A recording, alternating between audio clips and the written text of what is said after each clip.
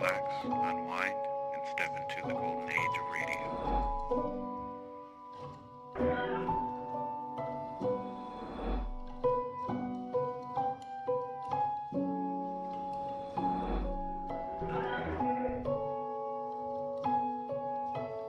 You're now listening to Golden Radio Hour.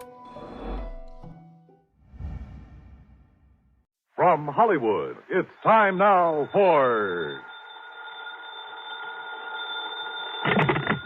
Johnny Dollar. Marty Bruce, Johnny, at Worldwide Mutual. Oh, hi, Marty. How are you? Did you ever hear of the Mei-ling Buddha? Nope, I'm afraid I never. It's probably the most valuable piece of jade there is. A little statue not more than 3.5 inches high. Made during the Mei-ling dynasty. And you've insured it? Yes. For how much? $40,000. So what's happened to it? I don't know. I don't know if anything's happened to it. Well, if nothing's happened to it... I'm not even sure of that. Huh? That nothing's happened to it. Come on over here and let's talk about it, huh? Yeah, I think I'd better.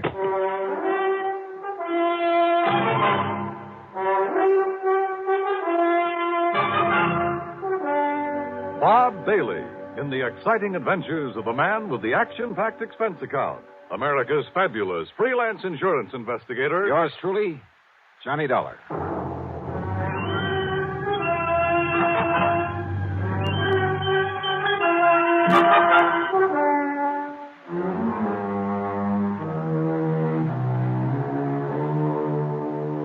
Expense account submitted by Special Investigator Johnny Dollar to the Worldwide Mutual Insurance Company, Home Office, Hartford, Connecticut.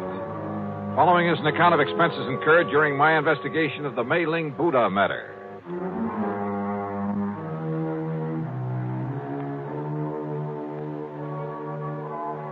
Expense account item 1, $1.10 for a taxi from my little apartment to the office of Worldwide Mutual, where Marty wasted no time in getting to the point. I'd know for sure if it weren't for that knuckle-headed Ray Kermer. Who's he? One of our account men. Got back from a European vacation just this morning. For being so stupid, I ought to fire him. He knew we'd insured that jade Buddha. And when he saw it over there in Paris a couple of weeks ago, he should have looked into it. Found out what it was doing there. Doing just exactly where, Marty? In a dingy little antique shop somewhere on the Rue de la something or other. He didn't even have sense enough to get the address or the name of the place. Oh, where was it supposed to be? Locked up in the home of the late Darrell Harcourt up in Boston. And, of course, it isn't. Well, that's the point. I don't know. There's been no report of a theft. Well, if somebody's seen it in Paris... Is that Buddha pretty well known among collectors and so on? I told you. It's probably the most valuable piece of jade in the whole world. Then let me use your phone. Sure, here. But if we don't even know what shop or where it is in all of Paris... Just leave it to me. My phone call was to a slimy little character whose name is de Marsac, but who calls himself the Chat Gris, the gray cat, who knows the Paris underworld like the back of his hand. He'd been a lot of help to me some months before in locating a painting that was stolen from my good friend and the actor and art collector Vincent Price. Certainement, Monsieur Dollar. If you are willing to pay me well. If you can dig up the information I want, I'll mail you a check for $100 American immediately. Oh, now, Johnny. Only 200? What you call bucks for my inestimable services? Oh, Monsieur. Okay, 200. Now listen. There's a little idol, the Mei-ling Buddha. Yes, I know it well. Oh? I saw it only this morning, here in Paris. Where? At the shop of Monsieur Dubuisson on the Rue des Pas de l'Amour. Yes, it was smuggled in only a few weeks ago. And the price on it? Well, for such a rare and exquisite piece, most reasonable. How much? 32 million francs. That's around $80,000, so it must be the McCoy. You wish me to, shall we say, obtain it for you? You mean steal it? But of course, monsieur. But for a price. No, thanks. I'll send you a check. You're giving him $200 just for that? A lot cheaper than my flying over there. Well, yes. So now I'd better check at the home of this, what'd you say the name is? Darrell Harcourt in Boston. I'll put down the address for you. Died about 2 years ago. Home's in charge of his old housekeeper, a Mrs. Mary Pascoe. And I take it his property hasn't been disposed of yet. His fine old tapestries and furniture, yes, will to various museums. Here. Thanks. Everything but the contents of Mrs. Haskell's room and the study. The latter he willed to a nephew, Charles Curtis, to be given to him the day he finishes at Harvard. Well, that's a funny sort of arrangement. Harcourt was a funny man. The Buddha was the only thing of real value in that room. And he figured it was enough to get his nephew started in a business of some kind. I see. This Curtis boy get the house, too? No. That goes to Mrs. Haskell after Curtis gets the contents of that one room. Well, looks as though I'd better hie myself up to Boston and make sure that Buddha's really gone.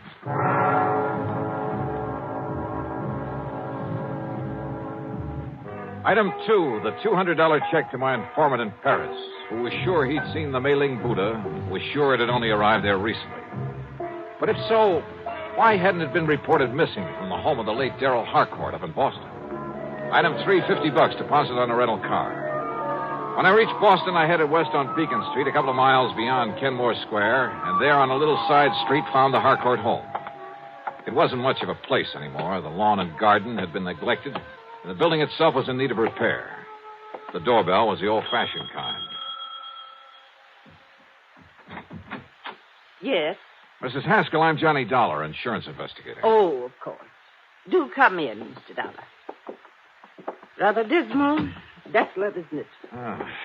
You live here all the time? I am responsible for this house until the terms of the will are fully met. That's when Charles Curtis finishes school. Yes. Of course, my own quarters at the back are as tidy as they've always been, and Mr. Harcourt's study is exactly as it was when he passed away. I want to see that study, Mrs. Haskell. Oh, no, Mr. Dollar. It's to be left as it is until Master Charles opens it to claim his inheritance. You're talking about the Mei-ling Buddha. And the furniture, and books, and things. How long since you've seen that little jade idol? Why, not since Mr. Harcourt died. I locked the door, and it hasn't been opened since, except that Well, I'm sorry, but I have to look around in there. But, Mr. Dollar... Do you have the key? Of course. I keep it on this chain about my neck at all times. Let me have it, please. But, Mr. Dollar... Listen, I can get a court order if necessary, but it would only waste time. But how am I to know if you're even... Well, that is... Here, my credentials. I'm a fully authorized agent of the company that insured that Buddha. But I'm responsible. Has it occurred to you, Mrs. Haskell, that the Mei-ling Buddha might possibly have been stolen? That's impossible. Is it? Okay, where's the study? I'll go with you. By all means. And I'll open the door. Here, now. This door looks a couple of inches thick. Just like the one to the library, where Mr. Harcourt kept all his lovely tapestries.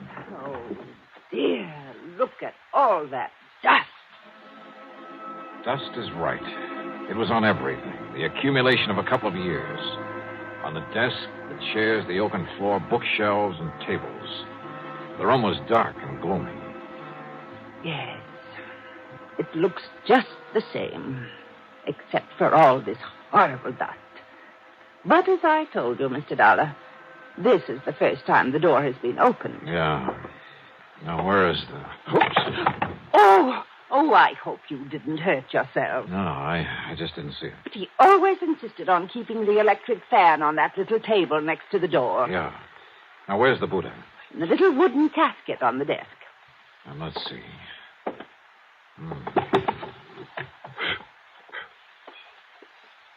Now.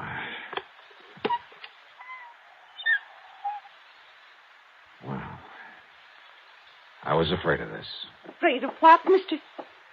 Oh, no. It's gone. The Buddha's gone. Yeah. Oh, no.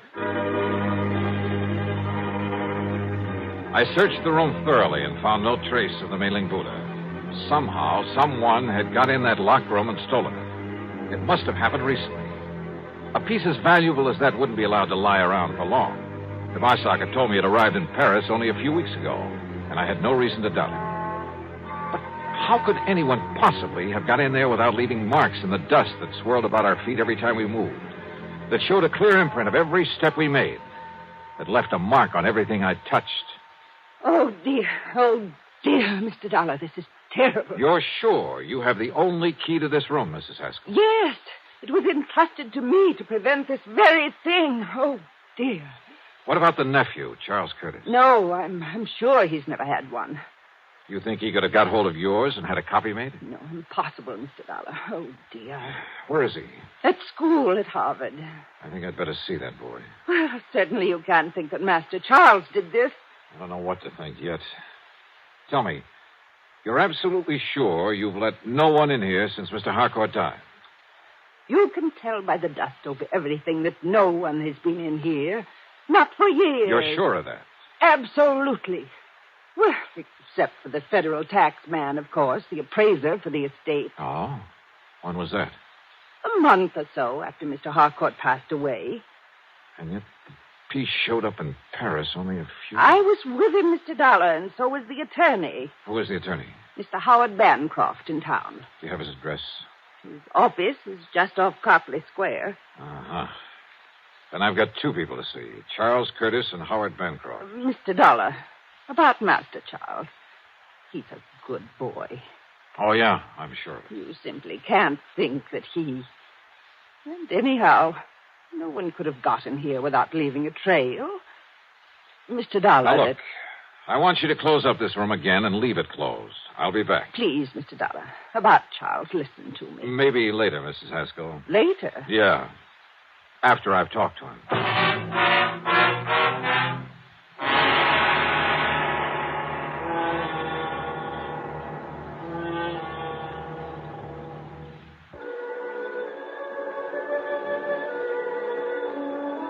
One thing puzzled me. If young Charles Curtis did steal the Buddha, why did he do it? After a few months more at Harvard, he'd get it anyway. And he'd be able to sell it on the legitimate market for a lot more than it would ever bring on the Paris black market. On the way in to look him up, I stopped at the office of the lawyer, Howard Bancroft. I can't believe it, Mr. Dollar. Well, the fact remains, Mr. Bancroft, that the Buddha's not only missing from the Harcourt home, but has turned up in Paris.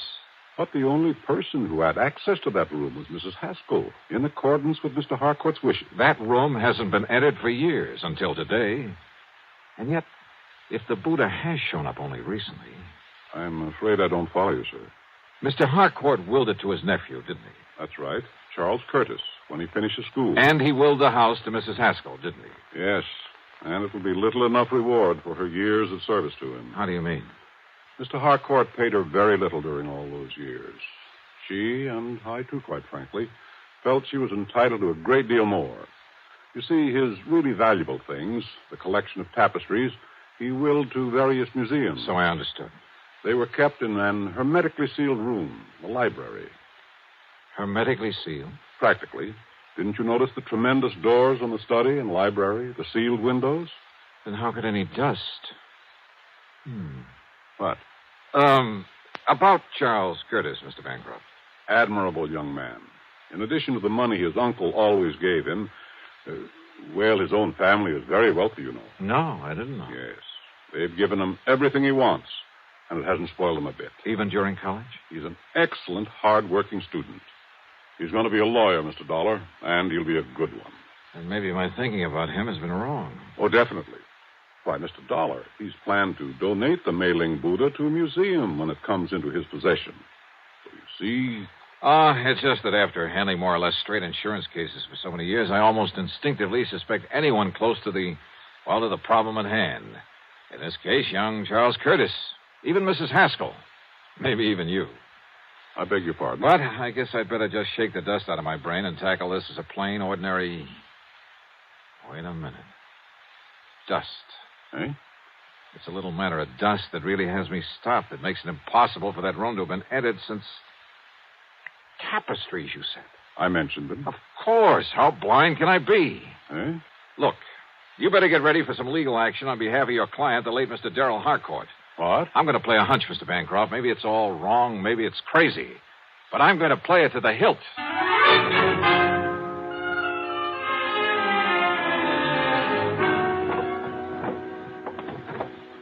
No.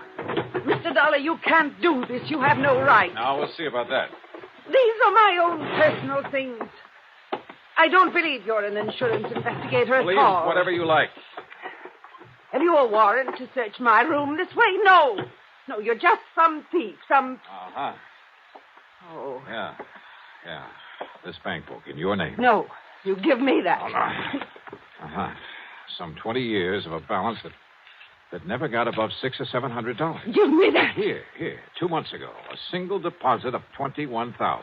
That was money That was the money you got from some crook. We let the police run him down. Some crook who smuggled the Mei-ling Buddha over to Paris after you stole it out of the study. That's impossible, and you know it. That study hasn't been open for nearly 2 years. You saw the layer of dust in there yourself. Oh, yes. You pointed it out to me half a dozen times. I should have caught on then. Come on. We're going into that study. Give me the key. No, I won't. Then I'll have to rip it off that chain around your neck. All right. Here. You saw for yourself? Yes, I saw it all right. And I didn't have sense enough to realize what kind of dust that was. Here now. Look at it. Full as earth. What are you talking about? About the old-fashioned method of cleaning fine tapestries with Fuller's earth. That's the way Mr. Harcourt cleaned them, isn't it? What difference does that make? And there's probably a supply of it down in the cellar somewhere that he always kept on hand. What if there is? That doesn't prove anything. Yeah, I was blind. Blind as a bat when I knocked over this electric fan that didn't have any dust on it. Because it's what you use to spread the dust. The fine particles of Fuller's earth all over this room. A little sackful, maybe, held in front of the fan. Now, listen. And it left proof, apparently, that nobody'd been in here for a couple of years. Yeah, it had me fooled. But not anymore. Better get your coat, Mrs. Haskell. No. Mr. Dollar, I deserved far more from Mr. Harcourt for my years of service. And of watching him squander his money on the idle tapestries. And on that nephew who had money of his own. Now I have money. Plenty, Mr. Dollar. More than I need. I'm an old woman. But you're young. Perhaps you could use some of it. Perhaps $10,000 or $12,000. You'll have to think of a better way out than that, Mrs. Haskell. Please. And you know something? I have a notion you're going to have time to think about a lot of things. Plenty of time.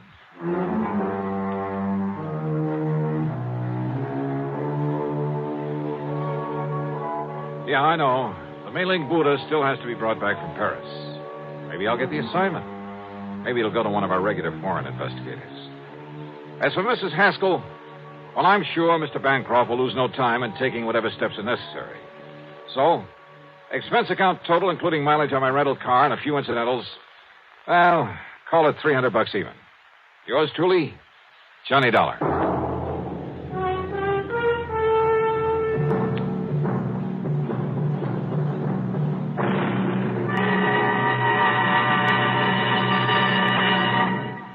Now, here is our star to tell you about next week's story. Next week, well, far be it from me to get up on a soapbox, but I hope you'll make a point of listening to it. It concerns a lot of money in the wrong hands, in the hands of a bunch of kids too young to meet responsibility, too young to realize that cutting loose from family before they're ready can lead to trouble. In this case, murder. Yeah, I think you'd better hear it. So join us, won't you? Yours truly, Johnny Dollar.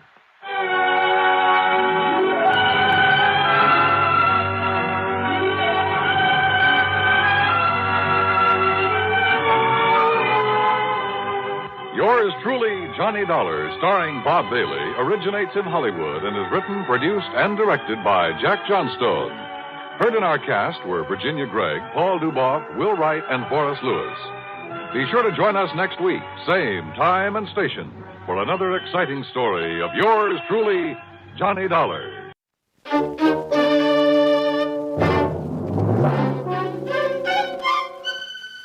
Box 13, with the star of Paramount Pictures, Alan Ladd, as Dan Holliday.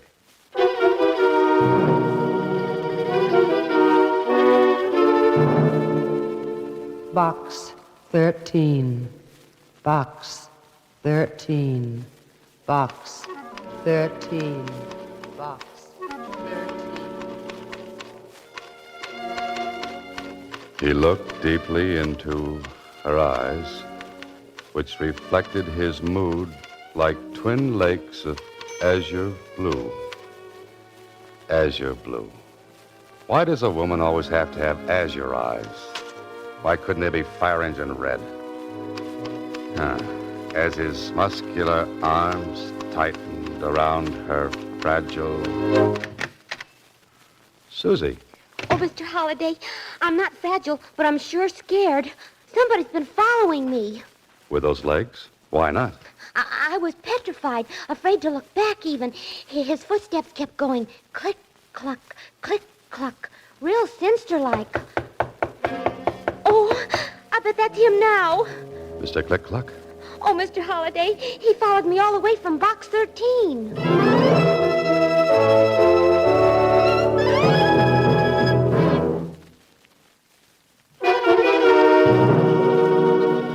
And now, Box 13, starring Alan Ladd as Dan Holliday.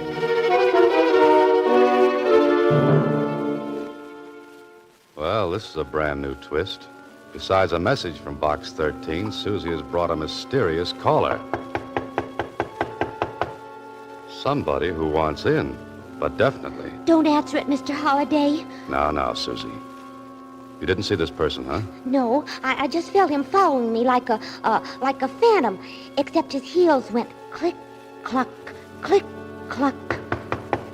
Oh. That doesn't sound so dangerous. Let's take a chance. Come in.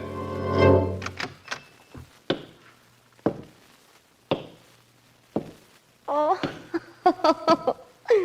Silly me. I ought to be ashamed for being such a fraidy cat. Look who it is. Well, Susie, who is it? I don't know. Who are you, mister? My name is George Flitt. I'm a detective. And you're Dan Holliday, the writer. It's on the door. A detective, huh? Why, he isn't any bigger than me. But I have nerves of steel and the heart of a lion. Oh, I see. And what brings you here, Mr. Flitt? Well... Boo! Nerves of steel, heart of a lion. That was no fair, girlie. You took me by surprise. Susie. Now, Mr. Flitt. Why don't you open the envelope I put in box 13? Here it is, Mr. Holliday.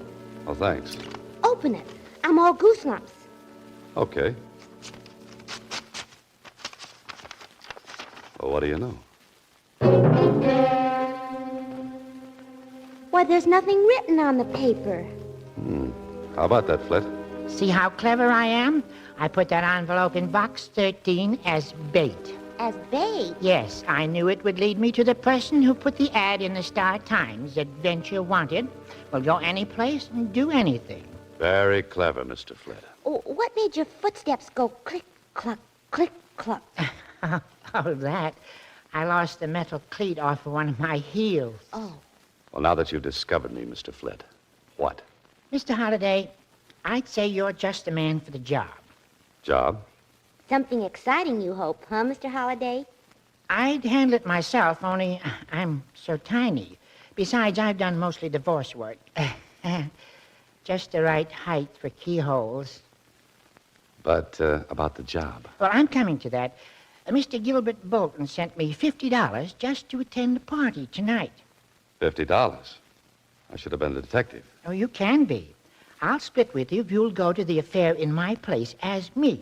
We got the money. What's the catch? Oh, there's really no catch. Only thing Mr. Bolton said, what there might be a little, bloodshed.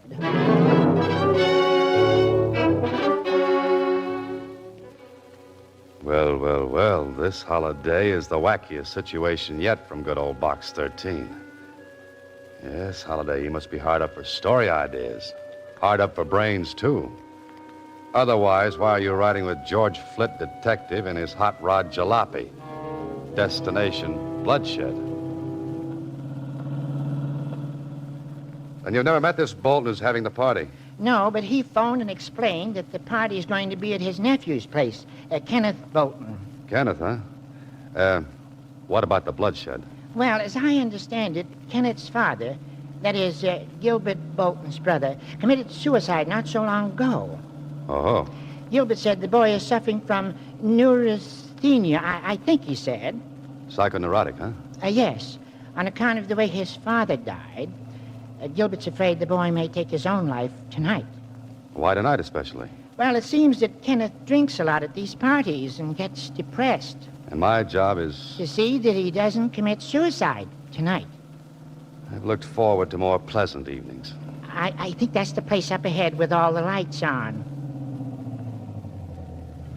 Yeah, that's the address you mentioned. We must be about 15 miles from town. 14 7/10 by my speedometer. Well, Flint, I may as well take off. What are you going to do? Oh, I'll sit here in my car and listen to the radio, sort of keep my eye on things from the outside. Good idea. See you later, then.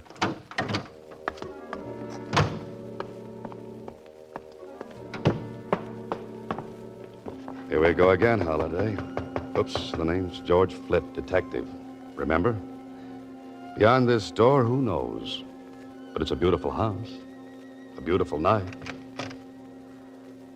and a beautiful girl. Good evening. Oh, good evening. I'm looking for Mr. Gilbert Bolton. Won't you come in? And you are... George Flint. You say you're George Flint?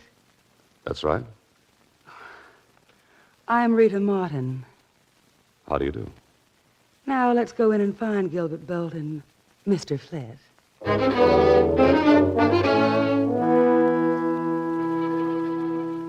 Oh, Holiday, here's a jungle cat.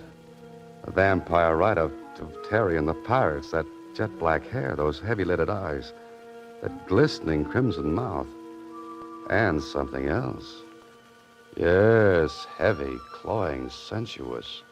A perfume such as you've never known before. That's something to remember this Rita Martin by. Mm-hmm. Oh, there you are. Oh, Gilbert. Yes, Rita. Gilbert Bolton. This is George Flint. George, how do you do, Mr. Flint? Mr. Bolton? If you'll excuse me, gentlemen, I'll see you all a bit later. So, you're George Flint, the detective? Yes, that's right. Your voice seemed, well, different over the phone. Well, you know detectives. Many disguises, many voices. Got to keep them confused, you know. Somehow I pictured you differently.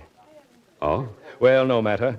You know why you're here. Yes, to keep my eye on your nephew, Kenneth Bolton. More than that, to keep him from killing himself.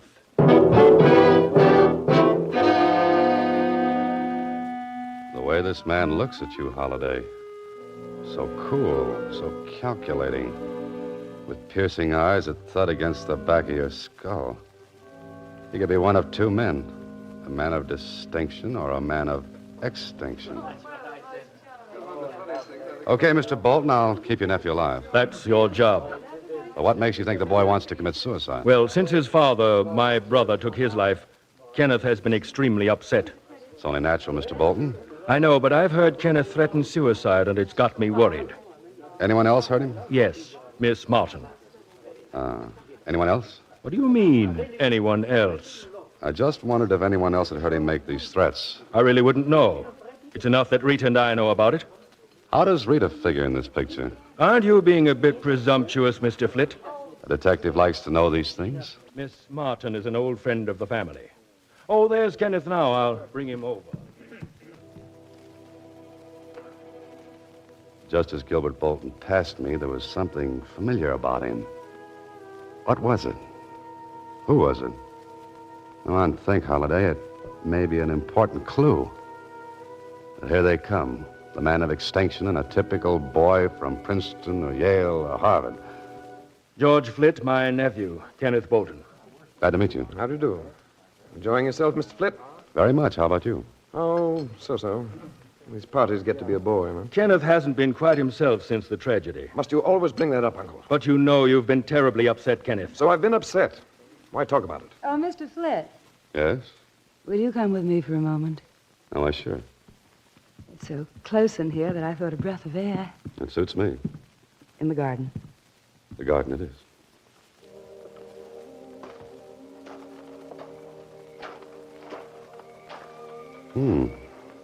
Nice. A moon, too. Mm-hmm. Lovely, lovely night. Ah, the scent of those flowers. Exquisite, isn't it? Uh-huh. But not to compare with your perfume. You noticed it. Yes, it was so unusual. It's called Whispering Gown. Whispering Gown. I like the name. Say, Yes? I know where they got that name. Oh? From Cyrano de Bergerac. The passage where he describes Roxanne. Across my life, one whispering silken gown. That was lovely. You're quite literary, aren't you, Mr. Flett? Well, yes and no. Just what do you do? Gilbert Bolton didn't tell you. No, but let's sit on this bench and you tell me all about yourself. As you come close to her, you get another whiff of... And suddenly you've got it. That's what bothers you about Gilbert Bolton. Her perfume rubbed off on him. Rita's an old friend of the family. She's young and a close friend of Gilbert Bolton's. She's brought you out here for a reason. Well, aren't you going to sit down? Oh, I sure, but just a minute. I want to borrow some cigarettes. I've got plenty of cigarettes. I'll be right back. Something about this whole setup is as phony as a China egg. And as the crooks in your story say, better case a joint before you go inside. There. There's a window. Just pull the bushes back. Let's take a gander. Well, everything looks on the up and up. Kenneth with a drink on the table beside him, and there's his uncle coming up. He set another full drink right beside Kenneth. Hey, what else is he doing? You'd better get in there, Holiday, and fast.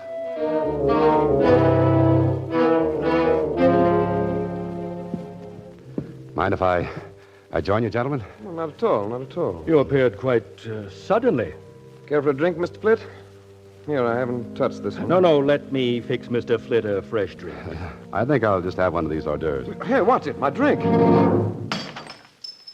Oh, I'm sorry. Flitt, you awkward idiot. Oh, excuse me. Yes, Uncle. Accidents will happen. I didn't really feel like another drink. It was your idea, remember? Well, Mr. Flett, were you able to borrow some cigarettes? I was ambushed by hors d'oeuvres. Glad you're here, Rita. I have a proposal to make. Yes? What say we all run up to my penthouse for a while? Oh, sounds good. What do you say, Mr. Flitt? Fine. I think a change of scenery would be nice. You'll enjoy the view overlooking Green Hill Park from the penthouse, Mr. Flitt. Oh, good. What's the address? Tell you what, Mr. Flitt. Rita, Kenneth, and myself will go ahead in my car. Then you can follow us in yours. Well, maybe I'd better go with Mr. Flitt to keep him company. No, I'd like you with me, Kenneth. There's something I want to discuss with you. Important. Well, perhaps I should have the address in case I lose you. That won't be necessary. Just follow me.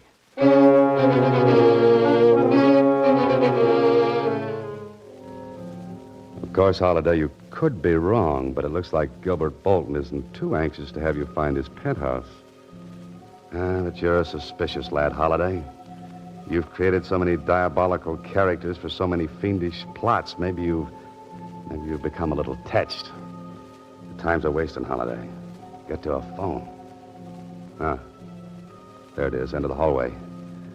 Now, if Mac's on duty in the morgue of the Star-Times, we'll ask a few questions. Star Times reference room. Hello, Mac. This is Dan Holiday. Ah, Danny, what can I do you for? Say, you got anything on the Bolton suicide? Just filed those clips away yesterday. And even if this is a clips joint, I won't charge you a penny. Clips joint. You get it, Dan? Yeah, I get it. What about Bolton? Poisoned himself. Left all his dough to his son, name of Kenneth. Anything else? Well, there was something about Bolton's brother, Gilbert. He sort of taking over and helping the boy. Kid was pretty broke up. Hey, Dan. Hey, did you hang up? No, but someone did. Someone was listening on another extension.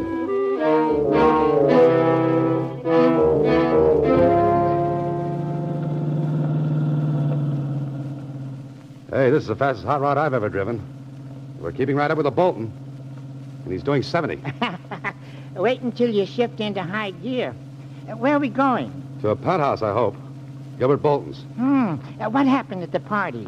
Oh, Rita Martin tried to get me into the garden, and I got suspicious. Trying to keep you away from your job, wasn't she? Yeah, so I rushed back into the house, stopping to case the joint through a window. Case the joint. A detective talk. Yeah, then I got into trouble with Bolton. Well, how? By knocking a drink from his nephew's hand. Huh? What did the uncle do? He got insulting. Then all of a sudden he suggested going to his penthouse. Watch it. He's slowing down. Yeah, I wonder what his idea is. Oh, he's just slowing down for that train. But he only slowed down for a second. Look at him go. I know what he's doing. He's trying to beat that train to the crossing. He's trying to lose us. Step on the gas, Mr. Holliday. Okay. Mr. Holliday, are we going to make it? He made it, but I don't know about us.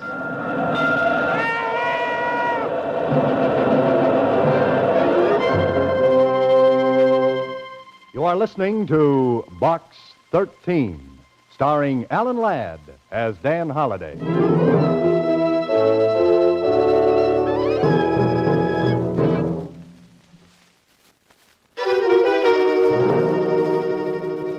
And now, back to Box 13, starring Alan Ladd as Dan Holliday.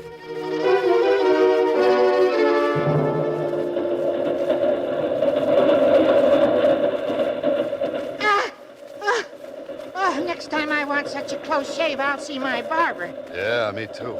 Gosh, Mr. Holliday, I thought I could handle this hot rod, but the way you whipped her off the road just short of those tracks, Not a scratch on her. Lucky us. That train must be a mile long. By the time it passes, Bolton can be in Alaska. What's the address of his penthouse? You're asking me. All I know is it overlooks Green Hill Park. Our next stop.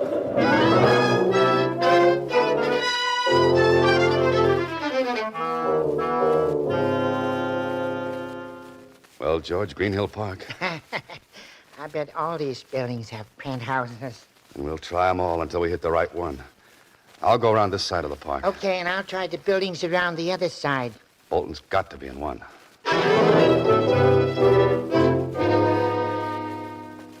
Do you have a Mr. Bolton in your penthouse? No one here by that name. A Bolton in the penthouse? No, but we have a Botsford in the basement. Why, yes, Mr. Gilbert Bolton came in a short time ago. Hello? No, with a lady and gentleman. Want to go up? Please.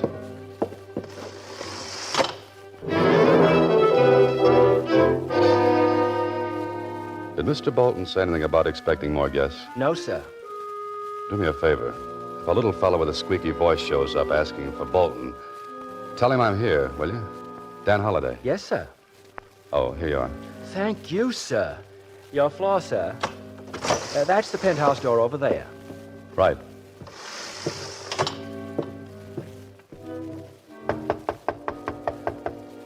I've got a sneaking hunch I won't be welcome. Flip, how did you get up here? You didn't expect me? Yes, of course, but you've earned your money. You can go home now. I'm sorry, Miss Martin, but Mr. Bolton hired me. It's up to him to fire me. But he's not here. He and Kenneth both went out. May I come in and wait? No. Goodbye. Now what? Now what does the intrepid hero of my stories do? He looks for another door. Like that one.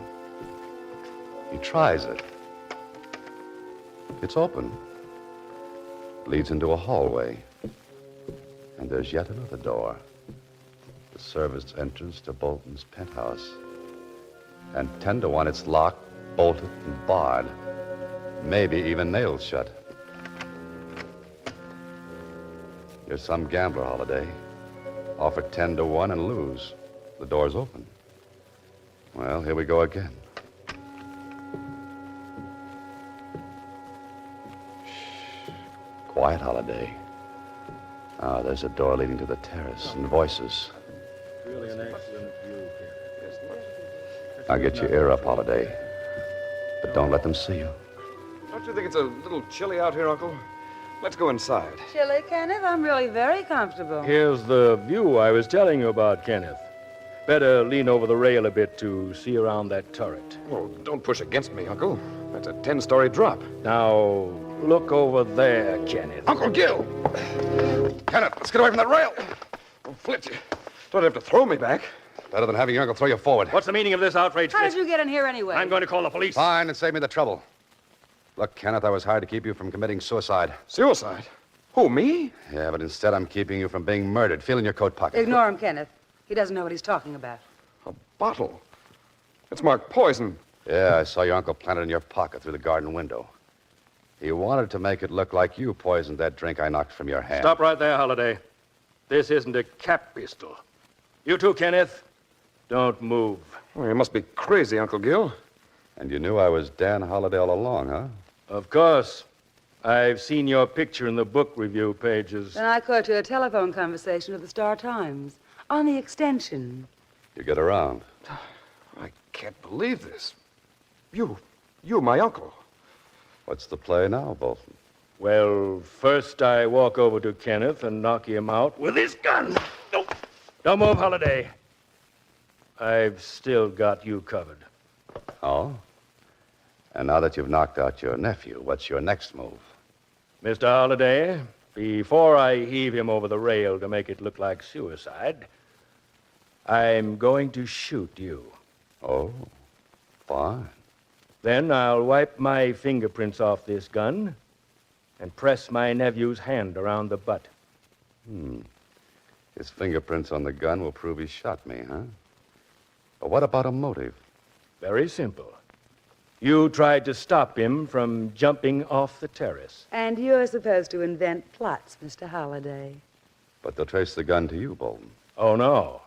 It's Kenneth's gun. I took it from his room. And you wanted a detective on hand to throw off suspicion. Yes, Mr. Holliday.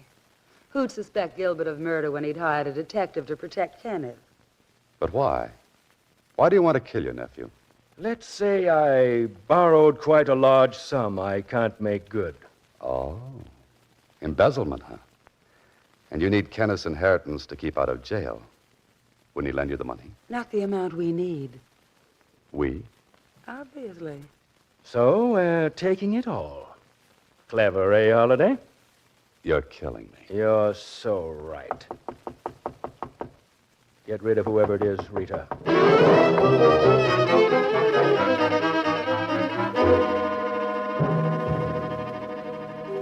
If that isn't help, Holliday, forget about writing the great American novel. No room in a coffin for typing. I tell you, listen here, I've got to go in and see. I know. I say you can't come into this room. I tell you, I've got to get here. I know Dan Holliday's in here and nobody's Never mind, keeping Rita. me. I couldn't stop him. I've got plenty of bullets. Welcome to the party, George. Hello, Mr. Holliday. A gun. Let me out of here. Stop! Stop or I'll shoot! Gilbert, watch out! Thanks for the distraction, Flip. Now, Mr. Gilbert Bolton, you know how your nephew feels. Well, I know how it feels to be on the right end of this Smith & Wesson. You knocked him out. What are you going to do? Do? Well, since the party's getting dull, let's invite a few more boys. Say from headquarters. This is Box 13, starring Alan Ladd as Dan Holliday.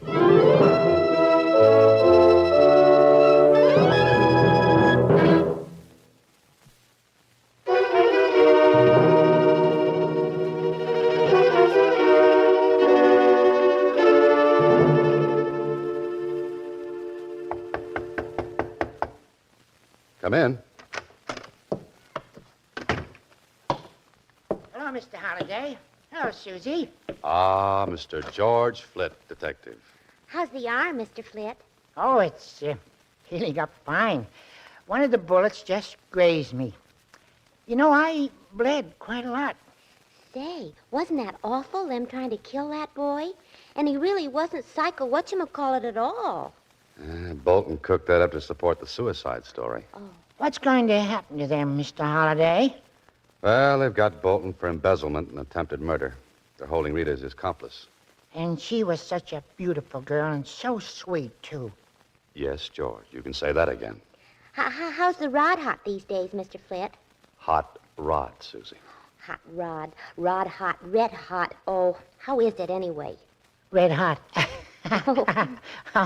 Oh, it's fine. And Mr. Holliday, even if I did run away from that gun, I really do have the heart of a lion. But of course, George. Only thing is, it's a scaredy cat lion.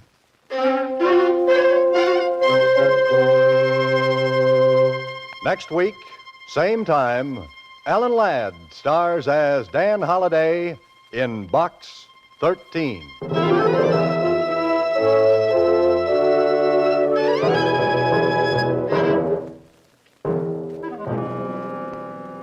Alan Ladd appears through the courtesy of Paramount Pictures and may currently be seen in Wild Harvest. Box 13 is directed by Ted Hediger. Original music is composed and conducted by Rudy Schrager, with an original story by Larry Kraft. The part of Susie is played by Sylvia Picker. This is a Mayfair production.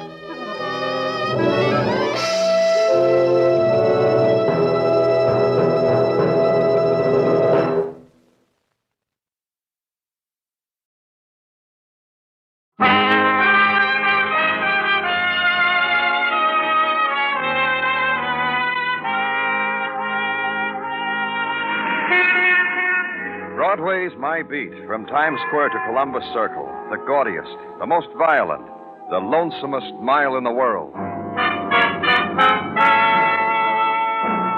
Broadway Is My Beat, with Larry Thor as Detective Danny Clover.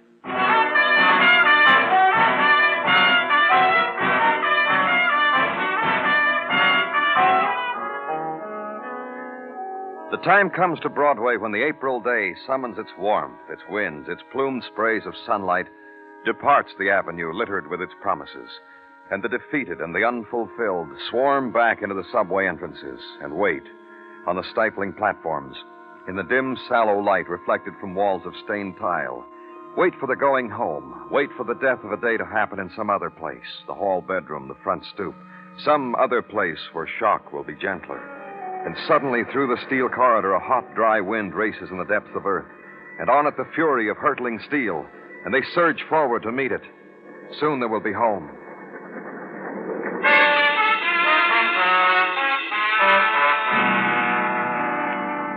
And in your office at headquarters, the April twilight drifts in. Somehow its touch startles the man you've been talking to. Hey, it's evening. It's evening already. What do you know? How long have I been spilling my heart out to you, Mr. Clover? An hour, maybe more. Time flies. A guy tries to clean up his conscience, ease the soul, and it takes longer than he thinks. I ain't keeping you from anything, Mr. Clover. No, you've got all the time you need, Mr. Greenhound. Go on. Oh, not much more to tell her, except what I told. I see a murder take place. I report it. Common decency, I figure. What you call a murder took place over a week ago. How come it took you so long to give in to the call of decency? You got a point there, Mr. Clover. Tell me. See if I can explain it to you. Try hard. With all my might. I was a bookie once, like I told you. You told me. Look, let me recap it, huh? So maybe it'll make sense to you. It takes me a week plus to confess I saw a man push another man off a roof. You were a bookie. Take it from there. Yeah, a bookie. Until you boys came up with a thing to throttle initiative, dull the pioneer impulse of it. So I pit my brain against society. Try to come up with a respectable dodge. To earn my nut waffles and juice. But my mind has been in such a tight rut with 12 years of making book, all I can come up with is burglary. And that's when you saw it happen, while you were robbing an apartment in the East 30s. You got a whim that says I robbed?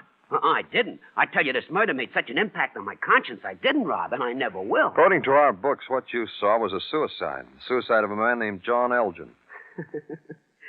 How books can be mistaken. Ask me, I know. You could identify the man if we found him, the man you say pushed Elgin off the roof, the man you say is a murderer? Identify him?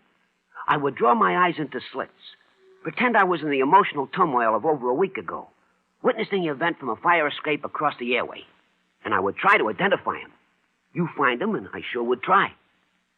But I make no promises. Yeah. I ask your pardon, Mr. Greenhound. Well, it's okay. But for what? I didn't let you finish telling me why it took you this long to come to us with what you saw. Forget it, kid. It was like this. I had some washing to do. My conscience, my past, the foolish notion I could be a successful burglar, which I am obviously not equipped, too emotional. This washing took me such a time. I now give it to you to hang out to dry. All right, you can go for now. Forever I can go, Mr. Clover. I can forget I saw murder with my own eyes. Well, thanks for everything. You've been a drain. and watch him as he moves to the door. Stops I'm glad I came here. What a load off the old chest. and leaves. The complete man, the happy citizen. Then turn your swivel chair around to the window and briefly watch the city leap into the night and hear the sounds of it as quick and new and fleeting as spring wind on the strings of a harp. Walk away from it, because the quality of this night is laced through with death talk, and so for a policeman, this night is work time. So the intercom, the order, the requisition, and the squad car is waiting downstairs. The drive to the East 30s, and the address trapped in the cone of the car's spotlight.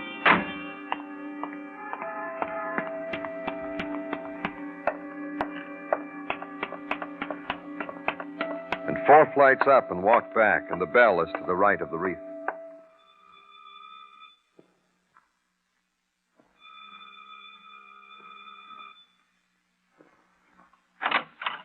Yes? Good evening. My name's Danny Clover. I'm from the police. Another one? I thought whatever business I had with you people about my husband was over, done with. There's a few more questions, Miss Elgin. May I come in?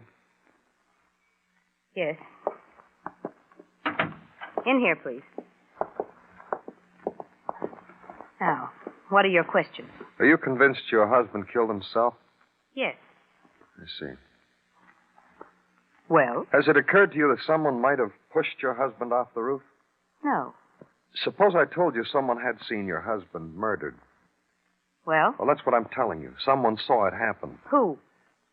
Did your husband make a habit of spending much time up on the roof? Who saw my husband murdered? Well, that doesn't matter right now. What matters is that it's going to start all over again, Mrs. Elgin. A whole new investigation. I see. All right. My husband and I didn't get along. There was some talk of divorce. Never materialized. My husband was a moody man. He used to take walks. He used to walk down the hall, up the steps, onto the roof, and stare, and smoke, and pace. One night he jumped. Now what? Now take each one of the statements I just made and investigate them. Who saw my husband murdered? I told you... Yes, you did. Very well, lie to me. If this is a method, do it. No one saw my husband murdered. Of course not. My husband's dead. My husband killed himself. I hope he rests in peace. Now get out of here.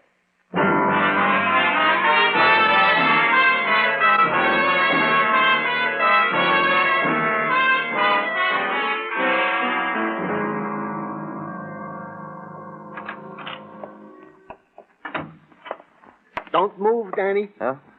I make this request of you. Just don't move. Stay where you are. And from this sculpted pose, congratulate me. Something good has happened to you, Gino? The best. The natal day of my youngest Amelia is riding Fini across yon spring skies. Huh? It was a beautiful day for the birthday of my youngest Danny.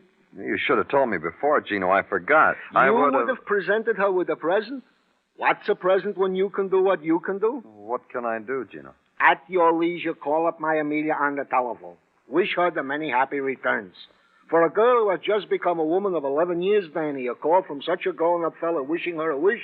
What more can such a woman ask? I'll do it, Gino. First free minute I get. How well I remember the night she came to us. How almost she was born under the sign of the Flying Red Horse. What? The sign of the Flying Red Horse, Danny. Where I had to stop at the gas station to refuel the borrowed machine in which Mrs. Tartaglia and I were making our scheduled journey to the hospital. Oh, yeah. This, of course, explains my Amelia's interest in such posies as Pegasuses and other beasties that fly with 4 legs. Of course. Well, Danny, now that we have disposed of the frills and fripperies, to work, huh? Well, whatever you say, Gino. And then to deceased John Elgin, whom we have called suicide, and with which verdict others differ. Well, what about him, Gino? This about him, according to our files. He was once picked up in a raid on an after-hours joint 3 months ago. With him was a woman, name of... let me adjust the specs to see.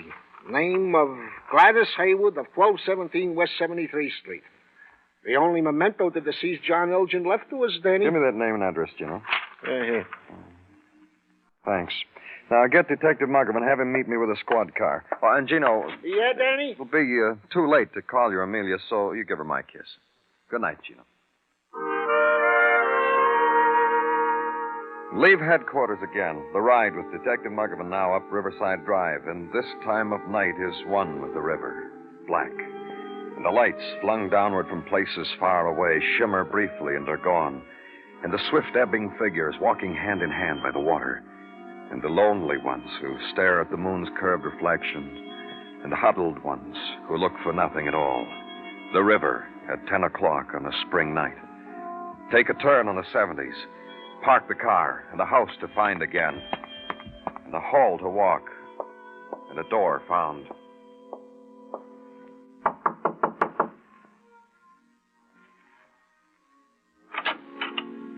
Hello. Gladys Hayward? I'm Gladys. My name's Danny Clover. Police? That's right. You mind if I come in? Oh, I don't. Come in. You going to stay long enough to sit? Sit. You don't like it, I'll turn it off. That's all right. We can talk. No.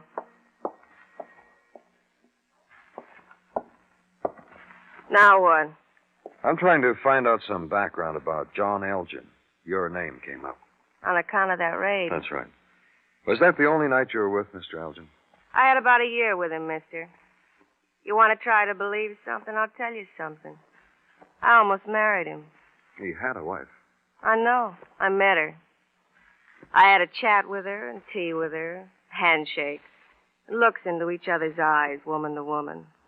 Very civilized and up to the minute afternoon. I rang her bell and told her I was in love with her husband and wanted to marry him. What was her reaction? Smiles. She was all for it.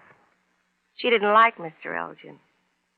She told me that when bent from the waist to pour the tea and looked up at me and smiled. About a month ago, this tremendous thing happened. Mrs. Elgin was going to divorce her husband, and you were going to marry him. Is that right? The plans I had. What's happened? Pick up that book beside you, mister. War and Peace, it's called.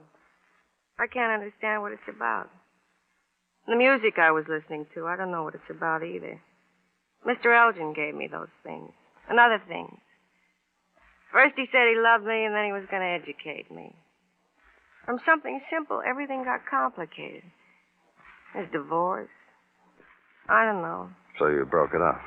Yeah. Yeah, I did. I couldn't be a wife to Mr. Elgin, but see, there I go again, calling him Mr. Elgin. I never could get around to call him by his first name. I sent him back to his wife and told him to stay there, and he thought that was the best idea. You see, a girl like me wants... What do I want? Can you tell me why anybody would want to murder John Elgin? I don't know. I don't know anything. Maybe I should have married him. Now what have I got? A date with a guy at 11:30.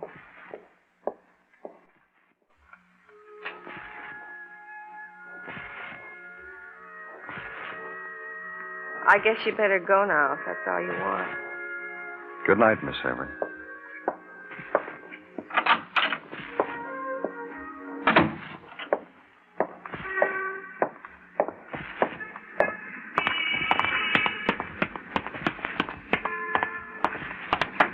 Danny? Let's go, Muggavan. Yeah, let's go. Just over the radio, Danny. You're shooting 2 blocks from here, liquor store. Come on.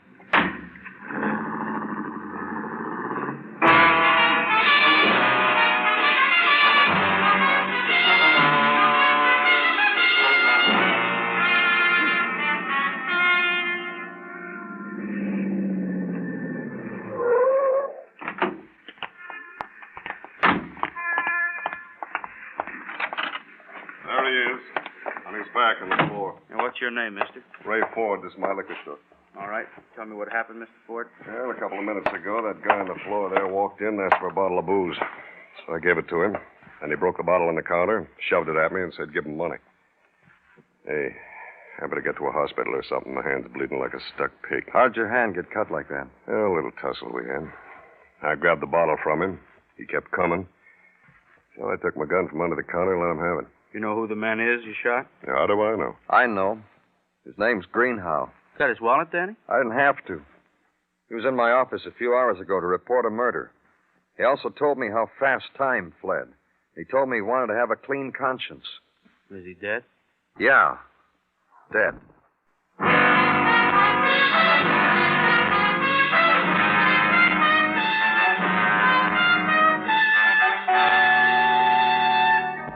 are listening to Broadway Is My Beat, written by Morton Fine and David Friedkin, and starring Larry Thor as Detective Danny Clover. Now, a few words from Burt Lancaster, star of the motion picture The Crimson Pirate. This is Burt Lancaster. I've been doing quite a bit of traveling around the world lately, either on location or making personal appearances. But I always keep in touch with Hollywood by listening to the Lux Radio Theater every Monday night over the CBS radio network. To radio actors, the Lux Radio Theater is Hollywood, because you can always be sure of hearing the latest and best motion pictures with the original stars. Why don't you tune in with me to the CBS radio network next Monday night and hear some fine entertainment on the Lux Radio Theater? This Monday, on most of these same CBS radio stations, Lux Radio Theater stars William Holden, Nancy Olson, and Lyle Betker in Union Station.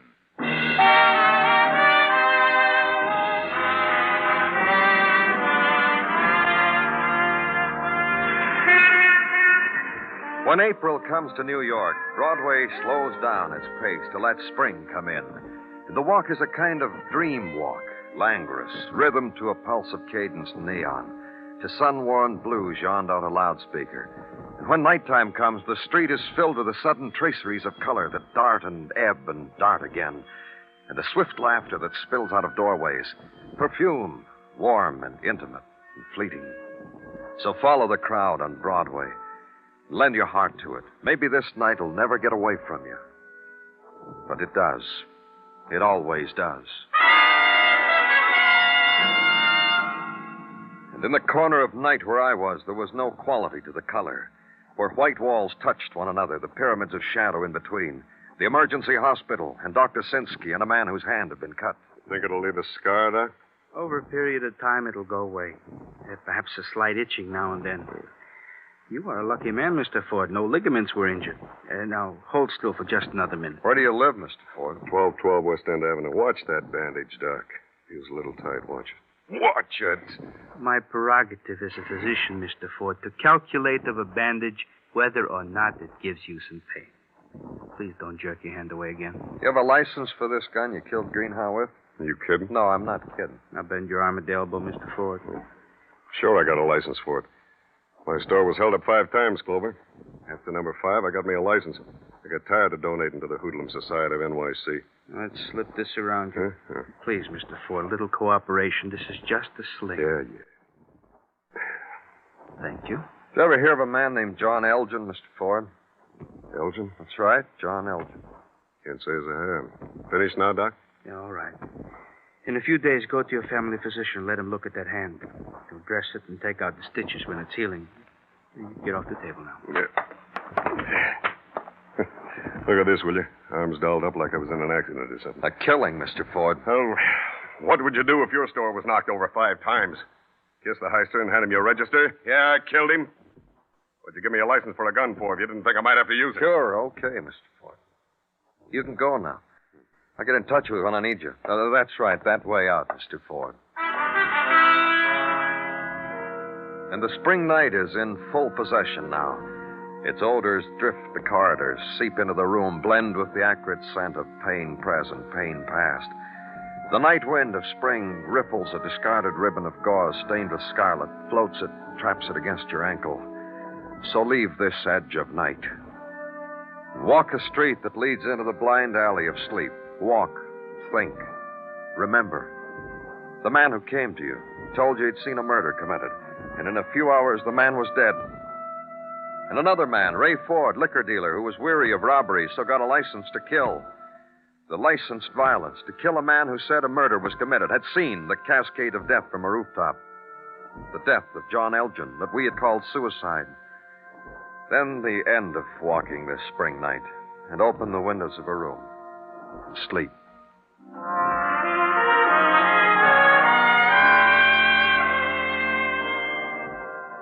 The next morning at headquarters, pick it up again. Consider again why a bookie named Larry Greenhow had brought you, a week late, the eyewitness account of John Elgin's death.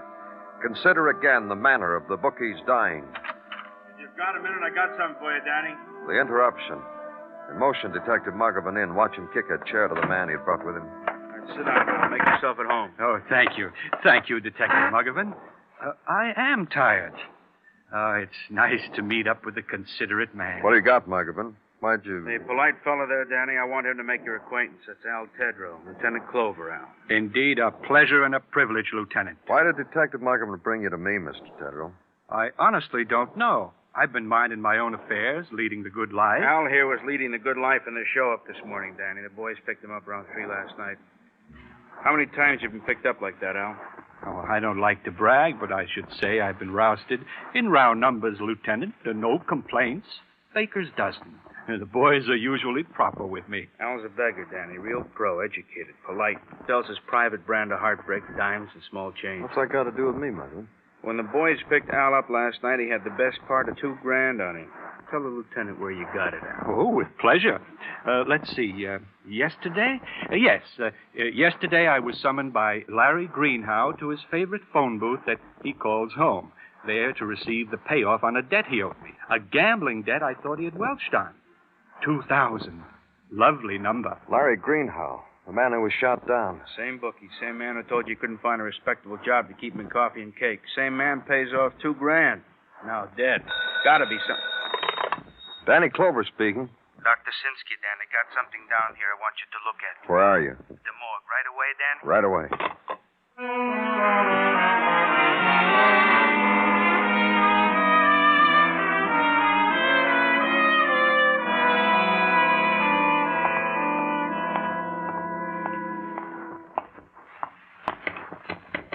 Here I am, Danny, over here. The reason why I called you and asked you to come down here to the morgue is... You said you had something interesting to show me, Dr. Sinsky. I said interesting, Danny, because to you, a policeman, that is a proper word. As far as I'm concerned, to me, it is merely a function of... Come on, Doctor. What did you ask me to come down here for? I'll show you. Larry Greenhow, Danny. Did you do an autopsy on him already? Merely a superficial examination. Now, here. Look. A welt on the front of his thigh. What about it? Post-mortem lividity, Danny. What? A very simple thing. A person who, after he is dead, lies in one position for an hour or two develops such a welt, as you call it. The seepage of blood to the lowest part of the body. Physics, Danny. You mean Greenhow was lying on his face after he was killed? Yeah, probably with one leg drawn up under him. I took the liberty, Danny, to call down for the photographs taken at the liquor store where Greenhow was found dead. Here. Now, did I use the right word? Lying on his back. Yeah, you did, Doctor. It's interesting, all right. Thank you. Where's the nearest phone down here, Doctor? Through that door. Thanks, Dr. Sinsky. Thanks a lot.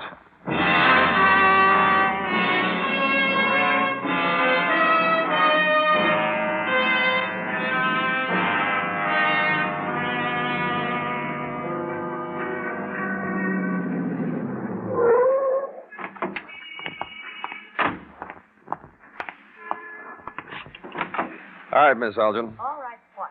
This is why I called you. This is why I picked you up. This is where we're going. You can sit right there in the car, Mrs. Elgin, and I'll get back in and we'll drive downtown and I'll book you for murder. Thanks.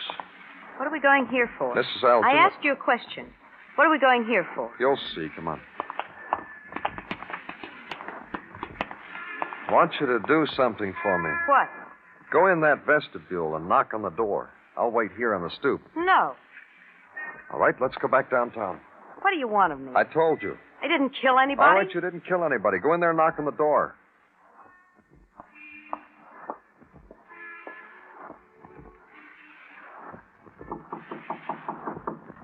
No one's home. Knock again. Again. Well, Margaret. I didn't want to do it. He made me. He made me, Ray. I didn't want to do it. What? What, baby? What are you talking about? Inside, Ray, inside, both of you. Thanks, Mrs. Elgin. All I needed was that the two of you knew each other. Ray, I didn't want to do it.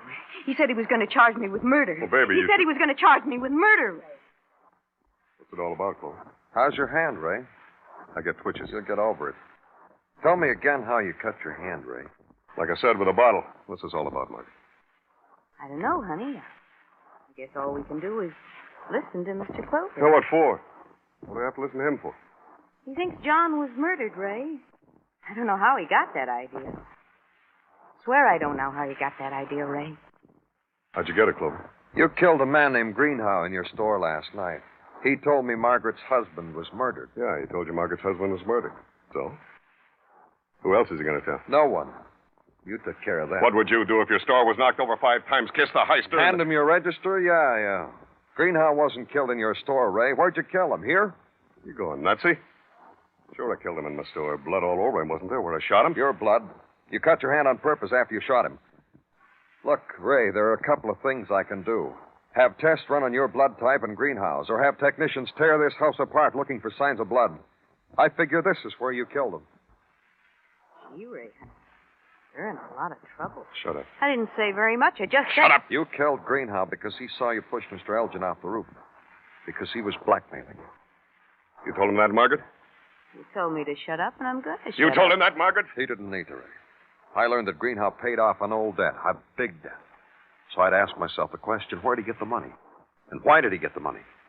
Why? Because he saw one man kill another. What did I kill John Elgin for? What motive did I have? You got to have a reason. You got to have a motive. You had a motive, Margaret. Still look good to you, Ray, honey? You almost had Margaret when her husband fell in love with another woman, but he got over it. Went back to Margaret. It was very touching. Gave me a speech about there wasn't going to be a divorce, ever. He said, let's start all over again. You remember, Ray? I tried to explain that to you. You're so hot-tempered. Margaret, for the So love... hot-tempered. Oh, it's over now, Ray. A little ex-book. You knew you were a murderer and blackmailed you. Then you got tired of paying him. So he came to me, labeled it murder, and went away. And Greenhow wasn't lying. He didn't tell you I killed Elgin. That's right. Greenhow didn't identify you. He just came to the police to frighten you. He just reported a murder. When he came back here to tell you what he'd done, you killed him. Margaret, help me. Can I talk now, Ray? Come on, help He me. never said your name. Why didn't you pay him? He would have said it. Not if you'd have paid him. He would have said it. Look how hot-tempered he is. Knows everything. Him. Burns our life away.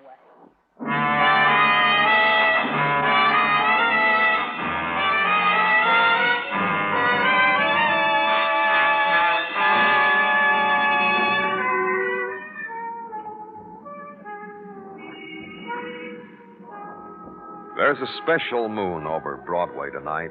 It dips low and mixes with the laughter, the clack of heels, and the light flung downward from the spectaculars. And people look at it, point at it, wink at it, and run into whatever shadow they've planned for the night. It's Broadway, the gaudiest, the most violent, the lonesomest mile in the world. Broadway, my beat.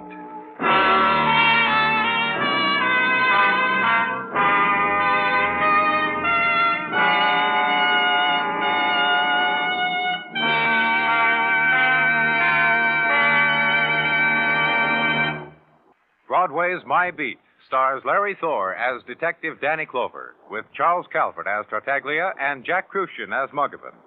The program was produced and directed by Elliott Lewis, with musical score composed and conducted by Alexander Courage. In tonight's story, Louise Lewis was heard as Margaret Elgin and Bill Boucher as Ray Ford. Featured in the cast were Charlotte Lawrence, Billy Hallop, and Steve Roberts.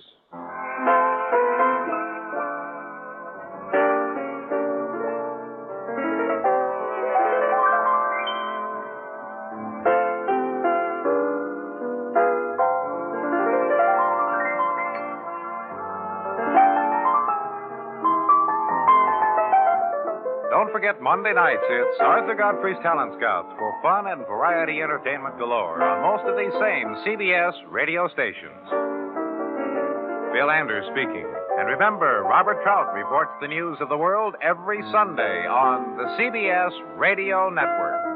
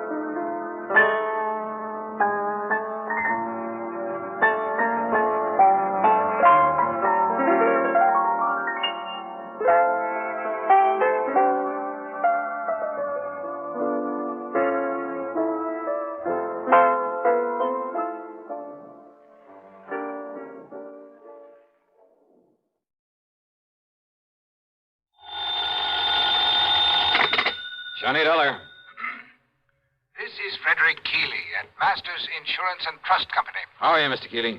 Why, fine, thank you, but that's rather beside the point. I have a bit of a problem, Mr. Dollar. Haven't we all? Huh? Beg your pardon? Nothing, sir. Just go on, please. Well, Mr. Dollar, one of our claimants, that is to say the beneficiary of a small insurance policy, apparently never received the check for $3,000 we sent him. I'm afraid I don't get it, Mr. Keeley. Why call on me? What do you mean, sir? Well, all you have to do is call the bank, stop payment on that check, and issue another. I'm afraid not, sir. Why not? I said apparently never received it. I use that word advisedly. Well? Because it so happens the check we sent him has been cashed. Oh. Yes, properly endorsed and apparently cashed by the claimant, the beneficiary himself. Apparently. Yes, and again, I use the word advisedly. Well, then it kind of means one of two things. Either this beneficiary is trying to collect the money twice, yes, or somebody else got to that check first. In which case, we have a little matter of forgery on our hands. Which, of course, should exact the fullest possible penalty of the law. Will you look into it for us? Sure, Mr. Keeley. Why not?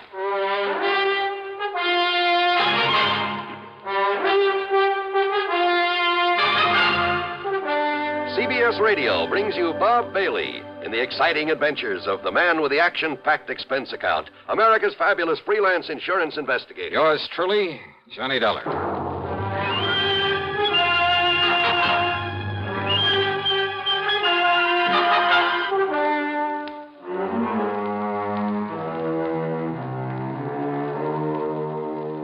Expense account submitted by Special Investigator Johnny Dollar to the Masters Insurance and Trust Company, Home Office, Hartford, Connecticut. Following is an account of expenses incurred during my investigation of the double exposure matter.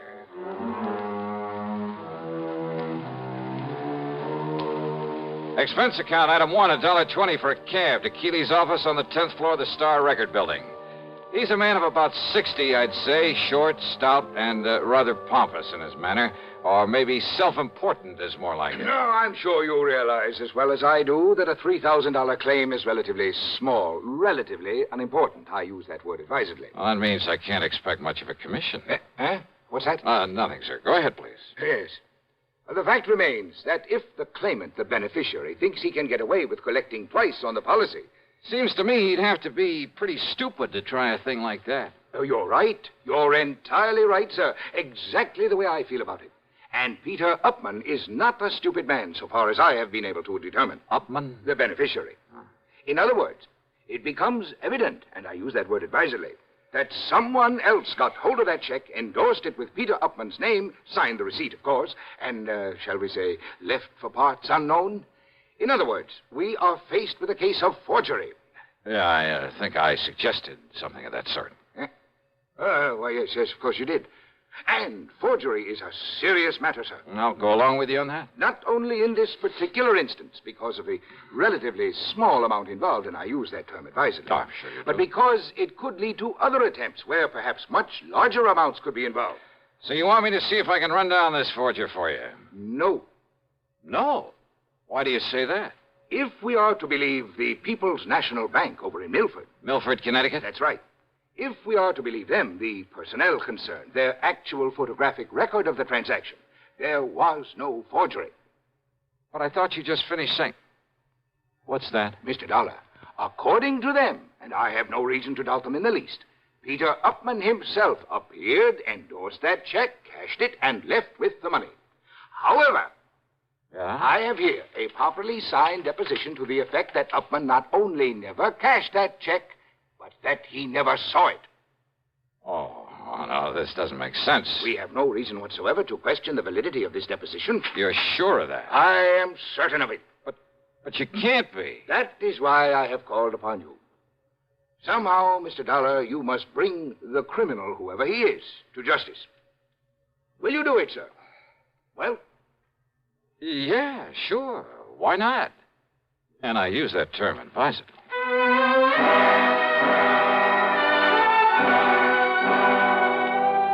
Naturally, my first move was to drive on down to Milford. On the expense account, that rings up item 2, $5.25 for a tank full of gas from my own car. The People's National Bank was closed for the day, so I registered at the Milford Arms, ate some dinner, that's item 3, another $5.25. That is, including a couple of drinks beforehand. Then I drove over to the address of Mr. Peter Upman. Pete, living alone in a small apartment on East Willow Drive, turned out to be about 33. He was tall, husky, good-looking. The football type with a big shock of red hair. Very nervous, though. The kind who doesn't stay put anywhere for very long. Yeah, sure. Come in, darling. Sit down, sit down. Okay. How about if I pour us a drink or something? How about it? No thanks, Upman. Upman? Sure you don't mean Mr. Upman?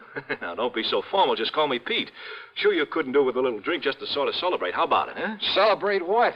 Celebrate what? You said the insurance company, didn't you? That's right. Then produce, man, produce. Just don't keep me hanging here. Only I'll sit down, too. Come on, man. Come on, let's have it, huh? What are you talking about? The check, what else? Old Aunt Lizzie's insurance. Don't tell me you came all the way down here from Hartford without bringing me another check for all that lovely money, that $3,000. Now, don't tell me that. Oh, another check, huh? Why, sure, what else? Hey, now, look, what I mean is... Yeah, what do you mean, Pete? I mean another one to take the place of the one the company was supposed to send me, but I never got it. That's what I mean. They said they sent it to me, but, man, I never saw it. Oh, they sent it all right, and they got a receipt for it. That's what they say, man. That's what they've been saying to me ever since I put in that claim for it. Now, look. Maybe the Upmans are kind of funny about some things, but they aren't liars, see? And I'm telling you, I never got that check. Pete, that check... You don't believe me? You asked that lawyer, that Alfred R. Price. He took my statement and made me swear to it. And I don't swear to something unless it's true, see? That's all very well, Swear to something isn't true is a one-way trip to the jailhouse. And, man, that's not for me. I'm beginning to wonder... Sure, that's the fastest way to get yourself into trouble, but... Now, look, Dollar. You be careful what you say. Yeah? I'm a nervous man, darling. Sometimes I got a pretty quick temper, and if somebody's trying to pull a fast one on me, well, don't try it. I don't care who you are. Just don't try it, Dollar. Maybe it wouldn't be very healthy for you. See what I mean? Is that supposed to be a warning, Pete? Warning? No, man, I don't fool around. That's a threat. Pepsi-Cola refreshes without filling. Why? Because it's truly light. Charlie, you're forgetting something. Wait, Kay, there's more. Yes, ice-cold Pepsi is the delicious refreshment that goes great at a picnic or a party. But, Charlie... And Pepsi goes fast. People like it, so keep plenty handy. There. Oh, you did fine, except for one thing. Well, I mentioned lightness and how Pepsi refreshes and how fast it goes. You left out Pepsi sociability. You know the Be Sociable song. But, Kay, I can't sing. I can. Listen. Be sociable, look smart, keep up to date with Pepsi. Drink light, refreshing Pepsi. Stay young and fair and debonair. Be sociable, have a Pepsi. Well, at least I can say this. Pick up an extra carton of Pepsi today. Please do. And now, Act Two of yours truly, Johnny Dollar. Trying to reason with Peter Upman didn't work. He was much too anxious to use his fists. And from the looks of him, he might have done very well with them. He maintained he'd never received the insurance check, that he wanted the money, wanted it fast, and that's all there was to it. That I had my choice of getting it for him or else. He made it plain that if I didn't like his attitude, he'd be perfectly willing to pound some sense into my head. So why stick my neck out when I figured I could get all the information I needed from the lawyer, Mr. Alfred R. Price? And Price, living in a lonely home on the north side of town, was somewhat different from his hot-tempered young client. I'm afraid you'll just have to forgive Peter his somewhat belligerent attitude. He comes from a very wealthy family over in New Haven. I was their attorney for many years. They tried to spoil him, make him the same lazy, indolent sort that his sister and his two brothers are. One of those things, huh? But Peter would have none of it. He was determined to make something of himself entirely on his own. I see. As a result of his stubbornness, his defiance, and his father's unreasonable attitude, well, his father blandly told him he was cutting him off without a penny. Well, how do the other kids feel about him? Well, there's no love for him, believe me. But how's he made out? Very well, Mr. Dollar. He owns a little electronics shop. More important, he's the only member of the family who has any real knowledge of the value of money, simply because he's the only one who's gone to work for it. Which explains, I suppose, why he's so anxious to get his hands on the $3,000 insurance that his aunt left. Oh, he can use it, too. That is, if he hasn't already got it and is simply trying to bluff his way into another $3,000. No, don't you believe it, Mr. Dollar. Peter could no more think of such a thing. Oh, you seem pretty sure of that. Well, I've known him since the day he was born, and have liked him in spite of his hot temper. And I'm absolutely certain he would never attempt anything out of line. Well, you're pretty convincing, Mr. Price. Well, after all, I'm a lawyer, Mr. Dollar. But the fact remains the company sent him a check. It was properly endorsed. The money was paid out. But not to him. Well, how can you be sure? Because he says it wasn't. And that's good enough for me. But in that case... Have you talked to the people at the bank, to the teller who made the payment? No, I haven't. Have you seen the photograph of the actual transaction as it took place? So you're the second one to mention such a photograph. Very ingenious device there at that bank. I suggest the first thing in the morning you go down there, see it, talk with the president, Mr. Oliver, and then see what you think. So first thing in the morning, I was at the bank talking with Mr. Barton Winfield Oliver, the president. Yes, a very ingenious device, Mr. Dollar, when it works properly. Oh, what do you mean by that, Mr. Oliver? It's called a photo register. One of the very first models to be installed in a place of business. Actually, it was an experimental model. Well, just what is it? What does it do? Comparable devices, much improved, of course, are in use throughout the whole country now. What does it do, sir? It automatically takes a picture of everyone who steps up in front of the teller's cage. Oh, yeah, I think I've heard of such things. Of course. Yeah, aren't they used in a lot of supermarkets, places like that, to make a photographic record of people who cash checks in them? Yes. And as a result, the incidence of bad checks in those places, why, they're almost a thing of the past. All this means that you have a picture of the man who cashed that insurance check. Yes, I have. May I see it, please? Well, yes. Because if it is a picture of young Peter Upman, I don't care what his lawyer says. Here you are, Dollar. If this is photographic proof, it was he who... Huh? Yes. Oh, now, wait a minute. Well, that was an you early... mean to say this is the best that fancy machine of yours can do? It was an experimental model. Why, this could look like almost anybody. In the beginning, it was very good. Made very clear pictures. Well, it certainly doesn't anymore. But only the head cashier and I know that. Huh? The general public don't. They think it operates as well as ever. So it serves its purpose. Yeah, how? Because anyone thinking of trying anything is scared by it. Oh, great. Then this photo doesn't really mean a thing.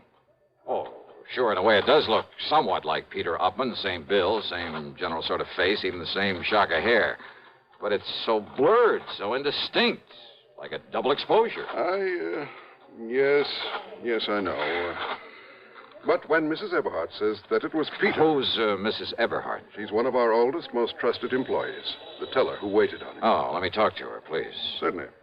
Oh, Mrs. Eberhardt, will you close your cage for a moment and come here, please? Certainly, Mr. Oliver. That's the one? It is. She's been with the bank much longer than even I have. Almost from the beginning. She knows more about the people here in... Mr. Dollar, what does this mean?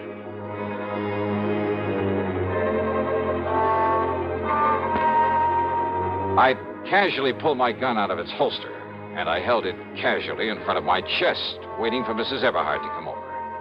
Because I'd had a real good look at her when she turned to answer Mr. Oliver. And suddenly I began to see things a lot more clearly.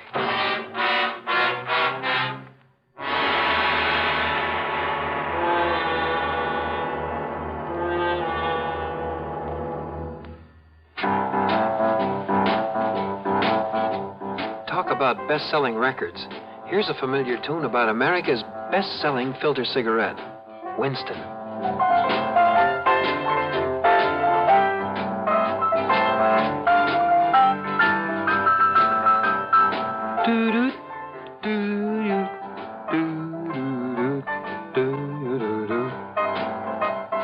Winston gives you real flavor, full, rich tobacco flavor. And you know, that's because only Winston has filter blend up front. Choice, flavorful tobaccos, specially selected and specially processed for filter smoking. No wonder Winston tastes good, like a cigarette should. Smoke Winston. And now, Act 3 of yours truly, Johnny Dollar and the Double Exposure Matter.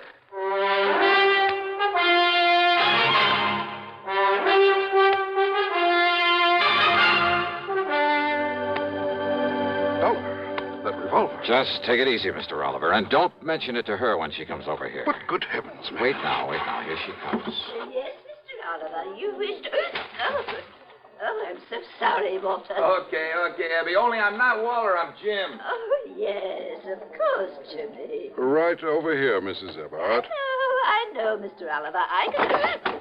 Oh, dear, these chairs are all over the place. Abby, I want you to meet my friend, Mr. Johnny Dollar. Oh, Mr. Johnny... Oh, I am so sorry. I didn't mean to bump into you, Mr. Dollar. All right. But how do you do? Oh, and I see you smoke a pipe, too, just like Mr. Oliver does. Yeah, you'd better take a real close look at this, Mrs. Everhart. What?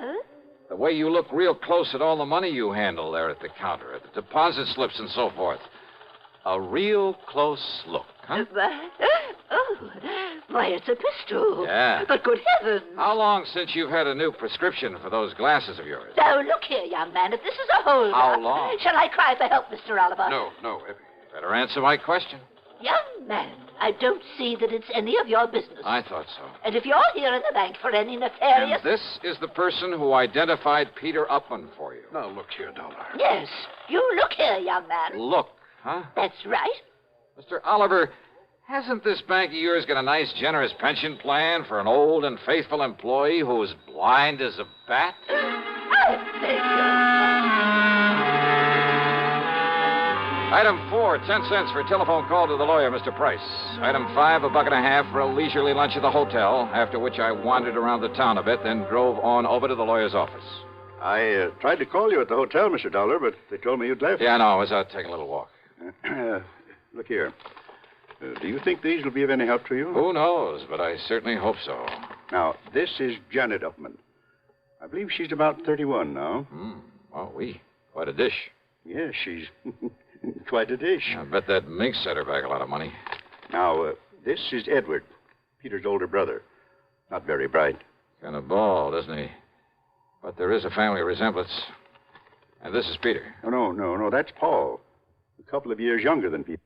They dislike Peter, didn't you? Yes, I did. Because he had the guts to go out on his own, huh? Partially, perhaps. Because he didn't take a hunk of the family fortune? Well, that wouldn't make sense. Now, wait.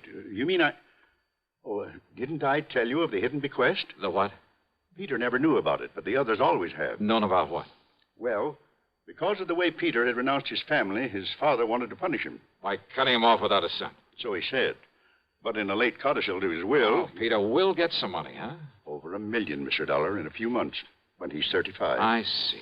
Provided he keeps out of any serious trouble. The money the others were left.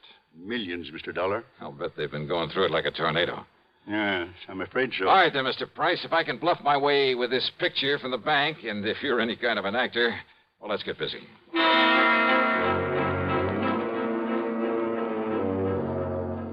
I telephoned to Peter, told him to come over. Mr. Price called the others.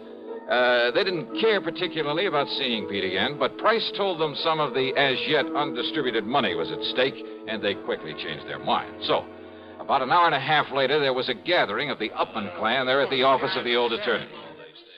Look, Dollar, Mr. Price says you're okay and all that, but I still don't like your company's stall on the insurance payment. Just keep your shirt on, huh, Pete? And another thing, I didn't like your attitude when you came to see me. Now, look, you may be a little bigger than I am, but I've decided you'd be very foolish if you tried to take me on. Oh, yeah? It might even cost you $1 million. Well, all I care about is Aunt Lizzie's $3,000. Okay, just take it easy, huh? Take it easy. You say that to a redhead? redhead? Then shut up. Okay, now, all of you, listen to me. Yes, Johnny? I'm sure you all know that Pete here inherited a few $1,000s from his Aunt Elizabeth, I guess it is. Yes, and we've heard about how he's tried to collect it twice over. Well, if you ask me, Johnny... Thank you, Janet, but I am not asking you. Well, if you ask me, Pete ought to be locked up for trying such a silly, childish thing. Yeah?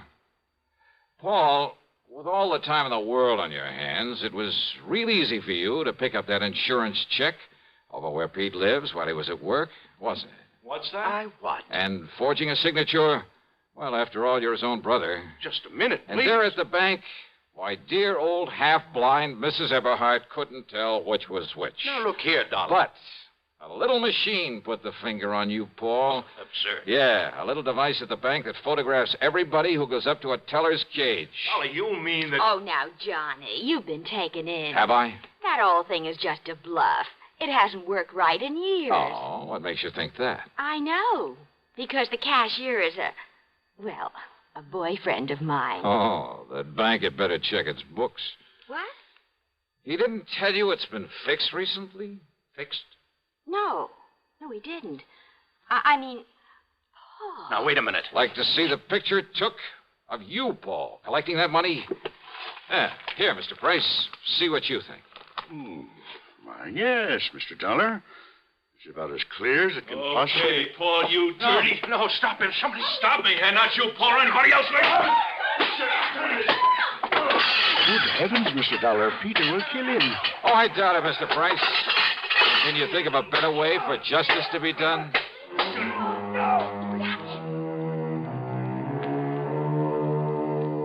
Yeah, Peter paid Paul on this one. But I mean, royally.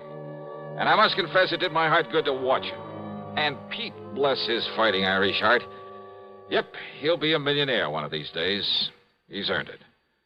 Expense account total, including hotel and food, $17.20.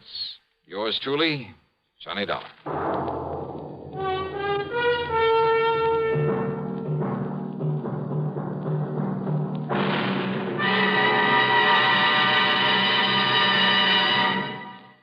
Our star will return in just a moment. Constipation is something people don't talk about much, but it can be a problem for anyone, even doctors. And when constipation occurs, it's interesting to see just what doctors consider important about a laxative they might use or recommend. Well, a majority of the doctors we heard from had this to say. A laxative should be effective, gentle, close to natural acting. A medicine that can be used with complete confidence. Now, X-Lax has been popular with many doctors and millions of people over the years because pleasant-tasting chocolated X-Lax is effective. Overnight, it helps you toward your normal regularity. X-Lax is so gentle, so close to natural acting, there's no upset. That's why many doctors and millions of people use X-Lax with complete confidence. X-Lax, the laxative that helps you toward your normal regularity gently, overnight. Now, here is our star to tell you about next week's story. Next week, a story of a deadly swamp and 4 dedicated killers. Their intended victim? Well, join us, won't you? Yours truly, Johnny Dollar.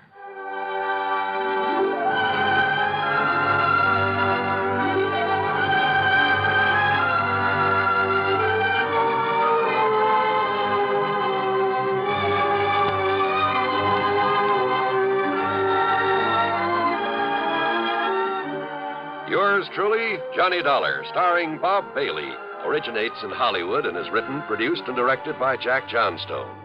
Heard in our cast were Marvin Miller, Peter Leeds, Jack Moyles, Ralph Moody, Bartlett Robinson, Eleanor Audley, and Sandra Gould.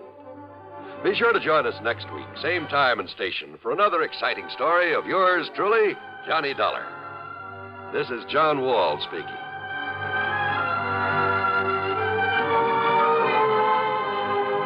Silent death stalks a ship's corridor as suspense follows on the CBS Radio Network. One more pitch may do it. Judy Wood has been pitching a great game all afternoon. She's just about the best softball pitcher in the Women's League. Okay, she's ready. Strike 3! Man, oh, man, what a pitch! Man, oh, Manischewitz, what a wine! At the ballpark, not everybody gets the big cheers. But at home, everybody's wine is always cheered. It's Manischewitz. Man, oh, man. Man, oh, Manischewitz, everybody's wine because it tastes so good. Have you tried new Manischewitz fruit wines? It's just like drinking fruit itself. Serve them anytime. Manischewitz fruit wines, 100% pure, specially sweetened. Blackberry wine, cherry wine, Loganberry wine. Man, oh, Manischewitz, everybody's wine because it tastes so good. Manischewitz Wine Company, New York. Radio 59, WROW, Albany, New York.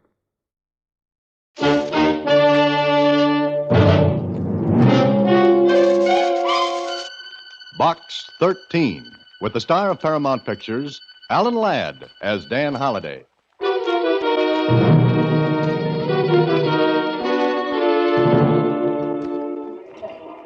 Hello, Susie. Come for Box 13 mail? Uh-huh. Is there any, Connie? Sure, a lot of it. But here's one that's different. Different? How? Well, look at the paper. And it didn't come by mail. It was just put on the counter here. That's funny. I wonder why.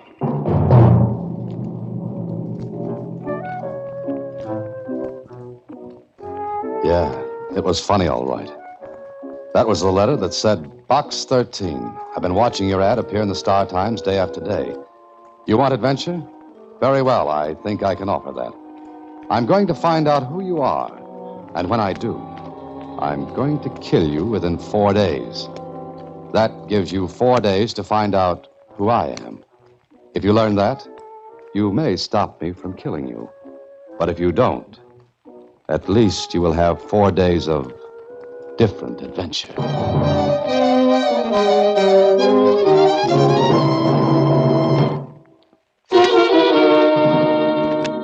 Now back to Box 13 and Dan Holliday's newest adventure, Find Me, Find Dent. If you learn that, at least you will have had 4 days of different adventure.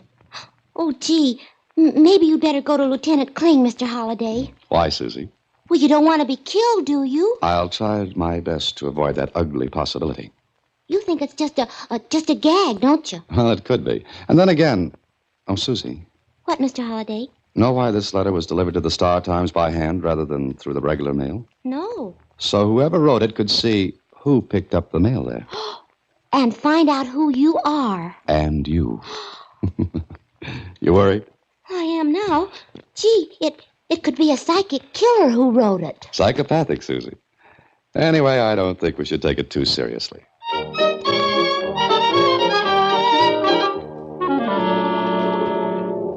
Yeah, that's what I said. Don't take it too seriously. I didn't, at first. I'd almost forgotten about the letter until that night when I went home. I walked into my apartment building and was passing the desk when the clerk called out to me. Mr. Holliday. Oh, Mr. Holliday. Huh? Oh, hello there. How are you? Fine. So you certainly were deep in thought when you came in. Yes, I guess I was. Here's a letter for you. Oh, thank you. You're welcome. Is anything wrong, Mr. Holliday? I don't know. Who gave you this? No one. No one? What do you mean? Well, it was on the floor just inside the lobby door. I thought maybe you dropped it. No, I didn't. You didn't see anyone who might have thrown it on the floor? I'm sorry, I didn't, Mr. Holliday. I've been at the switchboard all evening, and I can't see the entrance from there. Oh, I see.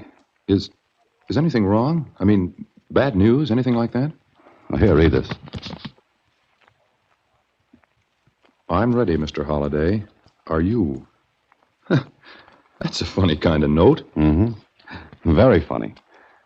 Has there been anyone in here asking for me? Not a soul. At least not since I've been on duty. Since 7 this evening. Any calls? None. You're sure no one came in? Well, not that I saw. You look worried, Mr. Holliday. Huh? Do I? Okay, forget it. Good night. Good night, Mr. Holliday. If there are any calls, do you want them? Yes, ring me in my apartment. Sure will, sir. Good night. Good night. Maybe it was a joke. A little gruesome, but nevertheless a joke.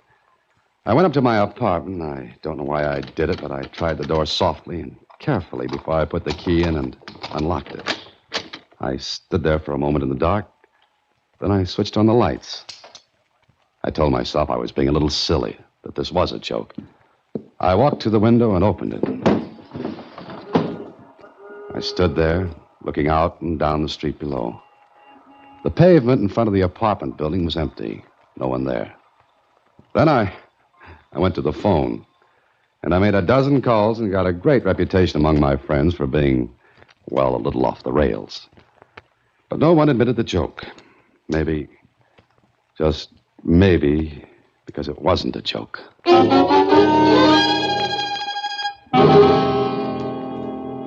morning, Mr. Holliday. Gee, you look as though you haven't slept. You look tired. Oh, I slept, but badly. Oh, did you have Couldn't you sleep? Where's the mail, Susie? Oh, right here. Oh, thank you. What's the matter, Mr. Holliday? Oh, nothing, Susie. I'm just getting a little angry, that's all. At me? Oh, no, Susie. Not at you. What is it? Same paper, same handwriting. Huh? What is? This letter. But this time it was sent through the mail. Mr. Holliday, what's wrong? Here, read it. Oh, sure. Dear Mr. Holliday, now I know who you are. You must know it because you got my message last night. But what I didn't tell you in my last letter was that if you go to the police, you won't get 4 days. I'll kill you as soon as you make a move to contact them. Play the game fairly, Mr. Holliday, and you'll have 4 days. Good luck. Let me have that letter, Susie. What are you going to do? Pay a visit. To the police? Oh, but Mr. Holliday... No, not to the police. I'm just going to satisfy myself about something. Will you come in, Mr. Holliday? Oh, thank you, Doctor. Please sit down. Thanks. Now, the nurse said that you seemed rather anxious about something. I don't usually see people without appointments. I know it. I appreciate this. Oh, here are 3 letters, Doctor. I'd like you to read them and, well, as a psychiatrist, tell me what you think about them. Letters? Let me see. Can you read while I talk? Certainly. Go right ahead. Well, here's my advertisement in the Star Times, the one mentioned in the first letter you're reading now. Mm-hmm. I'll explain about the letter later. But first, would any person be liable to write such letters as those? No. No normal person, Mr. Holliday. But an abnormal person might. Have you thought of the possibility of a prank, a joke? No, I have. No one admits it. Well, no one would if it is a joke. Doctor, what kind of a person would write letters like those? Leaving out the gag angle, I mean. Mr. Holliday, if I tried to, well, go into motives thoroughly, you'd be here all day listening to me. However, there are people who, to all appearances, external appearances, seem perfectly normal. Yet those same persons, once the stimulus is applied, the motivation furnished, will do terrible things. Even commit murder? Yeah. Our records are full of such case histories. Why? Mr. Holliday, what little we know about such things tells us that these persons need, even actually crave, a bolster to their egos. Now, if the person who wrote these letters really kills you, as he says, then he'd feel superior to you and the rest of the world. That's oversimplifying it, of course, but basically that's it. Yeah, but why pick on me? Well, look at your advertisement, Mr. Holliday. Box 13, adventure wanted. Will go any place, do anything. You mean that ad is a challenge to the person who wrote the letters? Exactly. You supplied the stimulus, the motivation to this person. In other words, barring a joke, I'm in trouble. Why don't you go to the police? You read the 3rd letter. If I go to the police, I'll be killed before the 4 days are up. I think you've got to take that chance. Maybe. Look, Doctor, can this be kept confidential? Well, if you want it that way, yeah. For a while, anyway. Now, thanks very much. Or would you send your bill to my office? Oh, no charge. On one condition. Condition? What's that? Come to see me after 4 days. Doctor, I'll be very happy to see anyone after 4 days. That night, I tried to sleep, but I couldn't. I told myself 1,000,000 times that it was stupid and silly to let this get me. It was a joke. It had to be. But I heard Susie reading that letter. Now I know who you are. I'll kill you. Those same persons, once the stimulus is applied, the motivation furnished, will do terrible things. I'm going to find out who you are. And when I do, I'll kill you within 4 days. Look at your advertisement, Mr. Holliday. That ad is a challenge to the person who wrote the letter. Kill you within 4 days. Do terrible things. Don't go to the police. Why don't you go to the police? I jumped out of bed as though I'd been shot. I thought I had. But it was a car backfiring in the street below. Well, that made up my mind for me. I was going to the police. I got dressed and went downstairs. Oh, going out, Mr. Holliday? Yeah, for a little while. Can't sleep? It's a little tough. Yes, sir. It's pretty noisy outside. That car backfiring woke me up. You were sleeping? Well, just dozing, that's all. You're supposed to stay awake. Anyone could get in or out. Well, I'm sorry, Mr. Holliday. I just... No, I'm sorry. I'm jumpy, I guess. Forget it. Oh, if there are any calls, I'll be back in an hour. Yes, sir, Mr. Holliday. Good night, sir. Good night. I walked out of my apartment building. There were a lot of people on the streets, coming home from shows, maybe going out for a bite to eat, or to the store for a package of cigarettes. I looked at their faces. They were the same kind of faces I saw every other day. Except now they were different in a subtle way. I wondered which one might be. Hey, Bud. Huh? What? You got the time? I scared you, huh? You looked like you was 1,000,000 miles away. Oh, I wish I were, mister. I wish I were. Oh, here you are. Hey, I asked for the time, not a handout. It's all right. You're welcome. Hey, cab. Take me to the nearest police station. Make it fast.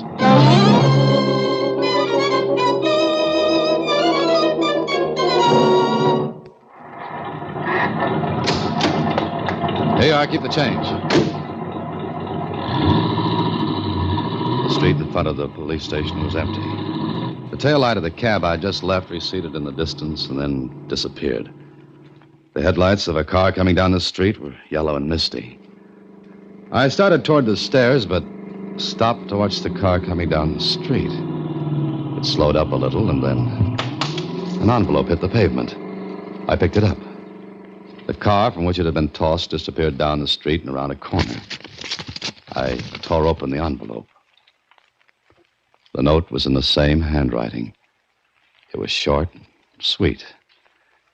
Mr. Holliday, if you try to go into that police station, a bullet will kill you before you can get inside.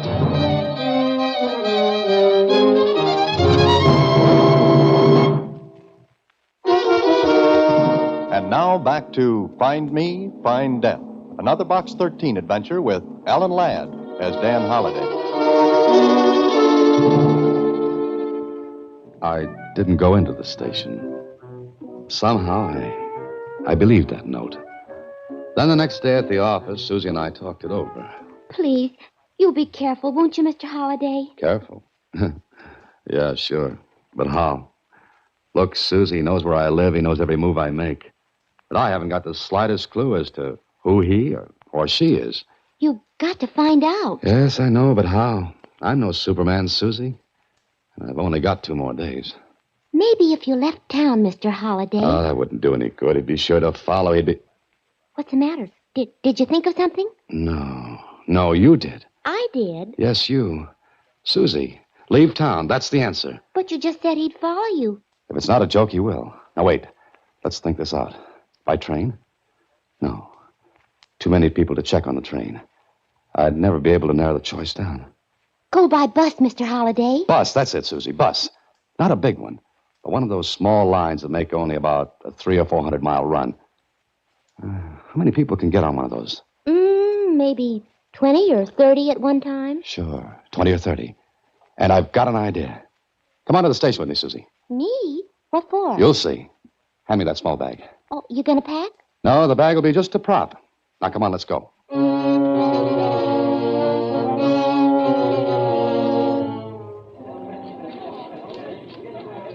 Now, look, Susie. I'm going to buy a ticket on that bus, the one marked on the schedule leaving in 5 minutes. I'm going to buy a ticket all the way through to the end of the line. Then what?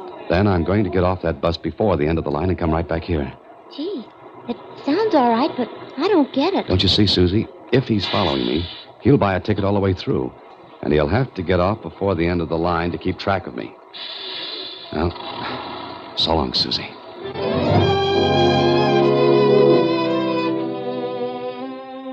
I took a good look at my fellow passengers on the bus. It wasn't crowded. There were only 10 beside me. I wondered which of the 10, if any, was the person who was after me. Then... Excuse me. Oh, excuse me. Oh, yes. Would you do me a favor, please? Well, if I can, sure. What is it? This is my little boy, Harold. All the seats next to the windows are taken. He likes to look out. I wondered if you'd mind if you just... Oh, certainly not. Here you are, Sonny. Climb in. Oh, thank you. Harold, be careful of your lollipop now. Don't get it all over the nice man.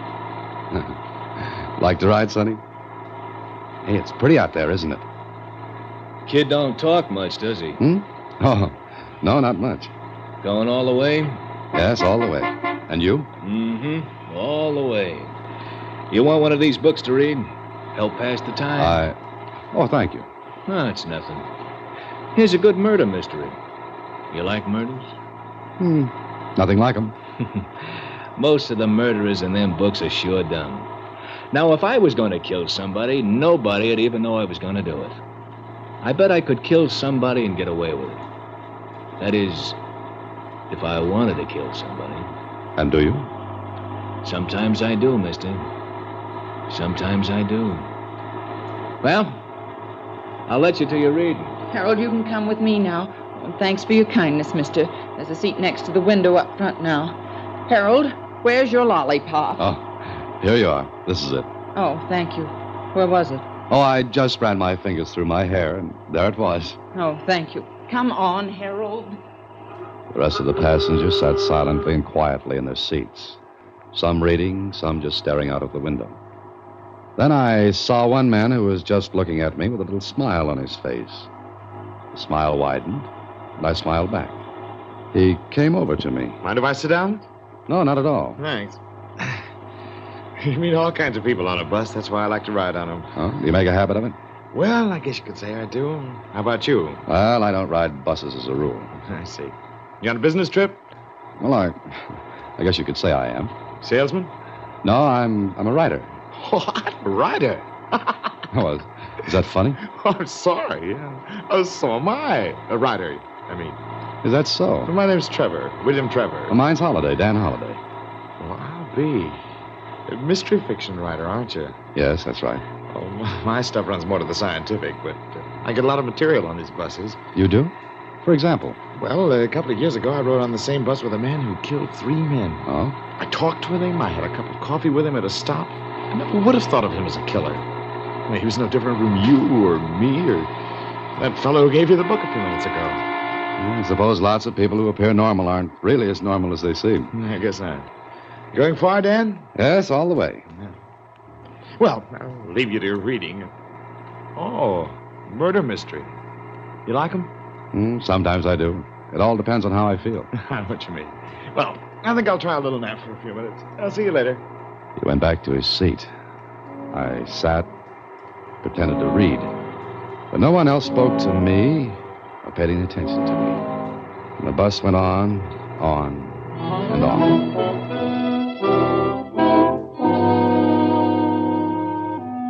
The bus made its first stop after an hour's ride.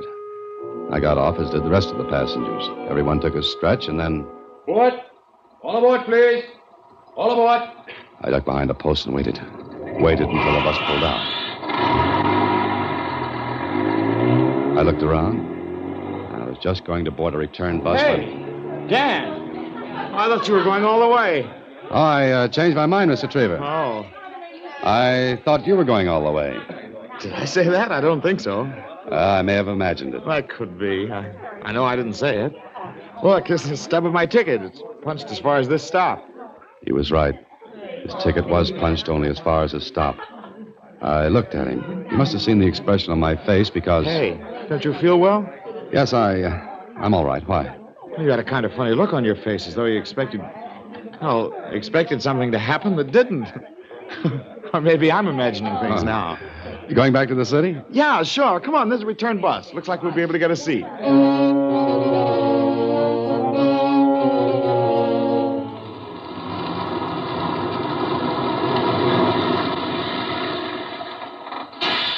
Hey, Trevor. Trevor. Oh, we're back, huh? Well, a short trip and a merry one. A merry one? That could be. Say, I wonder if you'd come to my place some evening for a chit-chat. My wife would love to meet somebody who's successful with his writing. What's the matter with you? Oh, I'm afraid I'm not the picture of the successful writer. I've had a lot of disappointment. Oh, I see. Well, I'll be glad to. Could you make it tonight? Well, I don't... Look, we're having some people over. My wife would get a big kick out of having a real live writer, a good one, that is, come over to the house. All right, if I find I'm free. I'll be there. Swell. Hey, here's my name and address. Gee, my wife will get a kick out of this. Here. Now, please, try to make it, will you? Sure, I'll try. Okay, I'll see you later then, and thanks. He got off of the bus ahead of me and walked away. I wondered. I wondered about a lot of things.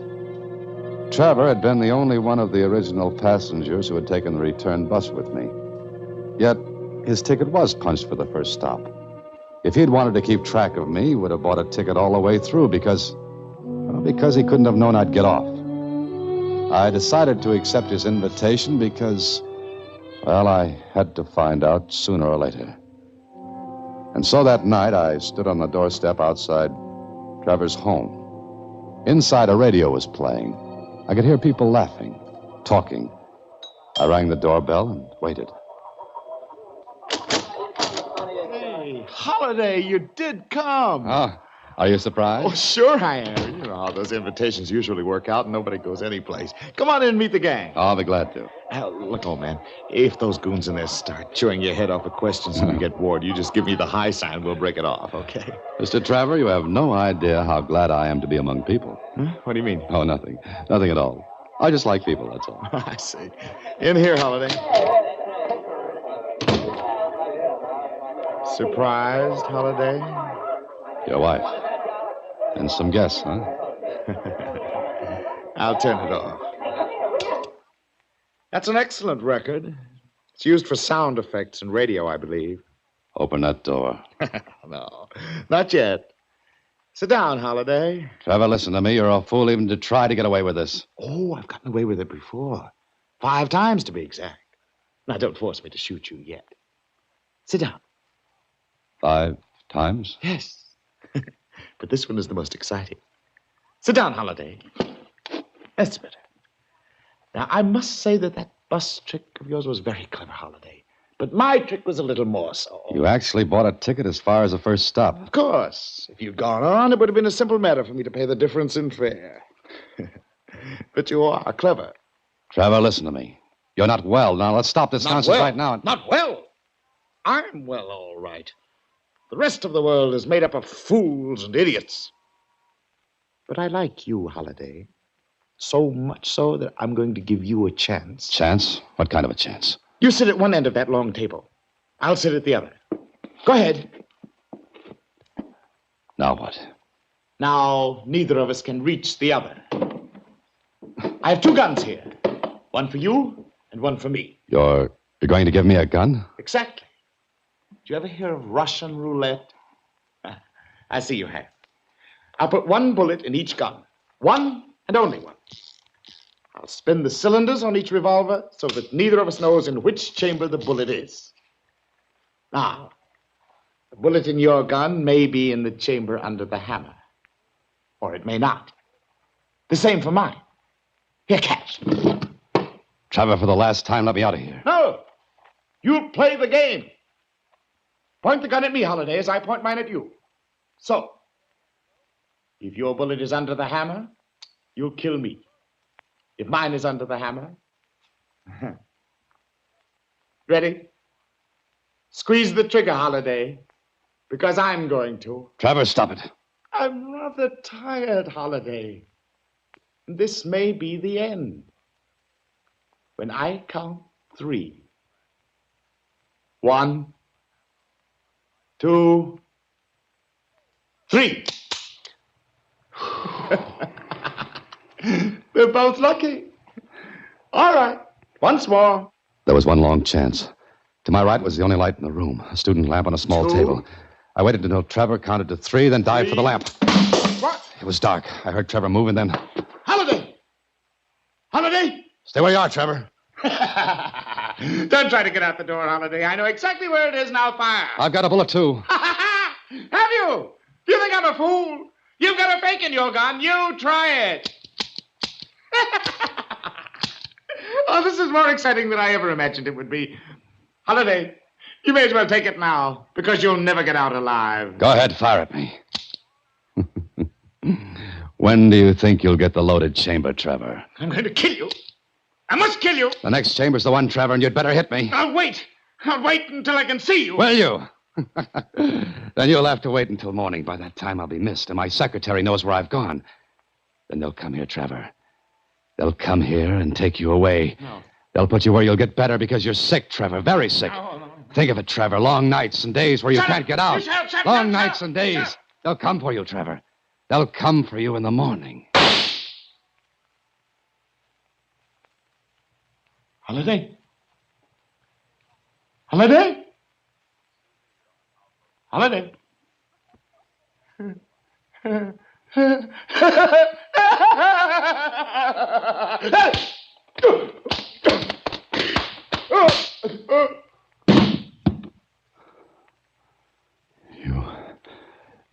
poor devil. You poor devil. I'm sorry.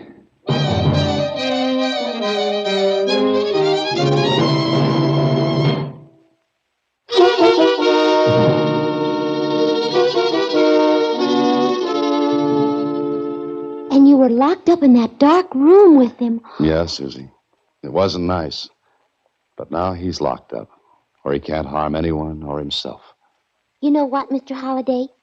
You need a nice long rest. Oh, say it again, Susie. Say it again. You sure do. Why don't you take a nice bus ride someplace? But... Good night, Susie. Next week, same time, through the courtesy of Paramount Pictures, Alan Ladd stars as Dan Holliday in Box 13. Box 13 is directed by Richard Sandville, with this week's original story by Russell Hughes. Original music is composed and conducted by Rudy Schrager. Part of Susie is played by Sylvia Picker, and production is supervised by Vern Karstensen. Box 13 is a Mayfair production from Hollywood.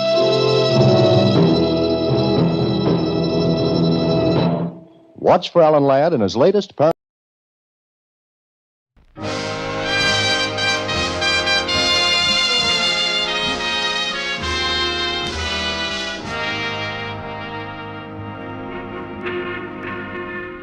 Broadway's My Beat, from Times Square to Columbus Circle.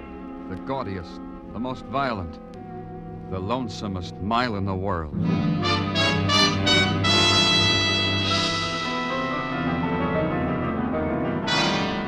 Broadway's My Beat, with Larry Thor as Detective Danny Clover.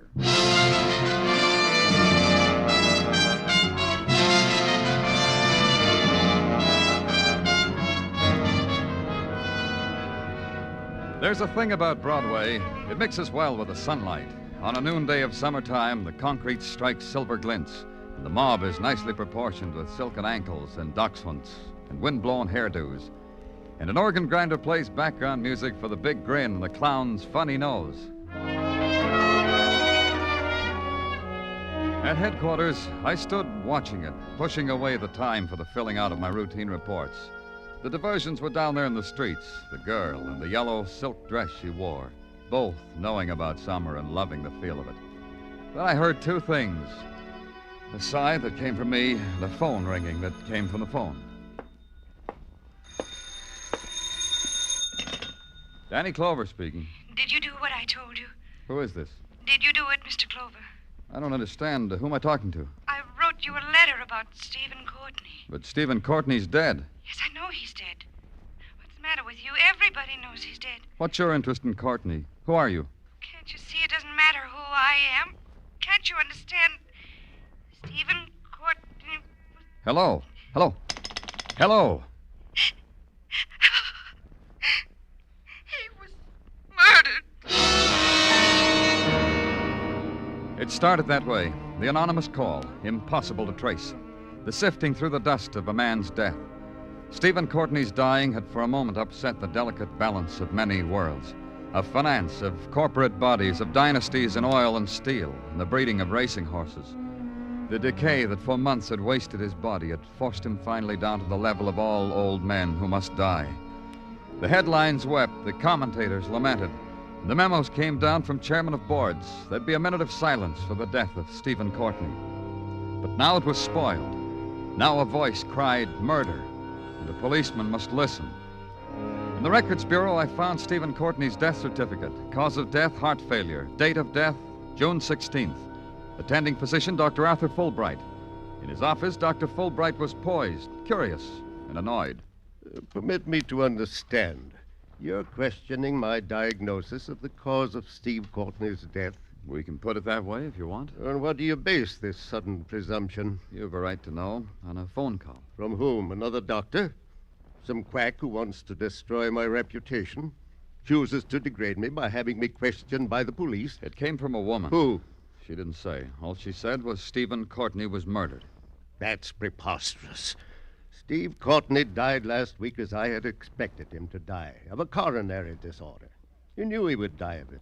As I knew it, his family, his servants, his enterprises. But you'll fill me in, huh, Doctor? Because I wasn't that privileged. The newspapers had it for months. How old Steve was bedridden. How he had chosen me as intimate friend to be his attending physician. How I kept him by sheer know-how from death's door. Still, he died. There are things in heaven and earth. Yeah. Tell me about his dying. Normal. I had a call from his estate on Long Island. I canceled all other calls, went out there. Found old Steve lying sprawled on the floor, dead. Peacefully dead. You said he was bedridden. Why was he was he on the floor? I confess the question occurred to me at the time, but then I rejected it. Like everything else, old Steve chose his own way of dying. Describe it to me exactly, how you found him. I have. He was sprawled in the middle of the room. He had knocked over a radio on a... That's strange. What is? The radio. I'd left explicit instructions. Nothing of the sort was to be in the room with him. Too exciting. Now, what do you know? Old Steve defied me. Yeah, I guess he did at that. Sometimes it slips out of our hands, doesn't it, Doctor?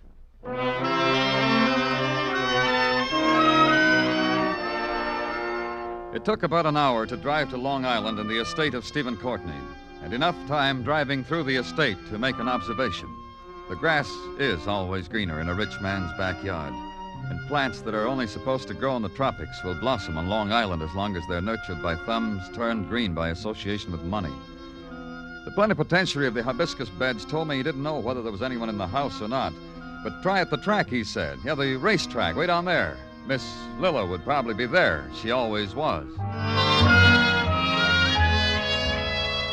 Then some more of the tour to the private track of the late Stephen Courtney. When I got there, the decor was still intact.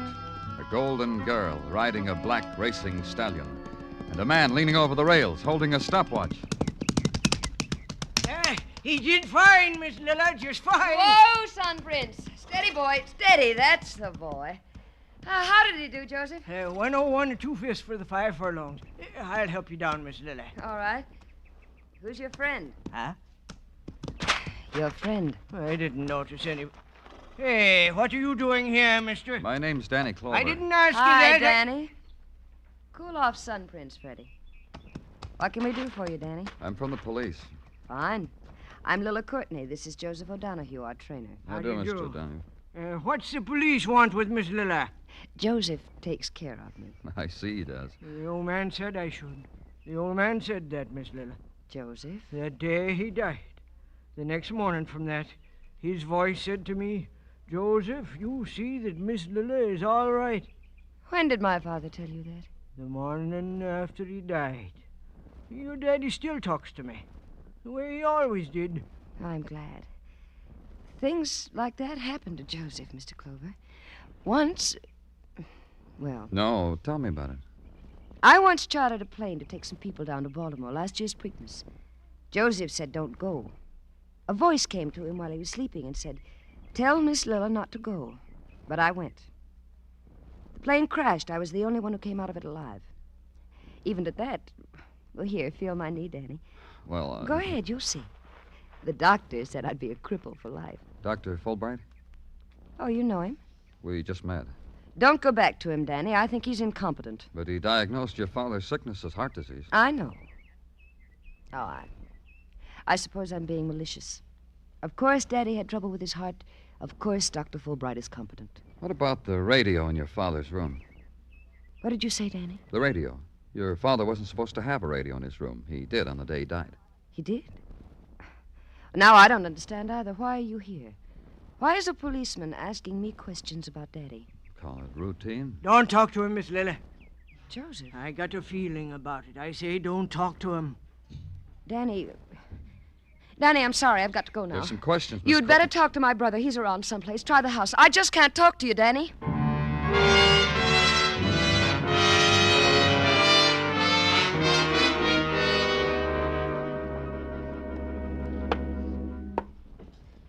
You admire our graveyard of dead animals? Oh, yeah, quite a trophy room. Yes, that stuffed specimen you're looking at, Bengal tiger.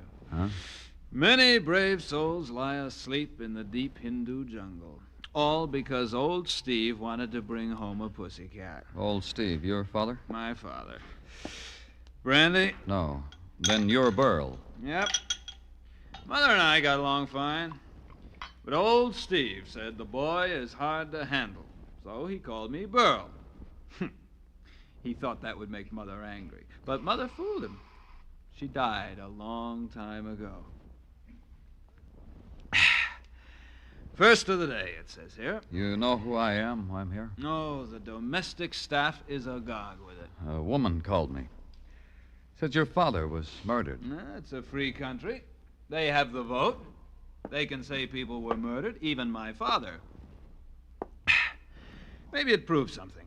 Like what? That the old man was human enough to die when someone killed him. I didn't know that about him. I thought he always picked his own time and place for everything. Then you think he died because he was ready to die? What does it matter? He's dead and I'm rich. We're all rich. It'll be easier if you try to stay sober. Sober? When was that? All right, I'll stay sober. You said you're all rich. Who? Lila. I watched you from a window. An exciting thing, Lila, wouldn't you say? Lila. Who else? Yeah, you wouldn't say. Well, there's O'Donoghue. He got a big hunk. And the cook and the maids and the nurse. And a man in Iowa who shined my father's shoes once. The nurse. Who was she? Alice Barnett. Nursed the old man for years. It paid off. Where is she? Who knows? Old Steve dies. Nursey goes somewhere to cry. Leaves this nice, big, cozy mausoleum. No Nursey anywhere. She lived here? Mm-hmm. Bed and board and street dresses. Who cares? We do. I'll phone headquarters to find her. Good hunting. O'Donoghue, the trainer, he told me your father talks to him even now. My father. Joseph hears voices all the time. About a month ago, he had a three-way conversation with Orville and Wilbur Wright. There was a radio in your father's room when he died. How did it get there? You know, I wouldn't know. But he was dying. Surely you... I was a most unfilial son. Look, why don't you ask Nursey when you find her? See, she knew about things like that. Yeah, you just ask Nursey. I earned this, no?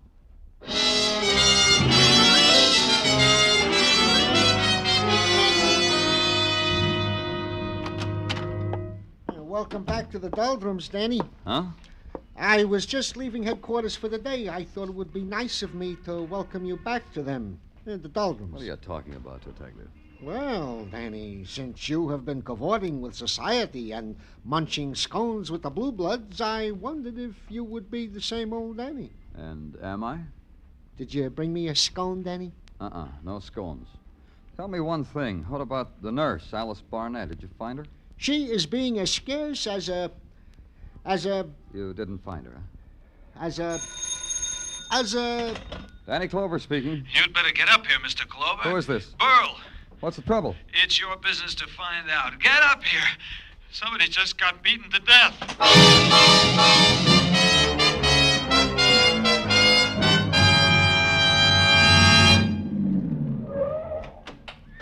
Over here!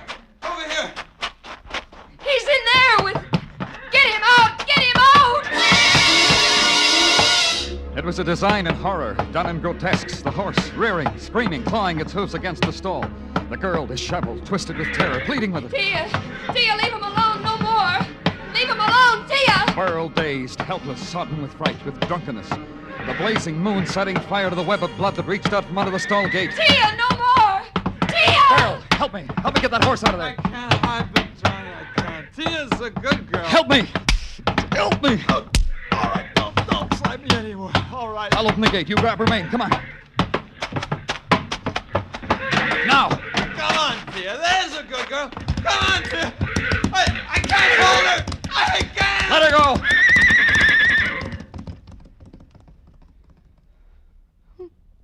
Joseph. Oh, poor Joseph. Poor dead Joseph. Dead Joseph. What happened? Lila, what happened? I don't know. I was coming back from a moonlight ride. I heard Joseph scream. Tia was standing over him when I found her, trampling him with her hooves. I tried to pull her away. I called Burl. We tried. Tia must have kicked him. He fell, and then she... till he died. Dear. No, not like that, Burl. Joseph died because he was murdered.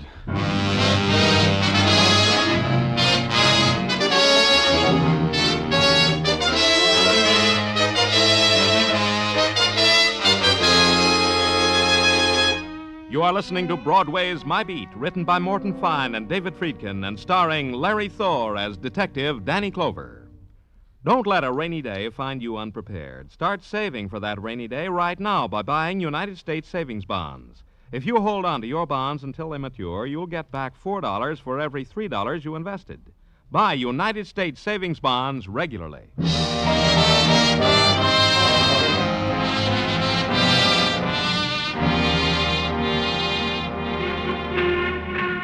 In June, Broadway bursts out all over. It lolls in the breezes of the air-conditioned movie, compares postcards from the family in the Catskills. It drinks deep of the neon-scented summer air, sighs, and wishes Mom and the kids would stay there, because Broadway's having a wonderful time. 60 girls, 60 will pass a given point at any given hour. The music drifting out of the Diamond Dance pavilions is like partaking of an open-air band concert. And the drama on the front pages, a movie. A sheer, unadulterated drive-in movie. Consider, a tycoon dies. Someone calls up, says it's murder. A horse trainer is kicked to death by a horse gone crazy with the moonlight. The police say it's murder. Where else but on Broadway can you spend a summer in such a way? And in the technical lab, a man in shirt sleeves wipes the sweat off his lips, breathes on a magnifying glass, wipes it on his pants, invites you to hold it to a photograph. Have a look, Mr. Clover. I suppose congratulations are in order. All because you made a lucky guess. Hmm? Come. It was only a guess, was it not? You're saying this Joseph O'Donoghue was murdered? Well, anyway, the photographs, my analysis, quite bear you out. They do? Oh, yes. This one in particular. See the back of the skull.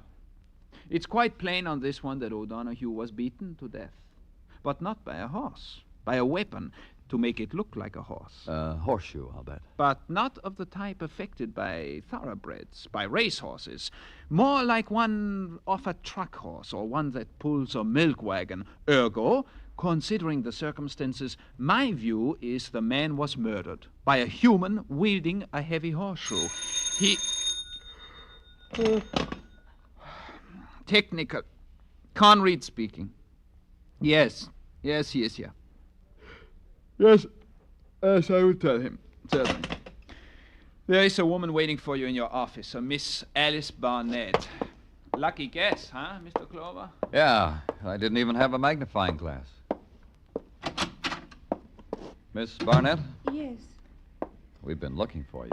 Yes, I thought perhaps you were. I've come to give myself up. You're the one who called me, who told me Steve and Courtney had been murdered.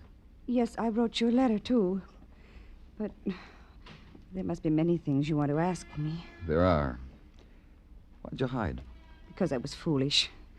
Because I was frightened. Because I don't really know. It's all mixed up. You see, Stephen and I were going to be married. Oh? As soon as he got well, it was all planned. It would have been exciting to be married to Stephen. Not for the money, just for Stephen. He was much older. Was he? I loved him. I didn't notice. I see. Why do you think he was murdered? Because it happened on my day off. Because I don't think he would have died if I'd been there. Where were you? In town, shopping, walking in the park, feeding the pigeons. In St. Patrick's for a while. It was quiet there, restful. But no place we can check. No, I don't think so. On your days off, who took your place? We had an arrangement with the nurses' registry. I don't know who it was that day. It was usually a different nurse each week. I'll check. Where? On Madison at 49th. It's in the book. You think Stephen was murdered. In your opinion, who would have a reason? Whoever wanted all the money. The money Stephen would have settled on me as his wife.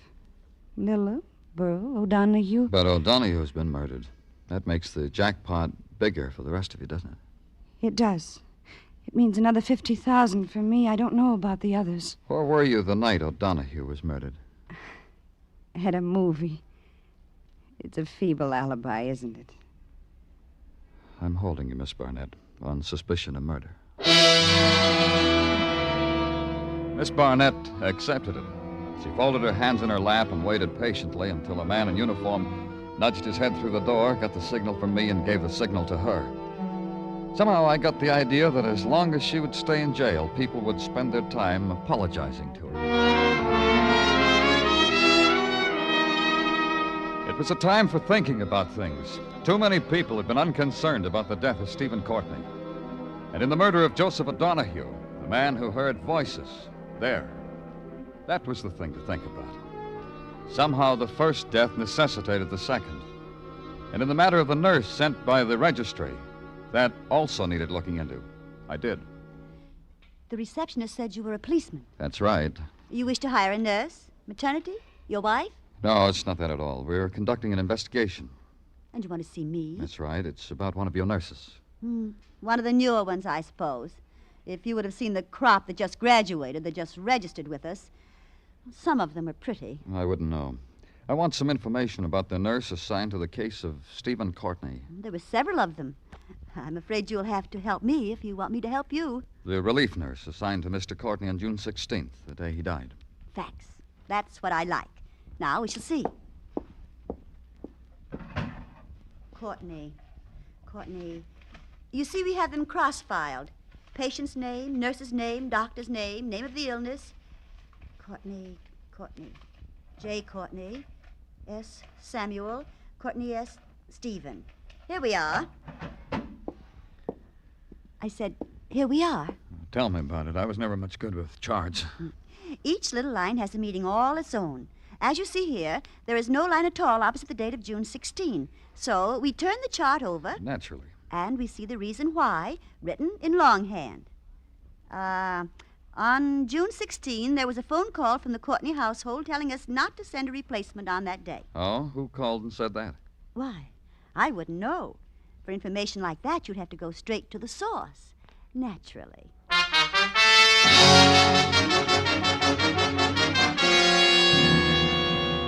Perhaps if I'm more explicit, Mr. Clover, you'll understand. No one is to go into Miss Lilla's room. Not even the police. Those are your orders, Doctor? Precisely mine. Then you won't mind justifying them to the mere police. Justify? What presumption you people have. However, Miss Lilla is quite ill. Psychotic shock. 2 people she loved very much are dead. She tried to stave off the inevitable by writing gaiety, etc., but it's caught up with her. Natural in a woman of Miss Lilla's sensitive fiber. Yeah, I guess it is.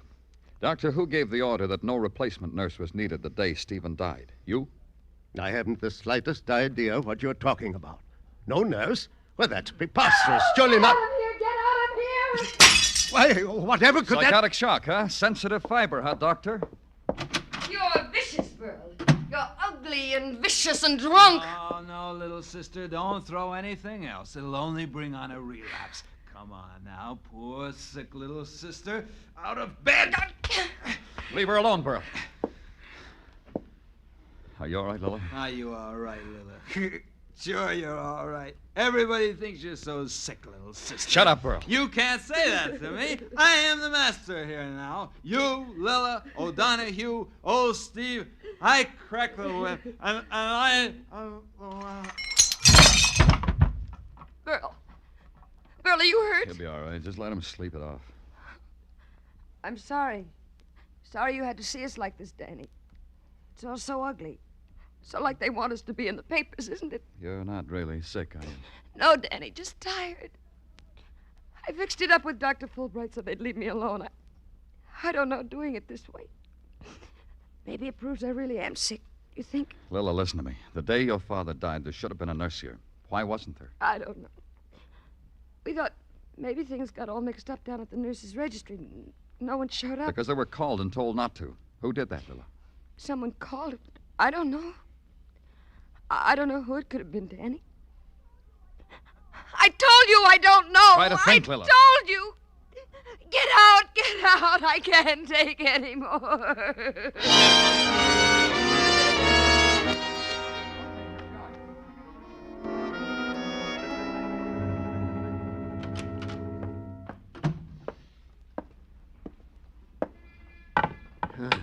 Look at it, Danny. The boys found it, huh? It's not pretty.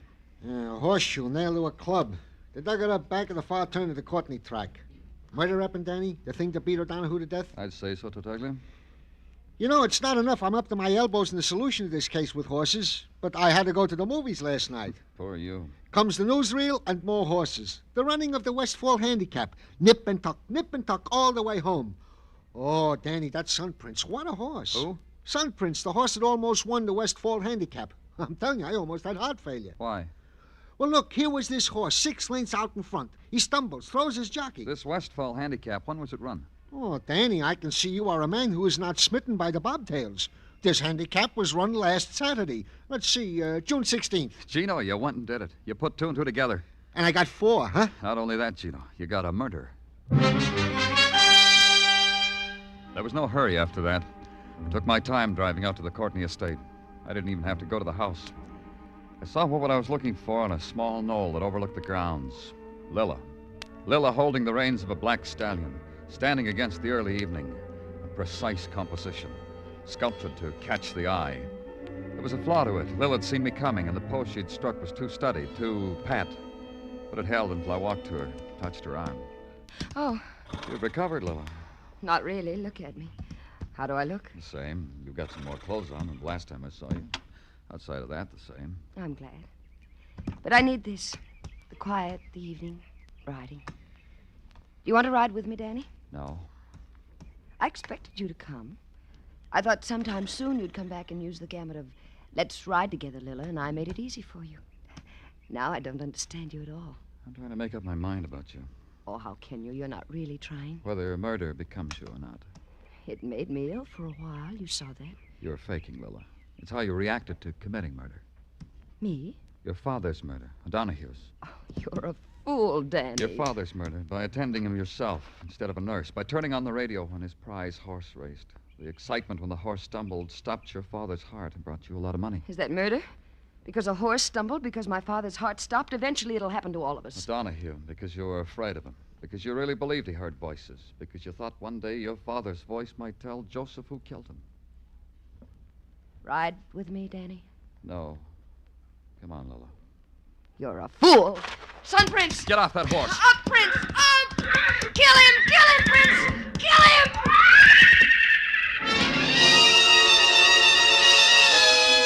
The stallion reared high, pawed at the gathering darkness. His jowls flecked with foam.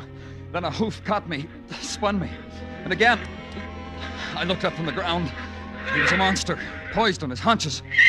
Prince! And suddenly he lost balance, fell to his back, recovered. In an instant, he was a fleeting shadow. And I got to the girl, and I got to Lila. She was small, huddled. She didn't move. Only in her eyes was their life. And it held briefly. Then it stopped.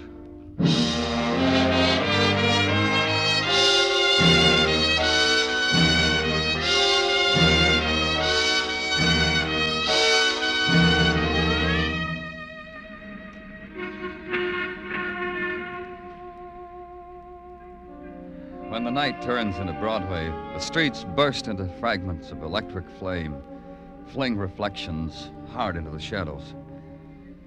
It's a piece torn out of a jagged dream, the twisted concrete. The blare that ebbs, then screams again. The faces that dart and waver and are lost forever. It's Broadway, the gaudiest, the most violent, the lonesomest mile in the world. Broadway, my beat.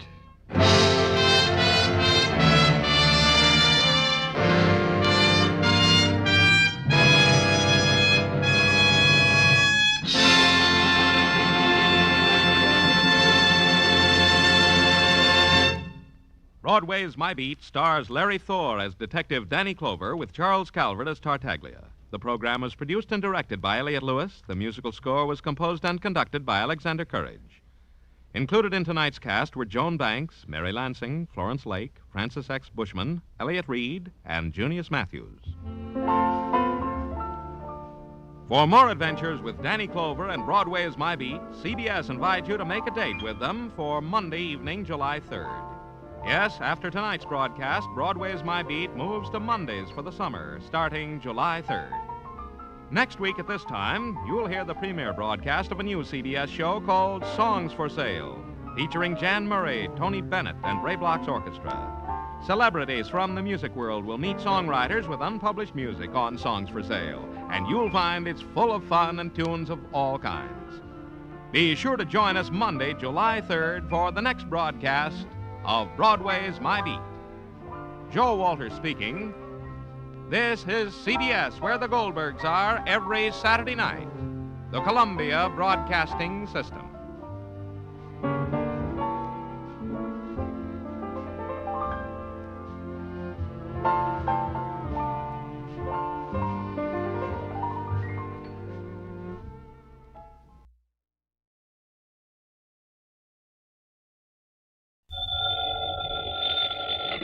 Johnny Dollar. Johnny, you better come flying out here just about as fast as you can. Who's that? Johnny, this is Red. Yeah, Red who? Well, you know, your favorite fishing guide. Red Barrett? That's right. Lake Mojave Resort out in Arizona? Yes, sir. Well, Red, you old scalawag, how are you, and how's the fishing? Just great. That is, if you know where the good holes are. And believe me, you do. Now, that's really a fact, Johnny. I really do. I guess I'm the best fishing guide this country ever saw. Yeah, and I suppose you think it's time I made another trip out there and tangle with some of those beautiful lunker bass. Well, now, Johnny. It's no good, Red. I just can't do it. Now, you listen. The way the work is piled up on me, I'm just about going crazy. I've been trying to get away for some kind of a vacation for weeks now, but I just can't do it. Sounds to me like you need it, too. Yeah, it's been a tough year, no let up at all. Pat McCracken over at Universal Adjustment Bureau, half a dozen of my other contacts. They've been begging me to take some time off, but I just can't, Red. I'm not on a regular payroll. I'm a freelance, so I have to take on every assignment that's handed me, whether I like it or not. Look, you mentioned Mr. No use, Red. So don't make me feel any worse by talking about it. Me? That was your idea. Huh? Did I say anything about fishing until you did? Oh, now, wait. You mean there's some insurance matter I ought to look into out there? It was this Pat McCracken you mentioned that said I better call you. Oh, great. And he's the one who's been after me to take a rest. So, what's happened out there? That's the thing. It ain't what has, but what's going to happen. Yeah? Like what? Come on, get to the point, Red. Well, Johnny, when it does happen, well, it's going to be pretty tragic for Lake Mojave Resort. You mean somebody's trying to wreck the place? Something like that? Much worse, Johnny. Much worse. Well, what is it? Well, I just don't think I ought to tell you over the phone. But, Red, unless I know... And if somebody was to hear me talking to you this way... Red, look. And anyhow, you'll find out soon enough when you get here, Johnny. And you won't like it.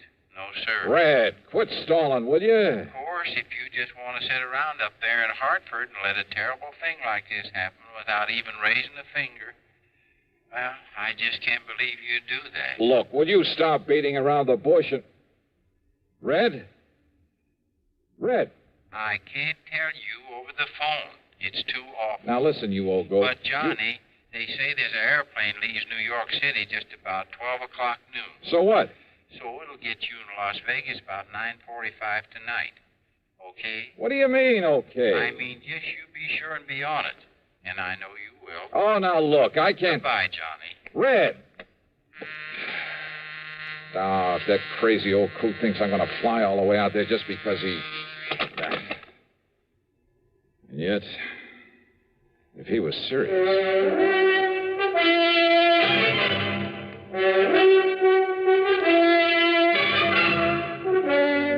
CBS Radio brings you Bob Bailey in the exciting adventures of the man with the action-packed expense account, America's fabulous freelance insurance investigator. Yours truly, Johnny Dollar.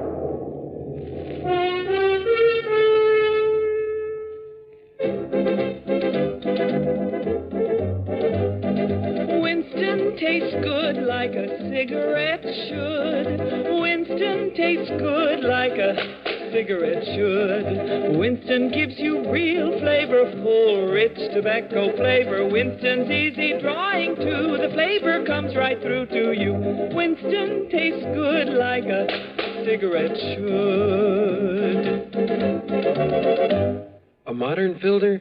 Sure, Winston has it. But that's only the beginning of a Winston.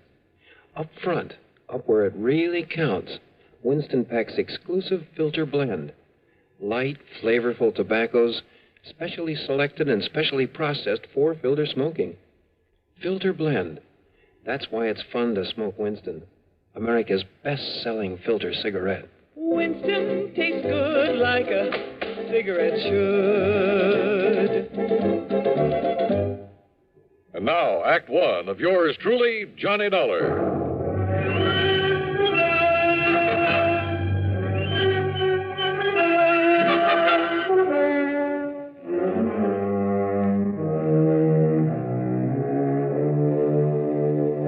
Expense account submitted by Special Investigator Johnny Dollar to the Universal Adjustment Bureau, Hartford, Connecticut. Attention, Mr. Pat McCracken. Following is an account of expenses incurred during my investigation of the Red Mystery Matter. That crazy phone call from Red Barrett. I know that wild old character pretty well.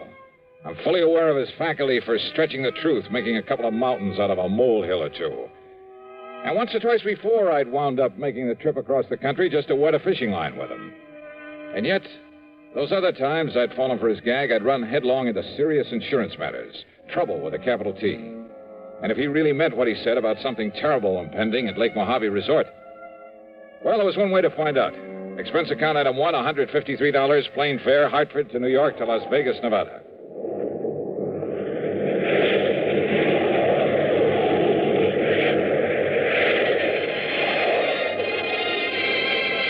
The awesome beauty of the clear night sky over the desert, with its billions of stars twinkling in the black sky above, is something I'll never tire of. The stars seem close enough to reach out and touch them. As the plane hit the glide path down to the landing strip at the south end of Las Vegas, the myriad, many-colored lights of the city winked and sparkled like the lights on a gigantic Christmas tree. Yeah, from the air, Las Vegas, the fabulous city of chance, is just plain beautiful. I'd like to have stuck around Vegas for a while and tried my hand at some of the casinos and clubs along the gambler's alley they call the Strip, but I had other things to do. So, item 2 was $50 deposited on a rental car. And within minutes after the plane landed, I was heading south and east across the desert, down toward Davis Dam, down to Lake Mojave Resort.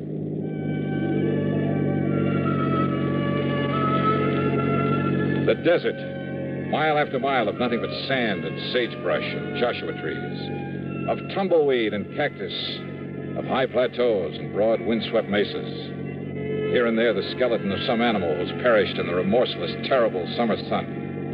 And then suddenly in the middle of it, the life-giving waters of Lake Mojave.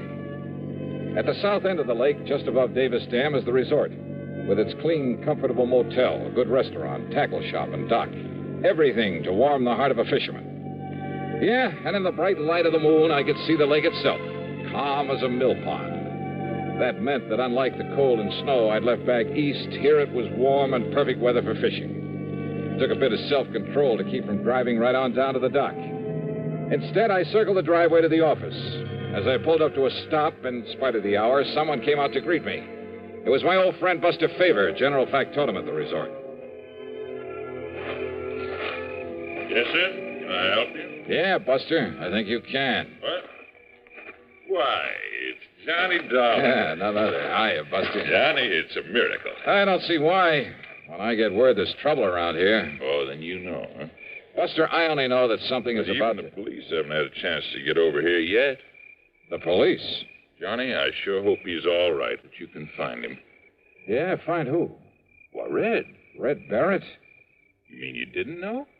Buster, what's happened to him? Johnny, Red has... Well, he's disappeared. Oh? And I could be awfully wrong, but from the looks of things, Johnny... Wait a minute. You think somebody could have murdered him? Come on. Take you over to his room. You can see for yourself. Look, Red phoned me in Hartford, Buster. He told me Think he had some premonition that something was going to happen to him? Well, that's just it. He didn't seem worried about himself. All he would say Well, was... it sure looks like he should have been worried, Johnny. Here now. Holy. Yeah? The room room, a housekeeping unit, was a shambles. Clothing pulled out of the drawers and closet, as though somebody had ransacked the place looking for something. That stuff's all part of the uniform that he was wearing while he was working, Johnny. How much personal clothing stuff he had, I don't exactly know. So, if anything... The furniture, though none of it was actually broken, was overturned, cluttering up the floor. On the electric range in the kitchenette were the pots and pans he'd apparently used to cook his dinner. Some fish bones lay on a plate on the table. Probably one of the bass he caught this afternoon. Poor old fellow went out fishing as usual, not realizing what was going to happen to him after he came back here and had his supper. Now, wait a minute, Buster. Yeah, Johnny? That he left here in a hurry is pretty obvious. Or his body was hauled out of here. But I still don't see anything to indicate he was murdered, or even badly hurt. Well, look here, then. Look, Buster, you know as well as I do how unpredictable Red is. Well, I know, always getting restless, always talking about going somewhere else, doing something else. I know, Johnny, Look, he's told me a dozen times about a gold mine he hoped to go to back there and work someday, 50 or 60 miles north of here, up near Lake Mead. He's told me about offers to work as a guide for other fishing spots. Johnny... So what makes you think he didn't just pack up and leave for some other place, some other job? Without letting us know? And leaving things this way? Red? Sure he would. So unless you can show me some good... Oh. Yeah, Johnny. It's blood there on the floor. I'm sure of it. Yeah, it's blood, all right. It still hasn't even dried either. Yeah, I see. All right. When did you find he was missing? When Ham Pratt... Well, do you remember Ham? The manager of this place, sure. Well, after supper, Ham came over here to talk to him, and, well, this is what he found. Do you know of any enemies he may have had? Red? Oh, no, sir. Of course, all of us used to get out of patience with him now and then. Some of the crazy things he'd do, the wild stories he'd tell, but there wasn't one of us didn't love the crusty old coot. Same thing applied to everybody else who knew him. Then why? Why would anybody want to do him in? I don't know. I can't figure it out. But it sure looks like somebody did, Johnny. You can see the evidence yourself. Yeah, maybe. What do you mean by that? Red's phone call that brought me out here. If he'd thought that he himself was in danger, don't you think he would have said so? Yeah, I guess Red would have built it up, too. Would have made it sound real dramatic. Sure he would. But instead he told me something tragic was going to happen to the resort. Like what, Buster? Like nothing I can possibly think of. But now, Johnny, this blood on the floor. Yeah. Hey, did Red have a car? Yeah. Where is it? It's gone, Johnny. Whoever did whatever they did to him must have used it to carry away his body. The poor old... Buster! I've just got a lead on it. Oh, Ham, come in. You see, I phoned everybody up and down the lake to look out for... Johnny. Ham, how are you? Buster's told you about Red? Yeah, and in spite of this so-called evidence around here, I still Johnny simply doesn't believe that Red was murdered. But there's blood on the floor, the way things were left around. Or, Johnny, have you some reason for thinking he wasn't? First, I want some definite reason why he was. But look... Now, Johnny... If you want the truth, I think you've both gone overboard about this. Are you kidding? Give me a reason. A reason for killing him, for anybody killing him. Just one good reason. Well, now, Johnny... Johnny, there's blood on the floor. Yeah. Yeah, this. What is it, Johnny? Johnny? You, haven't called in the police yet? Oh, I was just about to when you arrived. Don't you think I'd better call them then right away? Well, yeah, Johnny, why don't you do that? No. I've done something better, Johnny. I spread the word up and down the lake, all the way up the Colorado River by telephone. And listen, it's paid off. And that's what I came in here to tell you about. Well? I just got word that a car, same description as Red Barrett's, that it was seen pulling off Highway 93 about 33 miles this side of Boulder City. Oops. What, Johnny? You want me to find poor old Red, huh? Well, of course, if the poor old fella's still alive. Then maybe I will. And when I do, I have a sneaking suspicion I may have a score to settle with you two. Now, just a minute, Johnny. If you mean to imply that either of us did him... I didn't say that. Well, Johnny, what do you mean? You don't know, Buster? Well, if you think you can find Red, and if I can be of any help to you... No. That's exactly what I don't want. Well, now, Johnny... Just let me work out this little mystery myself. Well, of course. No help, no interference from either of you. Johnny, this isn't like you. I don't understand. You don't, huh? I swear it. Yeah? We'll see.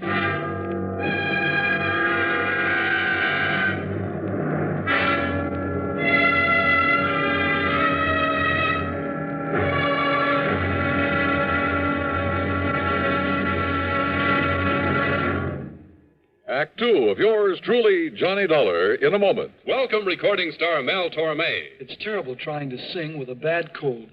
So I always take 4-way cold tablets to relieve cold miseries fast. Good idea. Tests of all the leading cold tablets proved 4-way fastest acting. 4-way starts in minutes to relieve muscular pains, headache, reduce fever, calm upset stomach, also overcomes irregularity.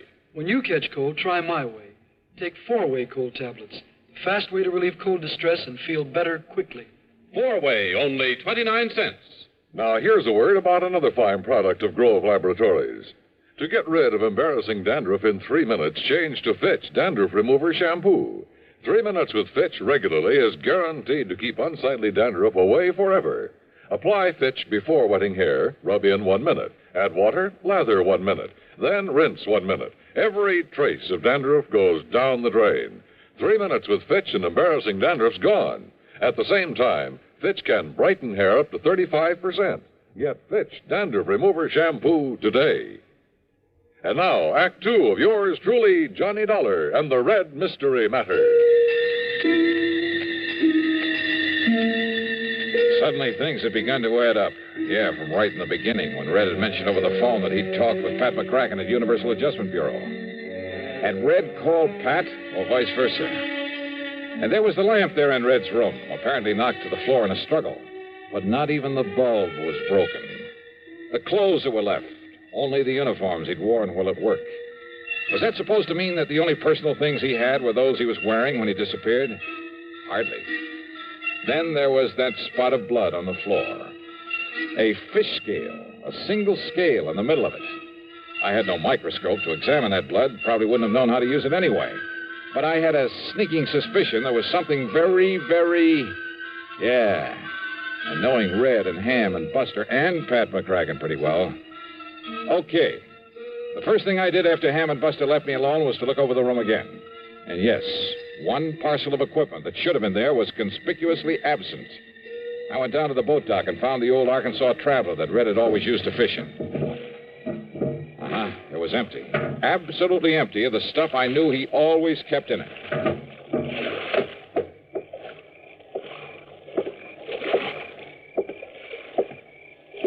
Johnny? Wow. What are you doing up and around this time of night, Ham? Oh, just sort of checking up on things. Yeah? Or checking up on me? Oh, now, Johnny. You hoping to find some lead on Red there and his boat? I found exactly what I expected, Ham.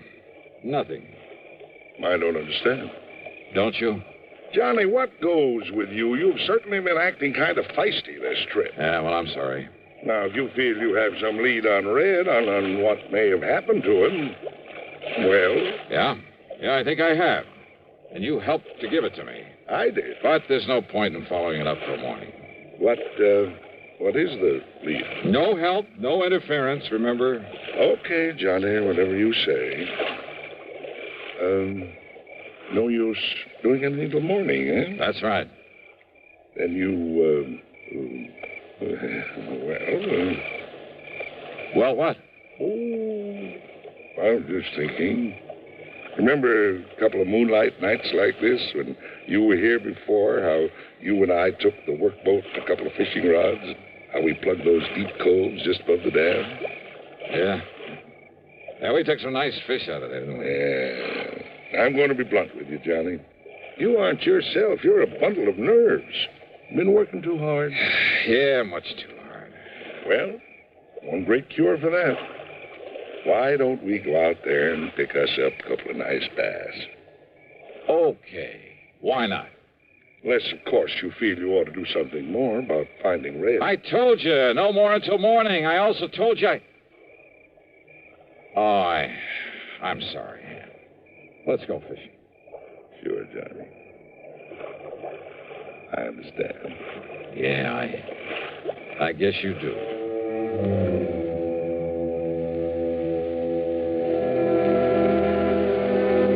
Maybe I had been a little feisty, as Ham had put it. And he was right about the fishing out there in the smooth black water with the bright moonlight overhead.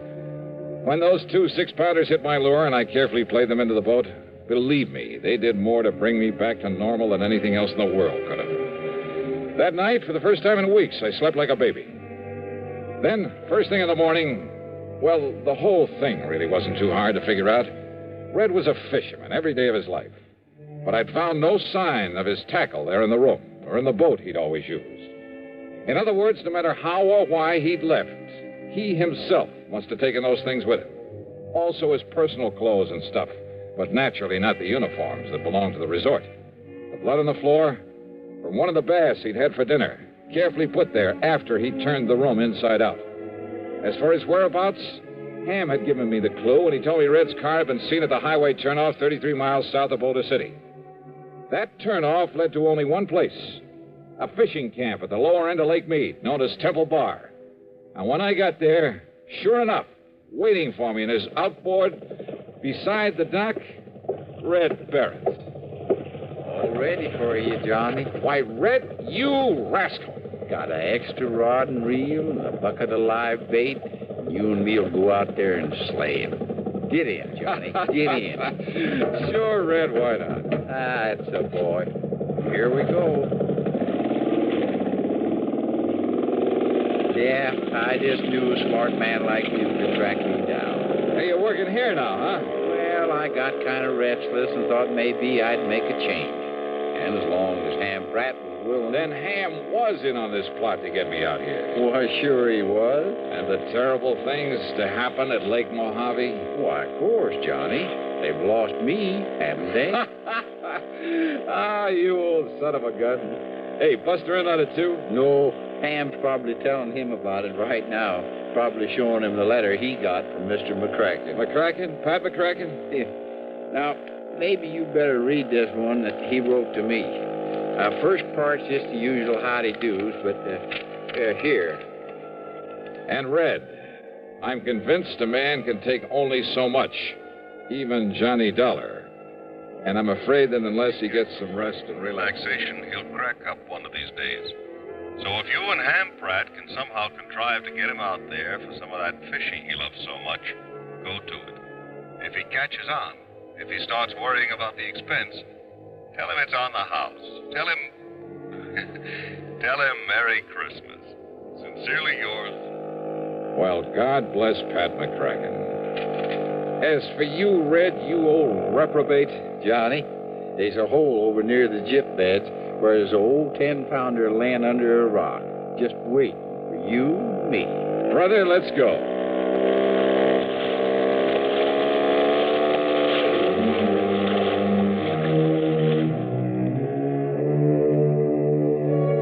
A very wise man once said that the time a man spends in fishing is never deducted from his lifespan. And you know something?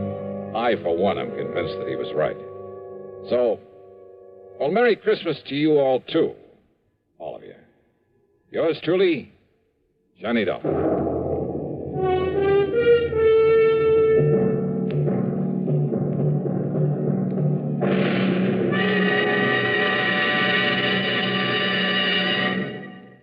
Our star will return in just a moment. Every year, some Christmas celebrations are ruined by fire. A little precaution can prevent a Christmas fire from happening in your home. First of all, make sure your tree is on a firm foundation so it can't fall over. Then be sure to use only approved lighting. Wiring that's frayed may be dangerous. Replace it. Never use lighted candles. Let all the glow of Christmas come from within, not from fire. With a safe Christmas planned, here's an idea for Christmas giving. Almost Christmas, no time to lose. Lots and lots of gifts to choose. Give him, give her a gift set by Yardley. For her, an array of all new Yardley gifts, $1.50 to $13.50. A Yardley Red Roses spray mist and soap set, $3.50. All prices plus tax. Yardley. Give him, give her a gift set by Yardley. Now, here is our star to tell you about next week's story. Next week, a man, a girl, and a gangster. That's right. They add up to trouble. For me. Join us, won't you? Yours truly, Johnny Dollar.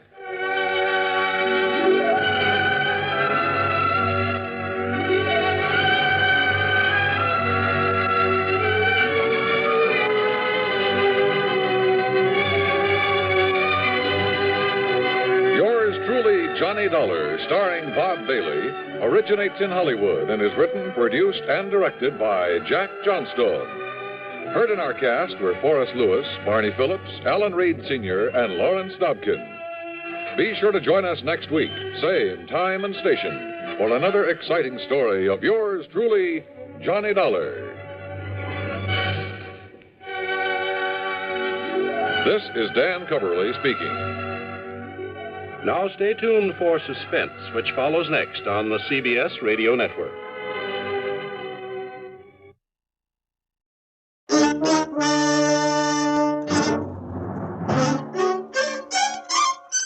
Box 13, with the star of Paramount Pictures, Alan Ladd, as Dan Holliday.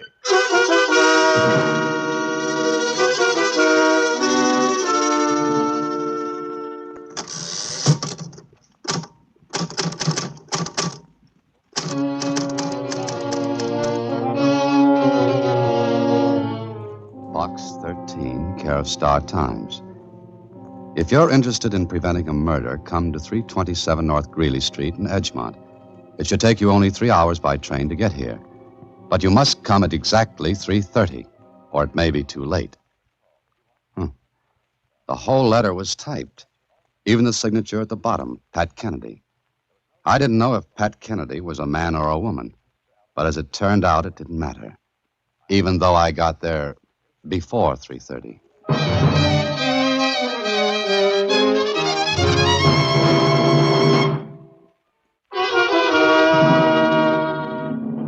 And now, back to Box 13 and Dan Holliday's newest adventure, Double Trouble. How long will you be gone this time, Mr. Holliday? Well, that's a little hard to tell, Susie. I think it depends on Pat Kennedy, whoever he or she is. I don't like letters that have only typed signatures at the bottom. Why not? Well, it always makes me think that someone else wrote it. And that's exactly what makes me think this may be very interesting.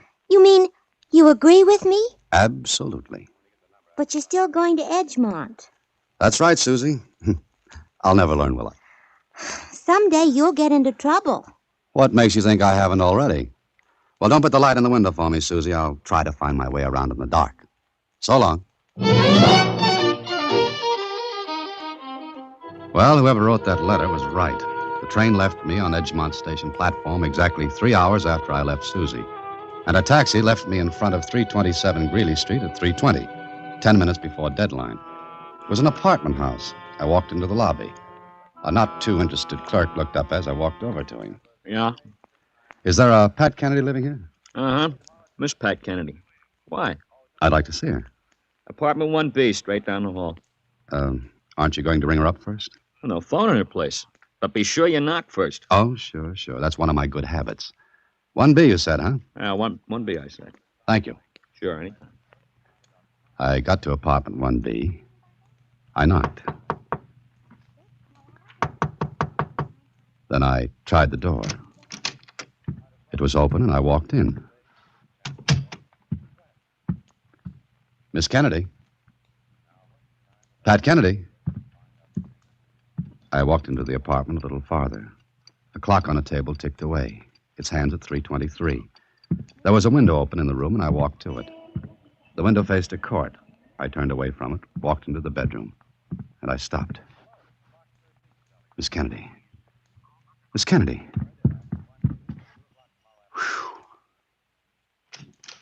Don't move, Bud. Huh? Get away from her. You better send for a doctor. Just stay right where you are. Doctor, it's a little late for that. She's dead. Yeah, I thought so. Oh, you did, huh?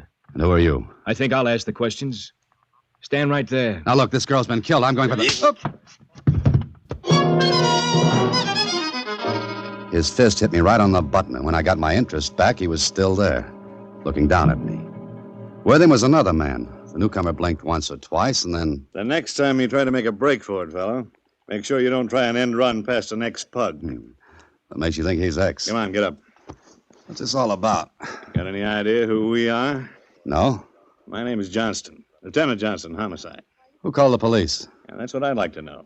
Cassidy? Yeah, Lieutenant? Bring that clerk in here. Yes, sir, right away. So you're the police? Uh-huh. And you're Dan Holliday, visiting Edgemont. How do you know who I am? Your wallet, identification. Oh, thanks. Okay, start talking. Who did this? Are you kidding? Hardly. Take a look at her, and then ask that again. I'm sorry, but I don't know anything about it. No? Cassidy walked in on you while you were bending over. So what? That doesn't mean anything. Well, maybe not, but Here's the clerk, Lieutenant. Okay. Ever see this man before? You, I'm talking to you. Me? That's right. Sure, I seen him. He came in maybe 10 minutes ago and asked for Miss Kennedy. Is that right, Holiday? Yeah, that's right. Uh-huh. Cassidy? Yes, sir. What time did you walk in on this? Maybe 3:25. That's right, too. You, clerk, what's your name? Marvin Redmond. Anyone else come to see Miss Kennedy today? No, sir, nobody. Just this man. You sure? Yes. Could anybody get by you at the desk? Oh, no, I see everybody who comes in. Uh-huh. Well, Holiday?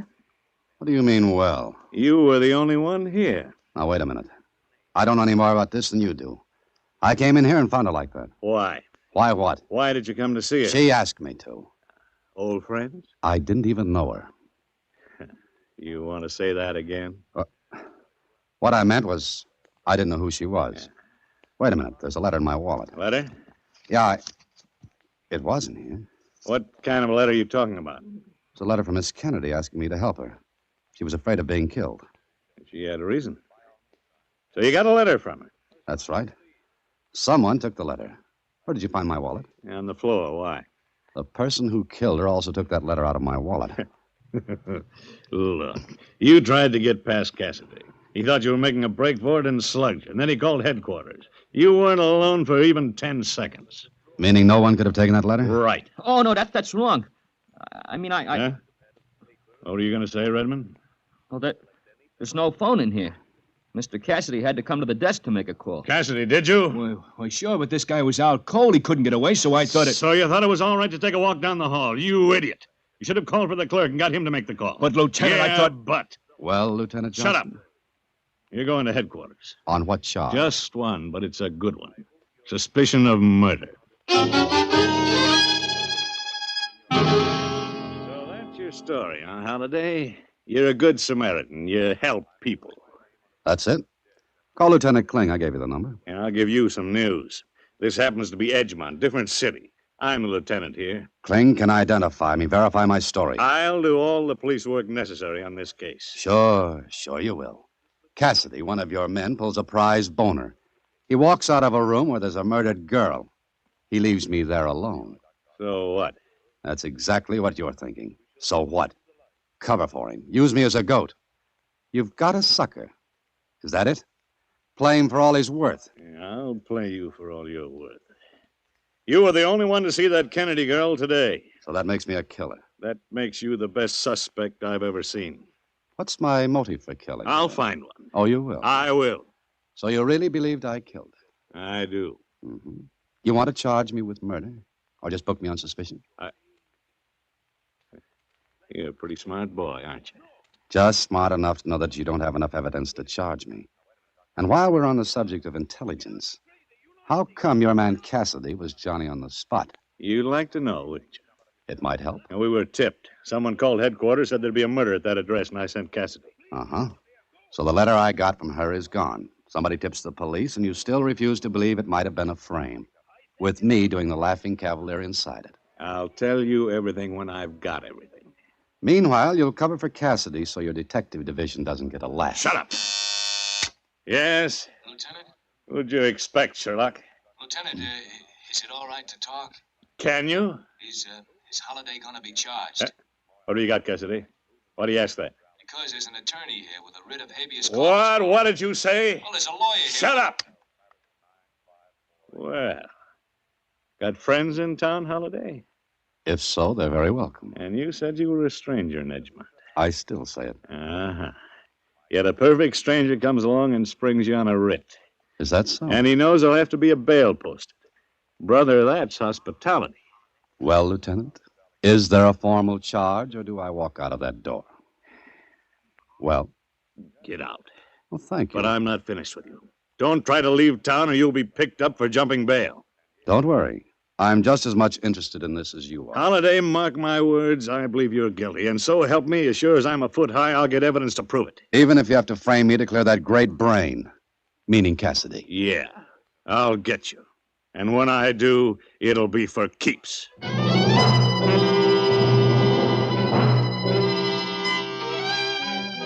Well, Lieutenant Johnson was burned. He knew his department was in for a roasting if Cassidy's mistake got out. Meanwhile, I looked very funny as a goat. And I didn't even know who had had me released. The lawyer brought the writ and put my bail up, wouldn't say a word. He left me, and it was dark when I walked out on the street.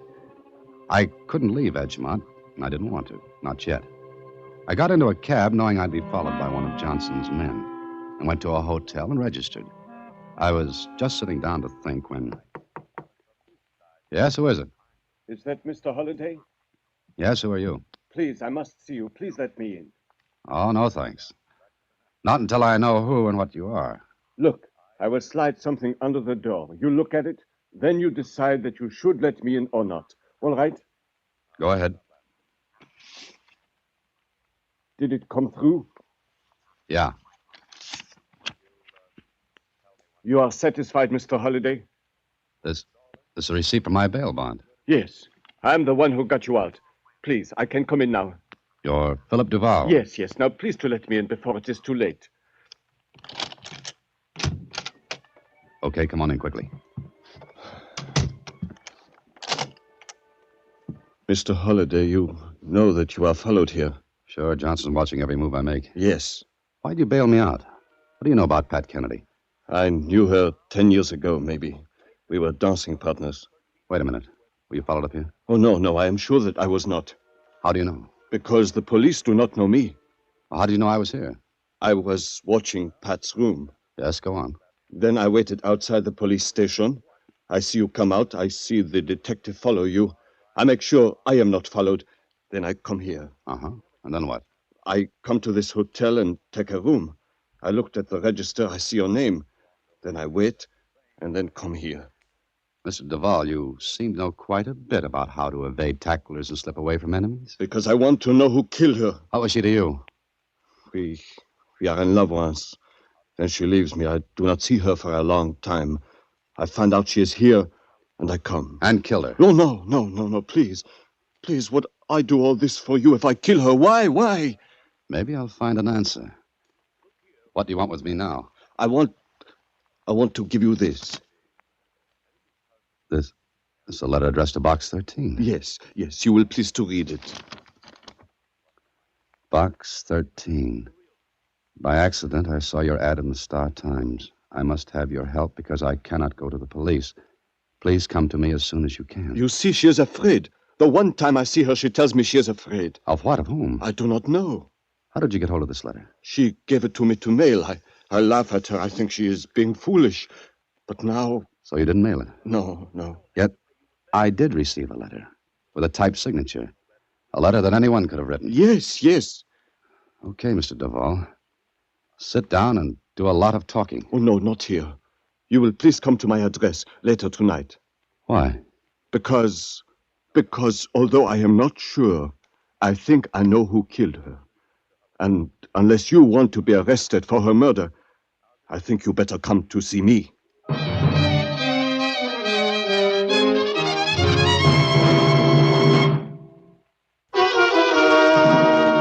And now back to Double Trouble, another Box 13 adventure with Alan Ladd as Dan Holliday.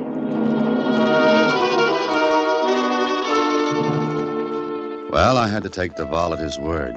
And what that word was, I didn't know. Maybe he did kill Pat Kennedy. Maybe he didn't. Anyway, I had to see him. I slipped out of the hotel knowing that one of Johnson's men was trailing me. I had to find some way to get rid of him. There was a war surplus store open down the street. I went in. Yes, sir. Can I help you? Yes, I think so. Got any coveralls? Oh, sure. Stacks of them. What size? 44. Any place I can try them on? Yes, the small room in the back. I'll get you a pair of the coveralls. It's all right. I'll look for them myself. I'd like to pick them out. All right. They're all on the racks there. How much are they? $3.95. Okay, here you are. Thank you. Even change. Just take your pick. Yeah, thanks. I slipped behind one of the racks. The plainclothesman trailing me was waiting outside. I picked one of the coveralls from the rack and slipped into the back room. Pulled the coveralls over my clothes and climbed out of the room through a window. It wasn't a great disguise, but it was better than having the police look for a man wearing a light gray suit. 20 minutes later, I rang the bell at Duvall's place. Yes. Is Mr. Duvall here? Philip? Yes, Philip Duvall. No, he's not here. Will you come in, please? Oh, thank you. I'm worried for him. He said he would be home an hour ago, but he's not come. No phone call to you? No. Who are you, please? A friend of his. My name is Holliday. Holiday. Then you are the man he went to see. Tonight? Oui.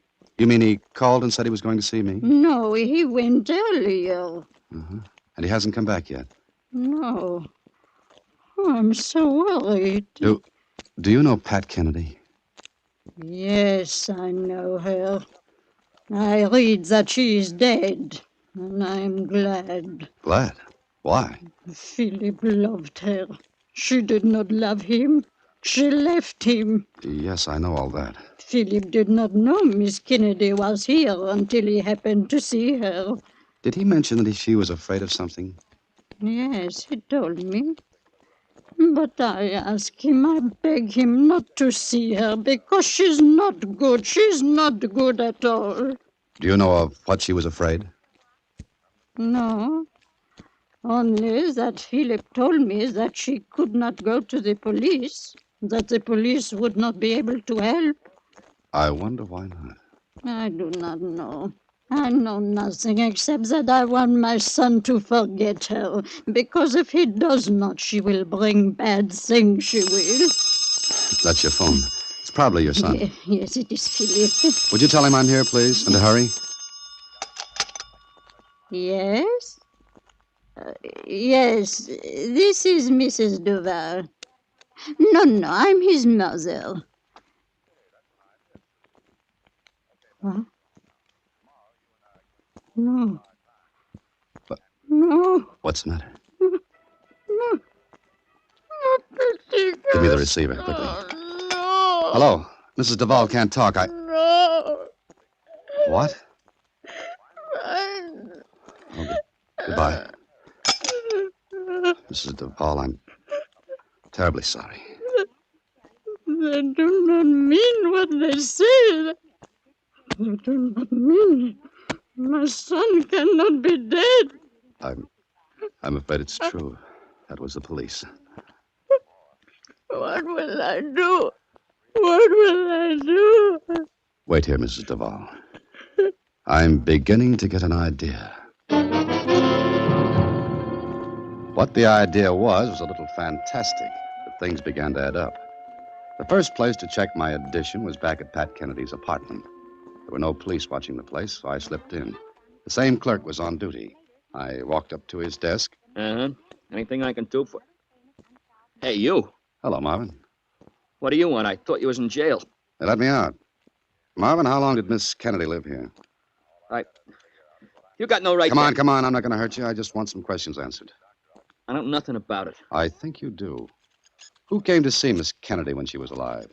Listen, I don't want no trouble. You've got it. Answer me. Did anyone come to see Miss Kennedy often? Yeah, but I didn't know who he was. Not until... Until today, huh? That's right. I didn't know. But that don't make no difference. But it makes a lot of difference now. Thanks, Marvin. You've helped me a lot.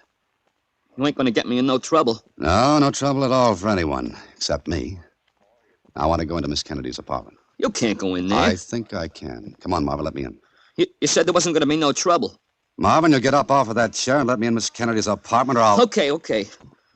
But you're making me do it. If the police ask, you're making me do it. That's right. Come on. Come on, then. That's the boy. Straight ahead.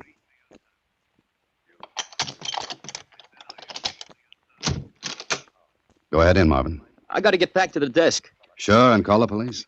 I don't think so, Marvin. You're staying right here. What are you looking for? A typewriter. You see any? She didn't have none. How do you know? I never heard her using one. Mm-hmm. Look around. If you see one, yell. I got to get back to the desk. Just a minute. In a minute. There ain't no typewriter in here. Uh-huh. I didn't think there would be. Well, then what's the idea? A good one. Okay, Marvin, I'm sorry to do this, but I'm going to have to put you out of action for a little while. Until I can get into action. What are you going to do? You ain't going to hit me or nothing like that. Oh, no, don't worry. You're just going to be tied up. It'll be uncomfortable. But I'll tell you something, Marvin. What? You won't be half as uncomfortable as I was, and still could be.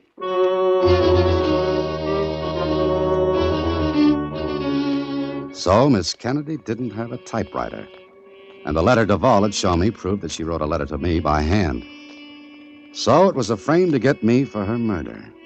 And I had a pretty good idea who put it around me. But proving it was another matter. I took off the coveralls I was still wearing, hopped a cab, and went back to police headquarters. And when I walked in... Hey, it's you. Hello, Cassidy. Where did you come from? Never mind that now. Is Lieutenant Johnson in? No, he ain't. No, I don't wait. Do you mind? What do you want to see him about? The murder of Miss Pat Kennedy and the murder of Philip Duvall. What are you talking about? I'll tell the lieutenant all about it.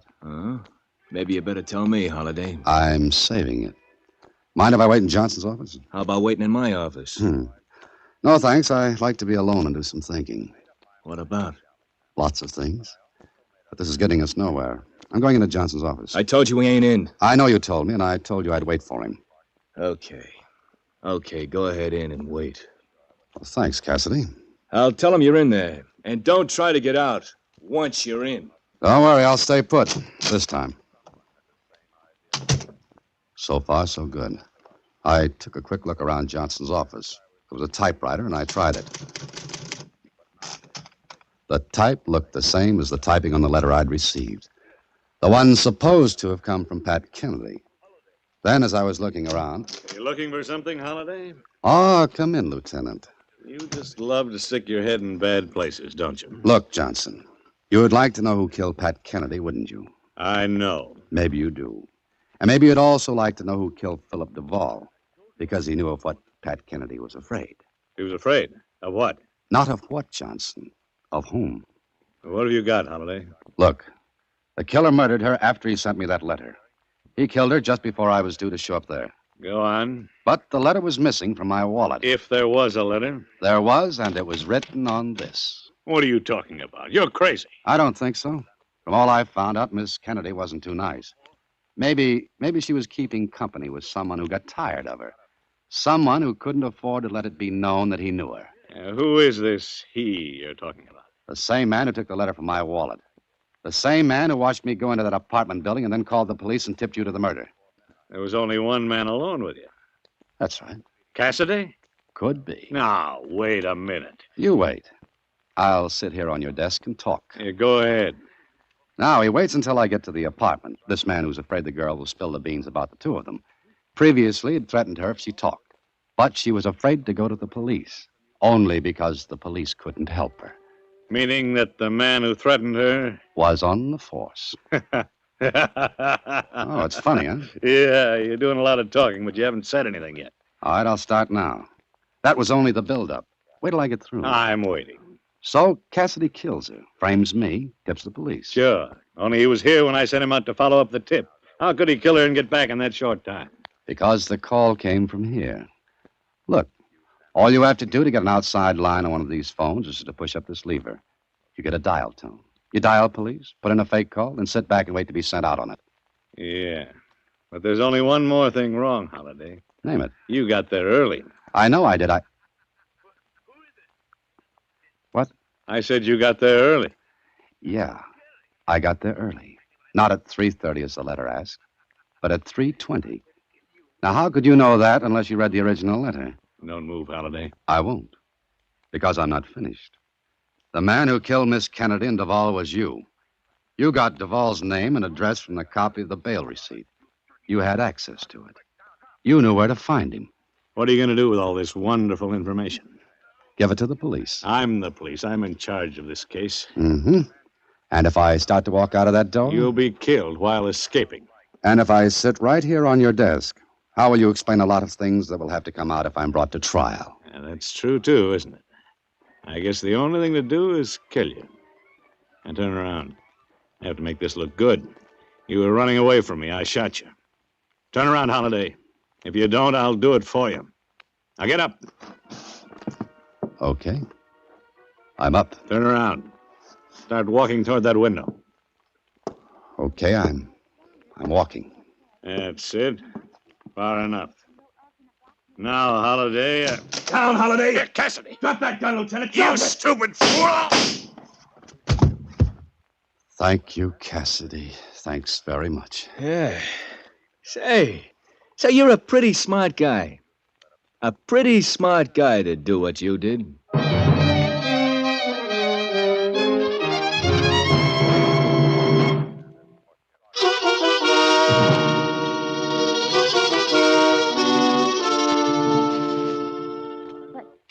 Mr. Holliday, it was a policeman that did the murders?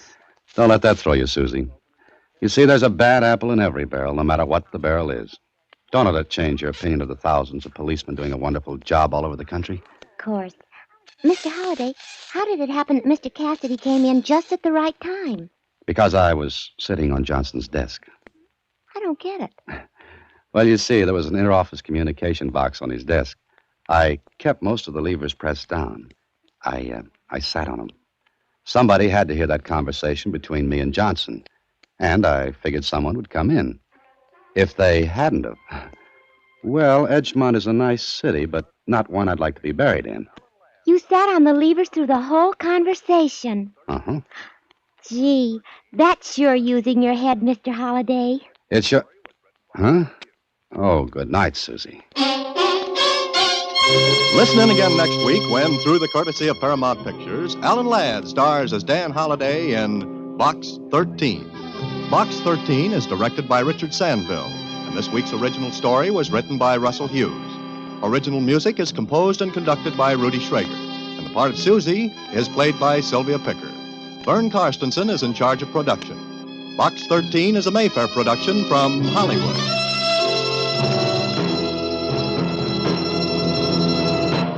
Watch for Alan Ladd in his latest Paramount picture.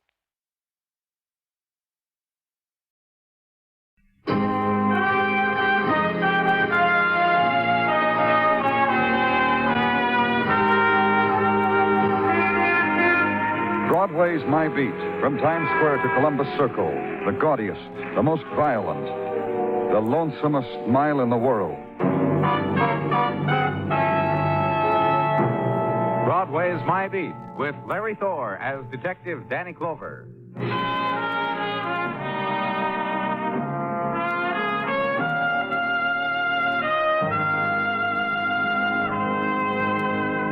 When Broadway turns into October, the happy trumpet gleams gold and makes its autumn music. And the sound of it spreads across the beginning shadows, mixes with specks of 1,000 colors, gives evening a hurry-up song.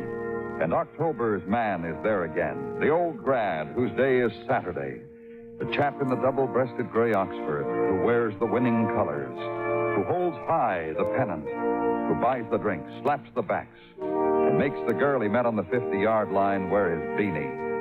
Magic time on Broadway, Indian summertime. But suddenly it's night, and it's dark.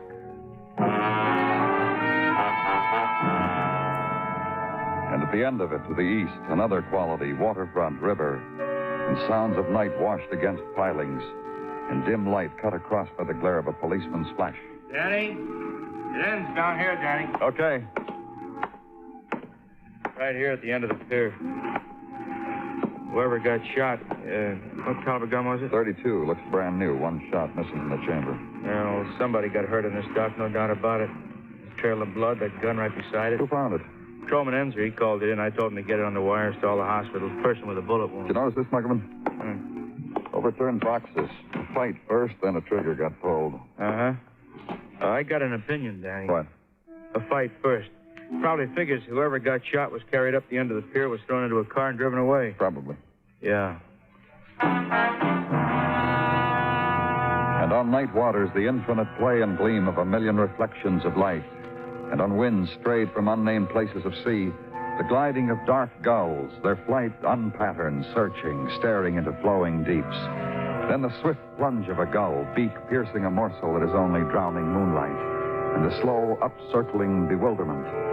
Background for gun, blood, and the unknown violence.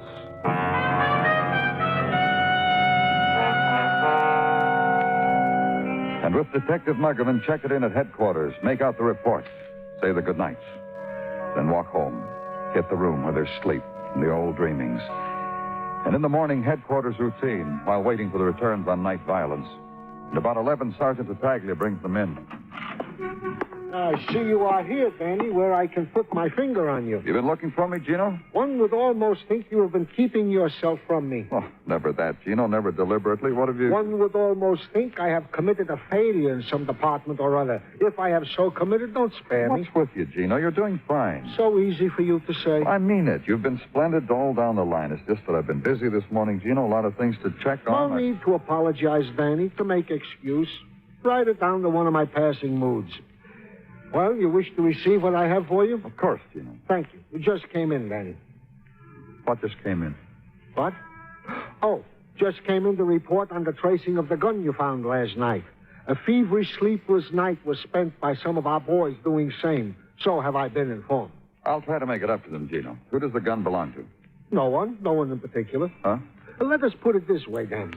Let us say aforesaid gun was a part of a shipment of munitions and weapons from Ruxton Arms Incorporated to a foreign port. Mm-hmm. Let us say that even now said cargo is in the hold of the SS Montevideo lying at Pier 12 East River ready to take off. Let us say I even have the number of the bill of lading warranting same. With all this, I would not go out on such a limb and tell you specifically You said you had the number, Gino. Indeed, I have. Give it to me. Thank you. You're welcome.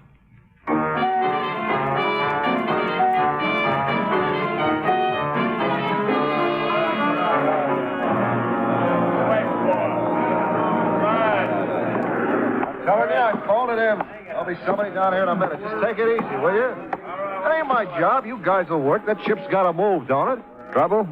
Yeah, who are you? Danny Clover, police. Oh, not that much trouble. It'll be over in a minute. Hiring boss didn't show for the shape-up. Shape-up?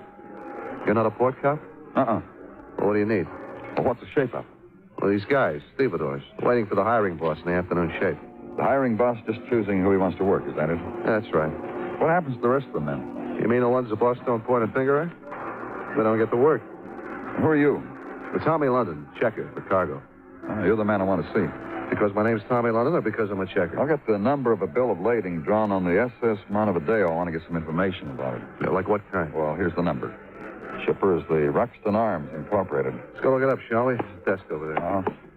How come the hiring boss didn't show up today? It's unusual, isn't it? There'll be another one. I called the office. Well, I didn't ask you that. I asked it's kind of unusual, yeah. Why didn't he show? I don't know why he didn't show. We're not that funny. Here's the blue copies of the bills of lading. Oh, while you're at it, I'll want the hiring boss's name and address. Do you have it? Yeah, name's Marty Connell. I'll dig out his address for you.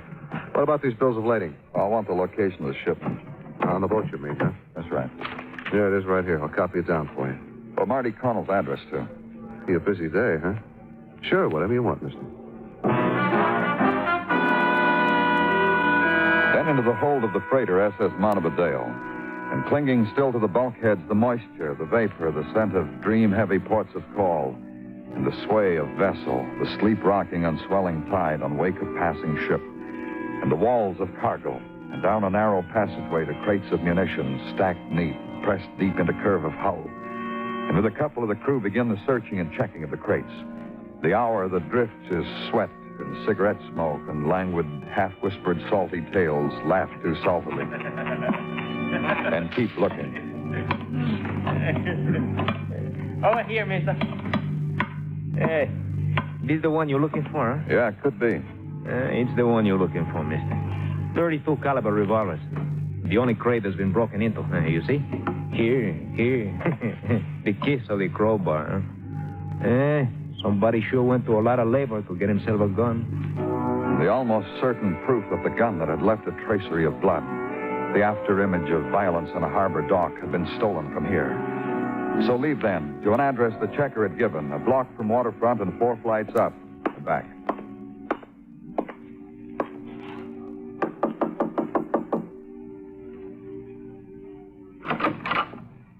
You want something? I'm from the police. I don't ask who because I don't care that much. All I ask is, you want something? I'm looking for Marty Connell. How about that? You're looking for Marty. Is he here? You're looking for him by day, and me, I spent the night doing the same. Come on in, mister, and we'll both have a good cry over where is Marty. You won't mind the bed's unmade. Where I was when you came calling for Marty. Last night, that Marty gave me no sleep not being here. Look, Mrs. Connell. By the way, you know I'm a missus. If I wanted to let it, it could almost make me sad. You don't know where your husband is? Last night, he should have been here with me. Last night, I thought up surprises for Marty, but he didn't show. Right now, he should be on the docks pointing at fellas, making their day turn into gold. I just came from there, Mrs. Connell. Your husband hadn't shown up. You know, I called in and they said to me the same thing. They said, Marty hasn't shown up. Where is he? I said, he'll be around because I don't like it people should think I can't put my hand on my own husband. You and Marty get along good? I told you. I think up surprises for him. I take long walks and figure them out, all by myself. What's with Marty? He did a thing? Last night we found a fired revolver and traces of blood on the waterfront dock. Blood? Marty's? We don't know. Maybe you can tell me. You're saying you found all that and nobody to go with it? That's right. And why choose Marty for it? The fact that he wasn't at the shape-up? What you just told me. I said he didn't sleep in his bed last night. That don't make him your corpse. We don't know if anyone was killed. All we know is someone was hurt. And you chose Marty. Go pick someone else's wife. Try it on her. Try several. You'll flip the reactions you'll get. I'm going back to bed, mister. So you better tiptoe out, huh? Ride back to headquarters now through the day's ending. Take the long way back, through quieter streets, through neighborhood where people come home to. A grocery store and scrubbed steps and parlor dates. And drive slowly and think about it. A gun pilfered from an arms shipment intended for use overseas, used locally, violence rerouted. And get to headquarters, check notations left on your desk, sum total of which no person turned up at hospitals with .32 caliber wound. No reports from doctors. One report, close. A boy of 14 accidentally shot at his dad, but missed. And anyhow, it was a .22, a gift from his mother. And more negative reports drifted in, and the phone call wounded up. Muggavan down here with the dock end of Pier 35. Dredged up a man, he's newly dead. .32 caliber bullet wound.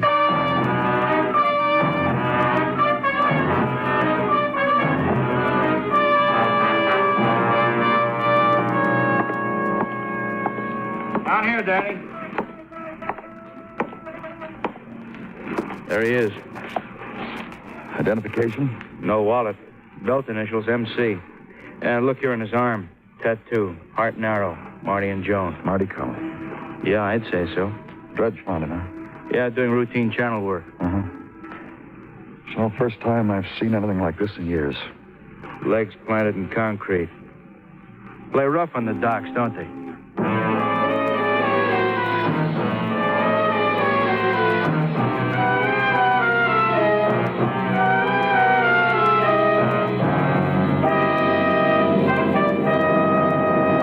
You are listening to Broadway Is My Beat, written by Morton Fine and David Friedkin, and starring Larry Thor as Detective Danny Clover.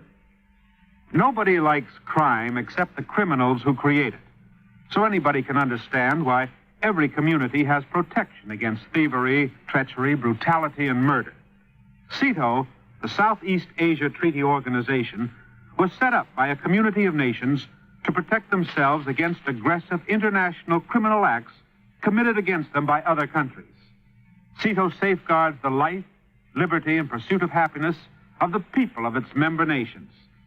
CETO protects your life, liberty, and pursuit of happiness. Help CETO help you.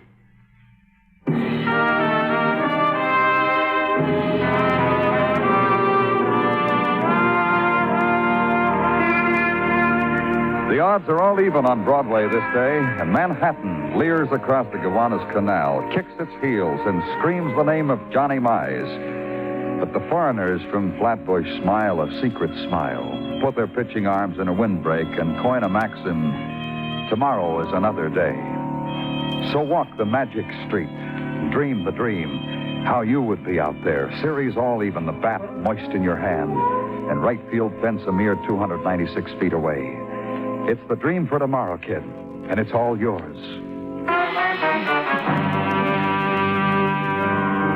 But it's no dream where you are. The night conversation at police headquarters, and its rhetoric death.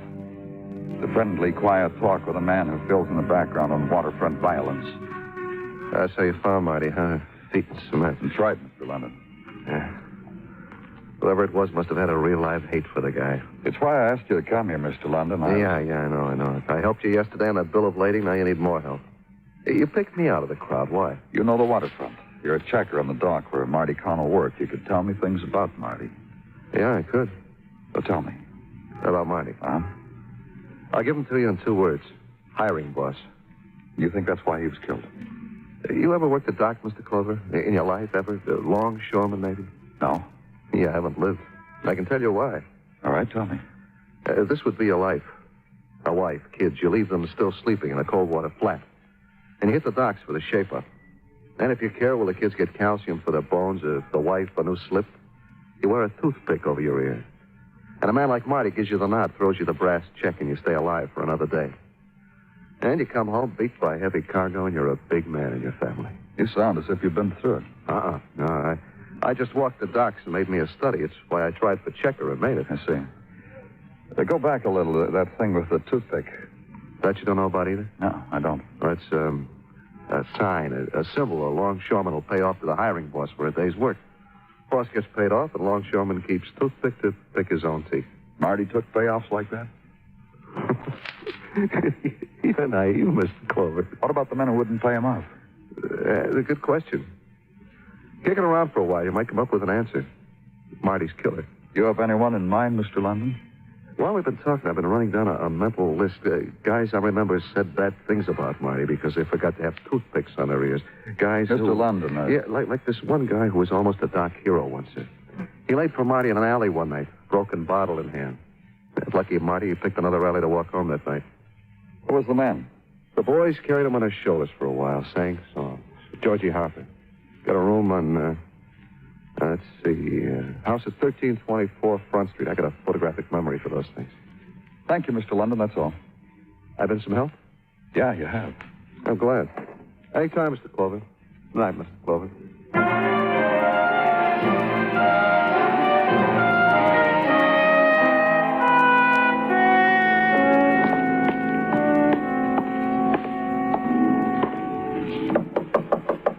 What are you knocking for? Come on in.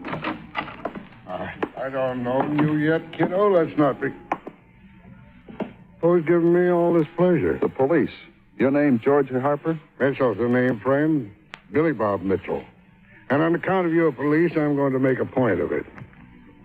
Have a wallet, friend. Just the identification, friend, because your name's not Harper and you're in Harper's apartment. Afraid I got a 5 tucked under the isinglass? Identification you want? You got it. William Robert Mitchell. Billy Bob. 12 grand, broker. You a broker, Mitchell? It says, don't it? What are you doing here? Waiting.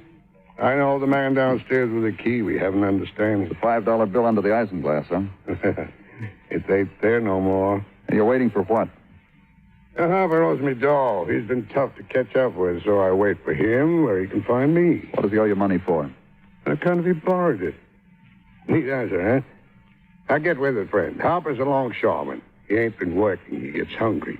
Needs what to keep the body and mind doing their duties. So I offer my professional services. Billy Bob's known as the kind of man among the tug and haul boys on the docks. Now, Billy Bob's... Hi, Georgie. You don't need a friend, Mitchell. I'll pay you. 10% compounded weekly, the paper says. I just call it to mine. So when you turn this furniture in... Connell's dead. I'll work. I'll pay you. Get out, Bodie. I'm from the police, Mr. Harper. Why? You said it already. Connell's dead. He was shot. And dipped in concrete and dropped in the river. Now, there is a guy who died the way he lived. You kill him? Once I almost tried. With a broken bottle. but it never happened. He said he was a cop, Georgie. You make a mouth like that, kiddo, the man pinches you. Yeah, I know. And you'll have to wait for your dough. You didn't get along well with Connell, did you? Day before yesterday, I worked for the first time in 4 months. Day before yesterday, I paid off. Georgie, you mean you went to another broker to borrow? No. What did you want to do that? Look, Mitchell. Man's going to slap a pinch on me. He's going to have to. I'm the nicest suspect he's had all day. I could make it so the card reads assault and battery, too. You want it to happen? Oh. Let's talk about that payoff you mentioned. You want a job, you slip a man a bill. You don't pay off, you don't work. What happened to me? Also, Connell spread the word around the other docs about me. It goes on. And day before yesterday, you paid off. And yesterday, Connell gets dead. Am I going with you? That's right. Let's go. The ride uptown on fringe of October night with a man of many griefs, but none for Marty Connell's dying. At headquarters, book him on suspicion of murder. Then the squad room and a quick sleep. Quick because morning came quickly. And after that, dock, where Marty Connell had been hiring boss. And dock is a jut into gray waters and the horse-chilled laughter of men waiting for a day's work, waiting for shape-up. And against harbor wind, the clots of talk, of tea formations, of $2 bets, of half-remembered women that never happened, and of other autumns, other docks. And at 5 minutes to 8, skirling the length of waterfront, the shrill sound. The waiting men form a circle around the new hiring boss. And toothpick on the ear is the currency of the morning. And watch the glint and play of the brass checks in the hands of the man who has the kiss of a job in his power. Watch. Finally, he tosses one. And another. And another. Till his hands are empty. And the unhired move away from each other. Move to a street where bar is and warmth. And walk up to one, stop him, talk to him, because there are things you need to know. You're a social worker, a teardropper, you got a cozy place. What? Police. Imagine that. Just imagine. No job for you today, huh? You got a shrewd eye for things, mister. Don't let anybody ever tell you different. Shrewd. I just want to talk to him. Did you work this dock before? If I tell you yes, what happens? Guns go off, firecrackers pop, what? Then you knew Marty Connell. It was a load I carried through life. No more, though, huh? Now he's a statue in cement, I heard. That Marty. You ever work for him? I want to tell you something, mister. If Marty was alive, I'd go out of my way just to find toothpicks in color so I could impress Marty. Work this dock. Today, I played it with nothing in my ear. Look at me, unemployed. You laughed about Marty's dying. Mm-hmm, like this. Huh? Then why'd you work this dock and not other docks? Why'd you keep coming back for more Marty? You know something? I'm going to tell you. Yeah, anytime. You see that ship they're loading? From the Orient, that ship. Hits this dock about once every 8 months. May, I'm a romantic. I like the way it smells, what it does to me. No other dock can make that statement. That's why you kept coming back to Marty, because a ship came in from the Orient every 8 months. That and the other thing. I didn't tell you? No. I'll tell you. Marty's wife. Ever seen her? What about her? Almost every morning the ship's in, she was down here for the shape-up. Stayed the morning. Wore tight jeans, ran her fingers through Marty's hair while watching the longshoremen at work and play. Who can ask for better working conditions than that? Marty didn't mind? Marty was proud. Guys would fight to work his dock. And you know something else? What? 2 to 1, Marty's wife shows up again in a few days. I got a feeling about her. Kill me. That's a feeling I got.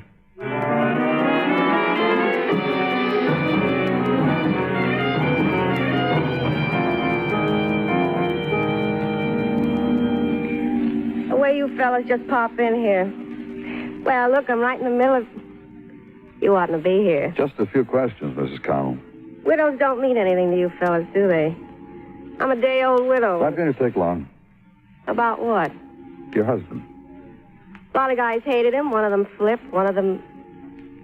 What are you making me say it for? You used to come down to the docks, didn't you? What? Yeah, I used to come down to the dock. To visit your husband. I married him. I had privileges. I like to watch my husband in action where he worked.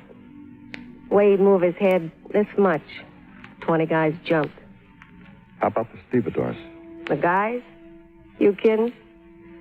Once one of them offered me a peanut butter sandwich. My husband Marty threw him in the river. And Where you going? I didn't see this before. Real pretty, huh? Genuine, too. What are you going to do with it? What do? Eat off a bare table? A plate like this. Some people hang stuff like this on the wall. I'm going to eat off it. Turning point in my life. A new place. New perfume. Oh, let me see. Take a look at this stuff. That's French on that perfume bottle. It means made in Saigon. That's in Indochina where it came from. Brand new. Where this plate comes from, too. Sure. Right off the boat. Living, huh? Real turning point. All right, Miss Connell. Thank you. So leave there and walk across the street. Repark the squad car so you can watch the apartment house you just came out of. Reason? Perfume from the Indies that arrived at the same time a boat from the Indies arrived. Conclusion, the widow had a friend. Conclusion, the friend had access to cargo from the Indies. So wait. And daytime drifts away and the city becomes evening. Lights go on in kitchens and in dining rooms, and it's an hour's worth of family time. And evening becomes night, and across the street a door opens. A cab is hailed, and a widow gets in it. Follow it. West to Riverside Drive, and south. And on 72nd, cross town to Lexington. Lexington to the Village, and Bank Street. And the cab stops, and the widow gets out, pays the cabbie, goes upstairs. Wait just a little while longer, and follow her into the apartment house.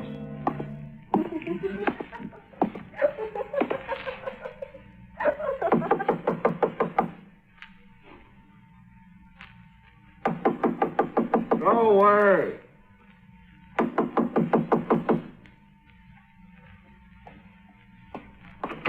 You hear what I... sorry, Mr. Clover. About what? No more information, Dan. I'm a hard worker. This is my time for meditation. Let's go inside, Mr. London. You got your heart set on? Sure. You're a spoiled sport, Mr. Clover. How do I apologize to a widow, Mrs. Connell? Turn your back on her and walk out. Yeah, try that, Clover. Wearing your new perfume tonight, Mrs. Connell? Real Oriental. Want a sniff? Sniff. Cut it out, baby. Hey, who are you pushing? What's the matter with you? You crazy? Don't worry about it, Mr. London. I've been to her place. She showed me the plate, the perfume. You did that, baby? Why not? I'm proud of him. That's right, Mr. London. It's a turning point in her life. Her husband's dead. Now she gets little knickknacks from every ship that lands at your dock. I can hardly wait till a boat lands from France, Tommy. Hey. I don't care who knows it, Tommy. Tommy, honey. Tommy, dear. I like things. I like to show them to people and think, look what I've got that you haven't got. That's about it, Tommy. The pilfered gun that killed Marty Connell, the pilfered perfume his widow wears. Tommy. Tommy, I'm talking to you.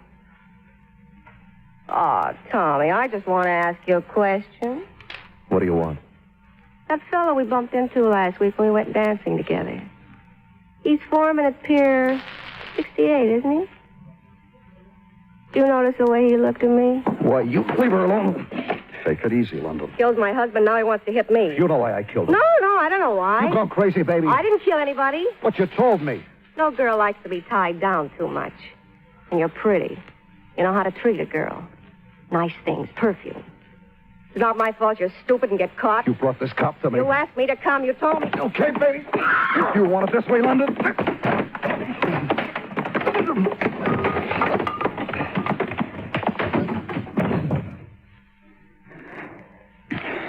I once saw my husband do that to a man, Mr. Clover. Get your things, Mrs. Connell. Doesn't it register? Just get your things.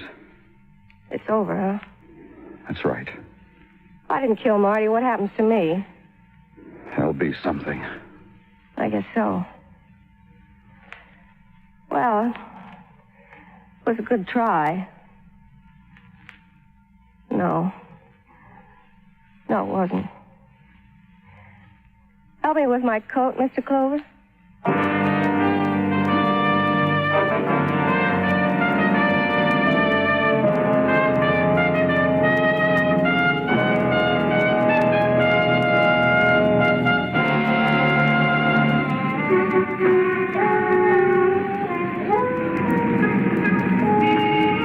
In the minutes before dawn, Broadway lies huddled in a dreamless sleep. It's the time of the long black night and no stars and the muted wind. And on the wind, the sly whispers, start running or you'll never get home again. It's Broadway, the gaudiest, the most violent, the lonesomest mile in the world. Broadway, my beat.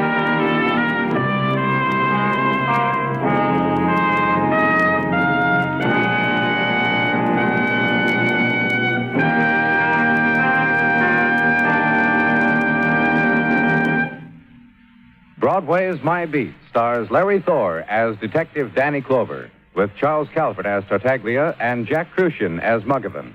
The program is produced and directed by Elliott Lewis, with musical score composed and conducted by Alexander Courage. In tonight's story, Charlotte Lawrence was heard as Joan and Hy Averback as Tommy. Featured in the cast were Anthony Barrett, Lou Merrill, and Joe Granby. Bill Anders speaking.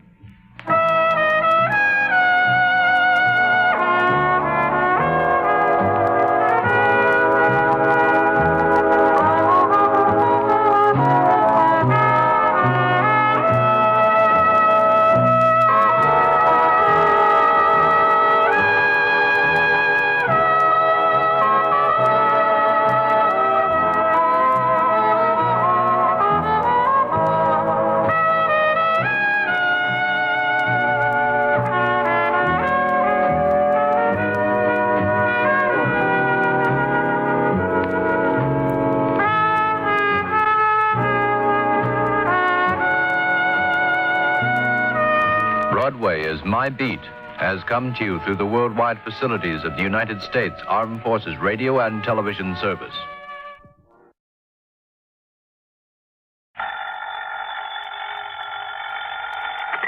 $20. At McCracken, Johnny, Universal Adjustment Bureau. Well, greetings, Master. And now, what's that supposed to mean? Oh, just being polite when I see a nice fat commission about to come my way. You know something? You clear this one up for me, and maybe it could involve a sizable commission. The sound of sweet music wafts to my ears. Who, what, when, where, and why, Patrick? Only answer two of them, Johnny. All right, what? What and where? Ever hear of the Rochemont necklace? I never. Well, you should have. But come on over to my office. I'll tell you about it. Missing? That's right, missing. From where? I'll tell you about it. Oh, what's it worth? I mean, unless it's pretty valuable, What's there's the no sense. difference? Your commission may be a sizable one. How much, Pat? Come on over. How much? Well? Okay.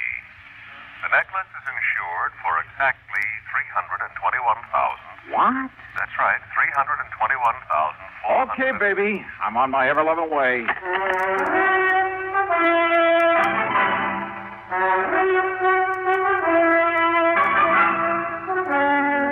CBS Radio brings you Bob Bailey in the exciting adventures of the man with the action-packed expense account. America's fabulous freelance insurance investigator. Yours truly, Johnny Dollar.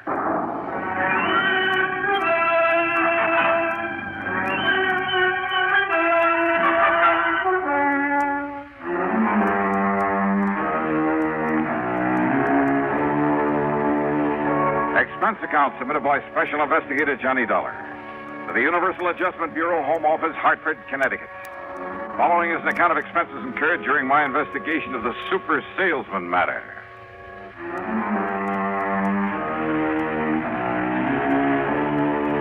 As always, the promise of a big commission did sound like sweet music to me. So, expense account item 1 is $1.25 for a cab to the Office of Universal Adjustment in the Spear Building down on the square where Pat was waiting for me. Oh, come in. Sit down and listen, Johnny. Sure, Pat.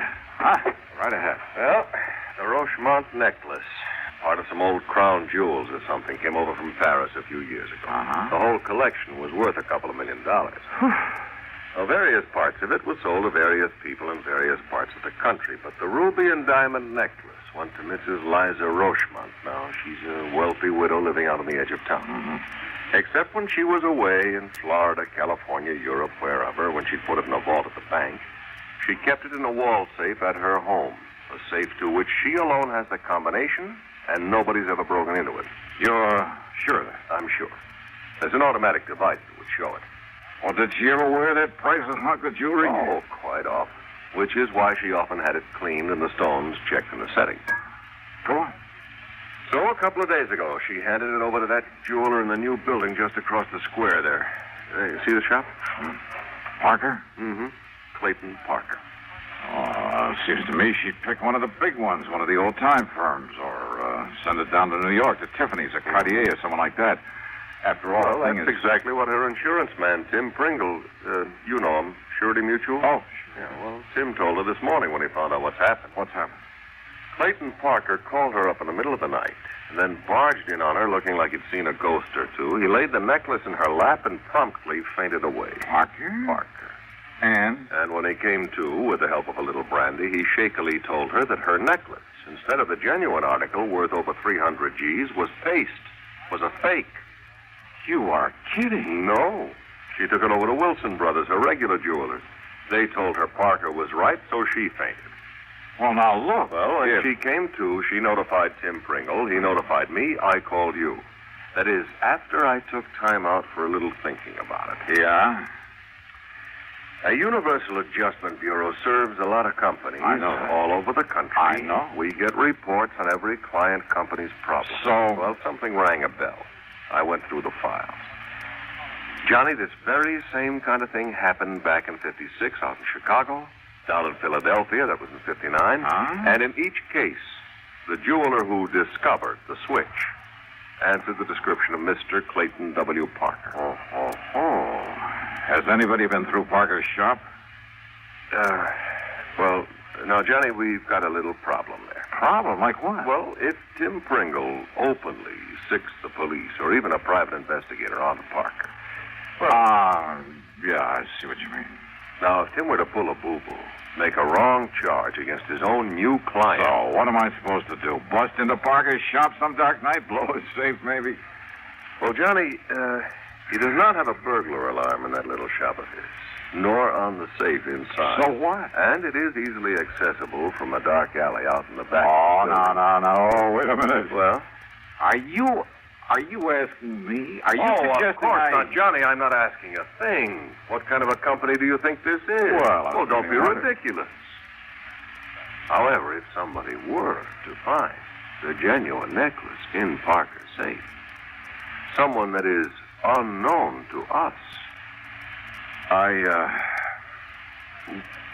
What did you say your name is? I didn't. And yours? What's it to you? Okay.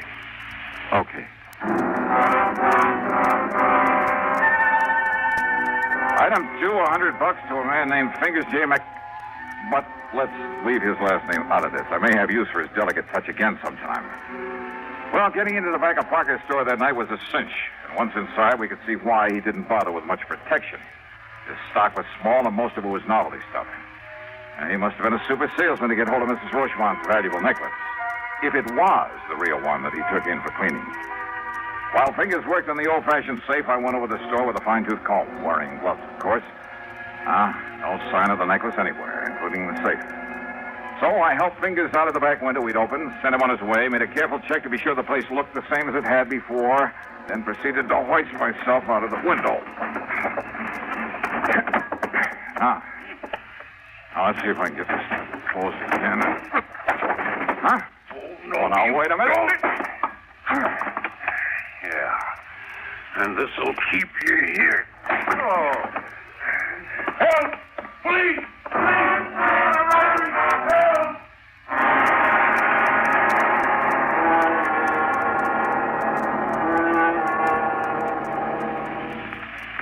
Listen carefully. Get the picture. Timber needed for thousands upon thousands of new houses is needlessly destroyed. Watersheds supplying vitally needed water for industry and life itself are laid waste. Wildlife is cruelly killed, their habitats ruined for many years to come. Sorely needed outdoor recreational areas are burned black. Homes are leveled to the ground and human lives destroyed. And what causes this terrible destruction, this tragic loss? It can be as tiny a thing as one paper match. 90% of our forest fires are caused by people. People who are careless for just one fatal instance with their cigarettes, matches, campfires. Every American, every one of us, man, woman, or child, is a potential firebug. It takes only a moment's carelessness or thoughtlessness to set fire loose in the forest. Let's all observe the simple common sense rules of forest fire protection. Remember, only you can prevent forest fires. And now, Act 2 of yours truly, Johnny Dollar.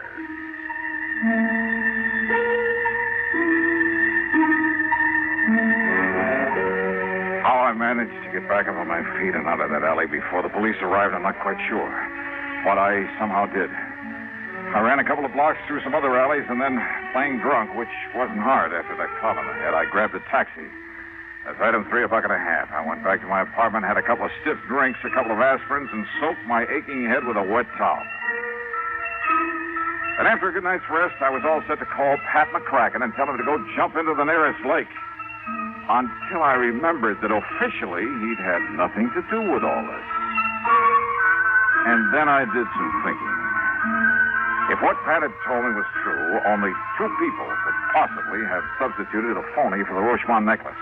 The wealthy Mrs. Rochemont herself, of course. This new small-time jeweler, this Clayton Parker.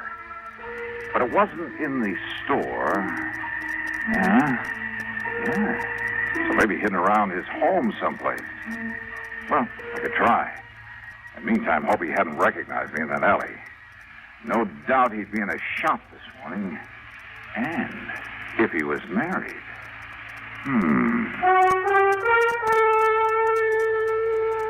Expense account item 4, $5 for a handful of business cards at the shop of a small printer. Item 5, $79.95 for a vacuum cleaner, one of the tank-type jobs with all the accessories. And I managed to grab a stack of literature on it. Item 6, $2 1/4 at a pawn shop for a beat-up fiber suitcase.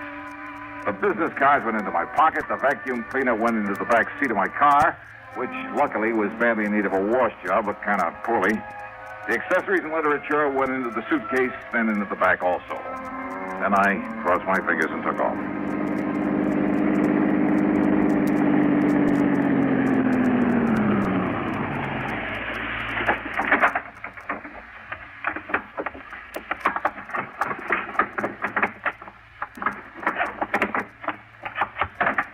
Here we are now.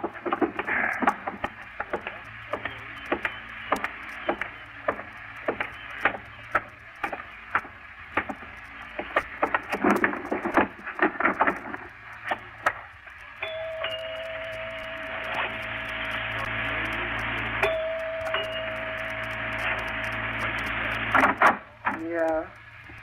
Well. Mrs. Parker? Yeah, that's right. Only... Now, wait a minute. Yes? Didn't you see that sign over the doorbell?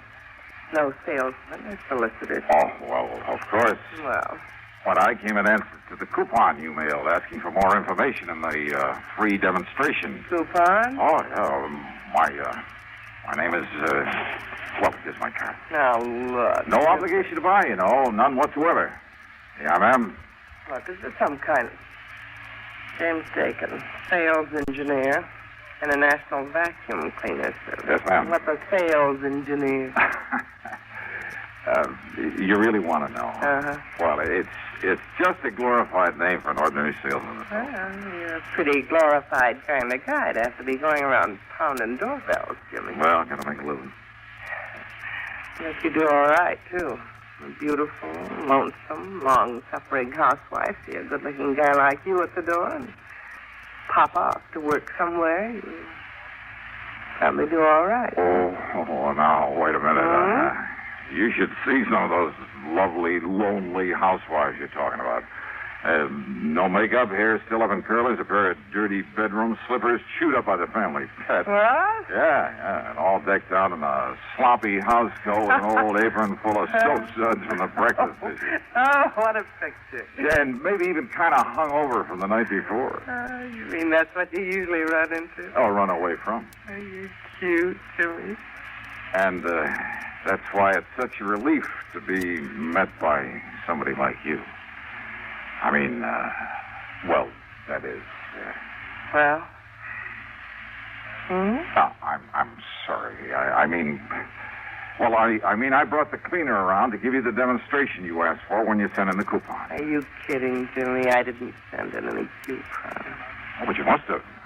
Whoa. Would you like me to go get my list out of the car? Oh, because if you hadn't sent in a coupon, and I wouldn't... hate to do you out of commission. And I sure don't need to buy another vacuum. I'm sorry. Good luck. But I wasn't going to sell you one. What? Oh, no. No. They're sold only in the stores. I simply get paid for the free home demonstration. Oh? So just let me come in and show you how it works, huh? Then you can fill out the card saying you have had a demonstration and... Listen, Mrs. Parker. Yes, my name's Gloria. Well, look, things have been kind of tough. And if I don't fill my quota this week, well, look, I'll do the whole house for you, and no obligation whatsoever. Well, Mrs. Parker? Oh, look, Jimmy, if my husband should ever know that he doesn't like people in here while he's out, but... Well... Oh, come on in. And after all, if you have to work so hard, maybe you could use a little drink. Come on. Just to make the demonstration. Sure. Come on in.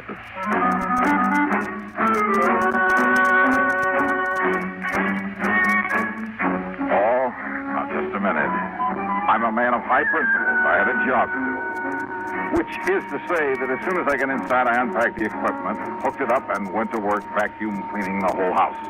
And I'll tell you this, I should have studied the directions a little more carefully before trying this crazy stunt, or maybe made a few practice swings through my own apartment. Now, modern appliances notwithstanding, I now have a great deal of sympathy for the American housewife. I mean, that living room was huge, and so was the dining room. But I didn't want to be obvious by heading into the study first. The study where her husband's desk would be, and where, if I were lucky, she wouldn't leave me alone for a second. Oh, come on, Jimmy. Isn't that enough? No, gotta finish the job. I promised I'd clean the whole place, and I'll do it. Why don't you just sit down, relax, and read a book or something? What about that little drink I promised you? We could have it right here in the den. Hey, look, I know. While you're out the bottle and some ice and soda. Yes, this will be fine. Suits me, too. See? We have the same taste. Yeah, well, while you're getting it, I'll finish up the study here, then we can sit down and relax a minute before I start. Relax, What? What did you say? Nothing. So I'll go get the drink. Yeah. Still keeping the vacuum cleaner going, I made a dive for the desk. Top drawer and two on the side had only the usual junk in them. But the third one down had a small lock on it. By stepping on the handle, I was able to spring it. And there inside, a small black metal box. Yeah, the Rochemont necklace. And even my untrained eyes told me this was no fake. But I couldn't very well leave it there. And what if Gloria Parker knew about this? What if she suspected that my loud job was just an excuse? Phone right there on the desk nearly scared me of a year's road. It was my only phone. No, it quit in mid-ring. Yeah, she must have picked up an extension. And that gave me time to close the drawer again and finish up my cleaning job before she came back into the study. But when she did, instead of a couple of drinks in her hand, she carried one of those interesting little devices made out of blued steel. Okay, baby, that's enough. Huh? That's right. Now, why don't you just put up your hands over your head? That's right. Johnny.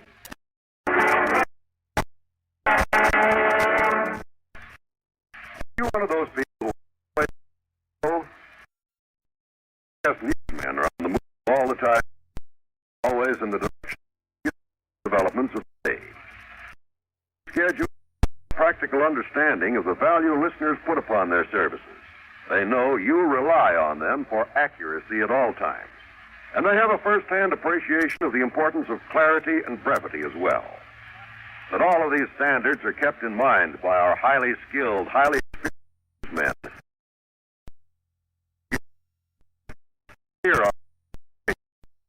The busier you are, the more you'll appreciate the efforts of our CBS News staff. These men offer you a direct link with history day by day. But more than that, they do their job with full regard for your busy schedule. They accuracy, brevity, and clarity in news reports. For news at frequent intervals at the most time every day. Now, Act 3 of yours truly, Johnny Dollar, and the Super Salesman Matter.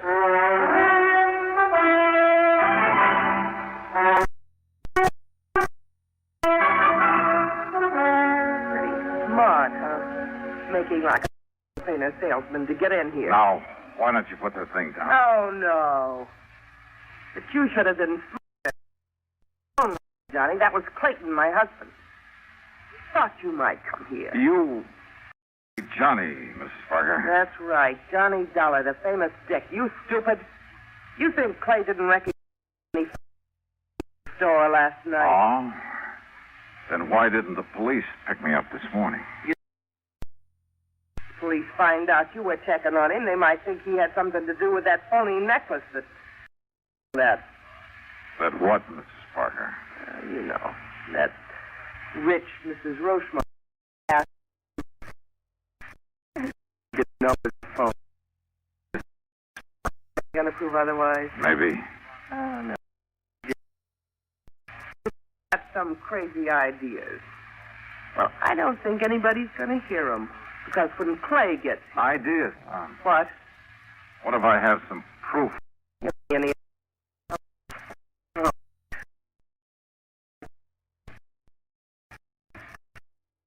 Oh, so what?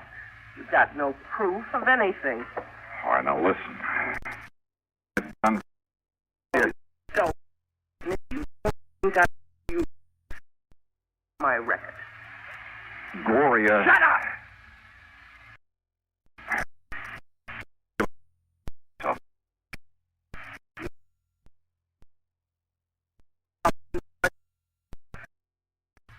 Go on.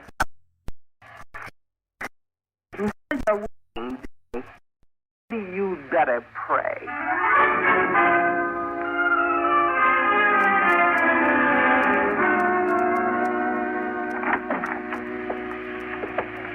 Good work, Glory. Sure, Clay.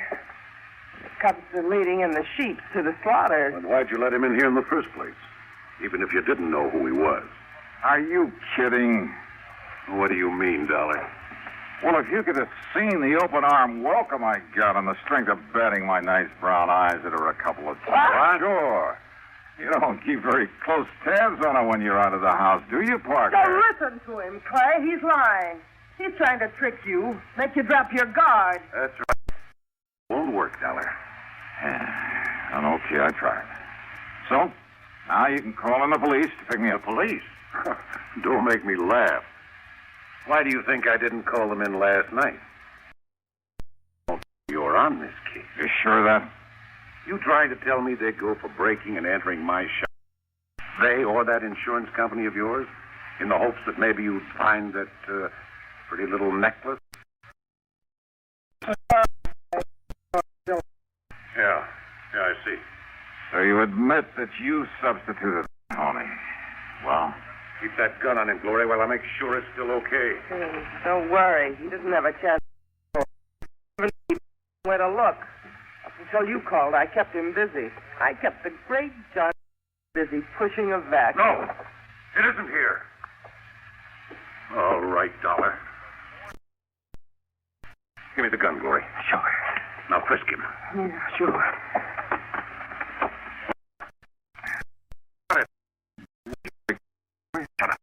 Perfectly willing. Shut up!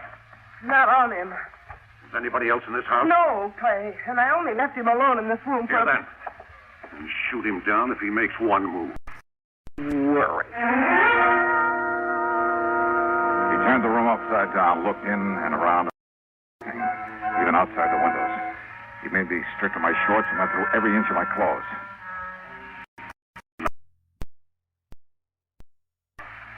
Glory, are you sure? Yeah, I'm sure. Well, then, if I'll leave you two to figure out what might have happened. Dollar, you don't leave this room alive.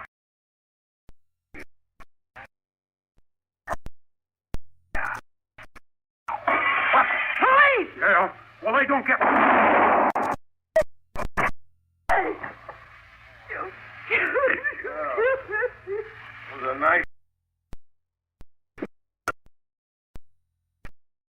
okay?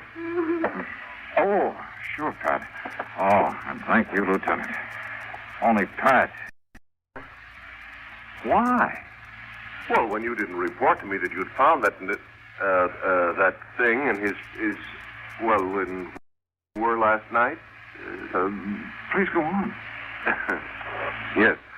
Well, when I saw Parker from my office window, they saw him tear out of a shop a few minutes ago and burn rubber heading out in this direction. Obvious. So thanks. Yeah, thanks, Pat. And would you like to see the necklace? Somewhere inside this vacuum cleaner I didn't sell.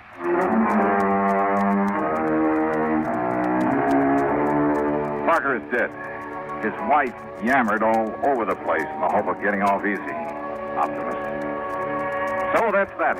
Expense account total $189.95. Oh, and by all means, don't forget my commission over $320,000. Yours truly, Sonny Dollar.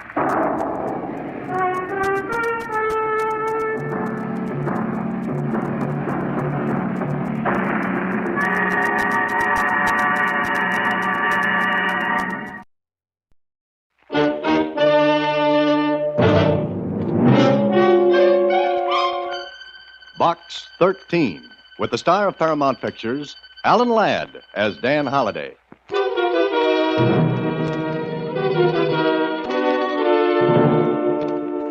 Dear Mr. Box 13, care of newspaper Star Times, I am Nick Nerekios. For 20 years I own a restaurant and there is no trouble, and that is good. Now I got trouble and that is bad. One day I look through paper, I see Box 13, that you go any place, do anything you want adventure. All right, Mr. Box 13, you come to Nick's place, 2129 10th Street. You have no trouble finding because it is only Nick's place.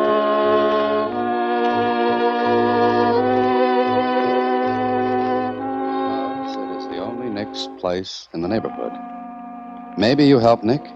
Yes? Maybe I helped Nick, sure. At first I was laughing, and later I was laughing. But I was laughing with tears in my eyes.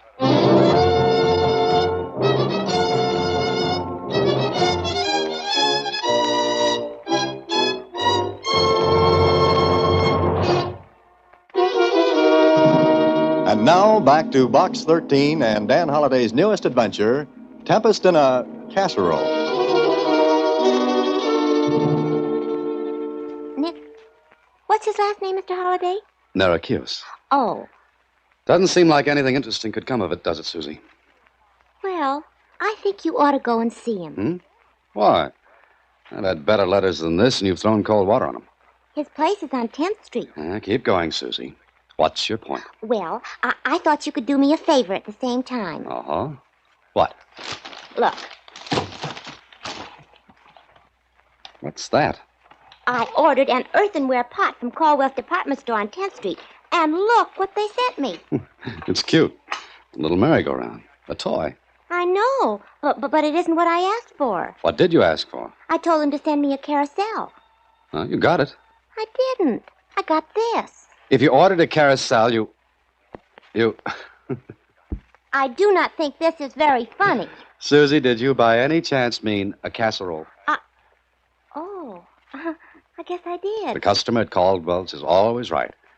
You ordered a carousel, and a carousel you got. Will you take it back for me? No, please? sure. And even if Nick doesn't have anything interesting, I can do you a favor. So long, Susie.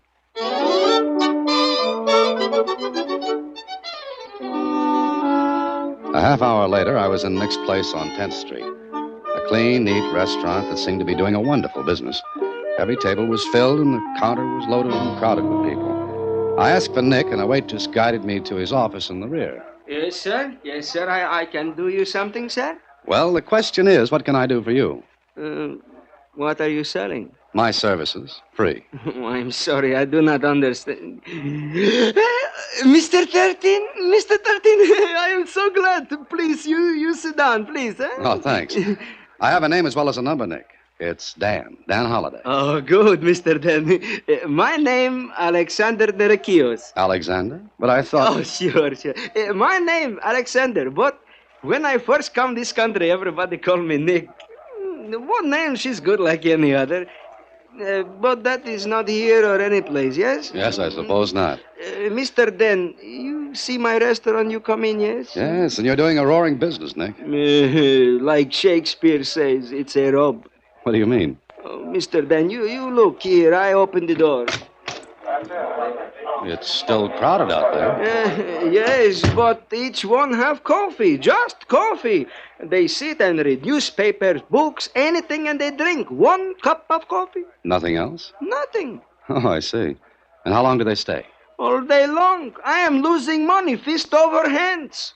Any enemies who might want that? Enemies? No, I have no enemies, Mr. Dan. I like everybody like me. You ask all around. Everybody say, Nick Nerekios, good man. Has anyone else ever wanted this spot? Oh, sure. Lots of times people come, they want to sublease from me. I say no. Has that happened recently? Sure, only 2 days ago. I think that's it, Nick. This is a good spot in between Caldwell's department store and a bank. You probably did a lot of business before the coffee drinkers moved in on you. Yes, but now, my regular customer, they come past at noontime, they look in, they see all the business, they in a hurry, so they go someplace else. Oh, Mr. Dan, you help Nick, yes? Sure. I'll tell you what, Nick. You put a sign on each table and on the counter. One that reads, minimum charge, 50 cents. Oh, that is wonderful. That's magnificent, Mr. Dan. Yes, sure. I do that. Yes. Okay. Now I'll be running along. Look, anytime you want, you come to Nick's place, you bring friends, all your friends. Nick cook personally for you. Anything you want. You do that, yes? It's a deal. Now you tell me something else. What's that, Nick? Why you do this? Why you put that ad in the paper? Well, I write stories, Nick, and sometimes a letter leads me to a good one. You don't take money? No. How you live? By my stories. When I haven't got writer's cramp. Well, I've got to be going, Nick. Meanwhile, don't forget the signs on the tables and the counter.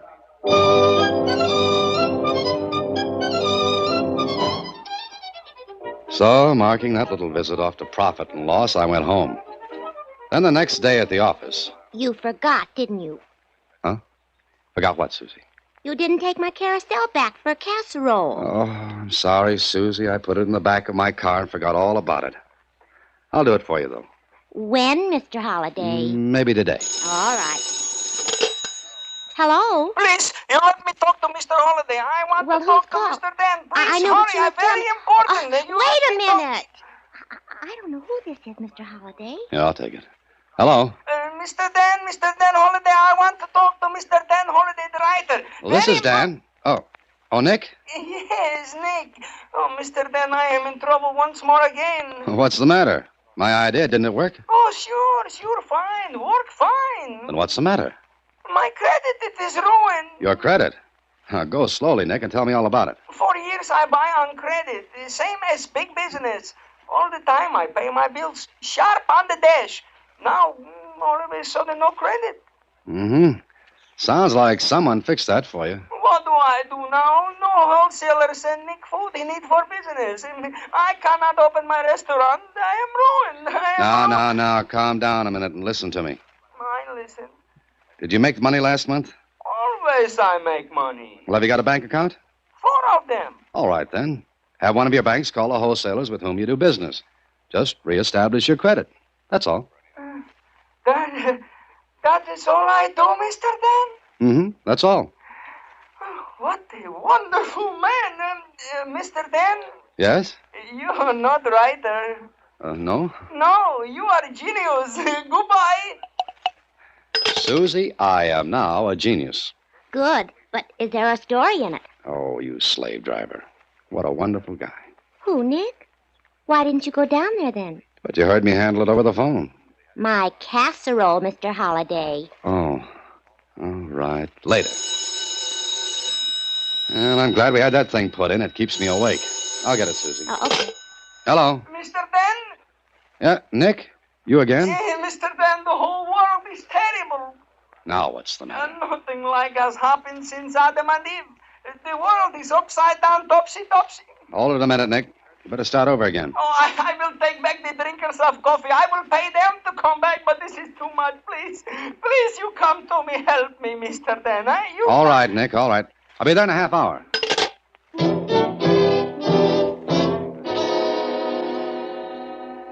I hurried down to Nick's place, and before I could drive up in front, I knew something was wrong.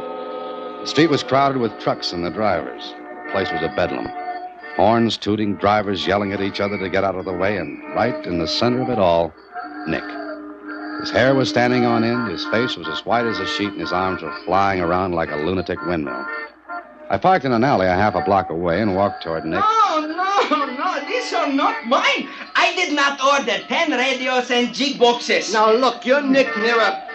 Are you Nick? I am Nick. I wish I was not Nick. Hey, Nick, what's this all about? Oh, Mr. Dan, my friend. Look what has happened to Nick. Hey, mister, you know this guy, this Nick? Yes, I do. What is all this, driver? Yeah, just look at this bill here. It says deliver 10 radios and 3 jukeboxes to Nick's place.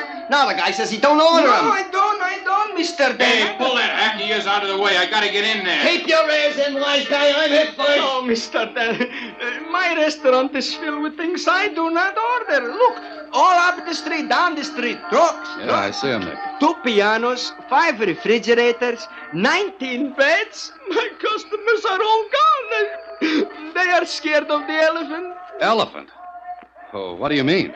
Somebody send Nick an elephant. Oh, Mr. Dan, please, about an elephant is nothing funny. Okay, Nick. You go back into your restaurant. I'll take care of this for you. Oh, you do this, Mr. Dan. Nick is grateful. Yeah, sure. What would I do with an elephant? Well, I did what I could. I convinced the truck drivers with the help of 5 cops that a mistake had been made. It took over an hour, but at last the tangle was unsnarled. Radios, refrigerators, jukeboxes, razor blades, pianos, beds, whatnots, and the elephant. Well, they were all sent back where they'd come from. Then I went in to see Nick. Oh, Mr. Dan, Nick does not know what to say. Nick is spokeless. Sit down, Nick. Oh, sure. You want some coffee? Not right now, thanks. Look, Nick, you said someone had asked you to sublet your restaurant. What reason was given? They say Nick does not know how to run a restaurant. They say they make a gold mine. Yet you've been making a comfortable living. Oh, in America, I am very happy. I come here a long time ago now. Mm-hmm. All right, Nick, here's what you do. You sit tight. Sit tight? Stay right where you are. Don't sublet to anyone. Understand? Oh, I never give up my place. Never. That's the ticket. Whoever's doing this to you will have to give up sometime. Mm-hmm. And if anything else happens, you let me know, Oh, huh? sure. I call my good friend, Mr. Dan. Swell. Why you think they do this to me, Mr. Dan? I don't know, Nick. But it'll be interesting to find out. I went back home, and the more I thought about Nick and the trouble he was having, the more curious I got. Why should anyone want a restaurant badly enough to go to all that trouble? Why? I was still wondering when... Hello? Mr. Dan? Is this Mr. Dan? Yes, who is this? I am Mrs. Nick Nerakios. Mrs. Narakios. Yes. Mr. Dan, Mrs. Narakios, what's the matter? It's about Nick, my poor Nick. What about him? He wants you to come to him. Where? Home. You come, please. Please come, please. Right away. What's the address? 789 Borden Street. Please, you hurry, please. Something terrible has happened to my Nick.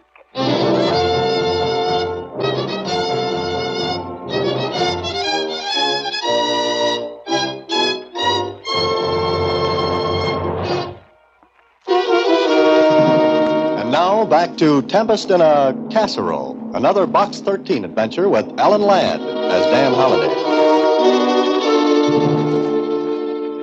I hurried to Nick's home. Whatever had happened to him was enough to make his wife almost hysterical. She met me at the door, her face stained with tears. She led me through the clean little flat and... Nick, here is Mr. Dan. Oh, my friend. Nick, what happened? Who did this to you? Look what they do to my Nick. His poor eyes, his nose, My Nick. Gina, you go out of room for a minute. Yes, I want to talk to Mr. Dan. Make some coffee, eh? All right, Nick. All right. I make you some coffee. Nick, how did this happen? Tonight I leave my restaurant. Always I take the shortcut through the alley back of my place. I walk for a little bit and somebody hit me. Did you see who it was? No, Did you go to the police? No. I come home. I tell my wife to call you, Mr. Dan. But you should have gone to the police. Oh, but I am scared, Mr. Dan. I read in paper that men who do this will also maybe hurt my wife. I do not want that, Mr. Dan. I do not want that. Nick, I want you to sublet your place. Oh, no, I do not do that. I will send my wife away where she will be safe, but no, Nick, stay here, like you say, sit tight. I not give up. You want me to help you, don't you? Oh, sure. And listen to me and do as I say. Sublet your restaurant. Sublet it and we'll see what happens.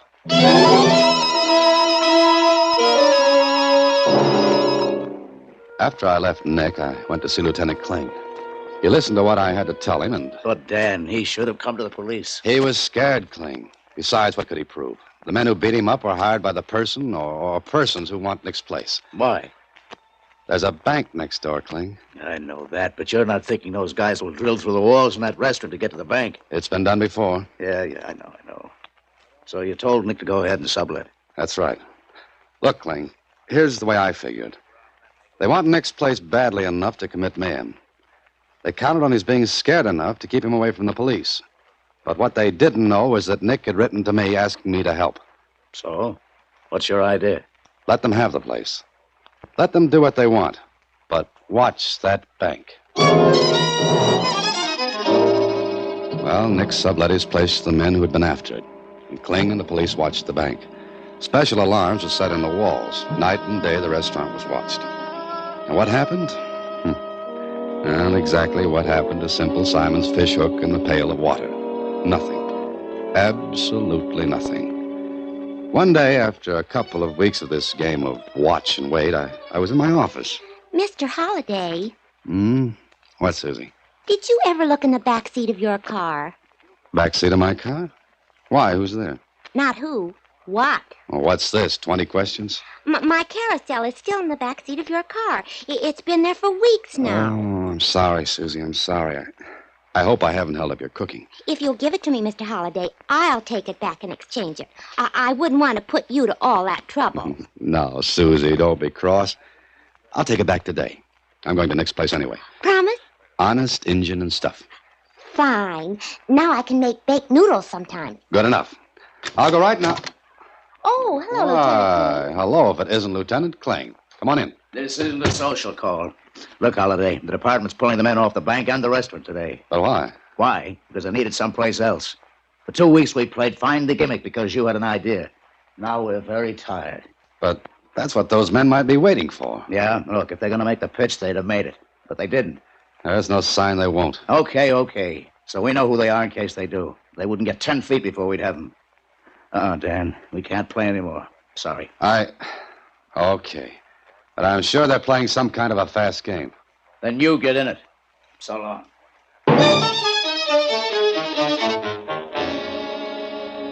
Maybe Kling was right. But then again, maybe I was right. I hadn't been in the restaurant since the last time with Nick. I wanted to keep out of the way in case I'd been spotted then. So I thought I'd drop in before going to the department store. A waiter came up to me. Yeah?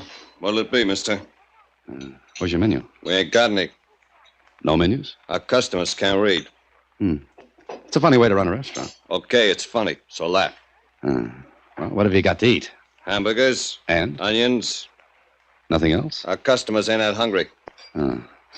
Okay, bring me a hamburger. No onions. And a cup of coffee. Take a while if you don't want to wait and leave.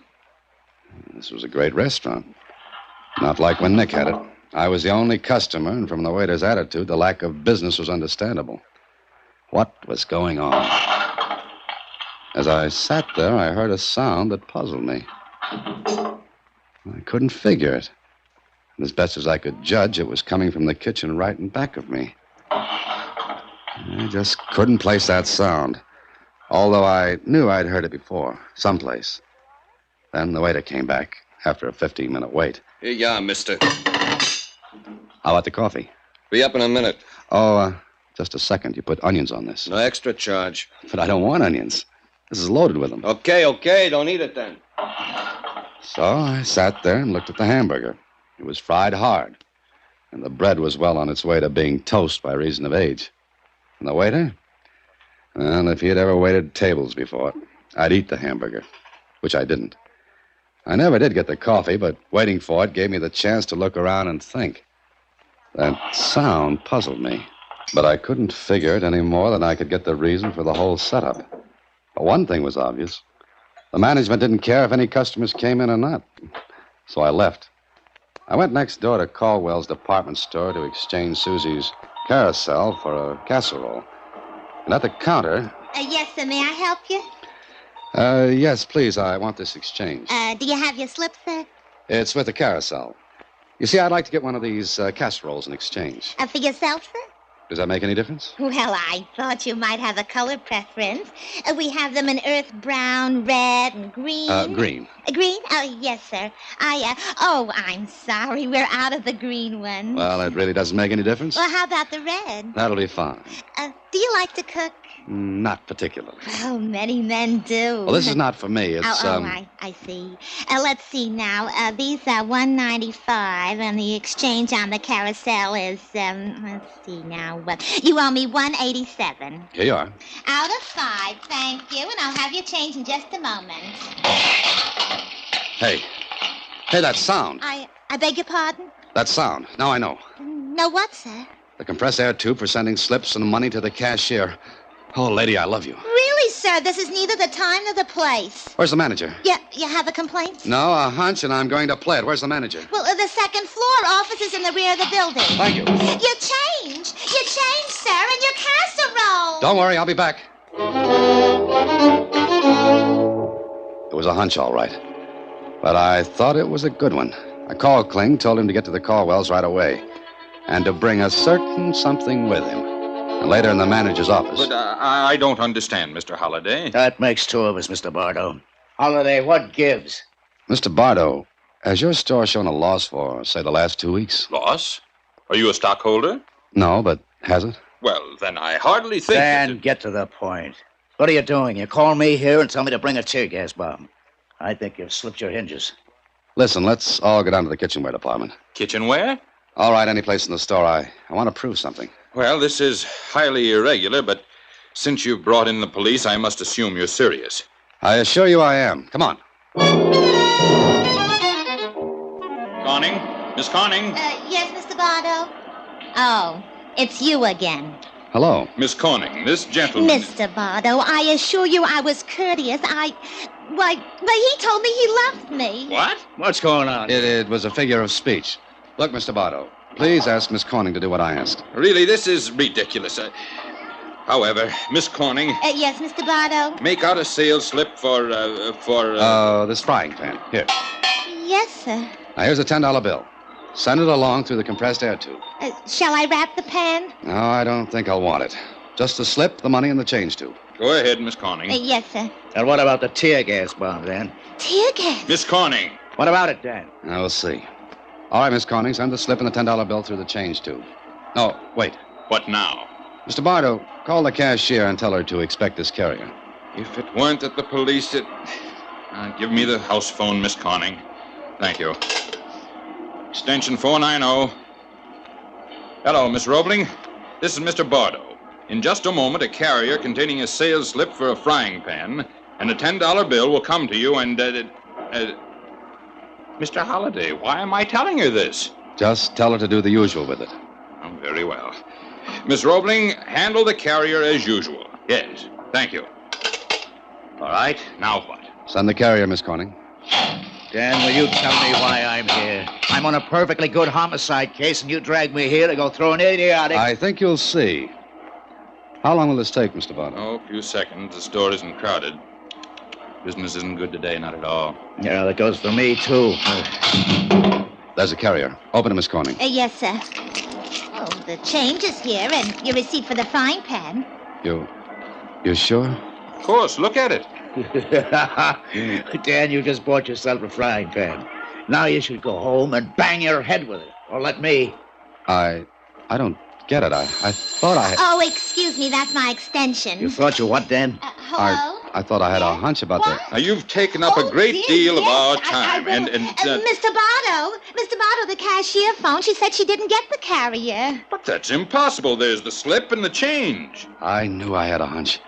Clayton, let me have that tear gas bomb. No, I give up. Here. Mr. Holliday, what are you going to do? Give me one of those carriers, Miss Coney. Thanks. Now, we'll put the bomb in the carrier. So. And gimmick it so that when the carrier's opened, the tear gas bomb will do its stuff. Okay.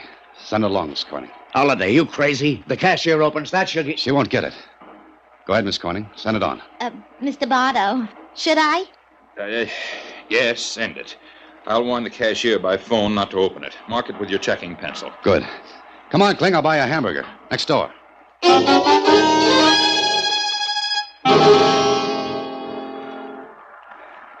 think we made it? Sure. Now just keep an eye on the front door of the hamburger. But here they come. Grab him, Kling. Grab him. Hey, what's the matter? Ah, the waiter with tears in his eyes. I told you there were too many onions in that hamburger.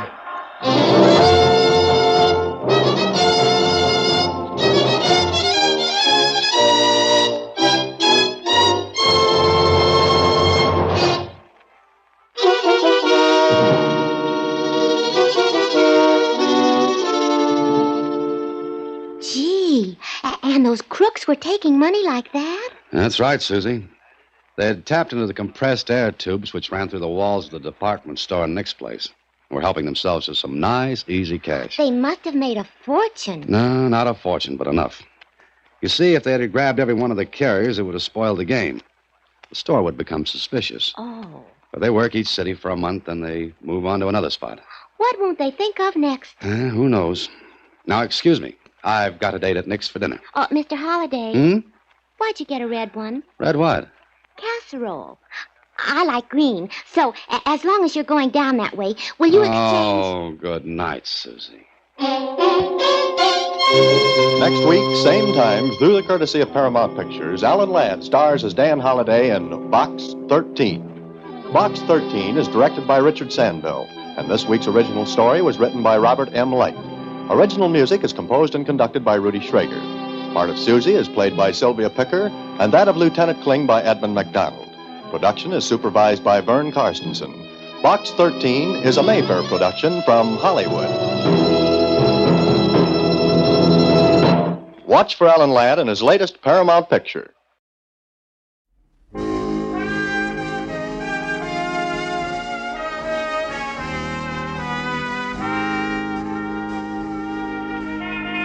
Broadway Is My Beat, from Times Square to Columbus Circle, the gaudiest, the most violent, the lonesomest mile in the world. Broadway Is My Beat, with Larry Thor as Detective Danny Clover.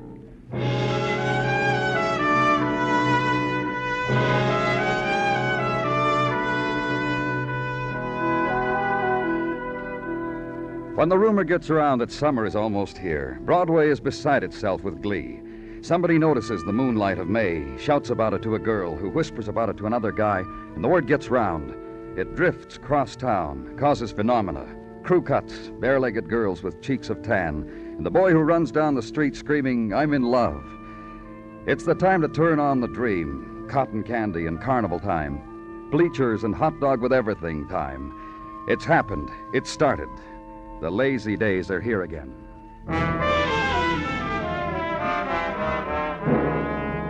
And where I was, private house converted to upstairs and downstairs apartment, 11 o'clock in the morning time. Policeman on duty, me, in answer to phone call in which the word violence had intruded. Doorway, upstairs apartment.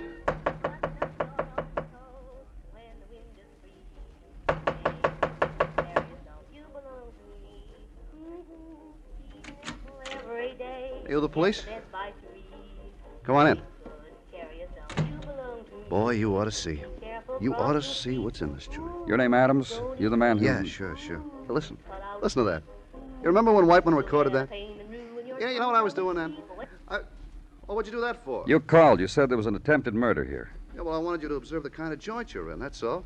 You think that's the only record like it? No, hundreds of them. Whiteman, Helen Kane, Columbo, Early Crosby. You got carried away with it and thought to call homicide, huh?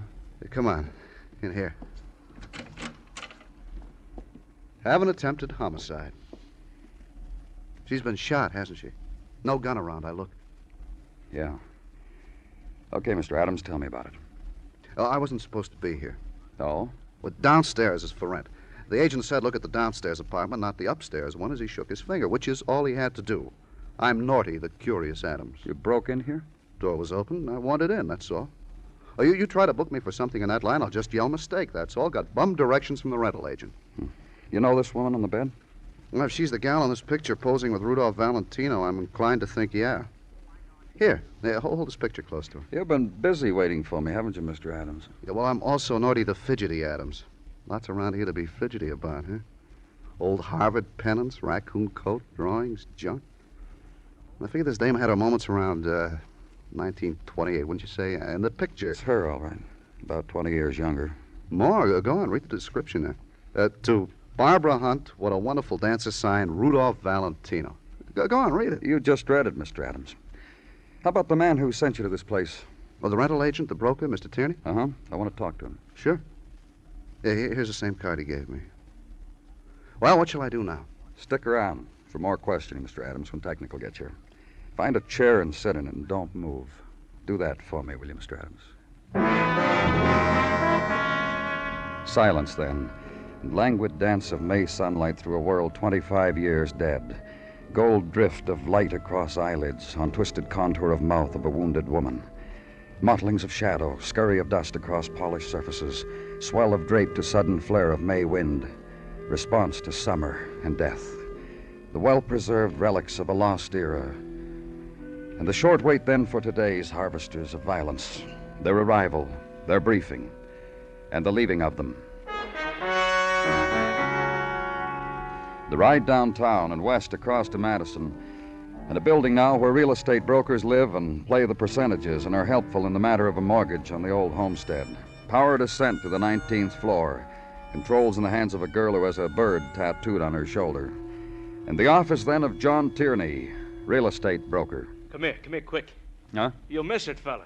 Miss what, Mr. Tierney? What goes in the office across the street every morning, this time right on the nose.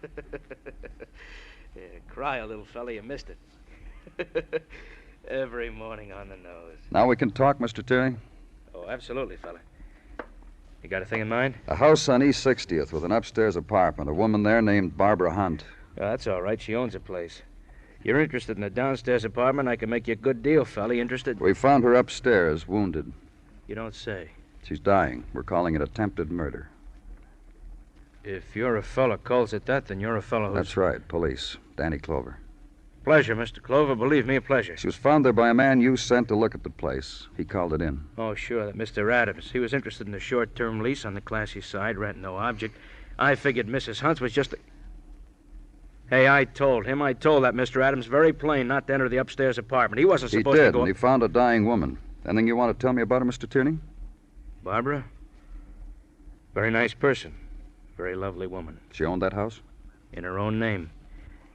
Maybe a year ago she came to me to handle it downstairs for her. I figured good deal. Pretty house, very pretty decorated, thoughtful rental price. Good deal, I figured. Only it hasn't worked out that way. You'll tell me about it, huh? Well, there have been maybe 3 broken leases already in the period of a year. Nobody stayed there more than 3-4 months. From a good deal into a dull headache. Why? You say she's dying? Uh-huh. Well, that upstairs apartment, that was hers. No tenant was allowed in it, no one except her. She had a key, separate entrance, one of the conditions of the lease. That's why the tenants didn't stay long, that's what you're trying to say? Well, the lady's dying, you said. I think I better not say anything about Barbara, why people left her house. I think maybe that's a matter better handled by her husband. Look, her husband, Nicky Hunt. I'll give you his address. He'll tell you better why things happened to his wife. Uh-huh, Nicky, not me. Look, I can take you... Yeah, I know, you can take me. And still it won't be me. That's the way it is, Mr. Clover. Goodbye, Mr. Clover.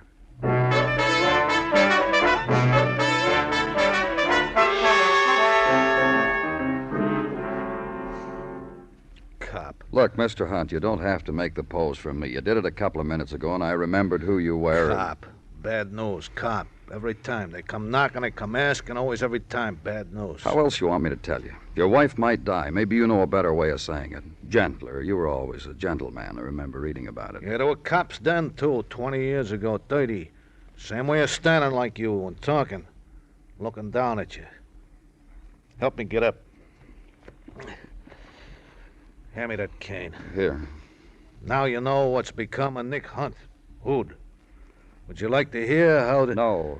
After they nearly shot off my leg 22 years ago, I sold the story to the newspapers. I got 10 G's to tell the public how the gangster's bullets and a woman's true love sent me into retirement, and you don't want to hear for nothing? Hand me that suit coat. You won't need a coat. It's too warm. I'm going to pay a call on my wife, am I not? I got respect. Should I cry for her on my shirt sleeves? I'm sorry. Hand it to me. Here, I'll help you with it. All these years... All these years with Barbara. With my wife, Barbara. What's happened to the thug who almost owned a half of a city? What was your wife doing in that apartment, Nick? She kept Young there. I don't understand. Neither do I. But what did you mean when you said she kept... She built the old years around it, that's all. The pictures, the music. You were there, you saw. She had a place for her memories. She took time off to slow down and live with them. For days sometimes. She left you alone these times? I didn't mind. I can get along without crawling. Want me to show you? No. Barbara always came home younger.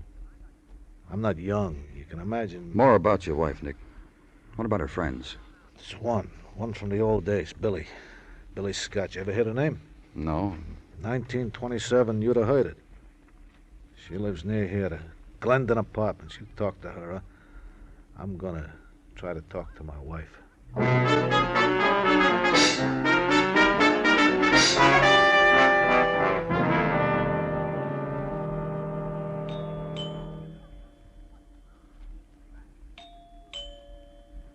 Yes, who is it? Police.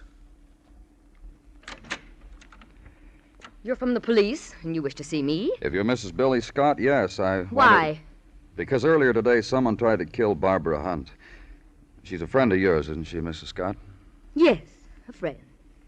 Will you come in, please? I am alone here. My husband and my son are traveling this summer in Italy, and I'm quite alone. Well, Mrs. Scott... I'm trying to tell you something, and it has to do with Barbara and with myself. May I proceed, please? Yes. Thank you. You are not to misunderstand my emotion about being alone. I'm a woman of many interests. There's always a charity, and there's always a decent cause. And I welcome the respite my son and my husband give me every year. Gives me the time I need to give myself to the less fortunate. Well, let me put it that way, then. Right now, Barbara Hunt is less fortunate. She's dying. And the time I have proportioned for others have given me little time for Barbara. Much as I may have wished it otherwise, has given me little time for Barbara. Her husband told me you were very close friends. Yes, from the short time of youth. When there was the girls' school and rumble seats and the football games and the boys with homemade gin and the silver flasks. And the weekend speakeasies. Then we were great friends, Barbara and I. You haven't seen very much of her lately. Is that what you're trying to say? Well, Barbara went her path. I went mine. I have a fine son and I have a lovely home. And my husband stands very little in my way. And what does Barbara have? Well, Mrs. Scott. What does Barbara have? A man whose name is Nicky. A man who was shot up by gangsters. A man who was an invalid. That Barbara has. And something else. What? Well, I asked you... She has the unswerving belief that youth will never leave her. In the few times I've seen her in the past year, she has said that to me. Not me, Billy, she has said. No body wrinkles for me. And now consider her. She's dying. How? Where? In the upstairs apartment. Of course, there. Where else to Barbara? Please. What? I should like very much to see her. May I? Barbara and I, very old friends. And very dear. And I think now is the moment to be at her side.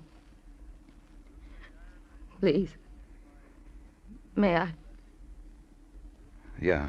Get your things, Mrs. Scott.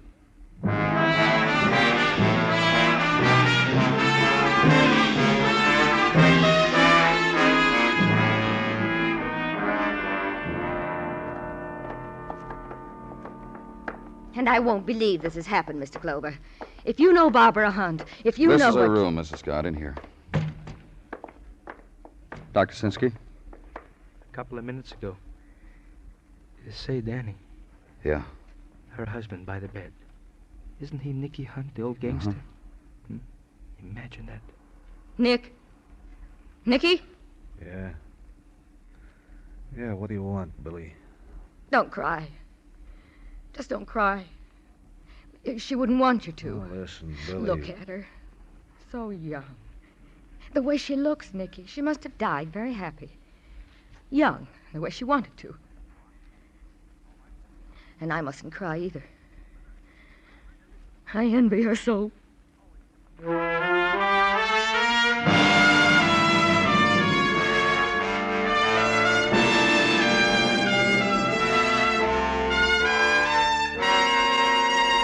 You are listening to Broadway's My Beat, written by Morton Fine and David Friedkin, and starring Larry Thor as Detective Danny Clover. Later tonight on most of these stations, CBS Radio invites you to adventure with Tarzan, Lord of the Jungle. Also later tonight, listen for Gangbusters and The Case of the Crimson Seasoner, a fact crime story taken from the actual police records. Remember, on CBS Radio later this evening, Tarzan and Gangbusters for more thrills.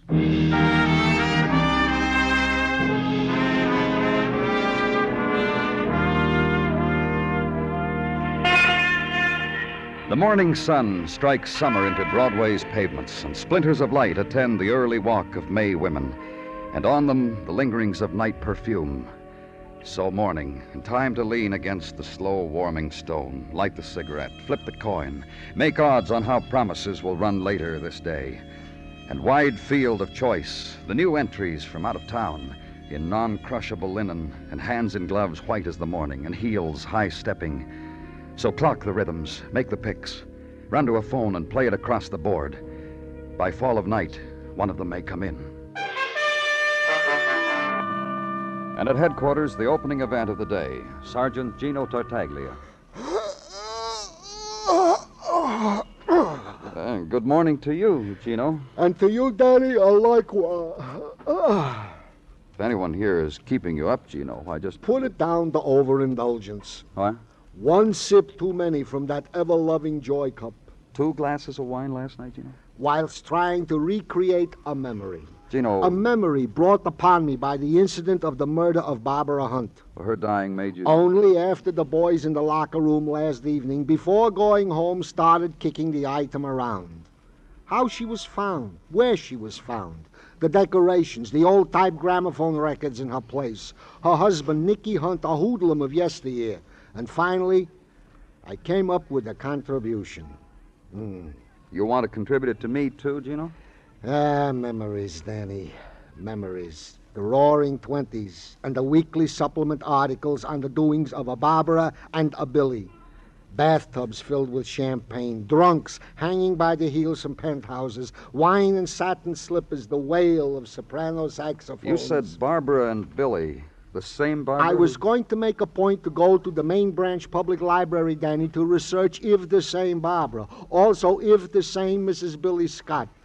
I remember the article. Barbara and Billy in large red letters. A high-heeled foot peeking out from a bathtub. On my youth, it made such an impression. Anything else?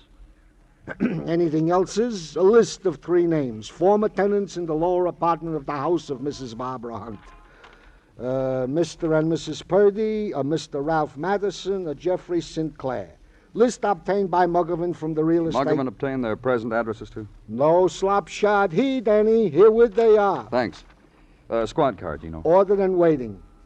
Isn't it funny how I remembered all that, eh, Danny?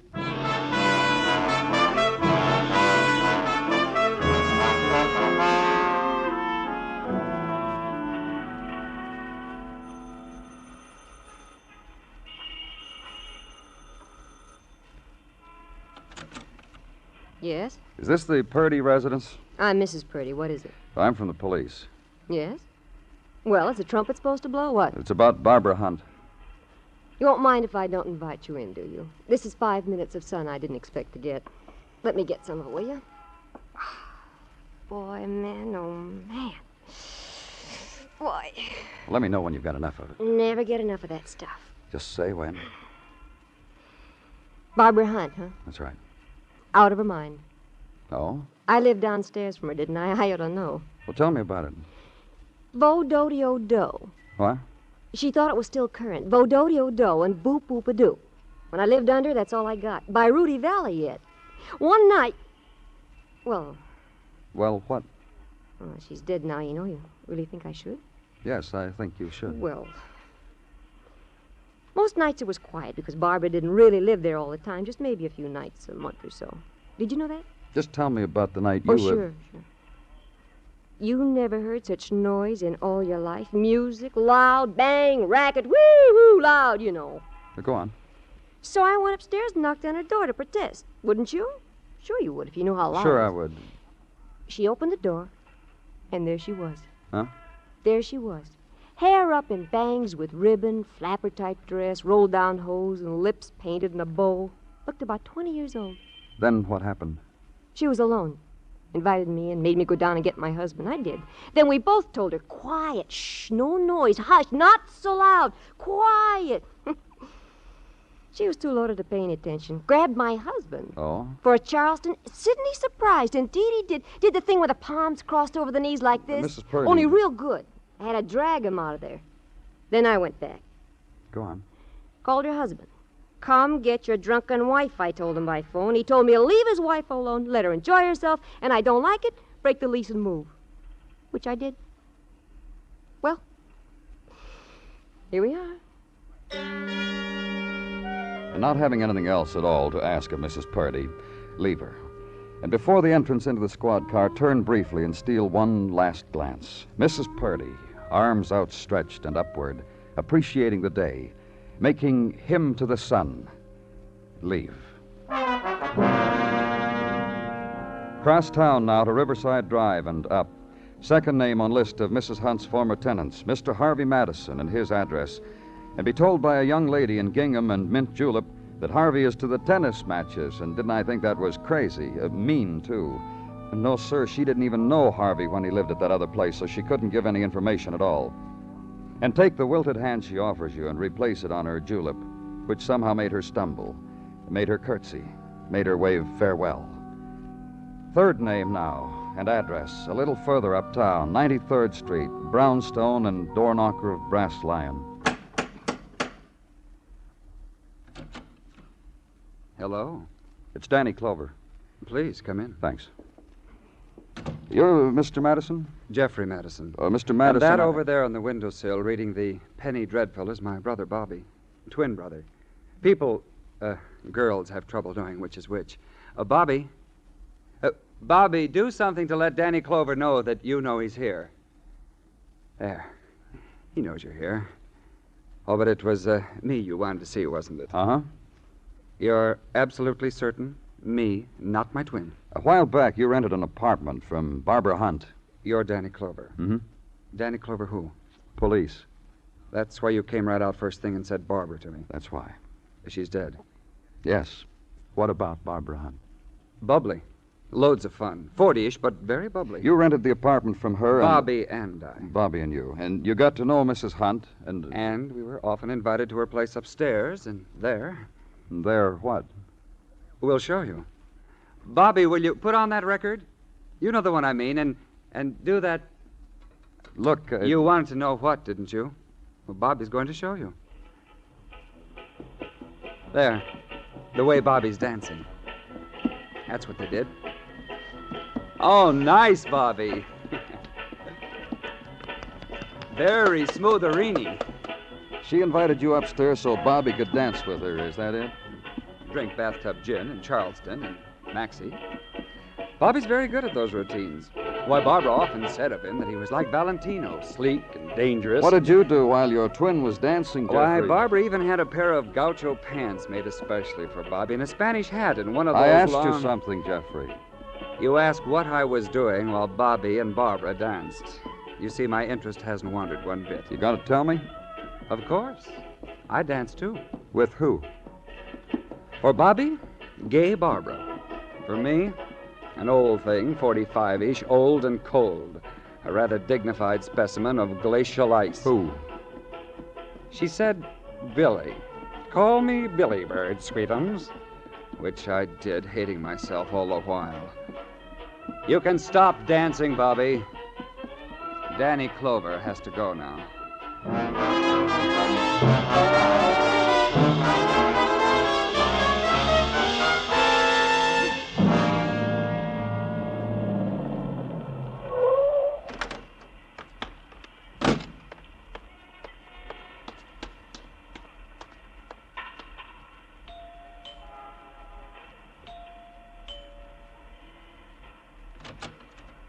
Oh. Hello, Mr. Clover. Good evening, Mrs. Scott. May I come in? If you'd like. Now, what do you want? Who is it, Billy? What do you want, Mr. Clover? That was Nicky Hunt's voice, wasn't it? I ask you. Billy, who is it? Let's go in and chat with Nick, shall we? Hello, Nick. It was the big secret, Billy. You could have told me it was Clover. It doesn't concern you, and you're upset, Nick. What are you doing here, Nick? I'm not crying. That's one thing I'm doing here. I brought him home, Mr. Clover. He's the husband of a friend of mine, and she's dead. And this is a man who loved her very much. And I'm not crying. Why? Billy's been talking to me from the hospital on that my wife died happy and my wife died young, so why cry? What are you doing here, Clover? You know about cops, Nick. You remember how they stand, why they pay visits, especially on homicide cases. What's it got to do with Billy? I said, especially on homicide cases, Nick. Billy? What, Nicky? Hey, Billy. You killed Barbara? You think I did, Nick? Well, he thinks so, don't you, Clover? It's a good bet. Clover don't look like the kind of man who bets very often, either. You kill her, Billy? Billy, you killed my wife? Oh, Nick. Oh, Nick. Oh, Nick. Billy. You're not going to understand. Well, then you tell me why.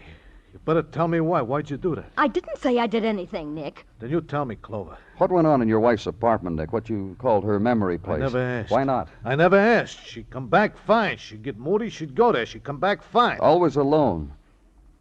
Always alone, wasn't she, Nick? Hey, why you here, Clover? You didn't expect to find me here. What kind of questions would you ask if you hadn't found me? I'd ask Mrs. Scott about the twins. What are you talking about? About Jeffrey and his twin, Bobby. What about them, Mrs. Scott? Nick. What? They were Barbara's friends. What difference does that make now? I still want to know why Clover's here. How often were you with Barbara in that place, Mrs. Scott?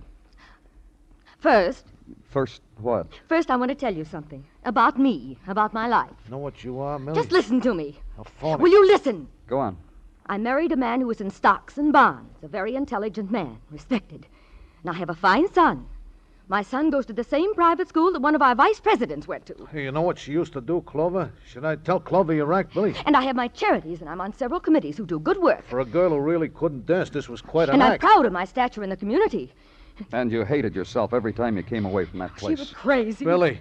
Your wife was crazy, Nick. Well, you didn't have to kill her. Get me to come up here. And you know about me, Nick, and liquor. What happens to me? How I could never refuse a drink. You kept going back there. Oh, just to remember. But I keep getting drunk and hating myself for it. Hating myself. I have a fine boy and a husband who is in stocks and bonds. And I have a name in the community. So you killed her. So you killed her, Billy. Yes. Nick. Oh, she's dead now. It don't matter. Nick. It don't matter. You remember how it was 20, 30 years ago?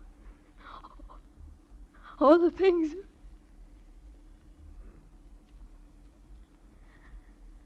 I want a drink. Let's go, Mrs. I want a drink! I want a drink! I want a drink! Oh, Nicky. I'm sorry, Nicky. Of course, let's go, Mr. Clover.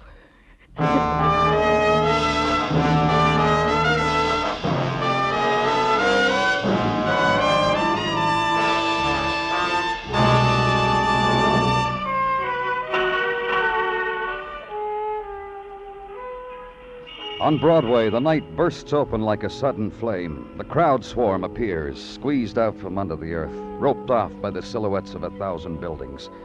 They dance their fury away against the time of morning, till the sky soaks up the pain and turns it into dawn. It's Broadway, the gaudiest, the most violent, the lonesomest mile in the world. Broadway, my beat.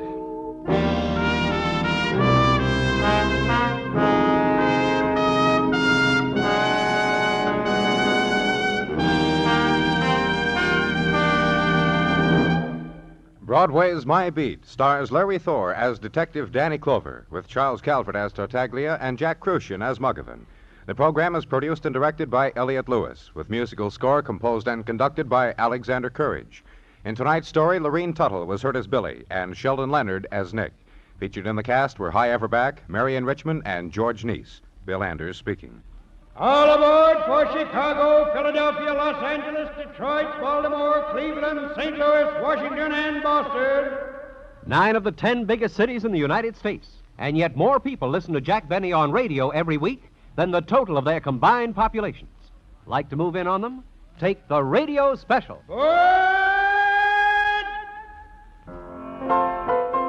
And remember, radio's outstanding theater of thrills, Suspense, is heard Monday evenings on the CBS Radio Network.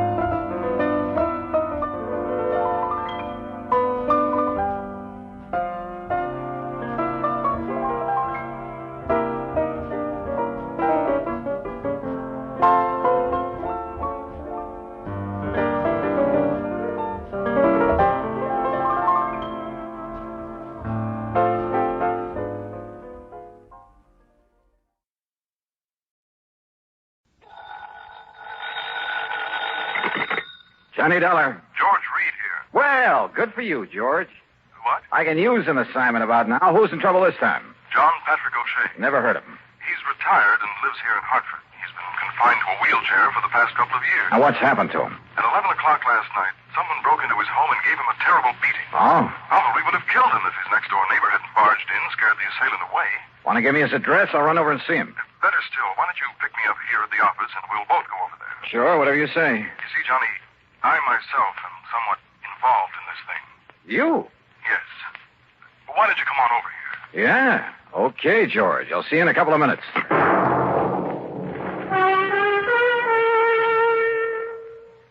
And now, Act One of yours truly, Johnny Dollar.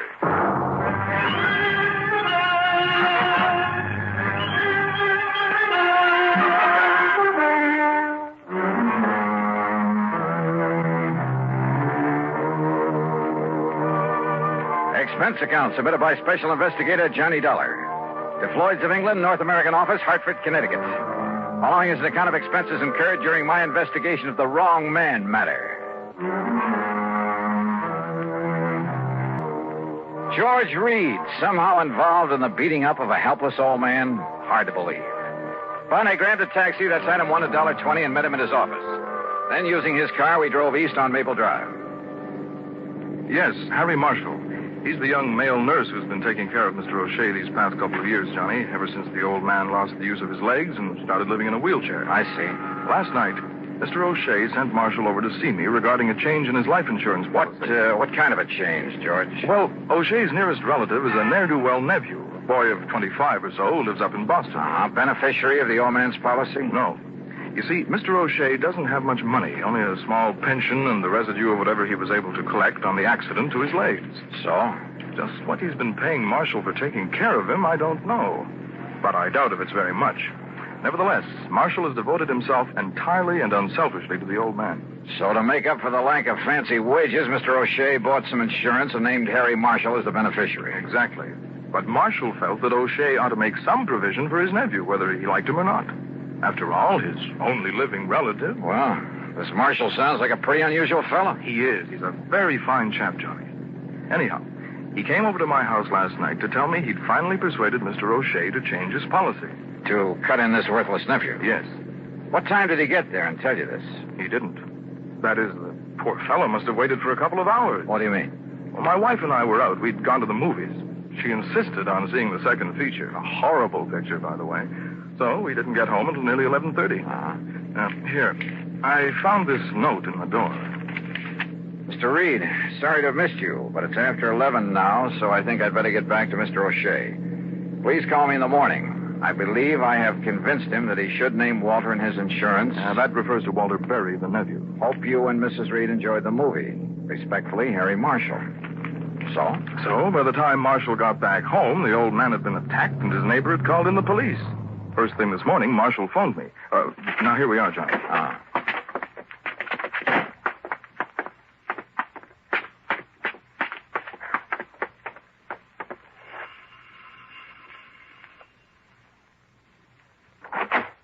Oh, Mr. Reed, I'm glad you were able to come. I told you on the phone this morning this is a terrible thing. Terrible. Yes, Harry, I'm sure it is. This is Mr. Johnny Dollar, a special investigator for us. Oh, good. Excellent. Won't you come in, please?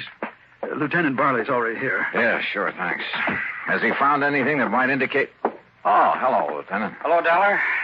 Here, take a look at this. Yeah? The attacker must have come and gone by way of the living room window. Apparently tore this off his coat or pants on his way out. Oh, Harris tweed. Yeah. Anything else? Not a thing. Where's Mr. O'Shea? Upstairs in bed. Doc says he's in pretty bad shape, but that he'll pull through. The doctor left a few minutes ago, Mr. Dollar. And O'Shea himself hasn't been able to give you anything, huh, Lieutenant? Nothing. Except that the man sneaked up on him from behind and slugged him. He didn't hear him, didn't see him. Oh, great. Somehow, Mr. Dollar, you got to find the man who did this. And when you do, I only wish you'd turn him over to me. Easy, boy. Just leave him up to us. Don't bank on that, Lieutenant. Now, I've got to go back to headquarters. Huh? What do you mean by that, Marshal? I simply mean that I could kill the man who did this. Don't try it. Find anything, Dollar, give me a call. Yeah, sure, Lieutenant. Oh, would you like to see Mr. O'Shea now? No, Marshal. There are a couple of other things I'd like to do first. Oh? What, Johnny? Let's just sit down here in the living room and talk for a few minutes. You have some idea? Yes, Mr. Dollar. No, I didn't say that. But come on. Let's sit down and talk.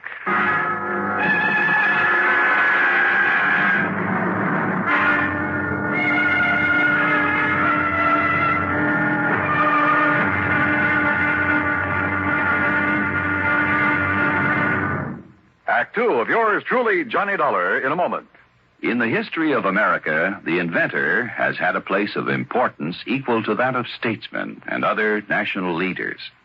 Indeed, our inventors, many of them mechanics, craftsmen, or even thoughtful tinkerers, have strongly influenced our destiny. They have contributed greatly to our amazing development from a barren outpost of civilization to the foremost industrial nation in the world. Incidentally, when we think of great inventions, it's natural to think of involved mechanisms like the McCormick Reaper, the sewing machine, or the phonograph. However, some inventions are so simple, one wonders why they weren't thought of centuries before. An invention in this category is, of all things, the universal, all-important safety pin. This was the invention of Walter Hunt, who lived in New York in the first century. Between 1832 and 1859, he created and patented more original and worthwhile inventions than any man in the country. A revolver, a repeating rifle, and a bullet with a metal cartridge containing its own explosive charge. But of all his simple inventions, the safety pin is the most useful. It was patented in 1849, and he gave the patent to a draftsman in discharge of a very small debt. Somehow there must be a way. And now, Act two of yours truly, Johnny Dollar and the Wrong Man Matter.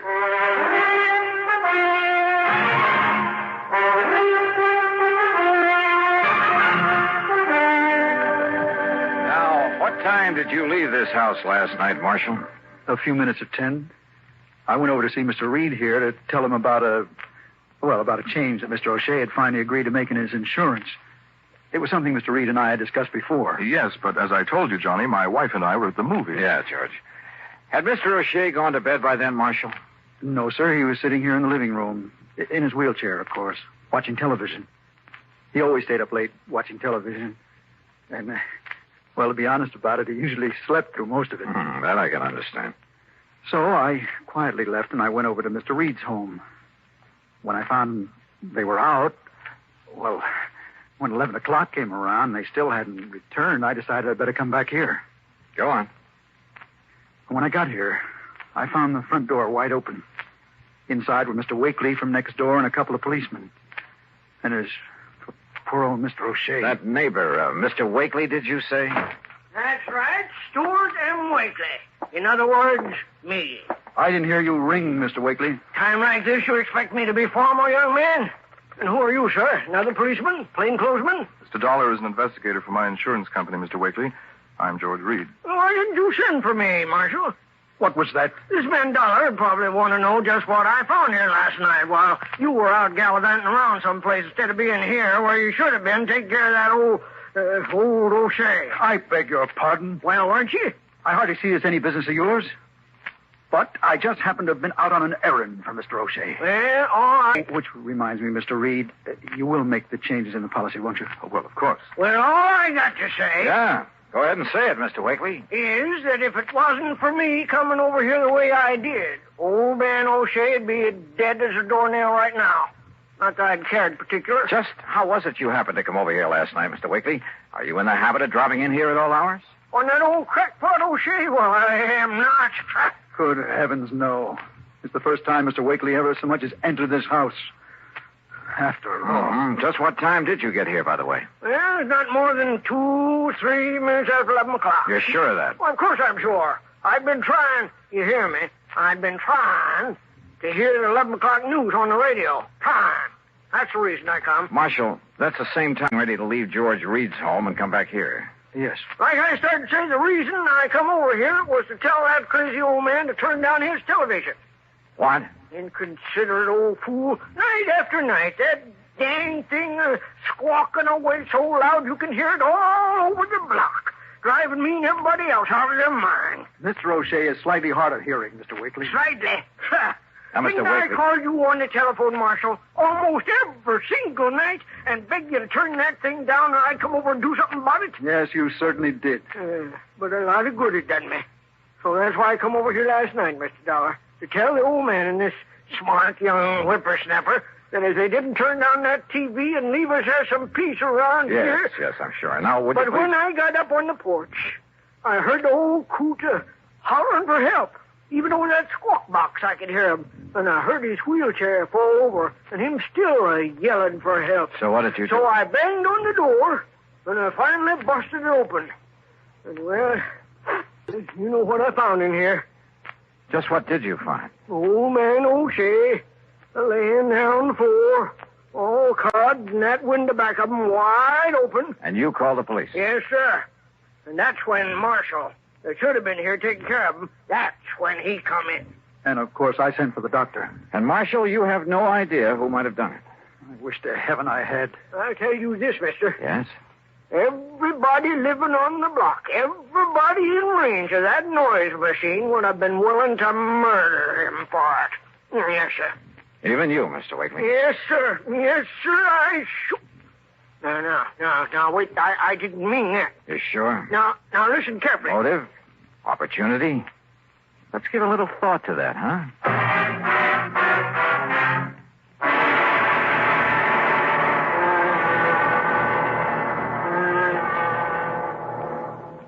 We'll return to Johnny Dollar in a moment. The two men approach each other. Cautiously. Intently. A fearful murmur sweeps through the crowd. Women and children scurry for cover. The two men stop about 30 paces apart. Silence fills the street. Each man's hand hovers over the pearl handle in his holster. And at an unheard signal, pistols are drawn. 2 shots ring out. And one man falls to the dusty street, dead. The hero holsters his weapon and ambles toward the saloon. Thus ends or begins the great source of American entertainment, the Western. Although glamorized now, the six-shooter did play an important part in the settling of the West. The man responsible for that ingenious weapon was Samuel Colt. Born in 1814, Colt, as a child, had an insatiable interest in gunpowder and the weapons that used it. As a young man, he was dissatisfied with the current one-shot pistols then in use. One day he remembered a sea voyage he had taken when he was 13, and how he had been fascinated by the ship's paddle wheel. Why not use a similar wheel in a pistol? Working feverishly, he finally perfected a weapon with a rotating barrel of 6 chambers. Thus, the six-shooter was born. Like most inventions, however, it took time to gain the public's acceptance. The opportunity came. War with Mexico was declared in 1846, and soldiers returning from the war told of the great success they had had with the Colt 45. Soon, the Texas Rangers adopted the repeating pistol in their many battles with the Indians. Samuel Colt, an inspired American with a philosophy that somehow there must be a way. Let's find it.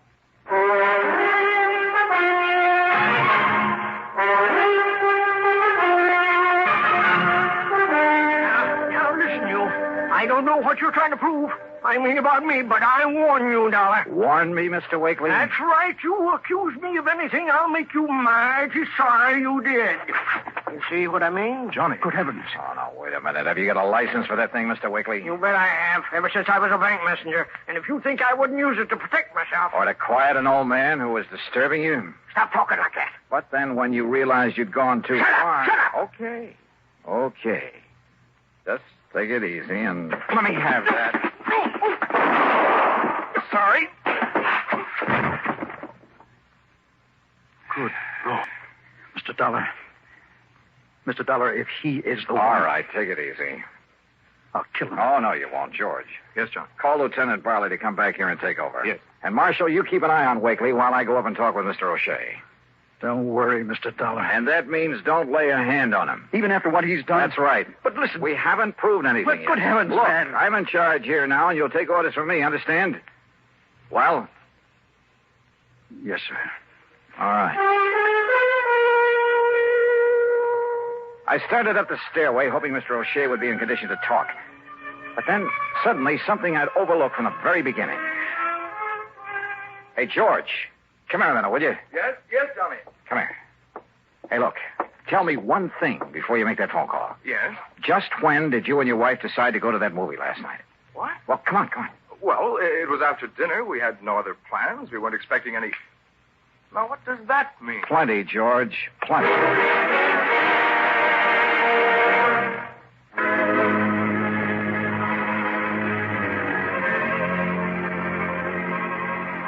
A quick look in Mr. O'Shea's room told me he was out like a light. No doubt the doctor had given him something to make him sleep. But that was all right by me. I had other ideas now. I located... Meantime, you're to keep an eye on Mr. Wakely. You are, George. What? I gotta leave you two for a few minutes, and keep an eye on Marshall, too. On me, Mr. Dollar? I don't want Mr. Wakely harmed. Just see that he stays here. Marshall, if I come back and find that you've so much as touched him... I gave you my word. Okay. See that you keep it.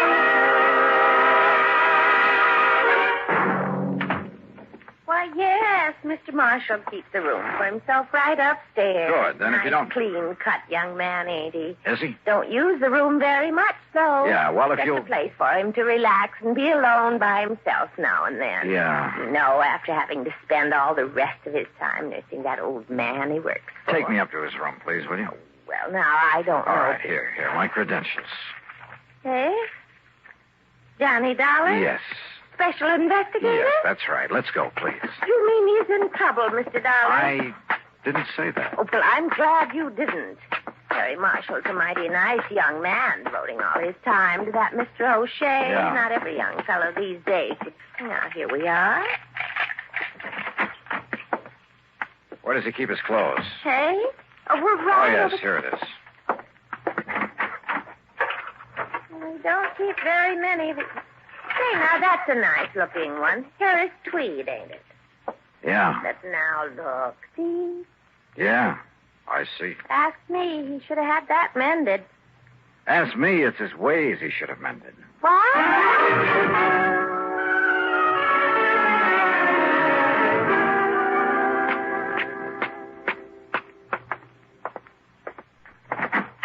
Dollar, where you been?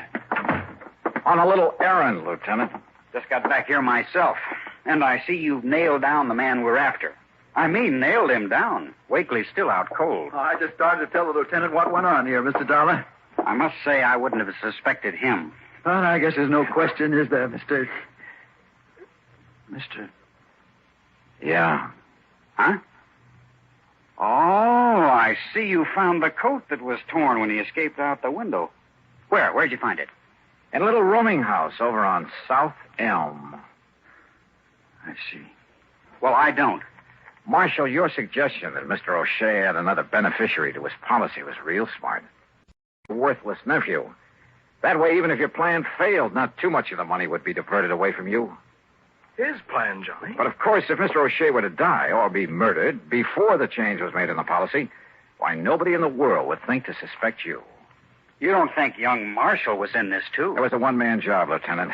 Fortunately, it failed. Because of Mr. Wakely. Huh? Yeah, you better call a doctor, George. I'm afraid I must have hit Mr. Wakely pretty hard.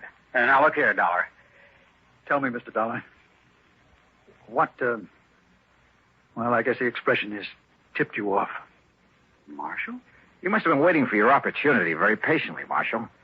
You must have checked on George Reed very carefully to make sure he wouldn't be home when you called on him to establish your alibi. Will somebody please tell me? Now, look, Johnny, how is he to know that my wife and I were out to a movie last night? I didn't tell him where we'd been until he phoned this morning. But the note he left on your front door said... Pretty stupid of me, wasn't it? Yeah. Got a pair of handcuffs, Lieutenant? I sure have. They won't be necessary. Congratulations, Mr. Dollar.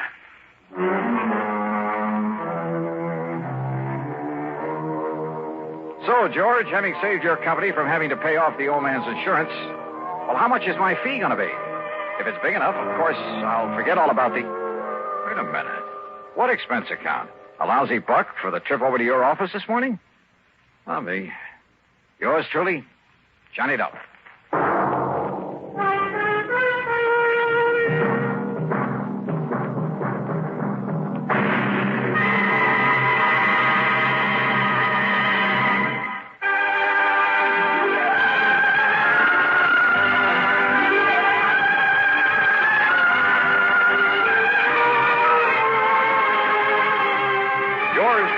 Johnny Dollar, starring Bob Bailey, originates in Hollywood and is written, produced, and directed by Jack Johnstone. Heard in our cast were Virginia Gregg, G. Stanley Jones, Shep Stratton, Sam Edwards, and Junius Matthews. Be sure to join us next week, same time and station, for another exciting story of yours truly, Johnny Dollar.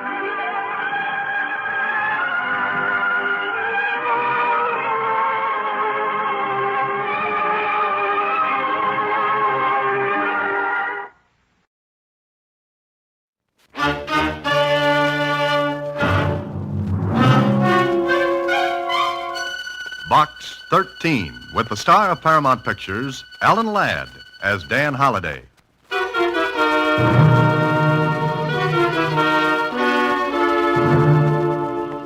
Take a letter, Miss Jordan.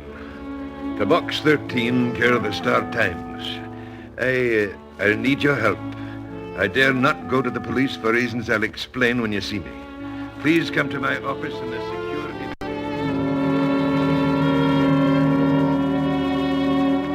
My office in the security building, signed Douglas McIntosh. Not much of a letter, but then, as the proverb says, great oaks from little acorns grow. And before this was over, the acorn grew into a large, large oak.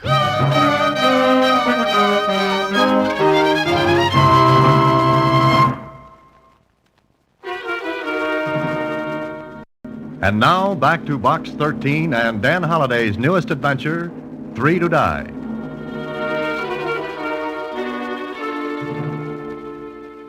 Douglas McIntosh. That's a Scotch name, isn't it? Ah, you can smell the heather, Susie. Wonder what he wants. Well, if this man is the same McIntosh I looked up, he's building that new tunnel under the river. Gee, Maybe he wants you to be a hedgehog. No, Susie, they're called sandhogs. Oh, what won't they think of next? Well, I think I'll see what Mr. McIntosh has on his mind. I'll be at the security building, Susie. Security building? Huh. It was the only security I was to know until the whole thing was over. Anyway, I went to McIntosh's office. I was shown right into an oversized man who looked as big as the Washington Monument in tweeds. He didn't waste much time. So you're the man, eh? Yes, I'm the man. All right. You call me Mac. What's your name? Holiday. Dan Holiday. All right. Now, Dan, I'm in trouble. Trouble gets around. Fast. But look here, and I'll tell you quick. I'm a contractor. I bid on this new tunnel. Got the bid and posted my bond to finish the tunnel on time. So far, everything's clear. What now? Dan, I'm not going to finish in time. Well, why not? Now we get to the point, and a sharp point. You say you're running into trouble? Aye. Sabotage. Well, why don't you call the police? I can't, man. There'd be publicity. Unfavorable. I can't risk it. Oh, then what's my problem? Find out who's doing this to me. You suspect someone of doing it? Look, man, accidents like we've been having don't just happen. They're made. Broken air hoses, emery in the compressors, hundreds of delays, little things that add up to hours. Oh, I see. Another thing. So far, the men working for me think these things are accidents. But the moment they suspect somebody's doing the dirty work in that tunnel, they'd walk out. Sandhagen's dangerous enough itself. In short, somebody's trying to ruin you. Exactly. It would ruin me. The contract would go to someone else. They'd not get another contract for years. But what can I do? I'm not a detective. You see, I beg your pardon, Mr. McIntosh, but... Can't you see I'm busy? What do you want? Telegram. I thought you ought to see it right away. All right, read it. Well, Oh, it's all right. You can talk in front of him. Dan, this is Fred Harris, construction engineer. Harris, Dan Holiday. Glad to know you. Now, what about that wire? The last shipment of concrete we ordered was derailed about 200 miles from here. What? Well, don't just stand there. Get every truck out on the road. Get that concrete here. You ought to have enough sense to think of that without coming to me first. Go ahead, get it down. Yes, sir. You see what I mean, Dan? Another delay. Who's this Harris? He thinks he's going to be my son-in-law. Also, he thinks an engineering degree makes him a great man, that it takes the place of 15 years of experience. That's an argument I'd rather watch from the sidelines. Well, go on with your story. Well, we have to finish in 3 weeks or I'll forfeit my contract. McIntosh told me everything he knew. It wasn't much. Only that whoever was doing the dirty work, causing accidents, delays, had to be working in the tunnel. So we went to the tunnel. But first, before I was taken down into the workings, I was given khaki coveralls and a fiber helmet and a little metal tag to hang around my neck. Mac explained the tag. Every sandhog gets one of those. It's got his own number on it. Oh, what's it for? Ever hear of caisson disease? Oh, the bends? Aye. Well, on one side of the tag, it explains the man is a caisson worker working under pressure. Oh, so if the disease hits him on the surface, he can be given proper treatment. That's it. There are 6 places in the city where that can be treated. The man is put into a chamber, pressure increased, then gradually decreased. Like a diver. If he comes up too fast, the nitrogen in his blood is forced into his tissues, causes pain. And sometimes worse. You seem to know a lot about it, Dan. I'm a writer. A writer has to know a little about everything. Then I hope you'll be able to tell me more about what's going on down there. All right, ready? Mm-hmm. I'm ready. Let's go.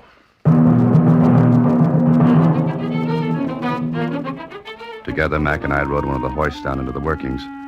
My ears began to pop from the pressure, and I swallowed hard to keep them open. Then we came to the bottom of the shaft, about 150 feet below the surface of the ground. Mac looked around for a minute, and then... Angus! Angus! Here! Come here! A short, powerfully built man walked over to us. He was grinning as he said to Mac, What brings the boss into the tunnel? Angus, meet a friend of mine, Dan Halliday. Dan Angus Campbell, my foreman. Best man in the world in his line. Aye, the best beside yourself. How do you do, Dan? How are you, Angus? First rate. Except we had another little rumpus today, Mac. What? Another break in the air hose at the shield. The hose whipped around. Anybody hurt? Aye, Phil Evans. Hose got him right in the middle.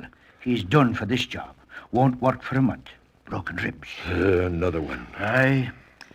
You visiting us here, Dan? Well, you might call it that. Dan's a writer, doing a story on sand hogging.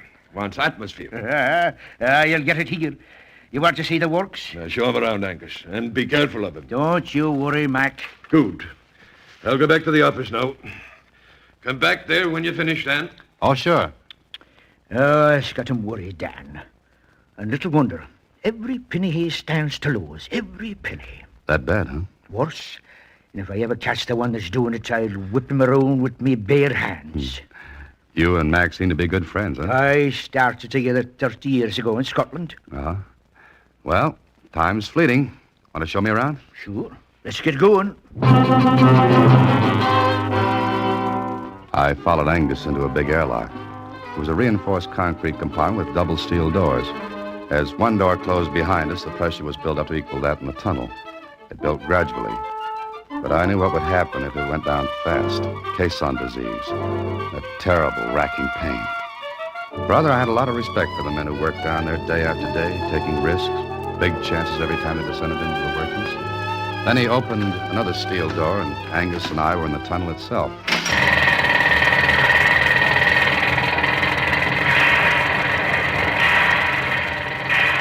As soon as my ears became used to the noise, Angus guided me to a small, flat car.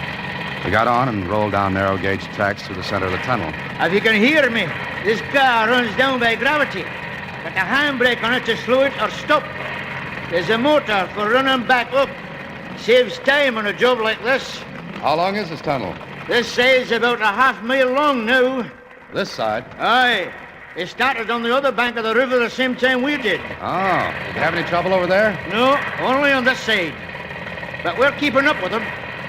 I'll keep driving till this thing's finished, accidents or no accidents. How much time have you got? 3 weeks. Think you'll make it? We've got to, or Mac stands to lose every neck.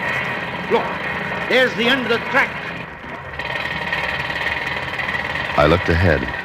A tremendous scaffold rose into the air. Men covered it like ants, working with pneumatic drills, shovels, wheelbarrows. Dump trucks ran back and forth, filled with the mud and shale dug out of the wall of earth that lay ahead. I looked up, and I felt a little funny when I realized that right over my head was the river, and lots of clean, fresh air, while down here was nothing but the deafening noise of the hammers, and the thought that death worked right next to every one of these men. Angus noticed me gazing up at the scaffold. First time you ever saw anything like this, eh? Yes. What holds all that mud back? That shield and compressed air. Air? Just air holding back the river? Aye. You see, compressed air here in the tunnel is built up to a pressure equal to the pressure that's shoving down from above. Oh, in other words, if the pressure outside this tunnel is, 45 pounds per square inch, that's the pressure in here. Right. This may not be a good question, but what happens if the pressure in here gets less? We'd be crushed to jelly. Nice thought. That's not all. There's always the danger of a blowout. What's that? Sometimes we hit a weak spot in the riverbed. The bed won't take all the pressure we got in here. And you get a blowout, like a tire blowing out. Aye. The men, machinery, equipment all blown to the surface of the river and into the air. Has that ever happened? Aye. And once, only once, mind you, a man lived to tell about it. Angus, I take off my hat to you boys down here. 1 million people drive through tunnels every day. Yet maybe not 1 in 100 stops to think how the tunnel was built. And what it cost. Not only in money, but in injury, in death. When a man takes to sandhogging, he takes to the dangers too, only. Only what? We've only got the half crew working today. Oh? Why? 2 men have been killed. Nobody wants to be the third. Superstition? Maybe. But lots of the men are staying home until the third's, what I said. Angus showed me the whole thing. Oh, there were a million ways in which someone could sabotage the works. Break an air hose, tamper with the compressed air gauges, lots of ways. Then later, Angus took me to a complicated affair. It was like an elevator cage. In fact, it was an elevator, as Angus explained. This is the latest thing. Combination elevator and decompression chamber. Hop in, we'll go back up.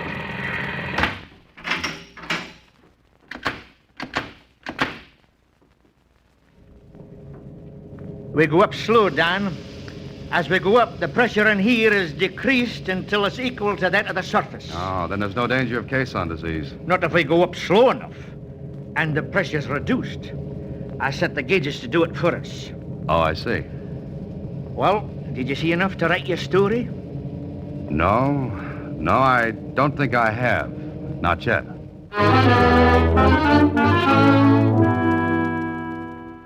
So you didn't see anything, Dan? Of course not, Mac. How could I?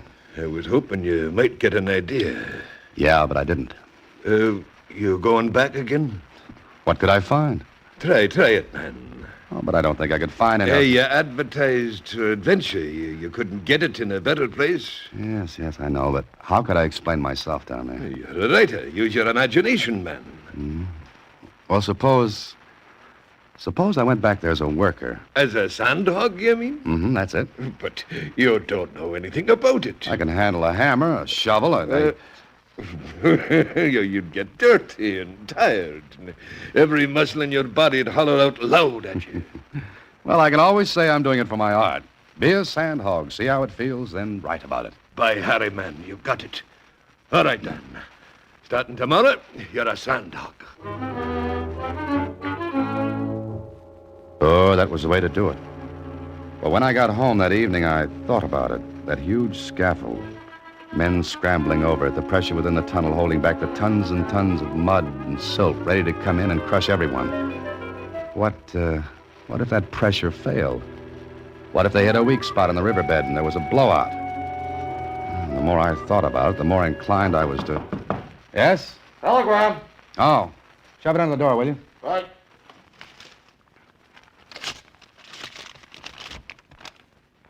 Oh.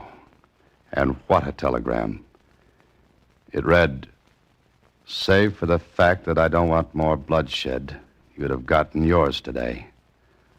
Stay away from the tunnel, or you'll be the third to die."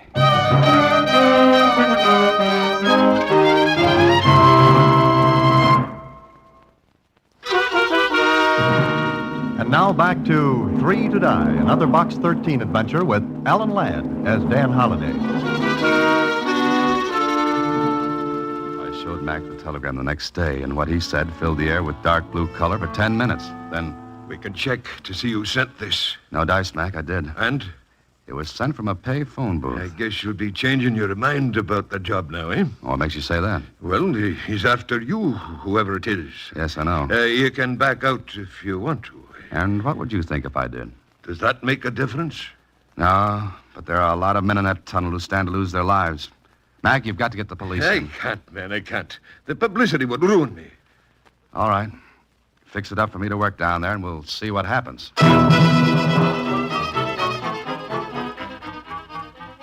Okay, so I became a sandhog. For 3 days, I used muscles that thought they'd gone on a permanent vacation. Well, I woke them up, and they woke me up in the middle of the night, aching. Then one day in the tunnel, I was talking with one of the sandhogs. You know, Dan, you done pretty well, considering you're new at this. Oh, I ache, Joe. I ache all over. You'll get used to it. I don't think so. But, Joe, tell me something. Sure, what? What about these accidents down here? Oh, them. What about them? Well, maybe they're just part of the job. Well, what do you think? Some of them weren't just like accidents, that's all. I mean, well, like a hose breaker. 2 guys been killed. Now what? Look out! Hey, you all right? Yeah, okay. You? I had to shove you, Dan. That car would have clipped you in half. Yeah. Look, who's that? Where? Just going into the decompression chamber. Huh?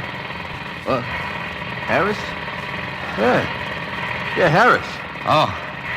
See what I mean? That car didn't look like no accident. Thanks, Joe.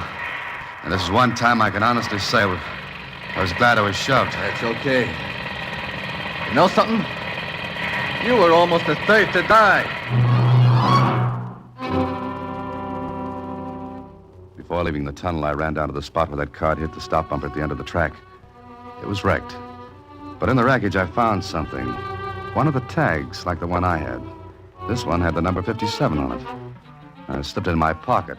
Maybe one of the sand dogs had dropped it. Then, just as I was about to step into the decompression chamber, Angus Campbell came up to me and... Your ship's going off, Dan? Yeah, I'm finished for the day. Almost in more ways than one. Huh? What do you mean? Come on, let's get in. I want to get back up. All right. Tired? No, I'm worried. I can guess why. Huh? Look, I know you're no writing a story on sandhogging. I know why you're down here. Oh, you do? Aye. Mac's desperate. I want him to call the police, but he won't. How did you find out about me? You've been nosing around, then? That obvious, huh? Aye, but be careful, lad. Be careful. Yeah, I will be. Joe told me about the car that almost got you. Somebody sent it down the tracks. Aye. Angus. Aye? You've been with Mac a long time. 30 years. 30 years. Good ones, bad ones. And yet you stay with a job.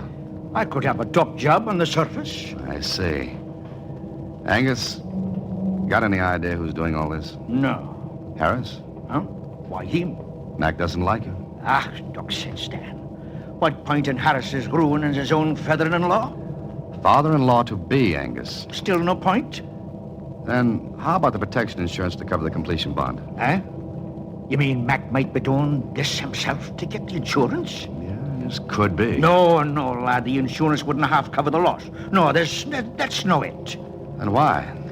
I wish I knew. Competitors, do you think? Who are they? Brill and Company. But no, they wouldn't. They'd be too easy to find out. Men got a habit of talking. And talk gets around. No, Dan, that's no them. Then who and why? And why did someone try to kill me today? You get the answers to those things, Dan, and you'll have the whole thing. Well, we're up at the top.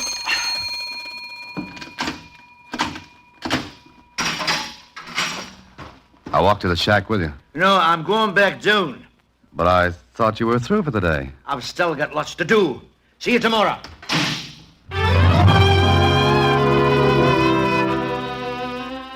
What Angus said made sense. Couldn't be Mac's competitors, because I checked. They'd been in business a long time, had plenty of money behind them. Had gotten a bid for another job upstate. And Harris? It didn't make sense either. If he was going to be Mac's son-in-law, it just didn't wash that he'd be sabotaging Mac. So I changed clothes, thought a lot, and then went home. Went out to get some dinner when it hit me. First a twinge, and sudden cramps that made me bend over as if someone had folded me inward with a baseball bat. The building started to spin, twist. Then it got all nice and dark.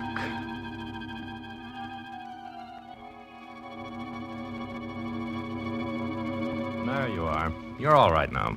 I know this isn't very original, but where am I? Take a deep breath. That's it. Feel better? Lots. What happened? Couldn't have been anything I ate. You had the bends. The bends? Mm-hmm. The tag around your neck tipped us off you were suffering from caisson disease. So we put you in the chamber. Come on, get up. We may need this chamber for someone else any minute. You make it sound as bad as the housing situation. Yes, it is, but you're all right now. Next time, don't come up so fast. But I didn't come up fast. Yes? Nothing. Nothing at all. Thanks a million, Doctor.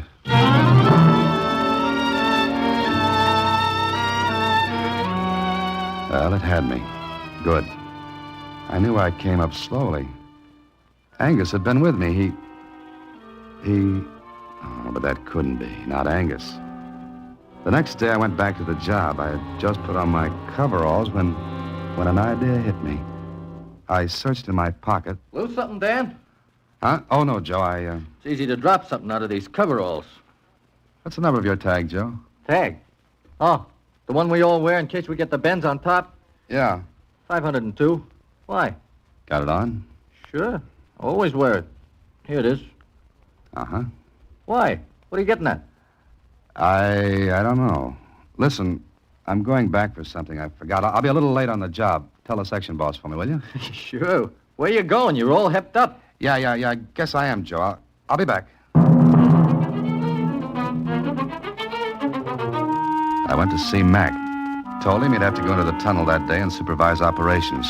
He thought I was crazy. Me? What for? To force your opponents into the open where we can get a shot at them for a change. I don't get this. Look, they're going after you, but by accidents. Things like that. So? But if you're in the workings, they might be tempted to wreck the entire tunnel with one stroke. You mean by going after me? That's it. You want me to lead with my chin like that? I'll call the whole thing off first. Lose the contract. Money isn't everything. Exactly. You're right. But men have been killed down there. You've got to think of their lives, too. I do. Then get on with me. End this once and for all. Force them into the open. You're going, too? Yeah, because I've got an idea. But I can't prove a thing until we see the last play.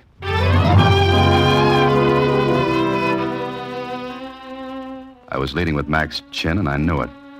But mine was plenty sore, too, and that made me feel a bit better about it. Mac knew he had no choice, and so he decided to go with me into the tunnel. I went to my job, and it was a ticklish feeling knowing that any minute something might happen. Something that would make Joe, Mac, Angus, any one of us, the third, to die. Or worse. Then... Hey, Dan. Notice something funny? Funny what? I could have sworn the mud down here wasn't this deep before. What do you mean, Joe? Look. Stand still. Look around. The mud's coming up. It's getting higher. Yeah, it is. Joe, the pressure in here must be going down. Yeah. Dan, if it gets too low, that wall will come in on us. The whole river will be in our laps. Come on, let's get to the gauges. Dan, what's the matter? Pressure's going down in here. Come on. There's nothing wrong with the gauges. They read the right pressure. But they can't. The mud's getting higher. Look, the men are coming in. They've seen the mud coming up. With these gauges. Hey, there ain't no air being pumped in. The gauges are stuck. Jammed. Somebody jammed them so anybody reading them will think the pressure was okay. Get to the emergency compressors. Pressure's dropping fast. Get to the compressors. Get them on. I got them.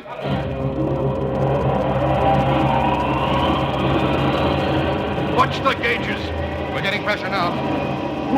What's the matter? What happened? Angus, somebody jammed the pressure gauges to make it look like we had enough in here. Jammed? Well, save for those emergency compressors, we'd have been done for. What did you say, Angus? I said the emergency compressors. You said save for the emergency. Save for. Funny way of putting it, Angus. Either in words or on a telegram. What's the matter with you? Where's your tag? Huh? Why, right here? Yes, with a new chain. So is your tag I picked up in that cart yesterday. The cart that almost killed me. You're crazy. And you weren't anywhere around a minute ago. I was coming in here. Dan, what you trying to say? There's your saboteur. Man, you're crazy. Stark raving crazy. Yeah? And you went back down yesterday to decompress yourself after I left the chamber. You didn't turn on the decompression valve for me on the way up. You're crazy, man. Not crazy, Angus, because you were the only one who could have played that trick on me. Get me out of the way by failing to turn on the decompression valve. You and I were the only ones in that chamber. Hey, he's running back to the shield. Get him. Get him before he gets the compressors. He'll wreck him. Got him, Dan! Good. Dan, I never can thank you enough. But to think that after 30 years, Angus would ever do a thing like this. Well, Mac, don't waste time even thinking about it. Let's go finish this tunnel instead.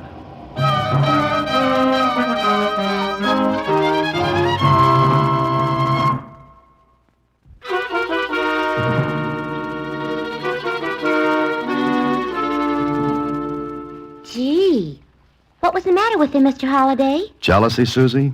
You see, he'd worked with Mac as a foreman. Then he saw Mac rise from a foreman to the owner of a big company. For 30 years, every day he'd go into the tunnel just an employee, while Mac stayed on top, the big boss. And it kind of made him, well, jealous, huh? To put it mildly, yes. Golly. Well, that makes up my mind for me, Mr. Holliday. Congratulations, Susie. Huh? What do you mean? I quit Huh? in about 29 years. Oh. Good night, Susie. Next week, same time, through the courtesy of Paramount Pictures, Alan Ladd stars as Dan Holliday in Box 13. Box 13 is directed by Richard Sandville. Three to Die is an original story by Mr. Sandville, adapted for radio by Russell Hughes. Original music is composed and conducted by Rudy Schrager. The part of Susie is played by Sylvia Picker. Production is supervised by Vern Karstensen. This is a Mayfair production from Hollywood. Watch for Alan Ladd in his latest Paramount picture.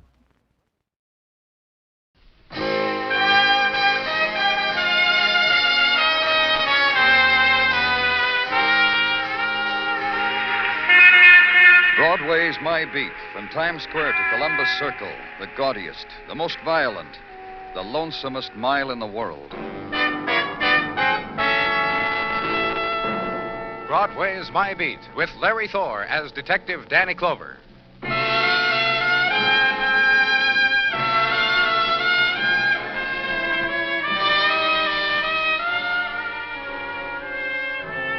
When the trade winds blow in from the Hudson and springtime nuzzles against Broadway, it's a season of promise. It's the time for weather talk and what shortstop's holding out for what reason against what team. The good time. The man at the orange juice stand whistles while he shellacks his coconut and chops his onion thin. And the fella next to you at the counter gives you half his newspaper. And the blonde you met last night calls the office and tells you not to be angry. Have a smile. It's that time of the year. No smiles where I was, corridor where the world ends, where death is cataloged on the other side of a swinging door, anteroom to morgue. The man in vigil beside me. As soon as I read in the paper about your people finding the girl, I had to see. I have to look at her, Mr. Clover. I doubt whether this is the girl you're looking for. Well, Mary Varden is about 32. She has dark hair that she combs straight back. Well, I know, Mr. Dorsey. We've got missing person, aren't we? For a week you've been coming here. And the color of her eyes is blue. She's a very lovely person. Yes. Mr. Clover, this girl you're going to show me now. Not identified. Found in a cheap room. Asphyxiation. Faulty gas fixture. Probably accidental. Oh, what would Mary be doing in a cheap room? I'm trying to tell you. Well, please. Please, I have to see her. All right. I never expected to meet anybody like Mary in my whole life. I've been coming to New York regularly.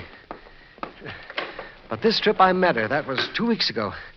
I asked her to marry me at the end of the first week, and she said yes, and then all of a sudden she disappeared. That was a week ago. That's why I've been coming down here every day to see if... Okay, Mr. Dorsey. Wait just a minute now. Please don't let it be Mary. Go ahead, Mr. Clover. Well? Oh, the poor girl. No. Truly. Yes? Truly, I'm sorry for this poor girl, and I'm thankful she's not Mary. You must understand, of course. Danny? Yes, what is it, Sergeant? Muggavan just called. Homicide. Alley, back of West 3rd. Here's the address. Yeah. You all right, Mr. Dorsey? Oh, I'm all right. But, I wonder... What? Would anybody mind if I just waited outside? They'll be bringing other people into this place, won't they? Wait if you want. They'll be bringing other people in. Get me a squad car, Sergeant.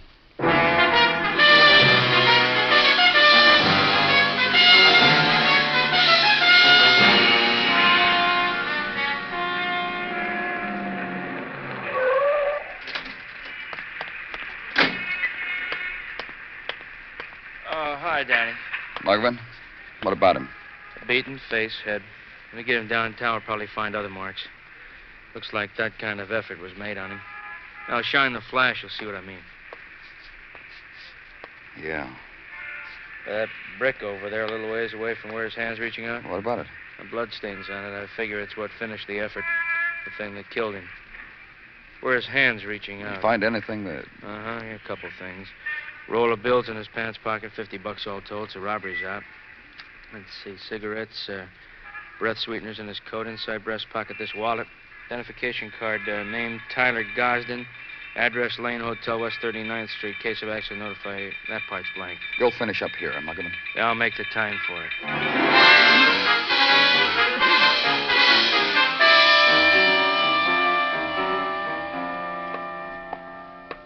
You just buzz me anytime, Miss Tankersley.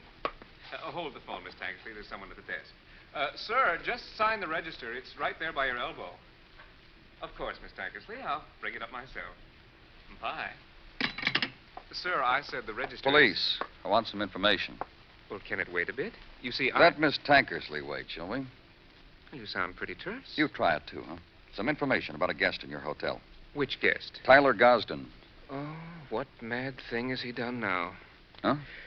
Last week it was dressing as one of our bellhops, and Look, all I can say is that wonderful couple who came here to spend their silver anniversary will never come here for their golden.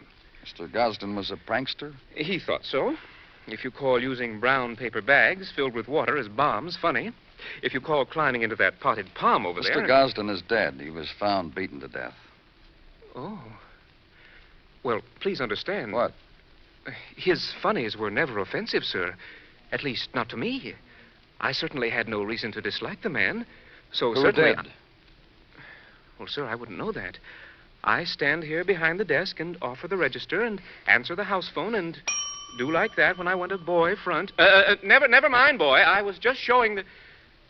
That's all I do. Well, all you've told me so far about Mr. Gosden is that he was a practical joker. Well, that's all I know about him.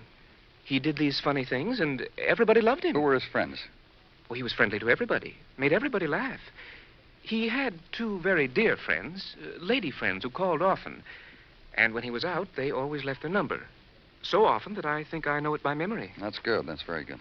Here, I'll write it down for you so it won't slip your mind. There. He'll really be missed, Mr. Gosden will, by those of us here. Sadly. Use the house phone for a call to headquarters. Check a phone number against an address. And in a little while, be given it. 58th Street, off 1st Avenue, near the East River. And outside, and city swelling now with night, the early night, the span to pace solitude, desire, against a later time when somewhere a trumpet will pierce, a woman will giggle, and full night will burst open. But now, the time of easier rhythms, and the smiling search, and ride it uptown to a quieter street of river sounds and river longings, and a house softly lit, softly admitted to. Please come in. And into a room, lamp shaded in pink and fringed silk, and couch, velvet and rose pink, and in corners, cylinders of hand-painted glass holding sprays of flowering peach branches, pink blossoms, withered, and in a carved cabinet, radio tuned to the gentler air channels, and the woman of the house also. Oh, I could dance, I could dance, I could dance. Mrs. Pfeiffer... Dinah, the other name. So, I don't know. Dinah. And we'll get along famously. Oh, dance. I really could. This music is You understood, didn't you? You understood I'm from the police. And you were called Danny. And you don't frighten me one whit, you don't, you and your police. I'm a deserted woman, you know, and I don't frighten easily. Look, 7 years now, deserted. That Mr. Pfeiffer. Inveigles me into marriage, a glorious week of it. Then absconds with my heart and my dreams. Traitor. Deserter. And I, a woman alone, going on 7 years now. You haven't found Mr. Pfeiffer yet, have you? That's what I've been trying to tell you. We found someone else. Tyler Gosden. Tyler. That idiot, that clown, that love. What's the foolish fellow done now? Mercy me, if bail's required, I'll be only to We have found him in an alley. He'd been beaten to death. Tyler.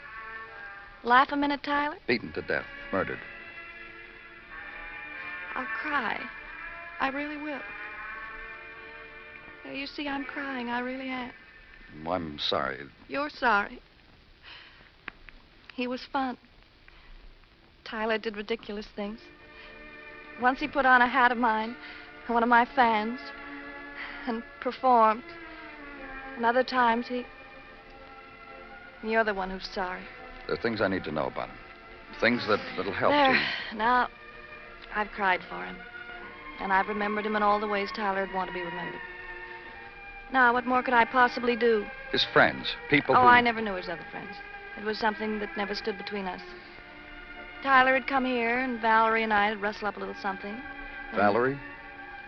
You know about me and Tyler, and you didn't know about Valerie and Tyler? Tell me. Valerie Moore used to live here with me. All this pink, that was her idea. Where is she now? Well, let me finish, will you? Just a week ago, it's what we spatted over. I was so tired of all this pinky pink, and I told her right out. She spilled a pitcher of martinis right over my head. I ordered her out of my house. You know where she is? Tyler told me. Tyler said she had an apartment of her own on West 80th. 1924 West 80th. Deserted. That's what I am, deserted. all my life. First that Mr. Pfeiffer, after a week. Then Valerie. Now Tyler. I'm gonna... I don't know what, but I'm going to.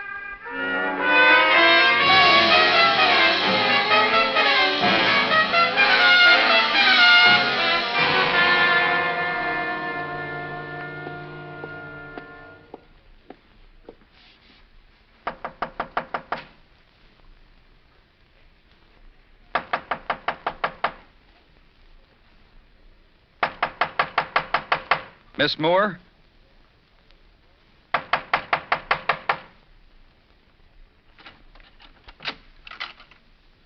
Miss Moore?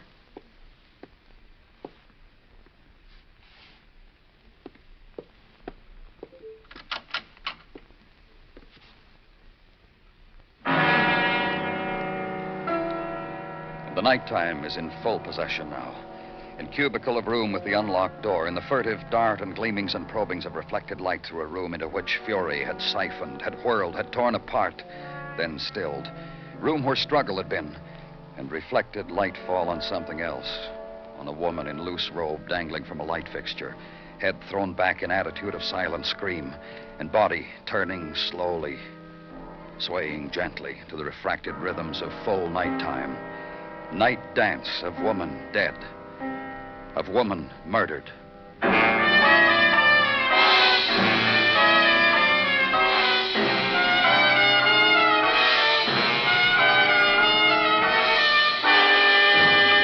You are listening to Broadway's My Beat, written by Morton Fine and David Friedkin, and starring Larry Thor as Detective Danny Clover.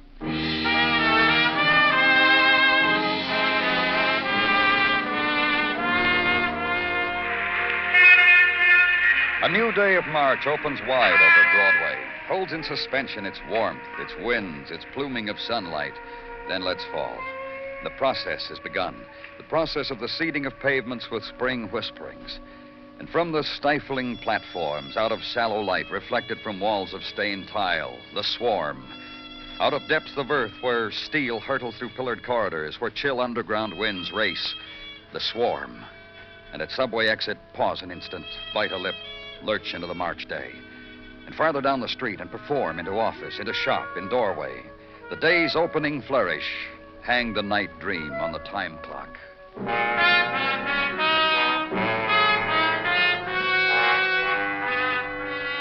And at headquarters, Sergeant Gino Tartaglia, a man with methods and devices of his own.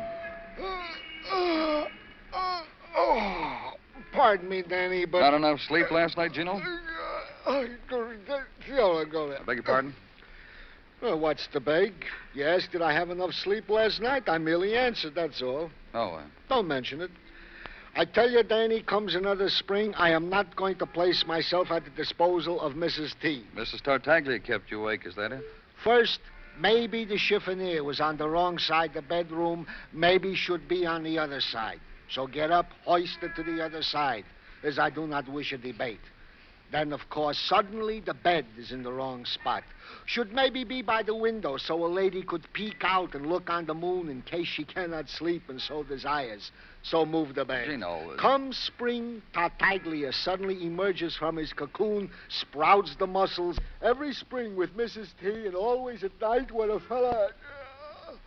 And now you're awake, huh? Naturally. You think so? If not now, where else? As follows. Concerning the deceased woman, Valerie Moore, whom you found hanging, a slight record. Oh? In December of last year, a matter of disturbing the peace in a 3rd Avenue bar. Pleaded guilty, paid fine, was released. In May of last year, an altercation with a neighbor. Seemed Miss Moore had lost her house key, was going around beating on neighbors' doors. Let me in, she yodeled. Booked, admonished, released. Such slight goings-on back a period of several years. Nothing big. Anything else? What else is? That up until a year ago was employed as clerk accountant in the mail order firm of Metropolitan Products Distribution, Inc., Lower Manhattan, West 3rd Street. What else is? Has been living with a Mrs. Dinah Pfeiffer until a week and a half ago where you found her last night.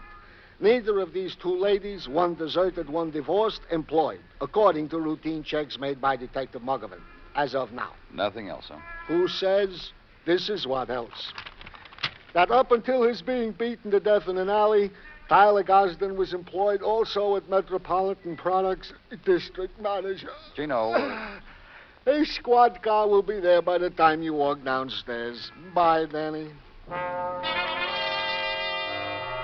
Ride the morning now to 12th Street and find an address. Find a building directory just inside the doorway. Metropolitan Products Distribution Incorporated, 4 flights up.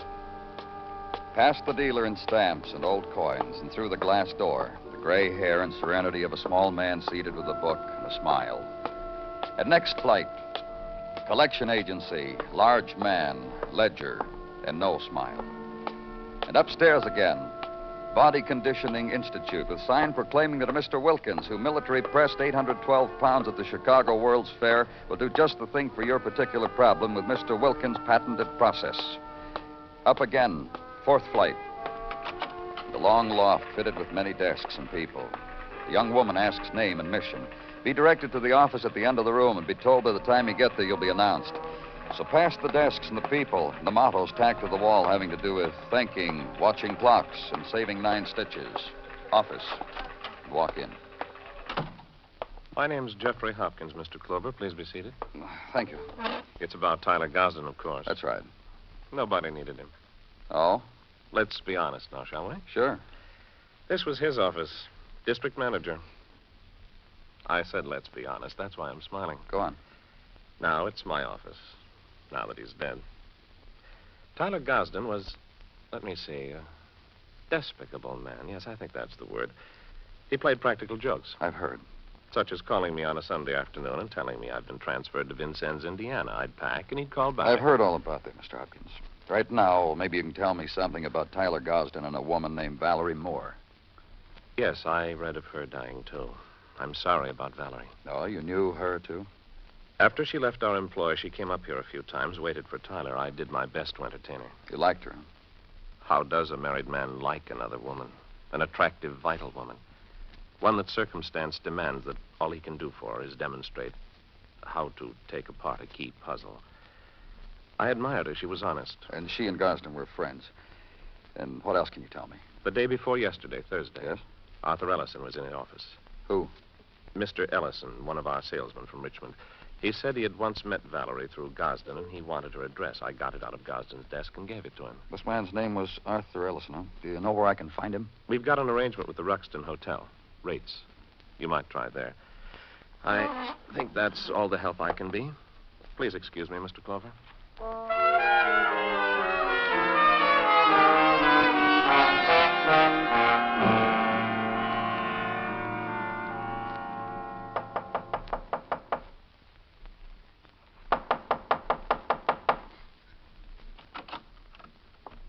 Howdy. Hello. What can I do for you, friend? You Arthur Ellison? That's right, I am. I'm from the police. Name's Danny Clover. I guessed it. I was wondering whether to go back to Richmond or just sit here and wait. Come on in. Thank you. Didn't you wonder about coming down to police headquarters and tell us what you know? A little bit. Then I figured why rush things. Maybe you could clear this up without me. You were out with Valerie Moore last night, weren't you? Yes, sir. Okay, let's start from there, Mr. Ellison. Well, I You what? got in touch with her. Why? She's a good sport. Nice lady to take out when you're in town. A lot of fun. Met her once through Tyler Gosden. After that, I made it my business to get in touch with her when I hit New York. You hit New York Thursday. Yes, sir. Went up to the office, worked for Metropolitan Products. Yeah, I know. Went up there, checked in, picked up some new samples, also Valerie's new phone number, called her, made a date for the evening. And you tell me about it. Up here, right where you're sitting, she said. Told her a few jokes I heard on the road. I had a few drinks. Valerie said, come on, let's do the town. I said, hold your horses, honey. I asked a friend up. She says, friend? I said, hold your horses, honey. And she Had said... you asked a friend up, Mr. Ellison? Sure, old friend from the road. Salesman of notions. Ran into him in a restaurant we salesmen like to eat at. Told him to stop up for a drink. Who's your friend? Johnny Dorsey. What's the matter? Nothing, go on. Well, Funny thing happened. Johnny come up all right. Sweet guy, I like him. Lonely kind of guy, mostly. You should have seen. Seen what?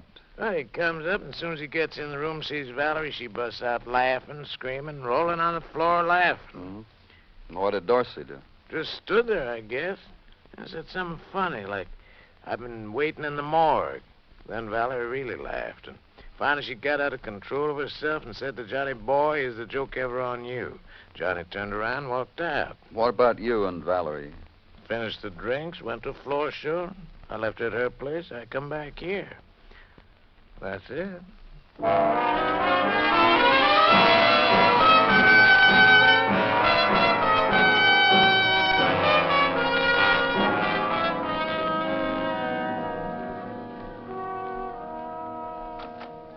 In here, Mr. Dorsey.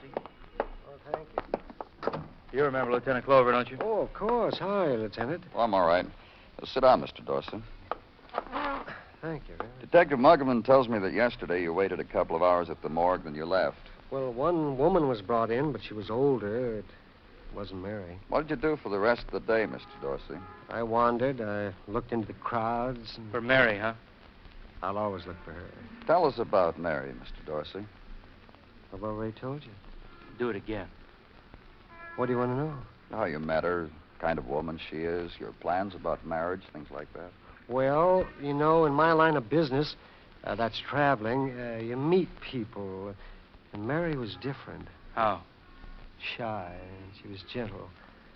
I found that she was a woman I could talk to, one who would listen to me. You know, I've been a long time on the road, and that's never happened to me before. So you asked her to marry you? A half hour after I met her, I made up my mind I was going to, and a week later I did. But you see... See what? Well, a man like me, he's always looking. Every person I meet. If a man, I say to myself, can this man be my friend? And if a woman, can she love me? And if she can, then I can love her. Sure, we understand that, Mr. Dorsey, but a couple of things you've sloughed over. Well, no, I haven't. Like how you met Mary Varden. I told you. Yeah, but you didn't mention Tyler Gosden's name when you told us. Well, I didn't think I... Oh, let's get off it, Mr. Dorsey. Gosden's been murdered. I know it, you know it, so let's have some details, huh? Well, the only thing I know is that Mary's gone. What do you mean, gone? Well, she's vanished. I can't find her. You know that. Yeah, we thought we knew that, but not anymore. Danny? Yeah. Let's take a walk, Mr. Dorsey.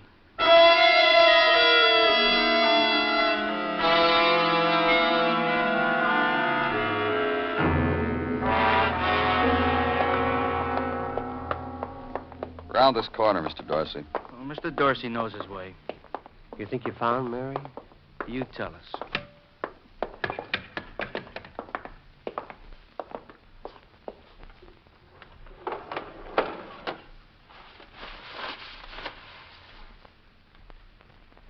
You tell us.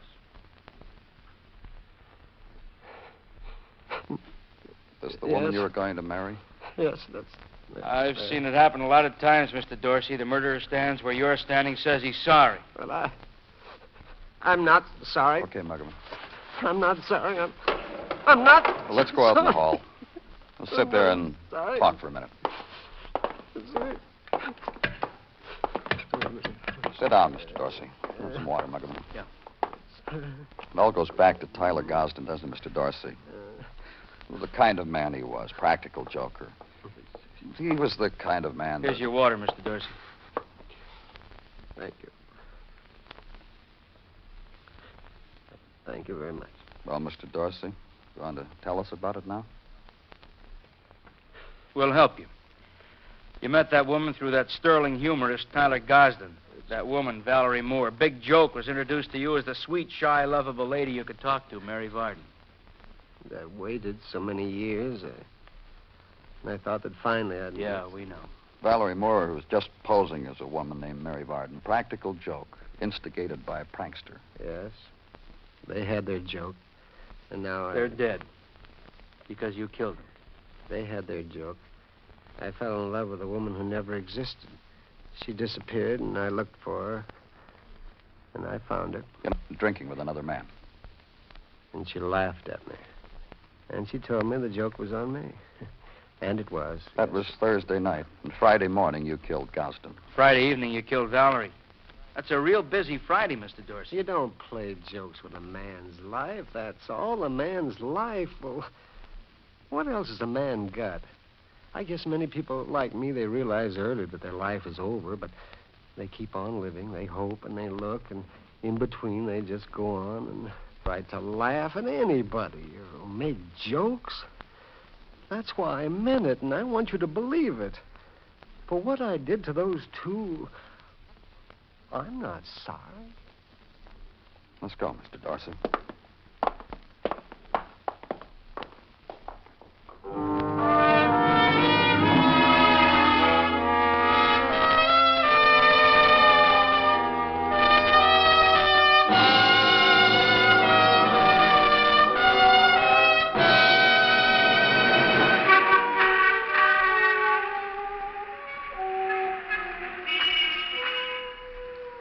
It's the gathering place of all the sleepless nights, this Broadway, and all the unwept tears.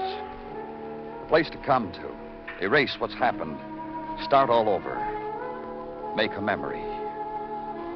The street is littered with odds and ends. Fit them together any way you want.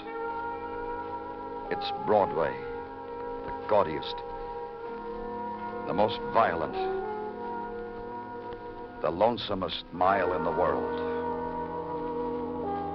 Broadway, my beat.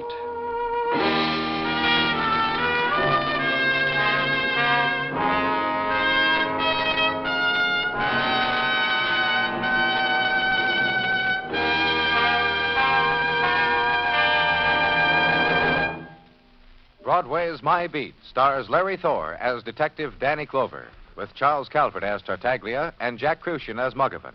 The program is produced and directed by Elliott Lewis, with musical score composed and conducted by Alexander Courage. In tonight's story, Howard McNear was heard as Mr. Dorsey. Featured in the cast were Mary Jane Croft, Byron Kane, Rye Billsbury, and Paul Frees. Bill Anders speaking.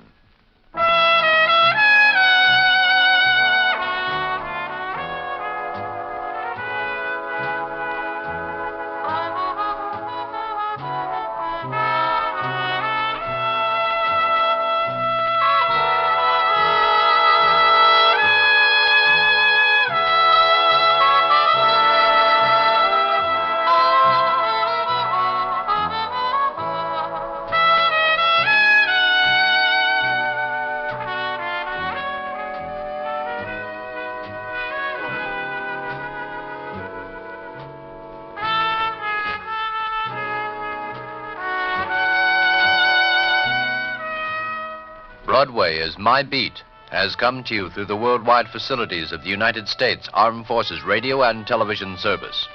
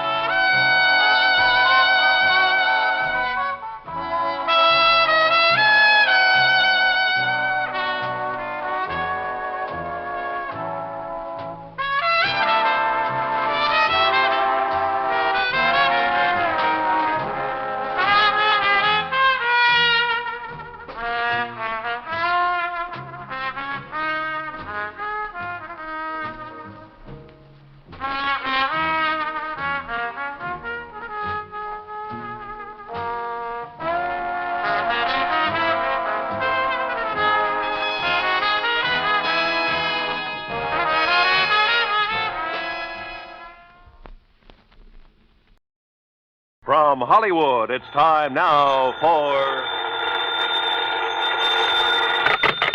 Johnny Dollar. Will you accept a collect call, Mr. Dollar? Huh? It's from Lake Mojave Resort in Arizona. Oh, say no more, operator. Just put him on. Well, yes, sir. Go ahead, please. Hi, who is it this time? Buster Favor, Ham Pratt? Johnny, this is Red. Yeah, well, how's the fishing? Time for me to make another trek westward and find out from... Huh? Red? That's right, Johnny. Red who? Well, you know, the guide out here, Red Barrett. The fishing guide? Oh, yes, sir. Who claims to know Lake Mojave like the back of his hand and every good spot there is in it? And I do, Johnny. That's a fact. Then I repeat my question. How's the fishing? Just as fine as ever, if you know where the good holes are, that is. And you do. Yes, I do. So you think it's high time I fly on out there and wet a line, is that it? No, sir, that's not what I'm calling you about, Johnny. Well, what is it? I don't rightly think I ought to tell you over the phone, Johnny. But I think you better come here just about as quick as you can. But unless I know why... I'll tell you when you get here. Well, look, I usually do my traveling on expense account for an insurance company. And you can this time. Huh? What company? The one that insured him, the Greater Southwest Insurance. Insured who, Red? Johnny, I'll tell you all that when you get here. Now look. They tell me there's a plane leaves New York right at high noon. Listen, Red. That'll get you into Las Vegas about 9:45 tonight, okay? Okay, listen. Goodbye, Johnny. Red! Crazy old coot. He thinks for 1 minute that I'm going to get on. And yet, on second thought.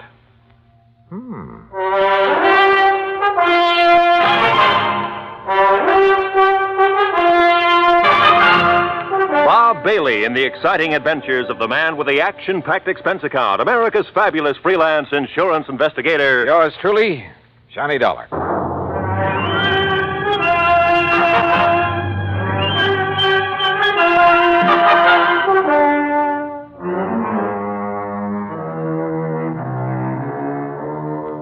Expense account submitted by Special Investigator Johnny Dollar to the Greater Southwest Insurance and Liability Company, Kingman, Arizona office.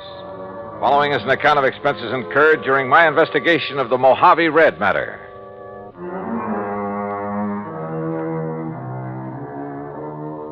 Expense account item 1420, phone call to the Kingman, Arizona office of Greater Southwest Insurance and Liability. On the theory it might be well to check with their agent, Jake Kessler, before going off half-cocked. Hi, Johnny. Haven't seen or heard from you since 2 years ago when you came out here to investigate the murder at the old Midas Touch Mine. Yeah, I remember, Jake. Now listen. Yeah? Is everything going along okay these days? What?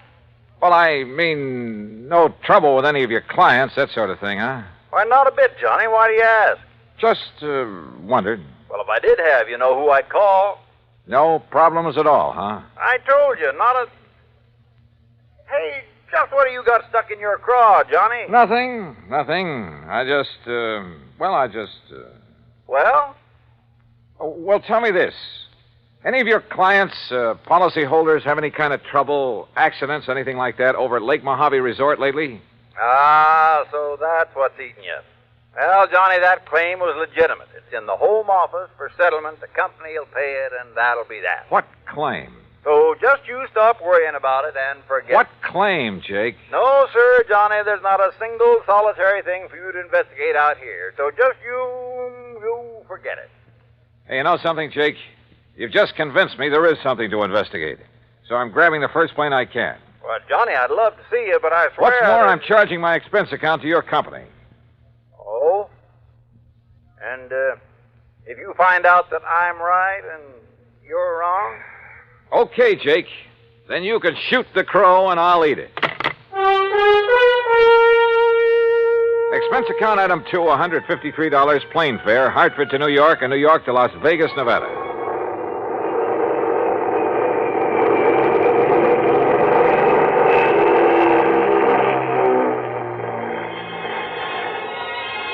It was 9:45 on the dot as the big mainliner slowly circled down out of the clear, starlit sky. Unless you've seen the millions of stars that twinkle brightly through the clean, dry air over the Mojave Desert, you've really missed something. And as we glided down toward the landing strip on the south edge of Las Vegas, the multicolored lights of the fabulous resort town made it sparkle like a vast field of jewels. Beautiful. Yeah, and expensive. That is, if you insist on trying your hand at the gaming tables and the casinos that line the main drag. Believe me, brother, I know. But that's neither here nor there. As I grabbed my luggage and started for the car rental office, a tall, angular man, well-tanned and dressed in blue jeans, high-heeled boots, and 10-gallon hat sauntered over to me. So you wouldn't take my word for it. Oh, Jake. That's right, Jake Kessler in person. And, Johnny, if you're here to investigate the claim on the Hobbs policy, well, there just isn't Hobbs, anything... huh? Well, now I know that much. And suppose you tell me who Hobbs is, or was. I'll tell you all about it, and when I have, you can hop on another plane and go right on back to Hartford. And all at your own expense. I still don't see whatever made you come out here, Johnny. Apparently the Hobbs matter, so start telling me. Well, come on, Jake, come on. All right, Johnny. All right, Elmer P. Hobbs, real estate in Los Angeles. Came over to the Lake Mojave Resort about 2 weeks ago, spent a few days fishing with his old pal, the guide they have there. You mean Red Barrett? Yeah. Well, okay, go on. And on Tuesday, a week ago, he rented one of the boats and went out by himself. Apparently, he went up to a place called the Big Basin. Yeah, I know it well. The lake's 3 or 4 miles wide up there. Yeah, well, that afternoon, a big wind came up, regular screamer. All the other boats came back to the landing, and all but Mr. Hobbs. Oh? The next morning, when the wind died down, they found his body washed up on the shore on the Nevada side. That's all? That's all. You say a claim has been filed? That's right, by one of his 2 beneficiaries. Who? His business partner back in L.A., Mr. Stuart Manley. I've passed the claim, and the company will pay it.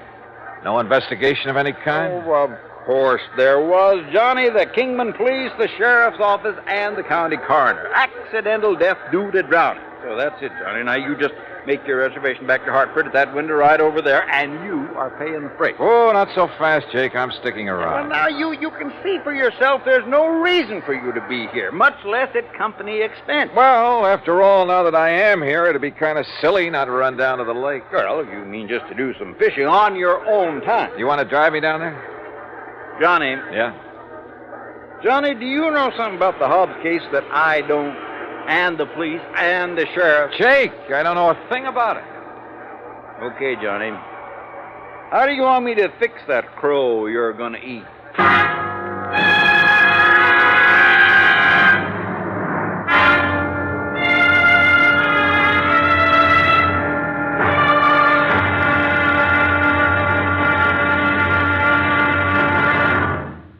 Act 2 of yours truly, Johnny Dollar, in a moment. Our flag now numbers 50 stars, and behind each star there stands yet another flag representing one of the 50 states. Vermont's state flag, in its early form, imitated our national flag, uniquely bearing 17 stripes and 17 stars, with only the inscribed word Vermont to distinguish it. The good people of Vermont assumed, as did our national government, that stripes as well as stars would be added as each new state entered the Union. Vermont entered the Union after Tennessee and Ohio, and with Kentucky to join shortly, the Vermonters naturally put 17 stripes on their flag. In 1818, the United States Congress put a stop to this, and since then the stripes have always been at 13, and only stars are added for each new state. Vermont's present flag captures the famous beauty of the Green Mountain State in its coat of arms, and inscribed is the phrase, Vermont, freedom and unity. Vermont's state flag, the flag of the 14th state to enter the Union, was adopted on April 26, 1923. And now, Act 2 of yours truly, Johnny Dollar, and the Mojave Red Matter. Elmer P. Hobbs of Los Angeles had died of drowning when his small boat capsized in a high wind on Lake Mojave. At least that's what Jake Kessler, his insurance agent, told me. Accident pure and simple, he said, and I could hie myself back to Hartford and forget about it. But I didn't. Simply because of the phone call I'd received from old Red Barrett, fishing guide at Lake Mojave Resort. I persuaded Jake to drive me over there on the excuse that as long as I was nearby, I might as well do some fishing. So he dropped me off, and since it was after midnight, went on back to Kingman. I wandered on down to the dock and boathouse. Hello? Who's that? Ham? Huh? Johnny? Johnny Dollar? Yeah. Johnny Dollar? Hi. What are you doing here? Hiya, Ham. Hey. You know darn well what he's doing here, Ham. The fishing has never been better. Only how'd you get the word? And how are you, Johnny? Oh, just great, Buster. Did you stop by the office, let Marilyn fix you up with a room? No, because as I recall, old Red usually sleeps here on the dock. Oh, Red. Well, why do you say it that way, Buster? Because Ham and I are wasting good sleeping time down here, wondering why he hasn't come in yet. You mean he's still out on the lake? Yes, crazy But it's as old... black as the ace of spades out there. And no moon tonight. Buster and I were about to take off and about to look for it. He pulled this very same stunt night before last. We finally found him drifting around about 9 miles up. He said he'd run out of gas. Showed his empty tank to prove it. Yeah, but we knew better. What do you mean, Buster? I mean, when he saw us coming after him, he dumped out what gas he had. Oil slick all over the lake. If somebody'd struck a match, why? You know, Red's been doing a lot of crazy things this past week or so. Ever since his old friend, Mr. Hobbs, died, they were pretty close. And that is why he phoned me. Red phoned you? Yeah, early this morning. And if you ask me, it's because he doesn't believe Mr. Hobbs' death was accidental. Johnny? You know something? I didn't quite believe it myself. Well, sure, we have some pretty big winds on the lake now and then, and it was a big one that day. Yeah, and then when the coroner and the other authorities, well, who's to argue with them? Do you know if Red has found out anything? Anything at all? All we know is he's given up taking out fishing parties and spends all his time prowling around the lake every day. And night. Says if he can find the boat Mr. Hobbs used... What kind of a boat was it? One of our regular rentals, an aluminum Arkansas Traveler. Yeah, with a 10-horse Johnson on it. Well, listen. Those boats have flotation tanks. Why, yeah. So even if it did capsize, it wouldn't sink. You're right, Johnny. And there's been no sign of it? None at all. Then let's go up to the lake and find Red.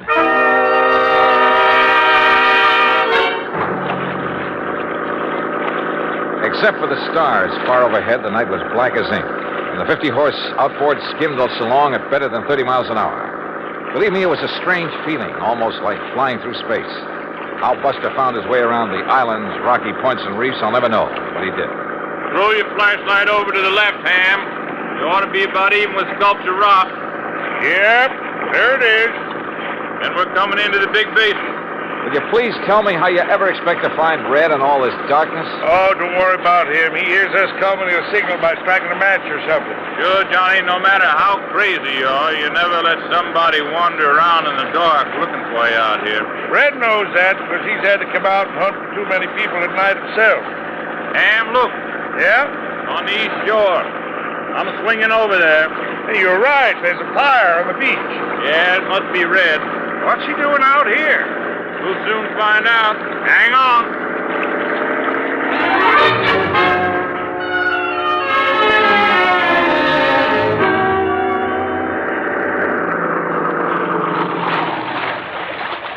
Well, all I have to say is you took long enough to bring Johnny up here. Red, you old reprobate, what under the sun are you up to this time? I just told you. I've been waiting for you to bring Johnny. Now you can leave us and go on back to the dock. And I thank you very much.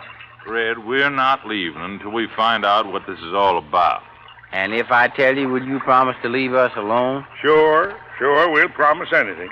Oh, you see, I need Johnny's help. Yes, well? Because with him to follow up what I found today, well, Johnny, you and I are going to prove that my old friend Mr. Hobbs was murdered.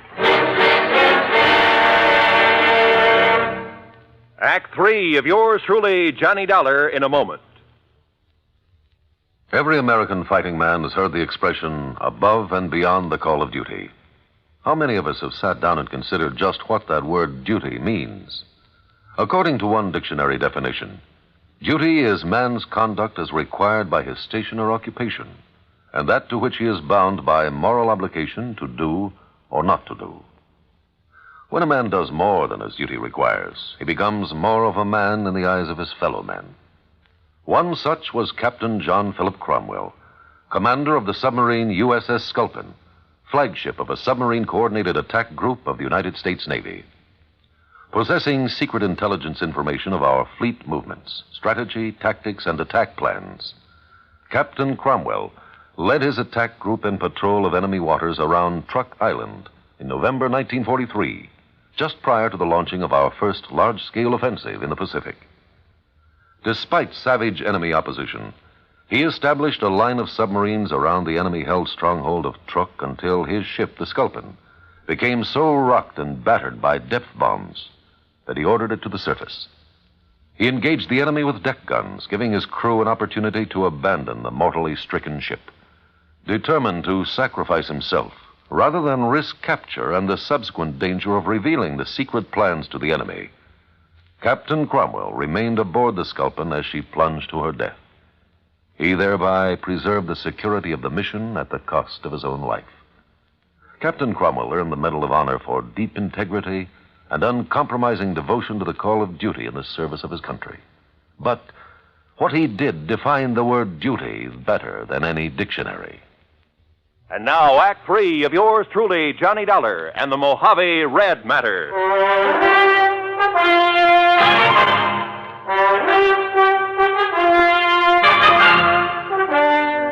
I'll tell you this, Johnny. Red here's one of the wildest, most irresponsible old characters I know when he wants to be. But he's okay nonetheless. And if he thinks you and he can find proof that Mr. Hobbs was murdered, well, he must have a good reason for it. Well, Red?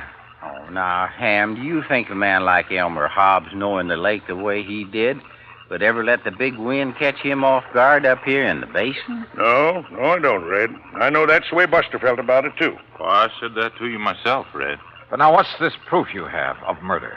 Well, Ham and Buster, aren't you going on back now that I've told you why I wanted you to bring Johnny here? Was there any harm in our knowing what you found, Red? After all, we might be able to help you and Johnny. Yeah, I thought about that, but you see, I might just possibly be wrong about... Well, I might just be wrong, and I wouldn't want to be ashamed in front of a lot of people. By a lot, you mean 3. Well, that's 3 times as many as just Johnny here. Oh, well, now look, No, Red. Johnny, he means it, so Ham and I will go on back to the dock. But I still don't see what difference it Johnny, when you get to know Red as well as we do, you'll stop trying to figure out the whys and wherefores of some of the things he does and what makes him tick. But you'll also learn that in the long run, no matter how unorthodox some of those things are, well, oh, come on, Buster. Right. See you when you get back to the dock, Johnny. Oh, you got some food, Red? Now, you know I always keep something in my boat, Buster. Okay. Well, far be it from me, Red, but all I have to say is that whatever you think you found proof of, well, it sure better be something. Oh, it is, Johnny. At least I think it is. Now, you just scrunch yourself a place to sleep in the sand. It's pretty late. Huh? Well, it took you so long to get here, and we can't see anything in the dark anyway. Oh, now look, Red, for heaven's sake. Good night, Johnny. Sleep well. And that was the end of our conversation.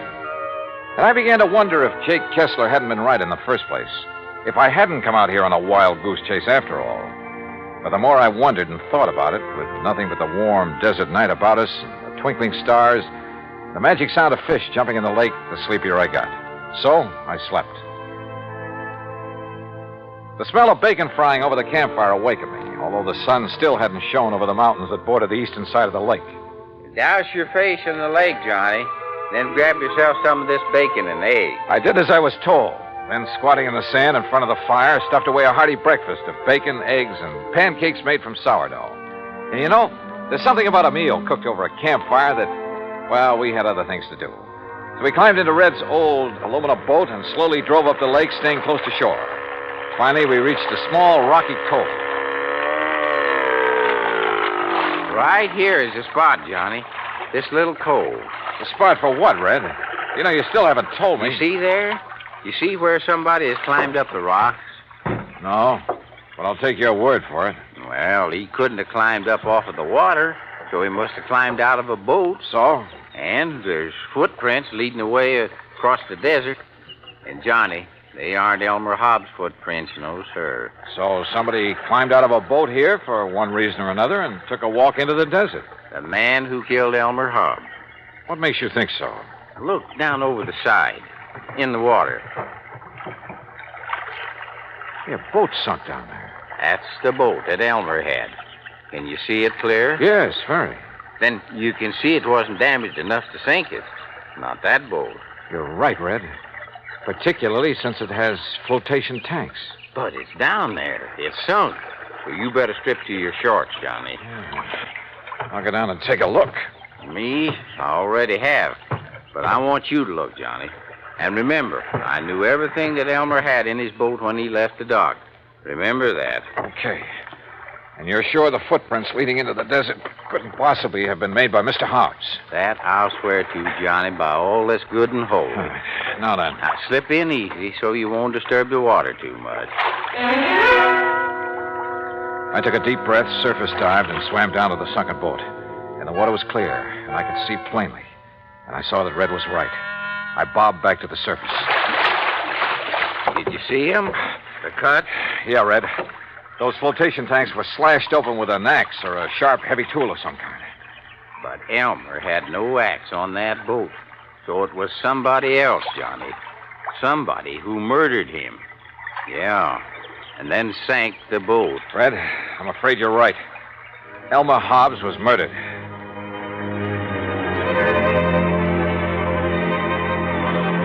So there you have it, Jake. And if I were you, I'd call off payment on that claim immediately. Granted, the case isn't over yet. I still have the job of finding out who killed Elmer Hobbs. But you know something? You're going to have to wait for my next report. Meantime, expense account total to the moment, $159.20, including the cost of shooting and retrieving one crow.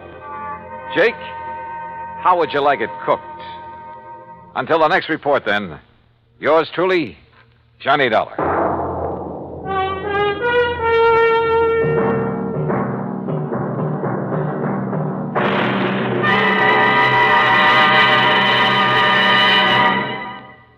Our star will return in just a moment.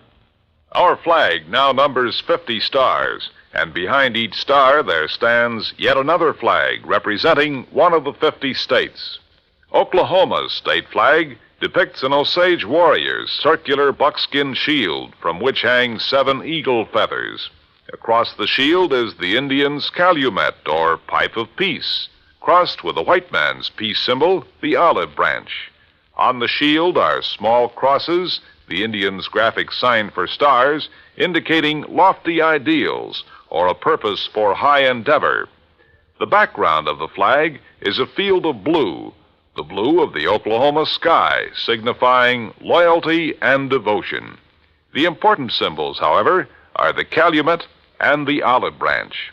These override the shield, the symbol of war, and bespeak a predominant love of peace by a united people. Oklahoma's state flag, the flag of the 46th state to enter the Union, was adopted on April 2nd, 1925. Now, here's our star to tell you about next week's story. Next week? Well, after all, the case isn't really closed. But it will be next week, believe me. Join us, won't you? Yours truly, Johnny Dollar.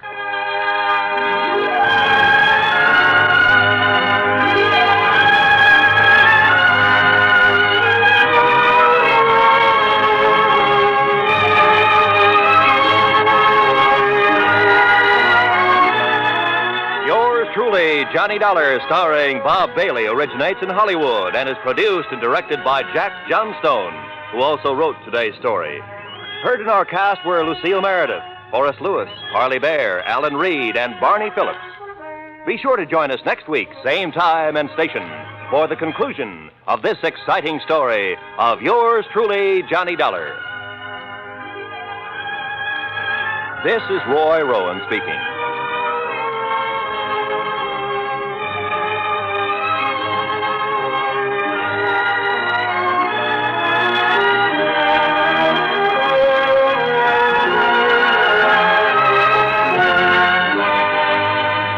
This is the United States Armed Forces Radio and Television Service.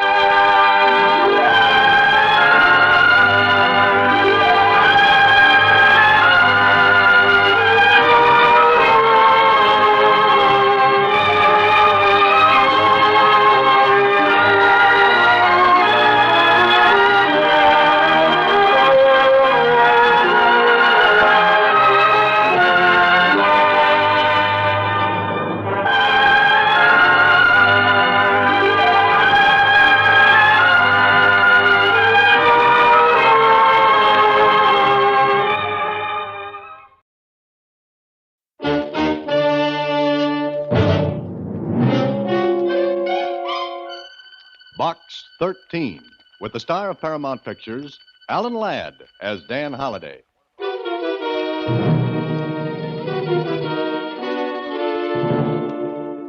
Box 13, care of the Star Times. If your advertisement is on the level, I think you'll find this worth your time. Be in the Quan Hai shop in Chinatown at 2 o'clock tomorrow afternoon. Pretend you want to buy some jade. Reject the first 2 pieces offered, then mention the Hang Lee piece in the window. Buy the Hang Lee. This will be worth a lot of money to you. Remember, it's the Quan Hai shop in Chinatown.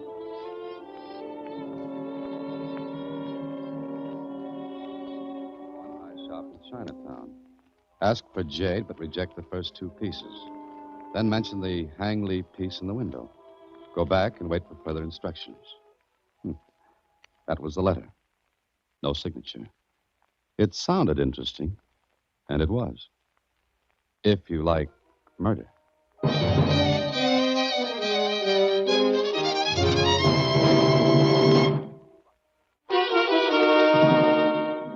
And now back to The Treasure of Hang Lee, another Box 13 adventure with Alan Ladd as Dan Holliday. I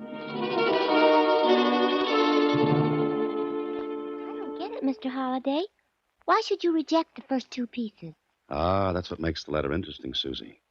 Why reject the first 2 pieces and then mention the Hang Lee piece? All right. Why? I think I've got an idea. What is it? Pretty obvious, Susie. Look, the letter doesn't say anything about identifying myself, does it? No, it doesn't. Well, if I follow instructions, follow them exactly, I'll be tipping myself to someone in the store. You get it? Oh, sure. Whoever wrote the letter will be there, too, waiting for you to follow instructions. That's a great deduction. And I did it all myself, too. You sure did. Okay, Susie, I'm going to make like Marco Polo and visit our Chinese friends.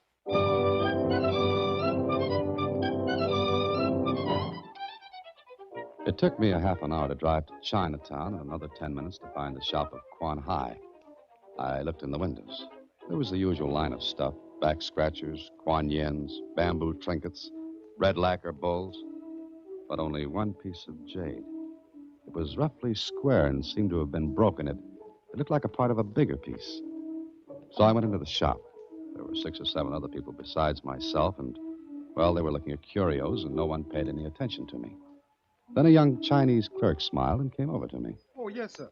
Can I help you, please? Oh, yes, I want to buy a piece of jade. Yes, sir. You want a certain color? Well, I don't know. This is a very nice piece, sir. It is what we call the mutton fat color. It's very nice, but not quite what I want. A ring, perhaps? Cufflinks? A snuff bottle? I don't know.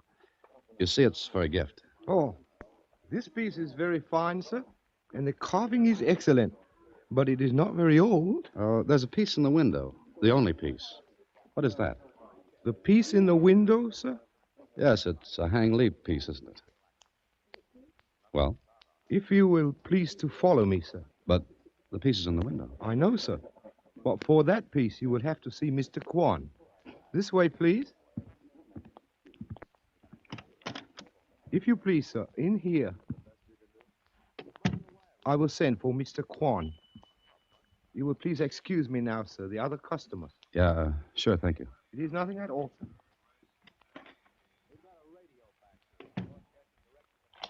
You went out, and I heard a key turn in the lock of the door. For a moment, I was left alone in a room that was different from the rest of the store. Very different. Instead of the usual junk that tourists buy, this room was a treasure house. Rose quartz, wonderful jade screens, beautiful porcelain bowls that seemed to be lighted from inside, lacquerware that shone like satin in the dim light. I was looking around me when... Good afternoon, sir. Oh, how do you do, Mr. Quan? I am Mr. Quan. Please to sit down, sir. Thank you. May I help you, Mr. My name is Holliday, Dan Holliday. I am honored, Mr. Holliday. Your clerk told me I'd have to see you about that Hang Lee jade in the window. Yes, that is true. You want that piece, Mr. Holliday? Yes, I'd like to buy it. One moment. It is strange. That Hang Lee piece has lain in the window for 2 weeks now. You are the first to ask for it. I saw it and liked it. Of course. You are a man of excellent taste. It is a very fine piece, incredibly ancient and incredibly valuable. Oh? Well, maybe I can't afford it. The Hangley piece, Mr. Kwan. Thank you, Lan. That is all. Yes, Mr. Kwan. Does he always lock the door when he leaves this room? There are very valuable things in this room, Mr. Holliday. Oh, I see. But the Hang Lee piece, is it valuable, Mr. Kwan? Yes, Mr. Holliday. So valuable that there is no price on it. Odd that you should ask for it. You have no idea how odd. It is a piece of a larger work, 12 inches by 12 inches to be exact. This is only 1/3 of the original. May I see it? Certainly. It looks like a wonderful piece of jade. Do you know what Confucius said about jade? Well, I seem to have heard quite a few things Confucius was supposed to have said, but I doubt if any of them would fit the bill just now. Yes. But Confucius said that jade is like truth. It gives out a bright rainbow, and it shows a pure spirit among the hills and streams. Truth gives out a bright rainbow. Mhm. That's a very pretty figure of speech, Mr. Kwan. Yes. Truth is very often a figure of speech. Is it not, Mr. Holliday? Yes, I'm afraid you're right. But about this piece, Yes. You will note the carving, very beautifully done. these are Chinese characters, aren't they? Yes. It is too bad the other 2/3 of the entire piece are missing. Oh? Why is that? I mean, beyond the fact that it seems a shame to ruin such a magnificent thing. Foolish old Chinese legend, Mr. Holliday. It says that he who translates the writing will be led to a treasure beyond all price. But you'd have to have all three pieces. You would need all 3 pieces. And where are the other 2? I do not know. I see. Well, Mr. Kwan, how much for this piece? Mr. Holliday, it has no price. You mean it's not for sale? It is not for sale. But I don't understand. It was in the window. and Yes, and no one inquired about it. Perhaps because collectors would not be interested in a broken piece. That could be. But that still doesn't explain why you had it in your window, and yet not have it for sale. Because, Mr. Holliday, the piece is yours. I beg your pardon. What did you say? The Hangley piece is yours. There is no price on it. But I can't take it without paying for it. You ask for it? Of course I did, Mr. Kwan, but I'm prepared to pay for it. I am sorry, there is no price. The piece is yours for the taking. Well, suppose someone else had come in and asked for it. Would you have given it to anyone? Only to one who asked for it by name, as you did. I don't understand. Truth, Mr. Holliday, is a figure of speech. I have told you the truth. The Hangley piece is yours. Please take it. Now, if you will excuse me. Just a moment, Mr. Kwan. Suppose I refuse to walk out with this. It is a matter of indifference to me. Then, as a matter of curiosity, how much is the piece worth? That depends upon who has it. And that means what? That is hard to say. To a collector, the Hangley piece would be worth perhaps no more than $100. To you, it is worth what you make it. To me, it is priceless. Here is Lun. Lun, please show Mr. Holliday to the door. His business here is concluded. It will be great honor, Mr. Kwan. Just so. Well, goodbye, Mr. Holliday, and may the bat roost upon your roof. May the what rest for where? The bat is a Chinese symbol for good fortune. Goodbye. Please to come with me, Mr. Holliday. You're sure you won't change your mind, Mr. Kwan? About what? The Hangley piece? It is yours. Perhaps we shall meet again, Mr. Holliday. Oh, wait, just a minute, Mr. Kwan. He is gone, Mr. Holliday. Now, if you will please to follow me. All right. Thanks. Is there anything else you wish, Mr. Holliday? Yes, I think there is. And that is? I wish someone would tell me why I advertise for adventure and get mixed up in things like this. Oh, goodbye.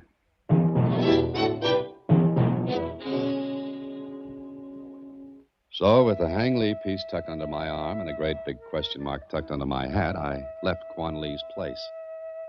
For a moment, I stood in front of the store. No one followed me out, although I knew that whoever had sent me the letter was watching. So I drove home and waited in my apartment. I didn't wait long. Hello? Miss Holliday? Yes, it is. I'm the one who sent you the letter. Bring the Hangley piece to 721 South Ferry Street, room 6. Oh, just a minute. How do you know I've got the piece? I was in the store this afternoon. Hmm? And why didn't you ask me for it there? You're wasting time. Please bring the Hangley piece. You won't be sorry. What was that address again? 721 South Ferry Street, room 6. And the name? You've got all you need to know. I'll be waiting. Well, well, well. All right, Mr. South Ferry Street. We'll see what you have to offer. Please go back in, Mr. Holliday. Oh, I've got company. Please go back. Sit down. I just got up. Sit down. Well, thank you. Won't you? You're much younger than I thought you'd be. Oh, is that so? Well, keep pointing that gun at me, and I can age 10 years. You have quite a sense of humor for a murderer. Murder? Well, this is news. Go on, Miss... Loring. Greta Loring. How do you do? Doesn't the name Loring mean anything, Mr. Holliday? Beyond the fact that it belongs to a very pretty girl holding a very ugly gun, I'm completely at loss. Lying seems to be another of your doubtful accomplishments. Oh, yes, I'm very talented, but I'm no good at puzzles. You see, I give up too easily. I had a hard time finding you, especially since you changed your name. No, this is news. I'm a murderer, a liar, and I'm living under an alias. This afternoon you gave yourself away by getting the Hangley jade from that shop. Sooner or later, I knew I'd trace you through that piece of jade. Oh, so you were there, too? I've watched that shop for days, waiting for you to get the Hangley. And now that I've got it? I'm going to take it. Then kill you. In that order, I suppose. Give it to me. It's right there on the table in front of you.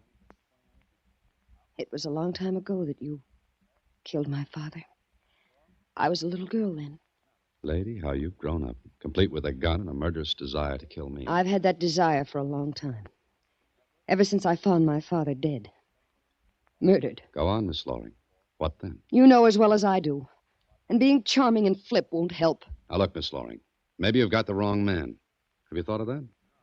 After all, you said I seemed to be much younger than you thought I'd be. All I know is that you went after the Hangley jade. No one else in the world but you would want that piece. No one else would know what it means. That's circumstantial evidence, Miss Loring. Stay where you are. We're through talking, Mr. Holliday. Or shall I call you Benson? You can call me anything you like, but think before you squeeze that trigger. I've thought quite a lot. Now, I'm going to take the jade. All right. Here. Take it. Giving it to me won't solve everything. Stay there. No, don't. With a slam of the door, Miss Loring was gone, and so was the Hangley jade. And so was a piece of my coat where the bullet from her gun ripped through it. But I had the gun. Maybe it could be traced. But first, I had to see a man about a piece of jade at 721 South Ferry Street.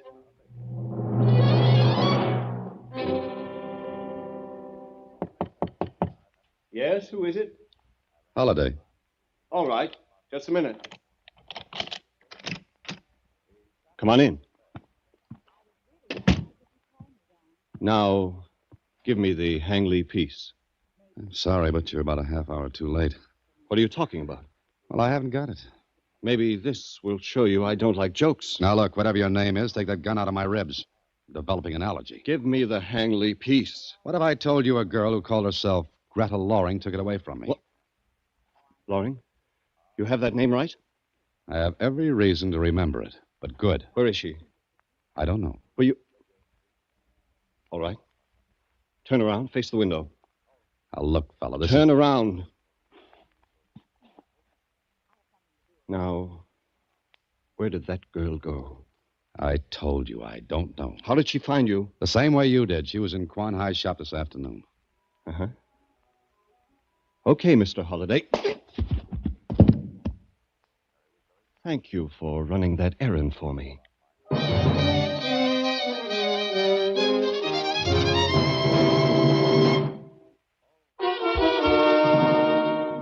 And now, back to Box 13 and Dan Holliday's newest adventure, The Treasure of Hang Lee.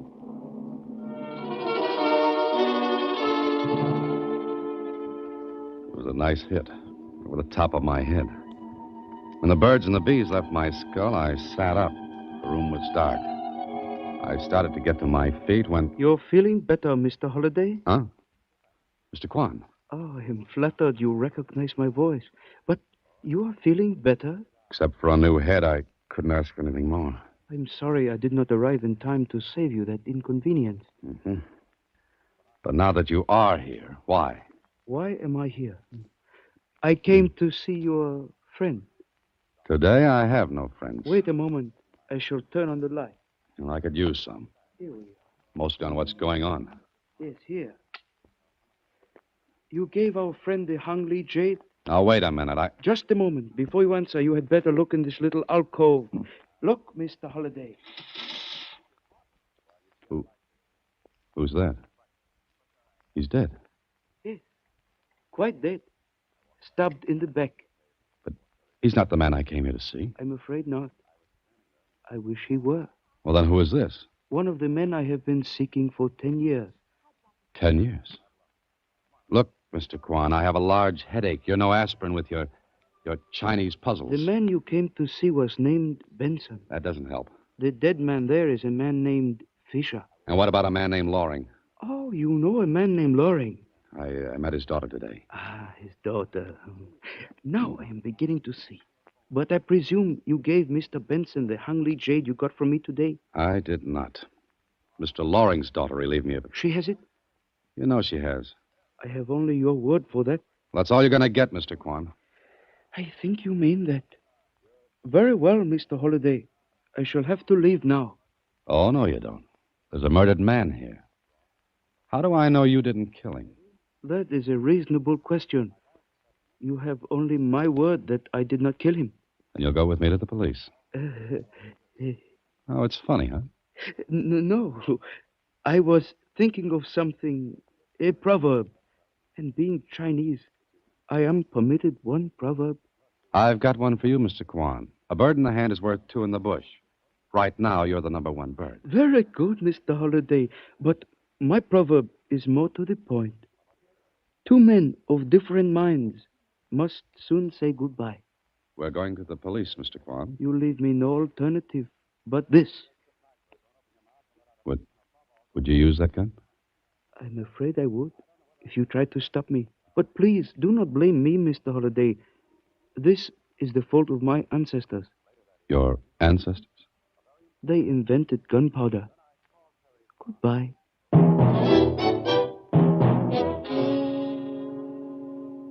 And so there I was, but where? I called the police and reported the murder without giving my name. I didn't want to stick around because I had other things to do. I had a bullet hole through my coat and out of my head and a big burning desire to catch up with Mr. Benson and Miss Loring. Not to mention a certain Mr. Kwan. The only lead I had was Greta Loring's gun that I'd taken from her. If she had bought it in the city, it would be registered. So I made one more phone call and found out what I wanted. Her address. It was in an apartment building. And her apartment was number 8. I pressed the buzzer. Yes? Good evening, Miss Loring. How did you find me? Oh, I had to. I always return things that I borrow. I believe this is your gun. What are you going to do? Play questions and answers. Please, get out of here. This afternoon, you called me a murderer. Why? I thought you were someone else. Who? Benson? Yes. Oh, but I'm not. I know that now. Oh, now she tells me. After she puts a bullet through my coat. You know, Miss Loring, 2 inches higher and you'd have had yourself a corpse. Me. I dislike being a corpse. Now you'll talk. Benson killed my father in China 10 years ago. It seems he also killed a man called Fisher. David Fisher? David or not, he's just a number at the morgue by now. Then Benson is still alive. I think he is. And you came here. Well, of course, why not? Oh, don't you see what you've done? Done? Think about it. Oh. He wouldn't know where to find you, but I told him I'd met you. And he'll keep track of me. And come here. Listen, have you still got that hang leaks jade? Yes. Well, he wants that. If you give it to him, maybe he'll go away. My father was killed because he had the Hangley piece. What is there about that piece? There were 3 pieces. All part of the same screen. It was something about a treasure. Mm-hmm. And the carving on the screen would lead to the treasure. Yes. You have one piece. Benson has the other two. One he killed your father to get, the other he killed Fisher to get. And he'll come here after this third piece. Hey, come on. We've got to get out of here. Wait. Where's your phone? Oh, right there, but... I'm going to call the police. Not yet, Mr. Holliday. Quan. Yes, I followed you, Mr. Holliday. Then, because I feared Miss Loring would not extend her hospitality to me, I came up the fire escape. Quan. Quan, my father told me... Miss Loring, yes. Your father, Fisher, and Benson killed an old Taoist priest in China to get the Hung Lee screen and its secret. My father never killed anyone. I'm afraid he did. But there are 3 pieces off the screen. Yes, Mr. Holliday. The 3 men did not trust one another. They broke the screen up into 3 pieces. One valueless without the other 2. Why? Why did they do that? Because they had to leave China and go their separate ways. They arranged to meet later. But Benson killed Loring. Yes, but Loring did not have his piece of the Hung Lee. I got it before Benson got to him. And you put the piece in the window to trap Benson. Why, Mr. Quan? Why? The Taoist priest was my honorable father. Oh, I didn't know. I didn't know that. I'm sure you did not. I have been all over the world, waiting, hoping that sooner or later the murderers of my father would trap themselves. 2 are dead, and the third... Benson? Yes, Benson. Must be Benson. You will let him in, Mr. Holliday. Let him in, or you crazy Quan. He's a killer. I said let him in 1 moment. I will take that gun you put on the table, Mr. Holliday. Give it to me. Take it. Thank you. Now I have 2 guns. Mr. Benson probably has one. Let him in, Mr. Holliday. If you think I'm going to open that door and let him in, you're crazy. I have 2 guns. Are you afraid, Mr. Holliday? All right. Miss Loring, get back. Next to the wall. Now. You. Get back in there. Better not come in, Benson. Move away now. Who's that? Come in, Mr. Benson. Come in. Holliday, stand in front of me. Right where you are. All right? Go ahead and shoot. I would hit Mr. Holliday. That's right. I'm sorry, Mr. Holliday, but you seem to have been caught between the dragon and the tiger. I want that Hang Lee piece. I'll give it to him. Yes, do that, Miss Loring. Give it to him. Benson, you've already killed 2 men. The third won't make any difference. A Hang Lee piece, Miss Loring. On the table. There. Take it. Good enough. All right, Holliday, move in front of me. Always in front of me. Now stop. Hand me the jade. You, Miss Loring, hand it to me. That's it. Now I'm going to move back toward the door. If you shoot, Holliday gets it. Stop right here. Mr. Holliday, my life means nothing because I have devoted it to this moment. But I regret this inconvenience to you. Quan, think what you're doing. Benson won't get away. The police will have his description and be picked up within an hour. Nice dreaming, Holliday. Mr. Quan, don't. Stay where you are. I regret, Mr. Holliday. Twist away quickly! Twist away! Mr. Holliday! I'm all right. I got out of the way. But... Mr. Benson has gone to his ancestors. Mr. Quan, are you all right? Yes. It's quite all right, thank you. You're hit. Miss Loring, call the doctor fast. No, please. The 3 pieces of the screen. Give them to me. You will find 2 of them in Mr. Benson's pocket. Look, Mr. Quan, you're hurt badly. You've got to have a doctor. No, that would do no good. Old Chinese proverb. Greatest coward is he who fears death. I'm sorry, Mr. Quan. The Hung Lee pieces. Please, put them together. All right. There they are. The treasure of Hung Lee. Right here. Treasure? But... Not gold. My people learned centuries ago that real treasure is not gold. Treasure of Hung Lee is written here. Jade. That happy is the man who is contented with his lot. Mr. Quan. Mr. Quan. It's all right, Miss Loring.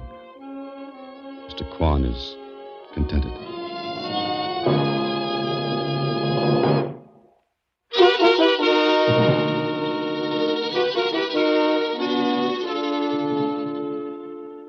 You mean that was all there was to the treasure, Mr. Holliday? Just that proverb? That's right, Susie. Maybe it's the best after all.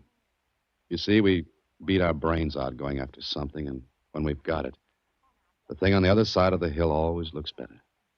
Happy is the man who is contented with his lot. Gee, you know something, Mr. Holliday? What, Susie? I can't think of anything silly to say. That's as it should be. Good night, Susie. Next week, same time, through the courtesy of Paramount Pictures, Alan Ladd stars as Dan Holliday in Box 13. Box 13 is directed by Richard Sandville, with this week's original story by Mark Hopling. Original music is composed and conducted by Rudy Schrager. Part of Susie is played by Sylvia Picker, and production is supervised by Vern Karstensen. Box 13 is a Mayfair production from Hollywood.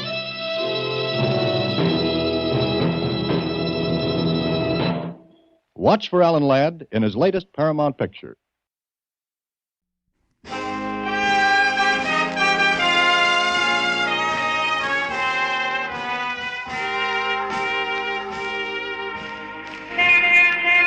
Broadway's My Beat, from Times Square to Columbus Circle, the gaudiest, the most violent, the lonesomest mile in the world.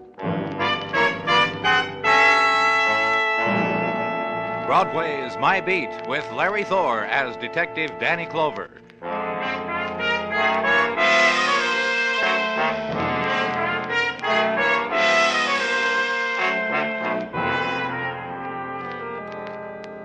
In the sunlight of an October morning, Broadway stands on its street corner and breathes deep of the autumn-filtered air, presses out of its lungs the taste of the night past.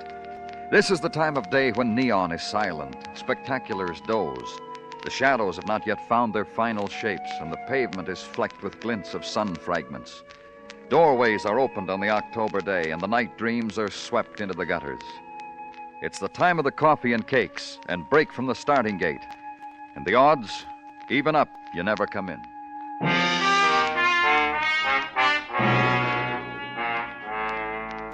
And where I was, the sunlight filtered through Italian damask, swiftly caressed Grecian fragments. A torso in black marble, a head in stone, pocked with antiquity, a glass case with golden coins hermetically sealed against corrosion and desire. And impervious to it all, the man who leaned fastidiously against a Grecian column, then lifted his glass of champagne, silently toasted the bust of Plato, then let the realization flow over him that a policeman was there among his treasures. You respond well, you people, and quickly. Bravo. At headquarters, they said your call sounded urgent. Did they say that? How perceptive of you people. The extraordinary qualities one finds in the most unimaginative of delicious. That's right, Mr. Hanson. No imagination. That's why you'll have to tell me the reason I'm here. It's exquisite. You'll be ravished by it. Shall we set it off with champagne? Look, I reject the bubbly. It's going to be such a grisly day, Mr. Clover. I promise you. It's off to a good start. Goodbye, Mr. Hanson. Come back, idiot man. Come back. In this room full of dead antiquity, there is so much vibrant death, pulsating death. And you turn your back on it. Idiot man. Someone's dead? There will be. Does the statement chafe up an emotion in you? Who? Nola, my wife. Once of such beauty. Such beauty that would put all these my Grecian delicacies to shame. That torso, for instance. It would blush to its tippy toes at the beauty that once was Nola's. But no more. And she's going to die because... There will be violence of one sort or another. Death? It is almost too much to hope for, is it not? Though Nola deserves it. How that old girl deserves it. She's done something? Mm-hmm. Yes. Mm-hmm. She convinced a boy to come here all the way from Europe. An Adonis of a boy. Kurt could turn on the old girl. Young gods turn on old beauty sometimes. Destroy it because it offends their sense of the aesthetic. Kurt? Kurt Bauer. A young thing with a pair of skis. I fear Nola is playing with her own demise in that boy, and she's not aware of it. No more than she's aware that... That what? That my daughter Connie by a former, less colorful marriage, also has no love for Nola. You must talk to Connie at her place on Sutton. Ask her why she loathes Nola so helplessly. It'll amuse you. And you, Mr. Hanson, what about you? Why? I, too, am a creature of violence. Delicious, isn't it? I don't know one day to the next how I'll react when something's taken away from me. I fear for Nola, Mr. Clover. Such an exquisite fear. That's why you called us? But exactly. Nola's a lovely old girl. I'd fret if there was so much as a scratch on her. You'll prevent that, you people, won't you? If you can. If you can. And saying it, Mr. Hanson poured himself a drink, moved over to the slender Grecian column, faced me, and took his stance next to Plato. He fingered his mustache, cocked his head, and used a half of his mouth for a smile. That's the way I left Mr. Hanson.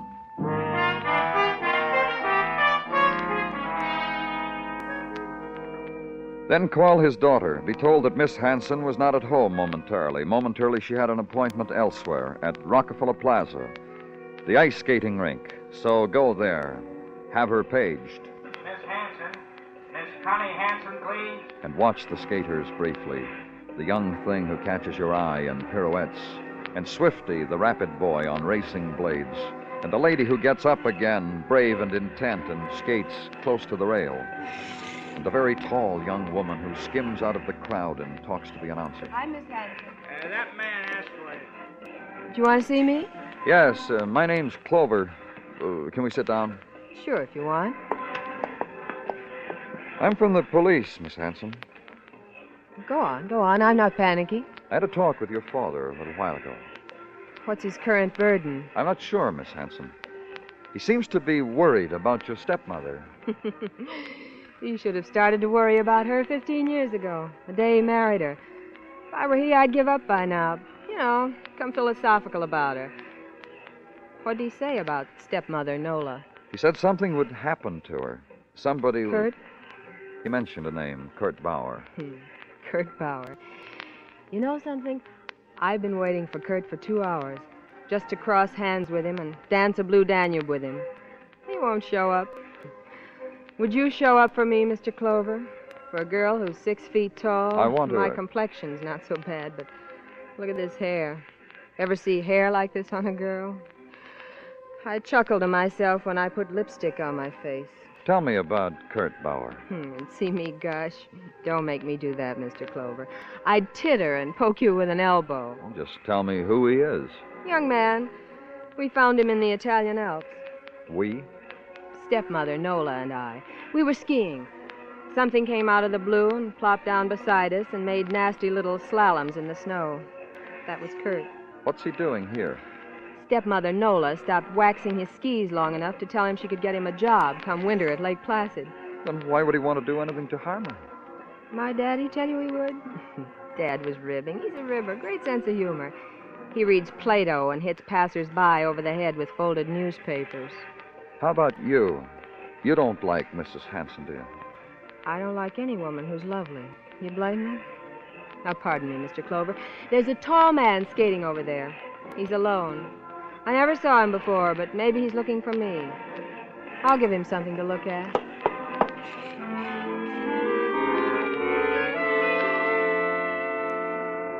And watch the girl skate away with a surprising grace, glide to the center of the rink, and begin an endless whirling, a whirling whose fuel was disappointment and frustration, the frenetic spinning, turning, cutting of numerals into ice, the magic symbols to draw beauty to her. And it doesn't happen until the awkward crash against the spectator's railing, the clumsy fall that sparked only a laugh, and no one helps her to her feet.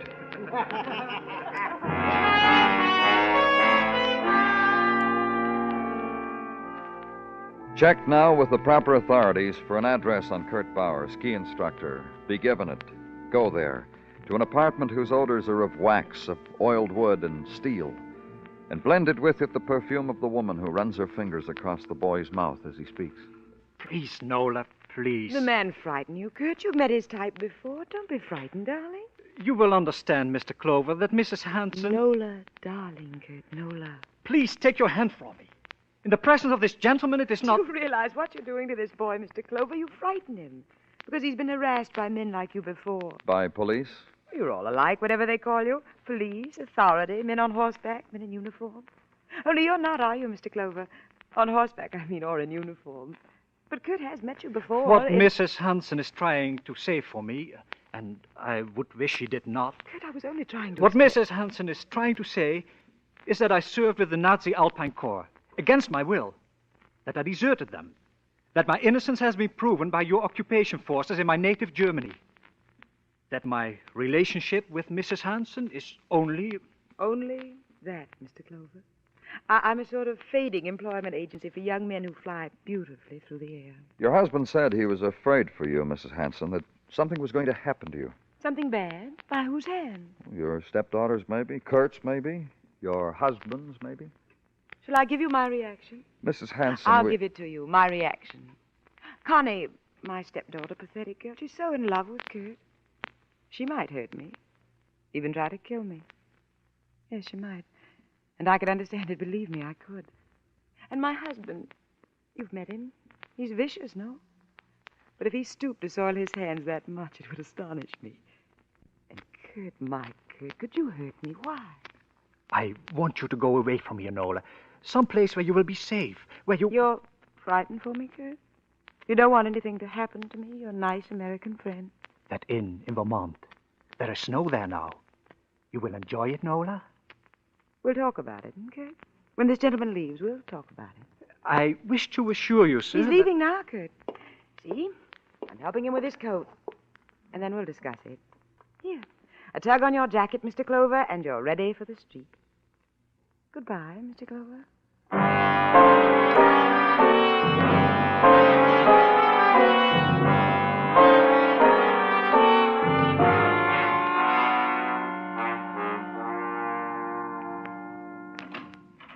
Danny?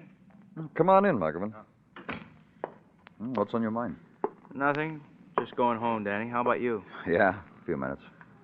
You bowling tonight? Yeah, I guess so. Well, don't do me any favors. You don't feel like bowling? Say you don't feel like bowling. Yeah. What's the matter with you? I'm bewildered, Muggerman. You ever get bewildered? That's why I bowl so much. It takes my mind off the many times I'm bewildered. I can't figure those people. Each one of them. Dale Hansen, his wife, his daughter, that Kurt Bauer. What about him? I don't know. If I said they were strange, would you know what I meant? Me either. There's something shrill about all of them, like they were waiting for something to happen, like each was waiting for the other to make a move. One of them was... Danny Clover speaking. Dale Hansen, Mr. Clover. Yes, what is it, Mr. Hansen? Have you been inside Kurt's apartment recently? About 3 hours ago. Why? I suggest a revisit. I strongly suggest it, Mr. Clover. Goodbye. Who was it, Danny? I'll tell you on the way. Come on.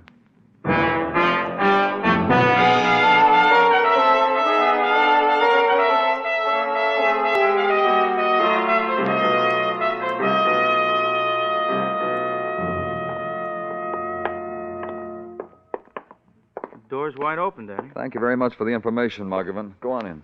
Right, all right. What's supposed to be here in Kurt's apartment? I don't know. Look in that room. Yeah. Danny, look. Look, Danny. He stood there in the doorway, Muggerman did, pointing at Kurt Bauer, lying there on the bed, arms outstretched like the beginning of an embrace, like the end of one. And beneath the white silk scarf around his throat was the shaft of a ski pole, steel-tipped, impaling him. It was the thing that killed him, the thing that had murdered Kurt Bauer.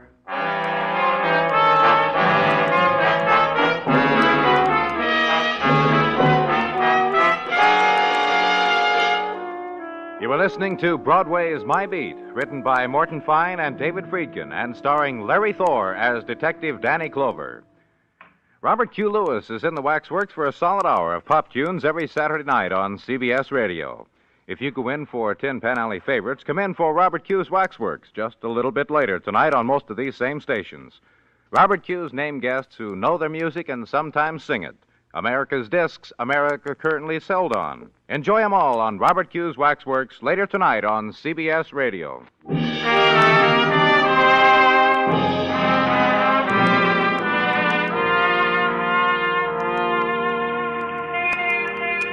It's the time that was saved up for, Saturday night on Broadway. The time when the great explosion flings itself out over the city, and the lights climb in columns against the wall of night like licking serpents.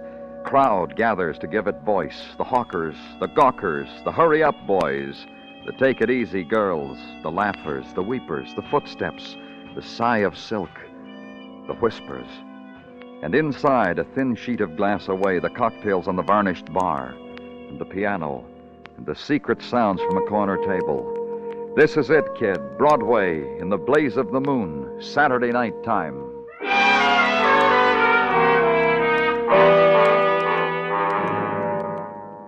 And the night had an hour in it to find a man murdered, to consider him, to watch the police technical department attend him, to talk to the medical examiner. The hour to officiate, then to leave. To make a call to Dale Hanson, summon him to headquarters. For the first time in my life, Mr. Clover, I feel, well, municipal, like a citizen. It has the shade of a sensation about it. You knew we'd find Kurt Bauer dead, didn't you? Of course. I called you from the phone next to his deathbed. I've been complimented before on my presence of mind, so you needn't bother. Did you kill him, Mr. Hanson? You are Mr. Clover's, I suppose you people would say, sidekick? Did you kill him? Certainly not. I went to give him his fee for making my dear ones proficient on ice. Let's see that medical examiner's report, Muggavan. Thanks. Kurt Bauer died at about 7 o'clock, according to this. And I called you at 9. From 6 to 8:30, I was being sweated and massaged. You may check my club, the Hermitage Club. Well, check it, Muggavan. Gramercy 51110. Let me ask you something, Mr. Hanson. Certainly. You tried to throw us off the track, didn't you? Told me your wife was in danger while it was... Believe me, this whole turn of events is merely a pleasant surprise. Who killed him, Mr. Hanson? I suppose someone whose forte is pleasant surprises. I caused you to frown. Forgive. Did you know your daughter was in love with him? She'll grieve. And your wife? My wife is a foolish woman, and harmless. Her attempts to recapture a lost youth is saddening, but I bear with it. I just spoke to a master named Bill, Danny. Yeah? Yeah, he baked him and massaged him from 6 to 8. Give him a half hour to get dressed. You're in the clear, Mr. Hanson. You can get out of here.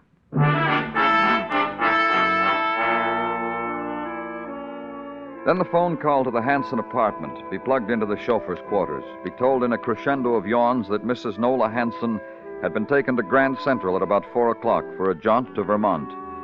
That she packed 3 custom-made bags, stopped off at Brooks Brothers for an undersuit of woolies. Then to your room to watch the October night die out of your reach. Then the morning and the quick searing coffee against the call to be made. The call on Connie Hanson, stepdaughter of Nola, hater of Nola, unloved by Kurt.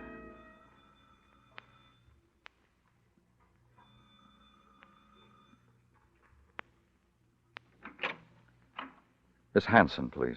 Well, who are you? Police. Oh, now you mustn't trouble Miss Constance with why she tried to do away with herself. She tried to commit suicide? When? Last night. Can I see her? Well, doctor left things like you to my discretion. Can I see her? Well, I don't see what harm it'll do. Come along.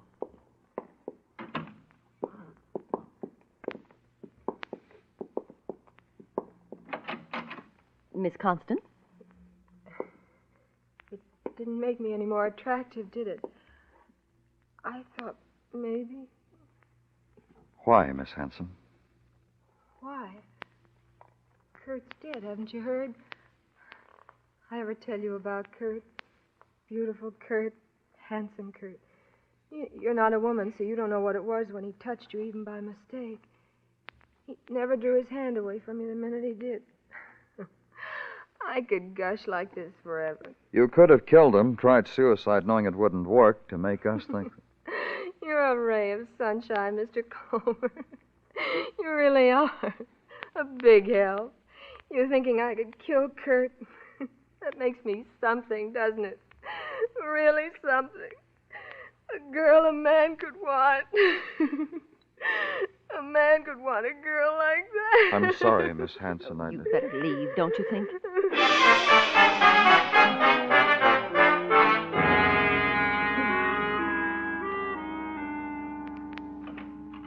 Danny? Oh, hello, Gino.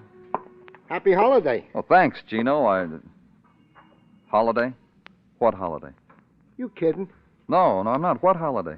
Why, Danny, on this date in 1774, Samuel Adams did call together the Continental Congress. Oh, I guess it slipped my mind. Don't let it bother you. Last year I forgot, too.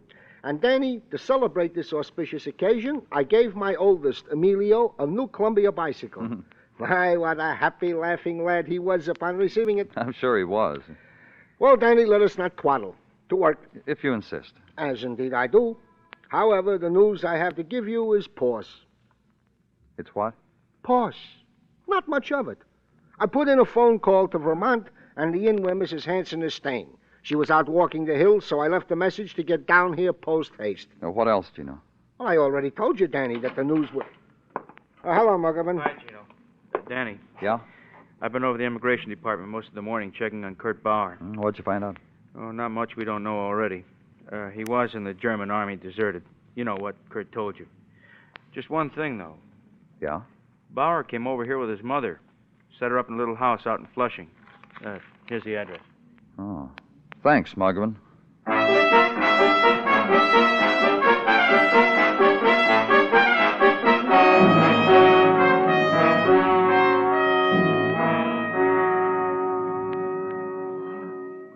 Kurt was something fine, Herr Clover.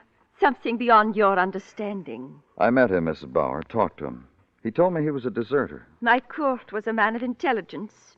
When promises, dreams were not what they pretended to be, Kurt fled from them, as he fled from your authorities in our country. He said he'd been an unwilling Nazi, and that he was cleared. He was, but it was still flight, because Mrs. Hanson beckoned. She loved him.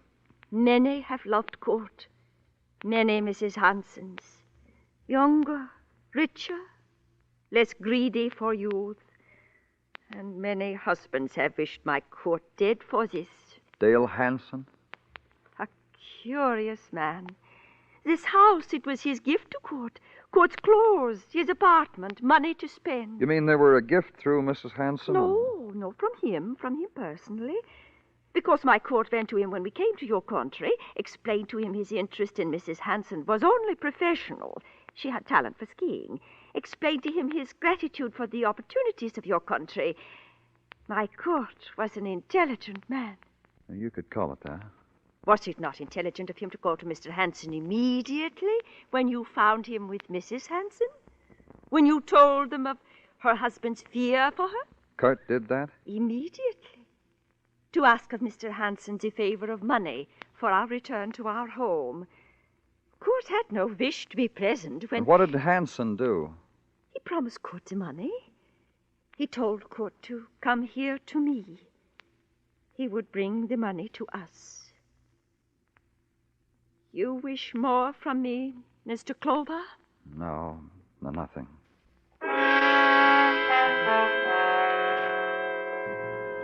And leave there, get back to Manhattan and back to headquarters. Check in and make another phone call. Call Vermont and talk to a desk clerk and be given answers. Then to a Park Avenue apartment where you'd been once before. Mr. Clover, come in. And watch Mr. Hanson as he took up his post again next to Plato. And then notice that to the room another treasure had been added, his wife, Nola Hanson. This is a delight. I'm glad you're back in town, Mrs. Hanson. We're all glad. You've heard about Kurt, haven't you? I cried for him on the train, all the way to Boston. Then she met a Harvard professor. He took a clinical interest in her. How'd you find out about Kurt while you were in Vermont, Mrs. Hanson? Your sergeant left word about what happened. The desk clerk at the inn gave me quite a detailed report. I forgot to tell you something, Nola. What? I saw Kurt a little before the police. I went to his chambers to speak with him about you. And there he was, that tool of his trade right through his chest. I cried. I really did. Have either one of you heard about your daughter, about Connie? Yes, she tried to commit suicide. Well, she does that frequently, Mr. Clover. However, she's very careful not to succeed. By now she knows precisely to the pill her limit. She never exceeds it. Poor, desperate girl. I wish I could feel more fatherly about her. Well, how could you, dear? Connie's so tall, and you know. Let me ask you something, Mrs. Hanson. Yes? When I first met you, you were with Kurt Bauer. You were a different person. Nola has that talent. Thank you, dear. When I first met you, Mrs. Hanson, you seemed so concerned about Kurt, so warm toward him. Well, he was alive then. That's your talent, huh? Precisely alive. Kurt was something shining, vibrant. Dead? Well, he's dead. He sure is. Well, Nola? Mr. Hanson. Don't be embarrassed, Mr. Clover. Nola and I will say our goodbyes right in front of you. You planned it all, didn't you, Mr. Hanson? Exceedingly well, don't you think? Well, let a girl in on it, will you, boys? What are you two talking about? About something exquisite, Nola. I had a man murdered, and Mr. Clover can't touch me. You murdered Kurt? I didn't say that, my dear. What time did you catch the train for Vermont, Mrs. Hanson? Oh, well, let me see now. The chauffeur drove me to the station a little before 4, and the train left soon after that. The train left, but you didn't. What do you mean? There was a train at 4 and another one at 8. You took the one at 8. I called the inn at Vermont. You arrived too late to have taken the 4 o'clock train. You mean I stayed around that dismal station all that time? You don't pay attention, Nola. He didn't say that either. That's right, I didn't. You didn't stay at the station. You used that time to murder Kurt Bauer. Me? This is very important, Nola. You really should make an effort to concentrate. He said you. Your husband said he had a murder committed. He was right. He had you commit the murder, Mrs. Hanson. Dale, you expect me to listen to that? I do. Indeed, I do. Your husband's a clever man. He understands people. He knows how people close to him will react. Right. He set something in motion, Mrs. Hanson, through me. He used me to frighten Kurt away from you. I told Kurt that something might happen to you. Kurt didn't want to be mixed up in it, so he ran. Like he always ran from everything, whenever there was trouble. Kurt didn't run, I ran. Kurt told you to go. While you were away, he planned to leave the country. I found that out, too. I drew a diagram about what was going to happen. It has. So, congratulate me, Nola. Dale, help me. That's more emotion than you've shown to me for years. Truly, Nola, I've missed it. That's why I did what I did. I grew bored about being embarrassed among my friends about you. Dale, help me. So you killed Kurt, Mrs. Hanson, because he was walking out on you. He told you that when you were waiting for the train, when you went to see him. Listen to me, Dale. You've got to help me. I was foolish. I was foolish before. You stopped me before. All you had to do this time was to tell me to stop. And it was innocent, Dale. You know that. But listen, Dale. I was doing it for Connie, for your daughter. She's so unattractive. I was trying to convince Kurt to be kind to her, to love her. Don't you see? Don't you see, Dale? And when you do have an emotion for me, my dear, it's so distasteful. Goodbye, Nola.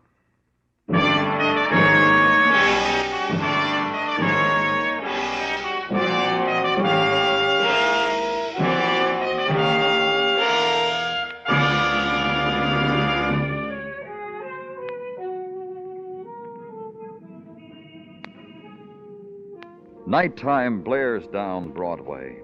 The canyon streets gather it in like some passion.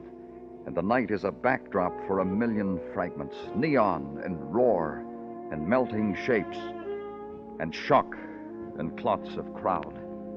It's a fury that sweeps you up and holds you close and throws you into the gutter of your choice. It's Broadway, the gaudiest, the most violent, the lonesomest mile in the world. Broadway, my beat.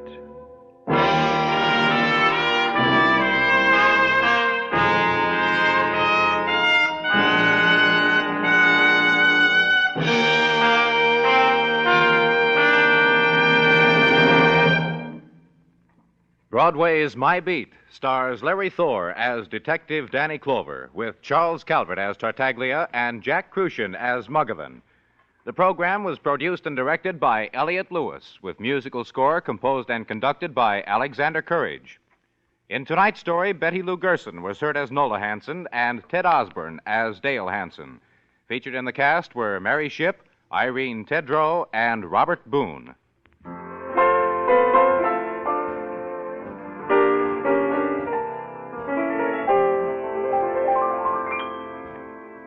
When Squire Jack Benny invites the whole gang to a swank Hollywood nightclub, the natural question arises in everybody's mind, who's picking up the check? They'll find out, and so will you, tomorrow night when CBS Radio brings you Jack Benny Time. Bill Anders speaking. And remember, the Frankie Lane Show is your date with slick syncopation every Sunday afternoon on the CBS Radio Network.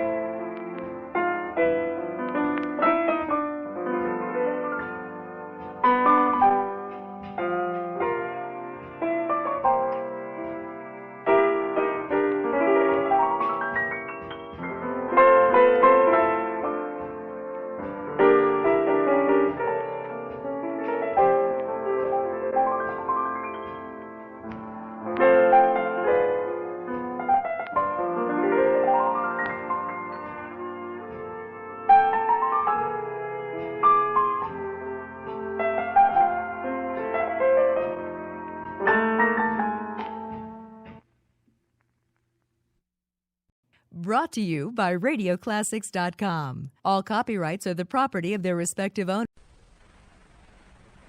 It's time now for Johnny Dollar. Hi. Well, hiya, George. I've been wondering when you were going to come up with another wild one for me. That is not the case this time, John. John? Tell me, how is your, well, have you had a security clearance lately? Well, sure, in connection with that rocket fuel case I handled. Good. But, now, what's this all about? Well, I can hardly discuss it with you over the phone. Oh, top secret, huh? Top secret, and of tremendous importance. Okay, George. I'll run over and see you.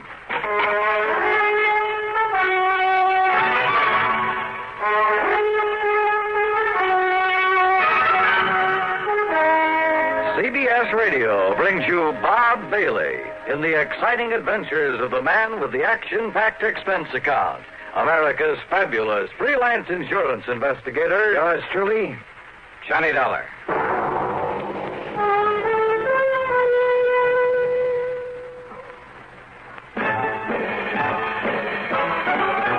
Are you smoking more now, but enjoying it less?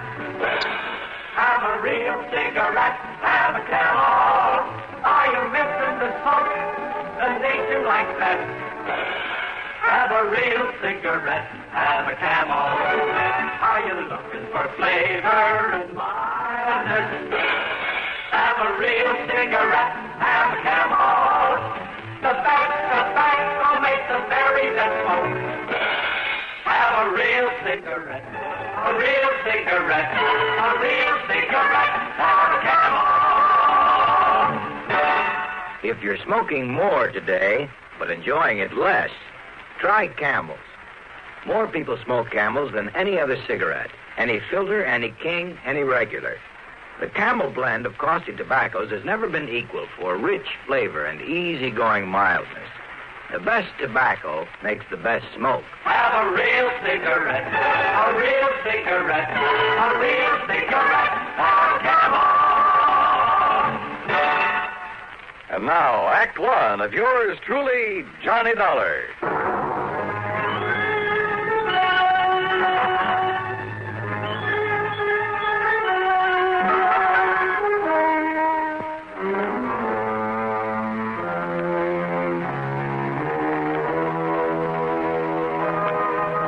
Expense account submitted by Special Investigator Johnny Dollar to Floyd's of England, North American Office, Hartford, Connecticut.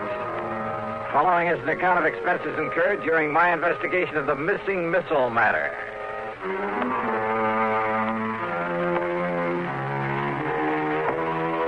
When George Reed starts calling me John, well, it must be pretty important.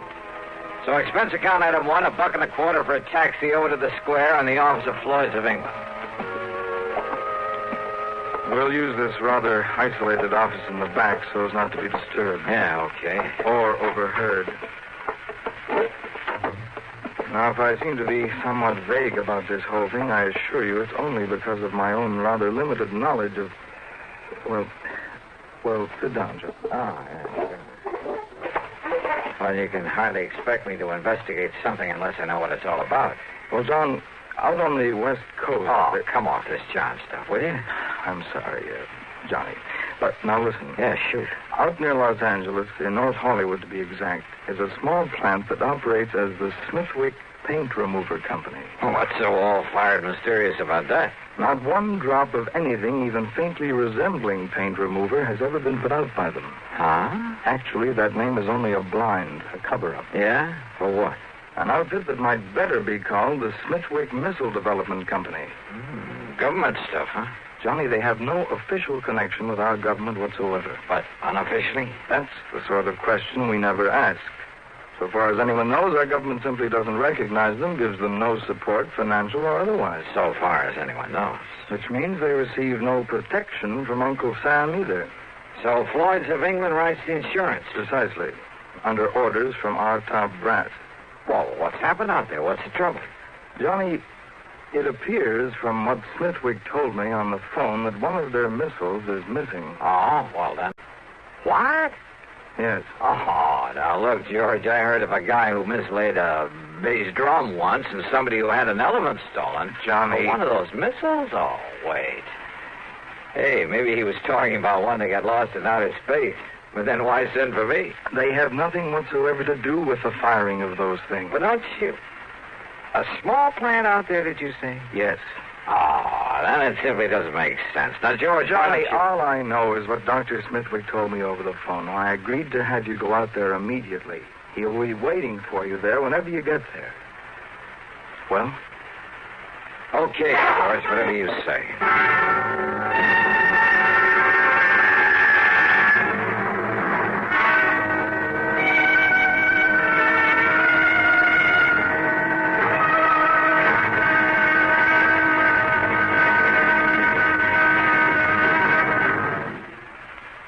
Hola, amigo.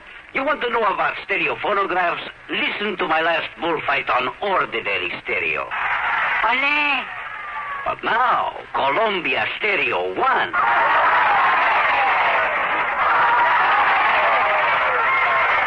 Ah, there is a corrida de toros. Real lifelike, magnifica.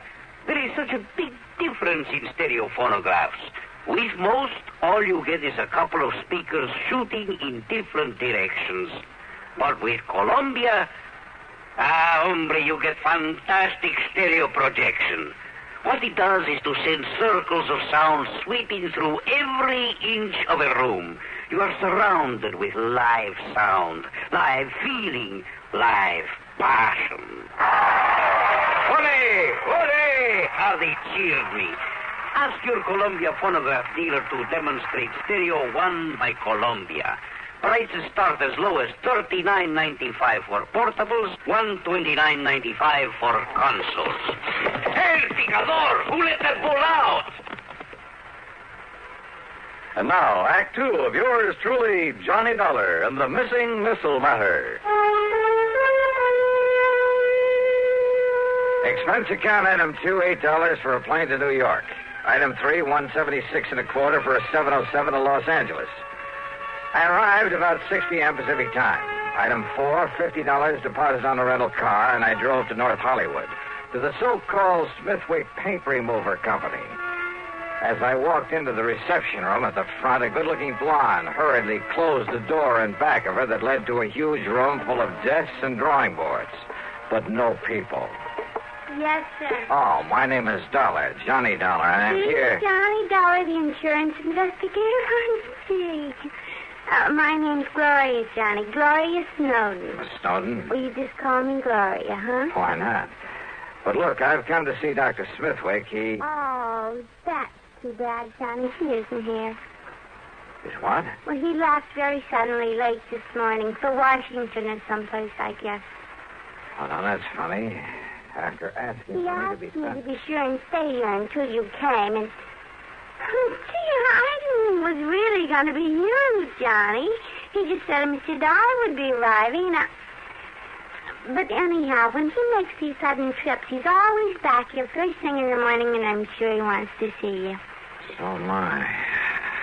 Funny, though. What? What, Johnny?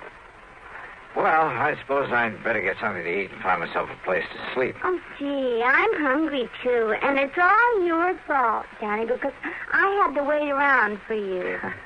Well, then the least I can do is take you out to dinner, okay? Oh, gee, yeah. And I'm free all evening, too, Johnny. Great. We'll do the town. Now, is there a hotel or a motel around here where I can hang my hat? Oh, gee, I don't... Well, there's the Paradise Motel over on North Sherman Way. It's kind of a smallish place. On North Sherman Way. 1131. Then just let me drop off my luggage, shower and shave, and I'll pick you up. Where do you live, Gloria? Oh, I'll just wait here for you. I have a couple of things I ought to do before I leave. Okay, whatever you say. And you don't mind taking me to dinner, I mean? Are you kidding?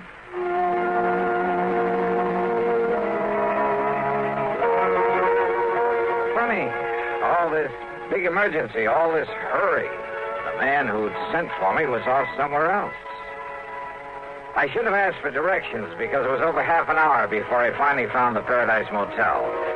It was hardly the place I would have picked, but oh well.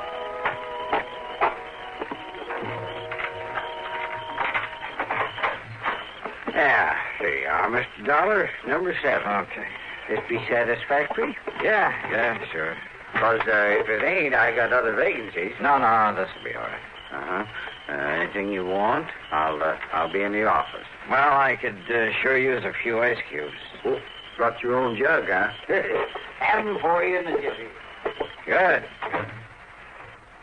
Now, let's see. Shirts will go in here, I guess. Huh? That's about the fastest service I ever heard of. Mister, you certainly don't waste any... Hmm? Hello? Somebody out here looking for...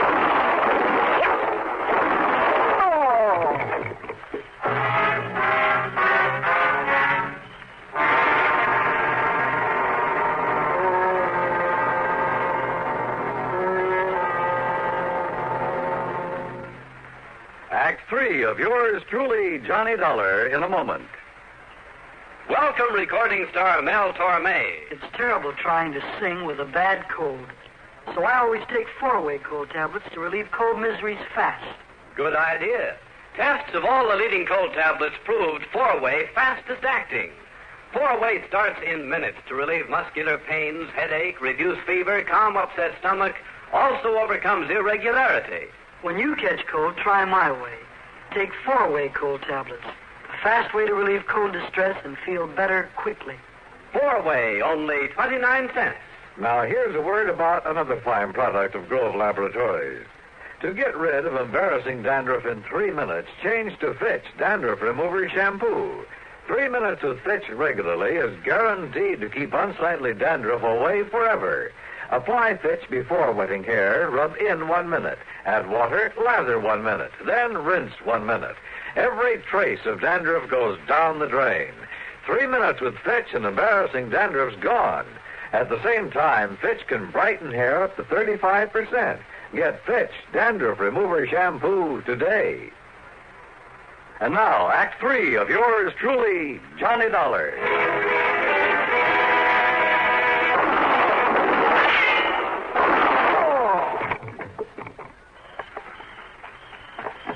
Mr. Dollar, what was that noise I... Well, you been hurt? Then that was shots I heard.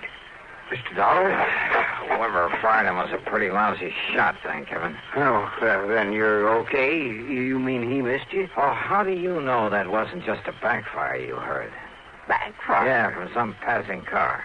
Well, don't you tell me that is any backfire. Wait a minute. He, did you say? Well, yeah. Well, did you see him? Get a look at him. Oh, no. I was in back at the ice machine. So he could have gone into the office to look up my room number. I heard the noise and that car pulling away, and I just come running. Yeah, that car must have been waiting around the other side of this motel. Now, look, mister, what'd you say your name is? Barnwell. Jed Barnwell. And, Mr. Dollar, I'm going to call the police. No, don't. Huh? Well, now, I realize you're a special investigator, some kind of... That's right. And I don't want you to call the police in on this. Not yet. But now, look... That's an order. You got the authority? Not only that, but, look, I want to rent another room from you. Oh, you mean you'll pay for both of them? That's right. You have another vacancy? Well, if you want the truth, you're the only guest I got tonight. I can understand that. So you take care of whichever unit you want, and I'll sign you into it. No, just let my name appear on the register for this one. Then you toddle off to bed and forget about me. Well, and here. Here's a 5-spot for getting me the key to the one next door, number 8. Oh, yes, sir. Yes, sir. Whatever you say, Mr. Dollar. And you still want them ice cubes? Brother, I sure do. I left one handbag and its contents in number 7. Then I sat quietly in the darkness of my own room and waited. But I suddenly remembered my dinner date with Gloria Snowden, so I jumped into my car and drove back to the missile development plant. The place was dark. I drove to a corner drugstore to a phone booth and looked for Gloria's name in the directory. It wasn't. So, back to the motel. In number 7, the room registered to my name. The door was still locked. I went back to number 8 and sat there trying to think this thing out. I doused the light, pulled my gun out of the holster, and sneaked quietly to one side of the doorframe. Mr. Dollar? Mr. Dollar, I saw your lights go out. I hate to disturb you at this time of night. Yeah? Who is it? My name's Bob McKinney. McKinney? That's right. Sounds familiar. Well, I used to work for CBS Radio, and, I used to handle that program dramatizing your insurance case. Oh. I want to talk to you. It's important. All right, come in, Bob. Hey, what's in that box? It's a tape recorder, kind of a special one. When old Jed Barnwell, he's a kind of a gabby old guy. Yeah, he sure is. Well, when he told me you were staying here, well, Johnny, I figured I'd better get to you and tell you about... About what, Bob? About some code signals I have here on tape. I picked them up about an hour ago. Morse code signals? Yeah, international codes. It's like this, Johnny. I have my own amateur license, W6VFG, and I fool around with a lot of high-frequency experiments. So? Well, I got a couple of wires crossed on my receiver. It took me to a frequency that isn't even supposed to be on the air anywhere. Yeah? I started hearing what I thought was a high whistle. It was so high it was barely audible, like an oscillator note, a continuous squeal. Only it broke off now and then. Well, now, Bob, in spite of pounding a key myself a long time ago, I'm afraid this is a little outside Wait, Johnny.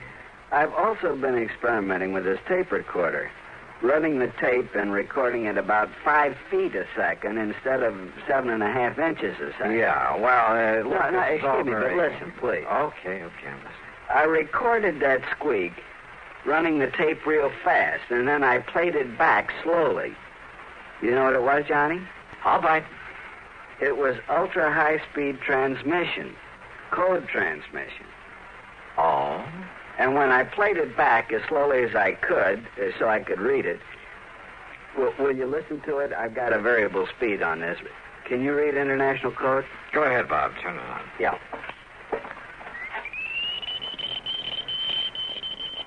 Oh, can't you slow it down a bit? Maybe if I hold it back on the reel. Wait a minute. Listen to that. That's what I mean, Johnny. It's legitimate code, all right, only... Well, have you any idea what language that is? I certainly have. Well, what? Whatever that message is. Well, it wasn't intended for anybody this side of the Iron Curtain. And did you understand just, maybe a couple of words? Yeah. Now, look, have you any way of telling where that signal comes from? Well, it was mighty powerful, like it was real nearby. Ultra-high-speed transmission. And on a frequency that nobody in the world's supposed to be using. Bob, if there was some way to spot that transmitter, if we could only... Kenny McManus. What? If I can rig that direction finder at Kenny's to my receiver when it's rigged to catch a signal... Then do it. Get hold of McManus and his direction finder and trace down the source of that signal. Meantime, leave this tape recorder with me. I'm going to round me up an interpreter. Then you caught those two familiar words in that message. My name. That's right, they were. Johnny Dollar.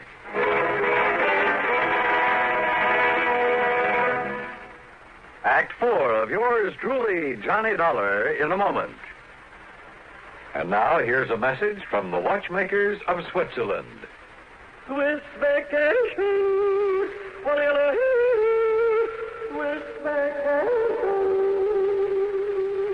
Win a fabulous vacation for two in beautiful Switzerland. Enter the Swiss Vacation Contest. It's easy. Nothing to buy. Pick up a free entry blank at a jewelry store or other store that sells quality watches. Then in 25 words or less, complete this statement. A quality watch is the best value because there are 1,000 prizes. First prize, a 21-day vacation for two in Switzerland. You fly deluxe Swiss Air both ways. Visit many colorful places. All expenses paid for two people, plus $500 extra spending money. Second, third, and fourth prizes. 15-day Swiss vacations for two. Also, 4 mink stoles, 8 Bolex movie cameras and projectors, 12 Hermes typewriters, 160 $100 watches, 812 Gala assortments of Tobler Swiss chocolates. Enter the Swiss Vacation Contest today. Free entry blanks at your jewelry store. And now, Act 4 of yours truly, Johnny Dollar.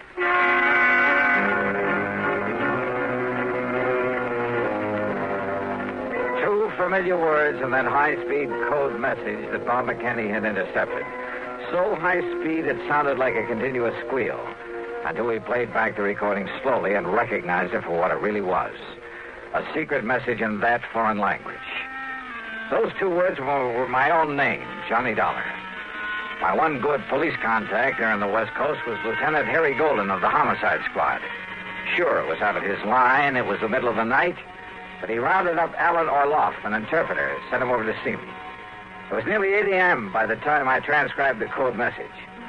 And then when Orloff finished translating it... Mr. Dollar, do you see what this means? I certainly do, Orloff. But not only the threat against you, sir, because you are working on this very case. I know.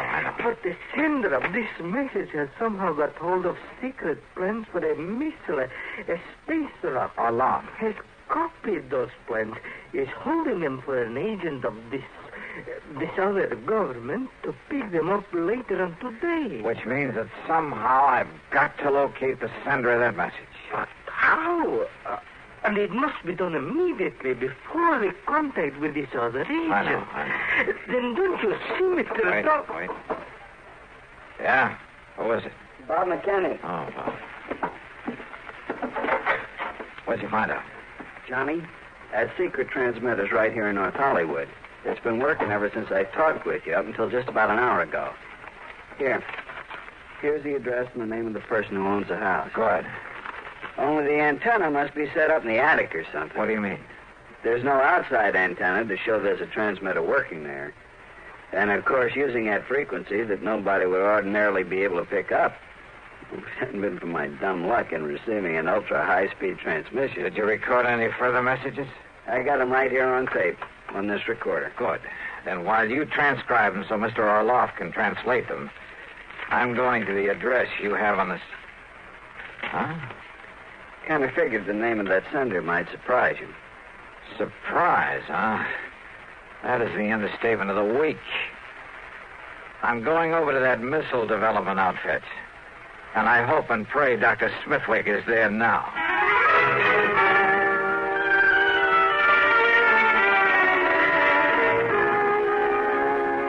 So perhaps I was wrong, Mr. Dollar. After all, I'm a scientist, not a file clerk.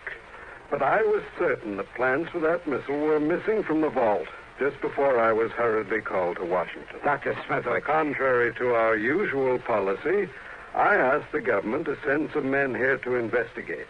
They'll probably arrive here shortly. Doctor. Yet now on my return, I find the plans intact in their proper place. Oh, those plans were stolen, all right.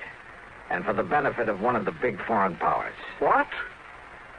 But That could only mean that someone here in this organization... Right.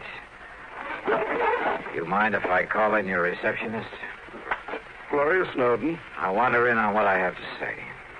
You mean to say you tell that stupid little girl about this? You think I need to? Well, Dollar, it's because of her lack of intelligence that it's safe to have her about. Any bets? Gloria, Yes, Johnny? come in here, please. Oh, gee, sure.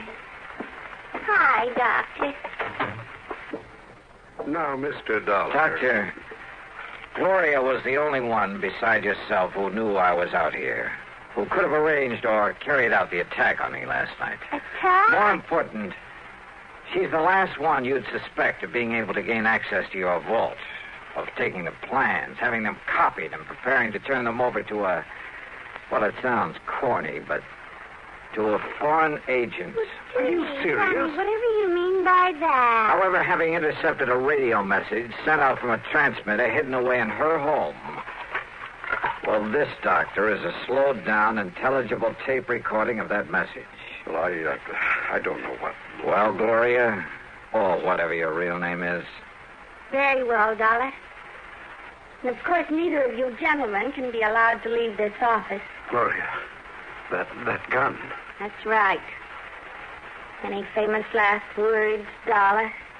You know, Gloria, this tape recording is the only real evidence I have against you. What?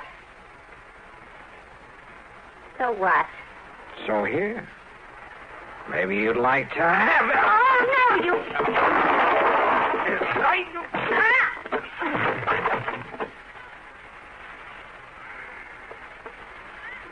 Mr. Dollar. Yeah, Doctor. And maybe those G-men you sent for will keep the date she made with her contact, the one supposed to pick up those plans from her.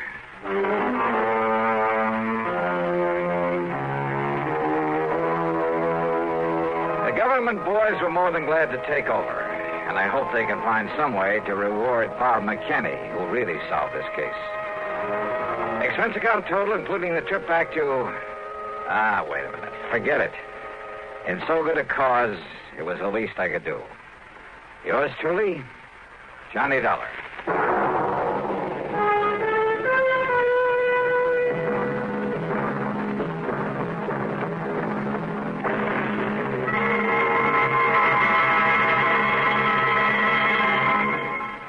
Our star will return in just a moment. Constipation is something people don't talk about much, but it can be a problem for anyone, even doctors.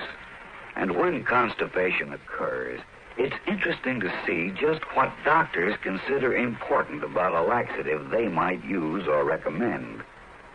Well, a majority of the doctors we heard from had this to say: a laxative should be effective, gentle, as close to natural acting as possible, and a medicine that can be used with complete confidence. Now, X-Lax has been popular with many doctors and millions of people over the years because pleasant-tasting chocolated X-Lax is effective. Overnight, it helps you toward your normal regularity. X-Lax is gentle. Next morning, it gives you the closest thing to natural action. And that's why many doctors and millions of people use X-Lax with complete confidence. X-Lax, the laxative that helps you toward your normal regularity gently, overnight. Is X-Lax in your medicine cabinet? Now, here's our star to tell you about next week's story. Next week, the most beautiful and dangerous girl I've ever known. Join us, won't you? Yours truly, Johnny Dollar.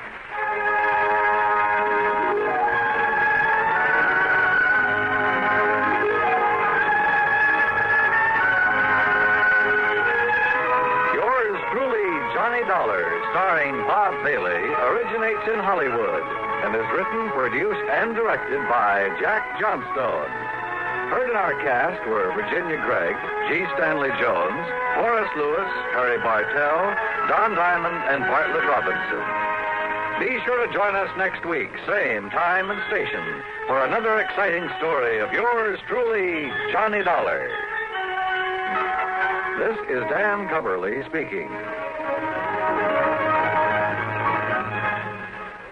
This is the CBS Radio Network. And this is Radio 59 WROW.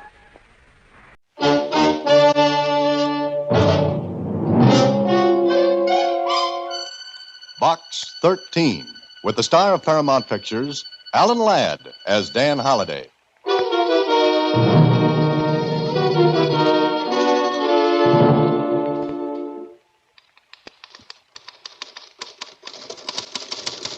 All right, that ought to do it. Take it out of the typewriter.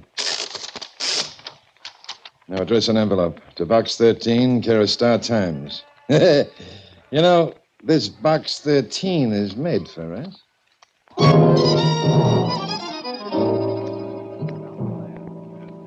The letter was typewritten. There was no signature, and it read, "Enclosed is an invitation to the Garden Charity Bazaar at the Arthur Mannering Estate this coming Thursday.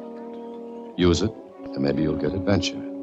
Anyway, take a chance. And wear a red carnation in your lapel." That was all. 4 lines. But, brother, what was in between the lines that I couldn't read then?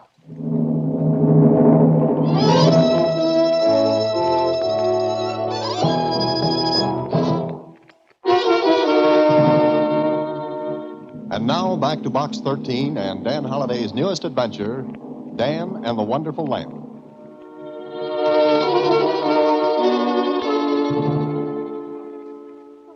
Adventure could you find at a charity bazaar, Mr. Holliday? That, Susie, is why the letter interests me. Sounds dull. Some of the dullest letters I get through Box 13 have led to some of the biggest headaches. But fun. It was probably written by some huckster. A what? Huckster. That's what I thought you said. I did. I know you did. Was it wrong? Could it be right? A huckster is a person who plays jokes. Oh, could you have meant hoaxer? You know what I meant. Takes a little while, but I get there. And I think I'll go to the charity bazaar.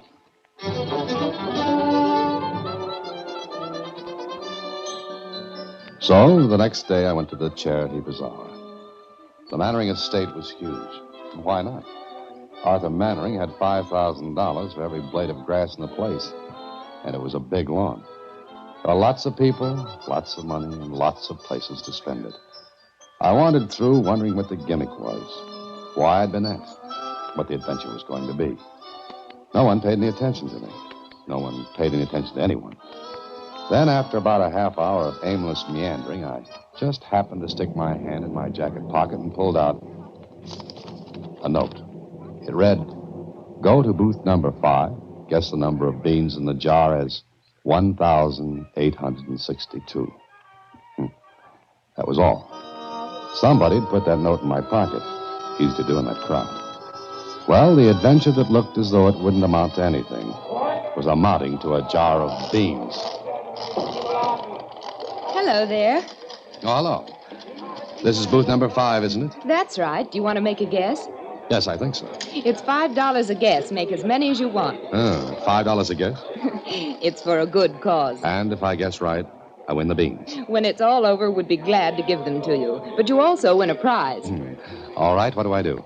Here's a slip of paper. Just write your guess on it with your name. Uh-huh. Now, let's see. Does 1,862 sound like a good number to you? I don't know. Oh, excuse me. I've got another customer. I wrote down the number with my name. Then I took a look at the others behind the booth counter. No one seemed very interested in me, and then... Are you all finished? Oh, yes, thanks. Do you take the slip now? That's right, and thank you. Oh, don't mention it. Oh, by the way, when do we find out the lucky number? Oh, in about half an hour. Okay, I can hardly wait.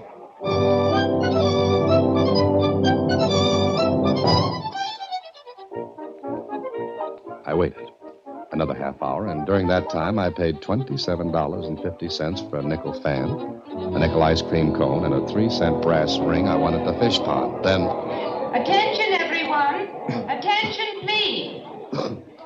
We wish to announce the winner of the bean guessing contest. The winner is Mr. Dan Holliday. Mr. Dan Holliday. Holliday. Will Mr. Holliday please come to booth 5 and pick up his prize? Thank you.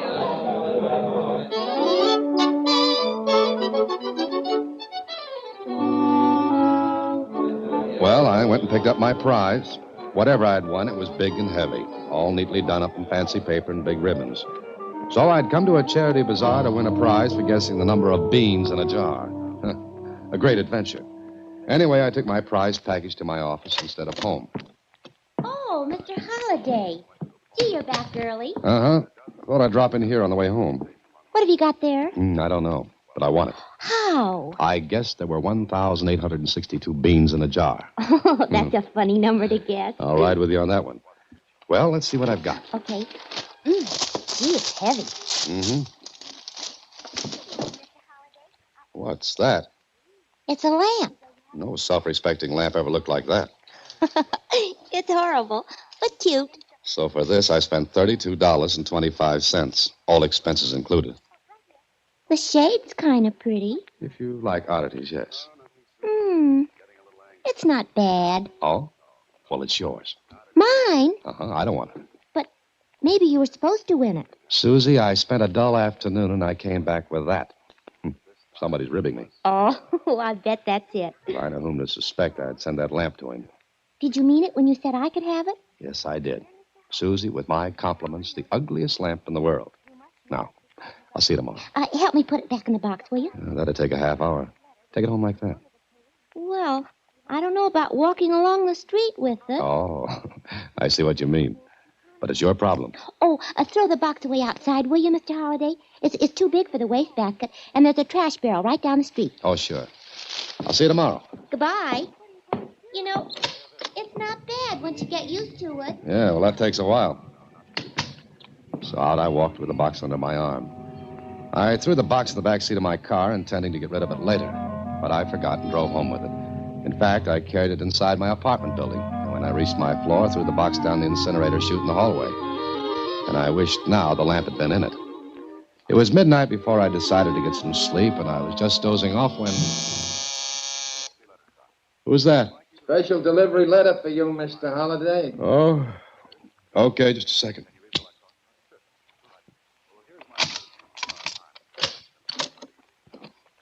Hey, sorry to get you up, Mr. Holliday. Oh, that's all right.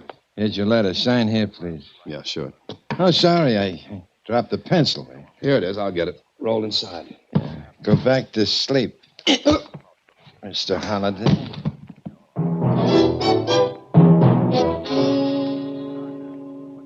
I woke up with the night clerk bending over me. You all right, Mr. Holliday? What happened? I don't know. I was checking a room and came by and saw you lying here in your doorway. You're sure you're all right? Do you want a doctor, sir? No, thanks. Here, I'll help you up.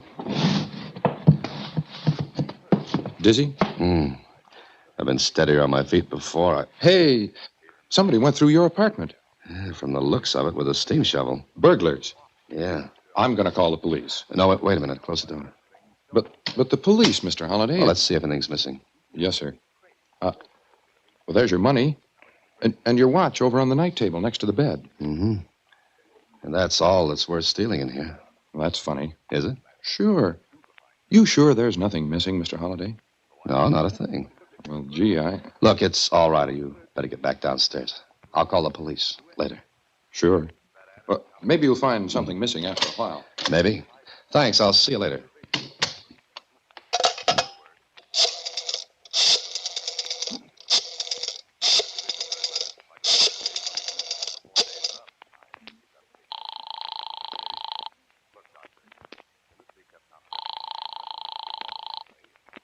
Hello? Susie, this is Holliday. At this hour? What time is it? Almost 1. Oh, am I supposed to be at the office? Did I oversleep? Oh, but it's still dark outside. Just listen, Susie. Have you got that lamp? Lamp? Lamp. The one I gave you. Oh, sure, I've got it. Do you miss it? Look, lock your door. Don't let anybody in until I get there. You're coming here? Right away. Oh, but I'm not dressed. You'll have 20 minutes to fix that. But remember what I said. Let no one in but me. Gee, am I mixed up in something? Susie, your guess is as good as mine. And mine's wild. But it looks good.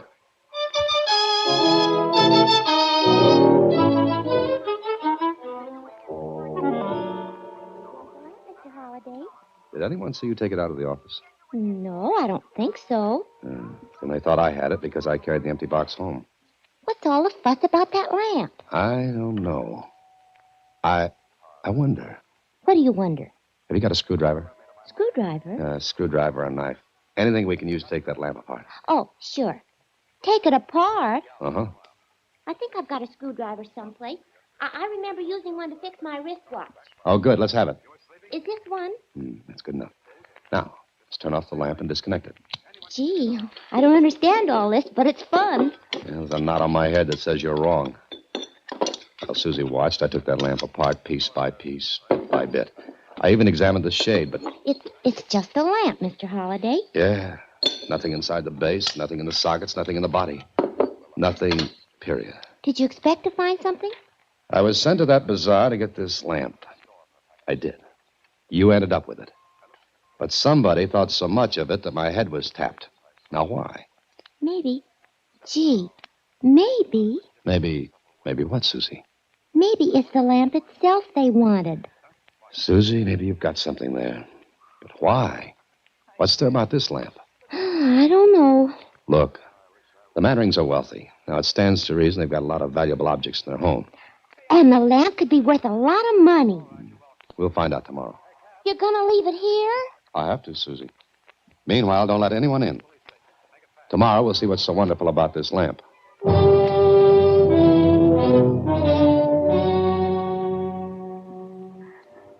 Susie kept the lamp. I went home and thought about it. The more I did, the less I did. Then the next morning, I picked up the lamp from Susie, took it to a dealer. Yes, sir? Can I help you, sir? Maybe. This lamp, I want your opinion on it. Why? What's it worth? How much would you give for it?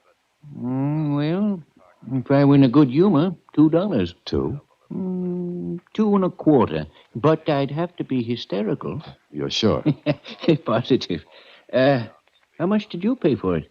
Nothing. Yeah, that's fair enough. Please, take another look at it. Must I? As a favor. All right. Well, I'd say it was the product of a factory that turns out about $2 million a year. It's nothing but plaster of Paris and cheap common glaze. The brass base and standard bring about 50 cents. Wiring's fairly good. And well, that's enough. You've convinced me.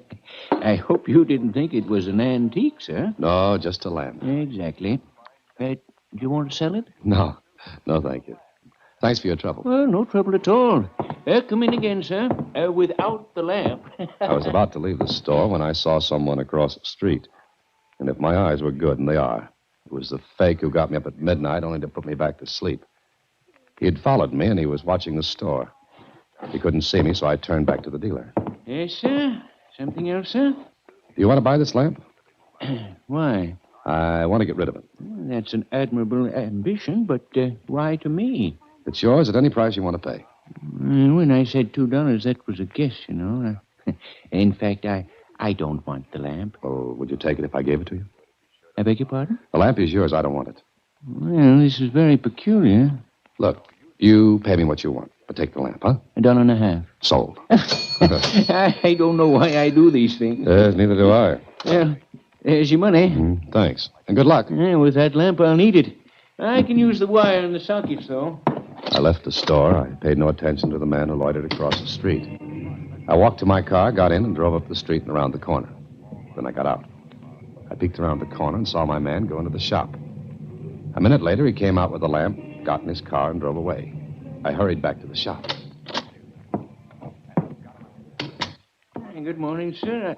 Oh, you again. The lamp. Yeah, what about it? You sold it. Yes. Don't tell me you want it back. Did you know the man who bought it? Mister, anyone who buys a lamp like that, I don't ask questions. It's his. For how much? $10. Oh, that was a quick profit. Oh, I didn't set the price. He came in, looked around, saw the lamp, said $10 for it. I recovered my sanity and sold it to him. And no questions asked? None. Why? Mister, you don't know it. But there are a million questions that could be asked, and I don't know one answer. Yet.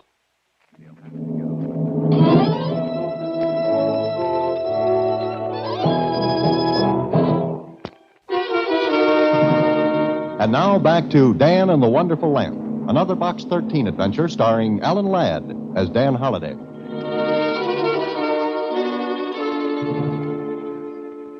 So there it was. A lamp worth $2, a hit over the head, and a big, big puzzle.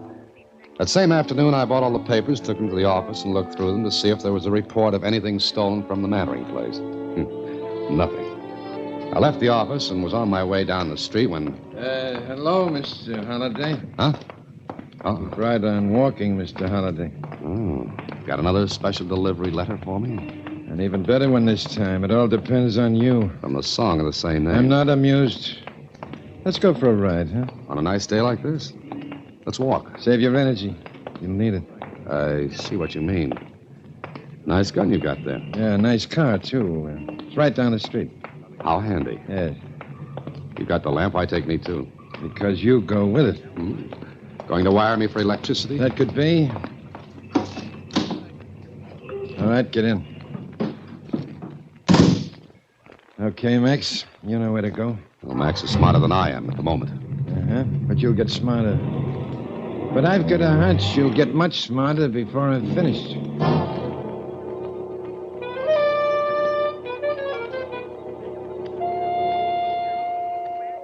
All right, Mr. Holliday, sit down. Oh, thanks. Nice room. Could use a little furniture. This far out in the country? No, we don't need it. Besides, Max needs room to move around, understand? I'm looking at Max? Yes. He is big and rough. Doesn't he speak? I do the talking, and I'll start now.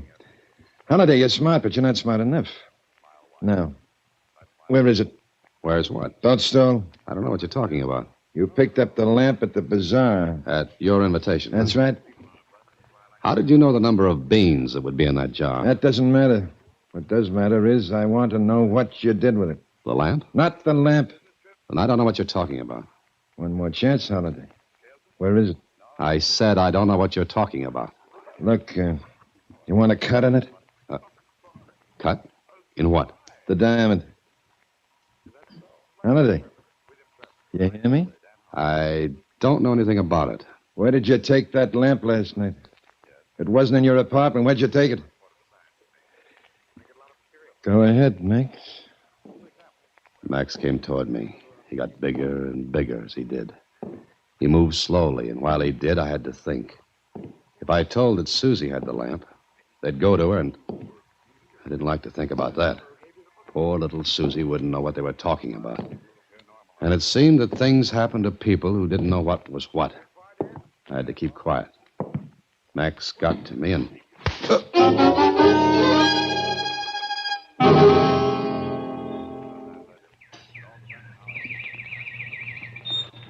Well, how you feeling? Oh. Better?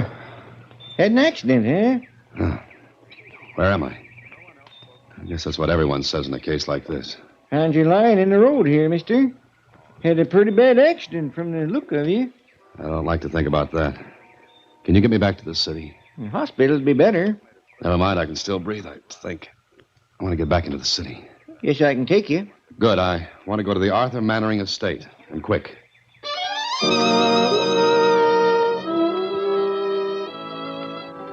The farmer drove me into the city and to the Mannering estate.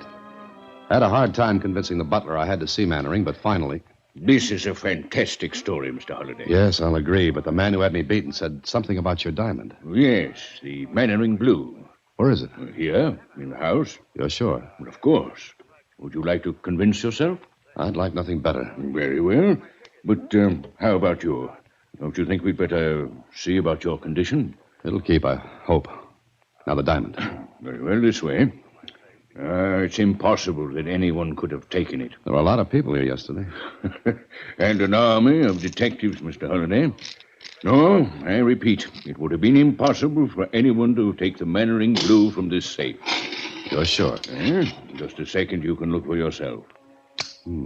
That's it, huh? That's the Mannering Blue, sir. And this is the only diamond? That's right, Mr. Holliday. And I give up. It's very curious, sir. This business of your guessing the exact number of beans in that jar, and then... Wait a minute. Who knew the number of beans that would be in that jar? Why, the one who put them in, obviously. A girl? Attractive, about 23 or 4. I don't know about that, but wait a moment. You're not suspecting Carol Marshall, are you? Was she the one in the booth? Yes, but I'm sure she didn't know. Why, as a matter of fact, she took the place of my secretary at the last moment. Secretary? Where is she? Yesterday morning he asked to be excused. The bean guessing contest was his idea. And the secretary? Big, tall, Yes. low, quiet voice? Yes, that's Carrie. But the diamond's here. Is it? Well, of course. Maybe it's not the Mannering Blue. Substitute? Why not? Her secretary, who gets himself excused yesterday morning, hasn't shown up yet. No? He has a paste diamond made up. But the problem is to get the real one out of here. He bided his time. The bazaar yesterday was a perfect setup. The real Mannering Blue is hidden in that lamp I won as a prize. You see, he and his confederates didn't want to take any chances. Your secretary didn't want to take the diamond off the estate himself. A million things could go wrong. But the real diamond, it wasn't in that lamp, you say? It had to be, but where I took it apart, What were you about to say? Look, you get in touch with the police. Here's my card. Keep in touch with me, too. Yeah, but Mr. Holliday, I've got work to do. Susie,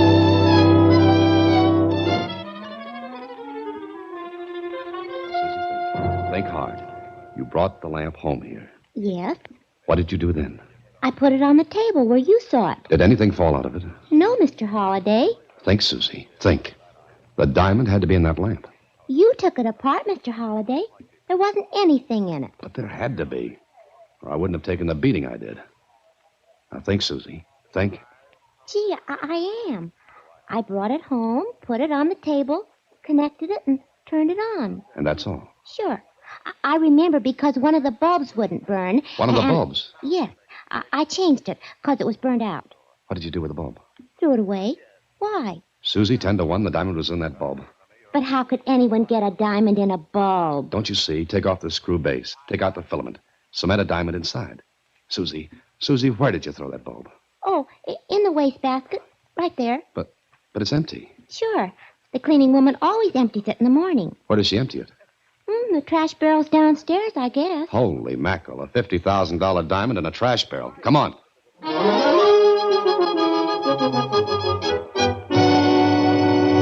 You say you emptied the stuff in the barrels? That's right. All the stuff I empty in them barrels. And then what happens? Well, the stuff's taken away. They come and got it this morning.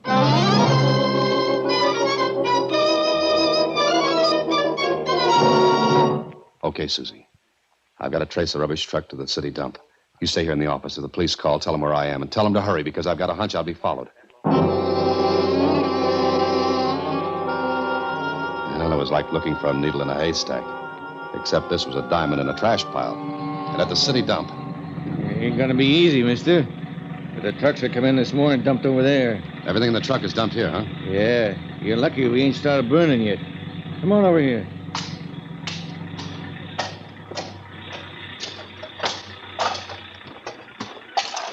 This where you figure it might be? It's gotta be. Morning truck's here, afternoon truck's over the other side. I'm looking for a light globe. A bulb. Will you help me? Sure. What are you looking for the bulb for? Now, you won't believe this, but it's worth $50,000. 50? What are we waiting for?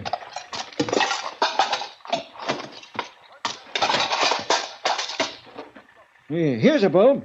Break it. Here, nothing but a bulb. Wait a minute. Here's another one. Nothing. Come on, let's look for some more.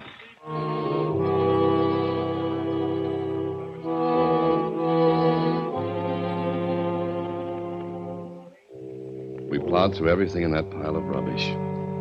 Knee-deep in trash, we dug and dug. Until a half hour and 100 light bulbs later. Hey, look. Here's another one. Let me have it. Thanks. Holy mackerel, look at that. Yeah, I see what you mean.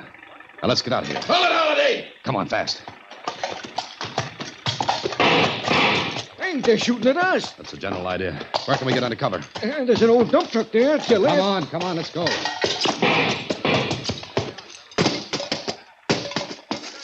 Duck down here. The metal sides of the truck will protect us. Phew. Hey, mister, I thought this was a quiet job when I took Holiday, come out of there! No dice. The police will be here in a minute. And you've got less time to live than you thought. He's coming this way. Hey, you got a gun? No, I never touch a thing. Keep down. Holiday, one more chance. Throw that diamond out. Them's police sirens. Throw it out, Holiday. We're going to hold out as long as you can. Longer.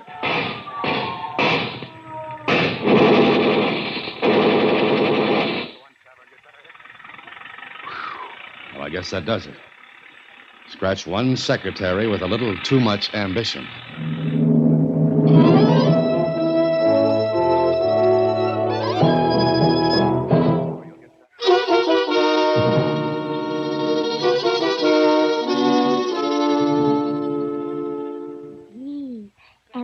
Mixed up in it, too, wasn't I, Mr. Holliday? Susie, you don't know how close it was. Something funny? I just thought of a gag. All right. I'll sit through it. Go ahead. Well, remember the story about Aladdin and the wonderful lamp and the Jimmy? Genie. But what about it? All he had to do was to rub it to get out of trouble. But you couldn't. Yes? Where's the gag? Well, you couldn't. And that's the rub. Don't you get it? I got it, but I don't know what to do with it. Good night, Susie. Next week, same time, through the courtesy of Paramount Pictures, Alan Ladd stars as Dan Holliday in Box 13. Box 13 is directed by Richard Sandville, with this week's adventure written by Theodore Henling. Original music is composed and conducted by Rudy Schrager. The part of Susie is played by Sylvia Picker, and production is supervised by Vern Karstensen. Box 13 is a Mayfair production from Hollywood.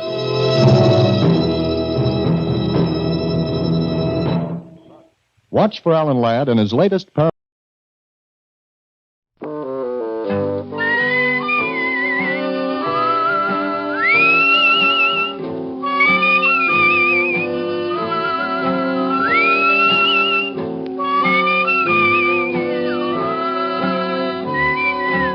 Here's Dick Powell as Richard Diamond, private detective.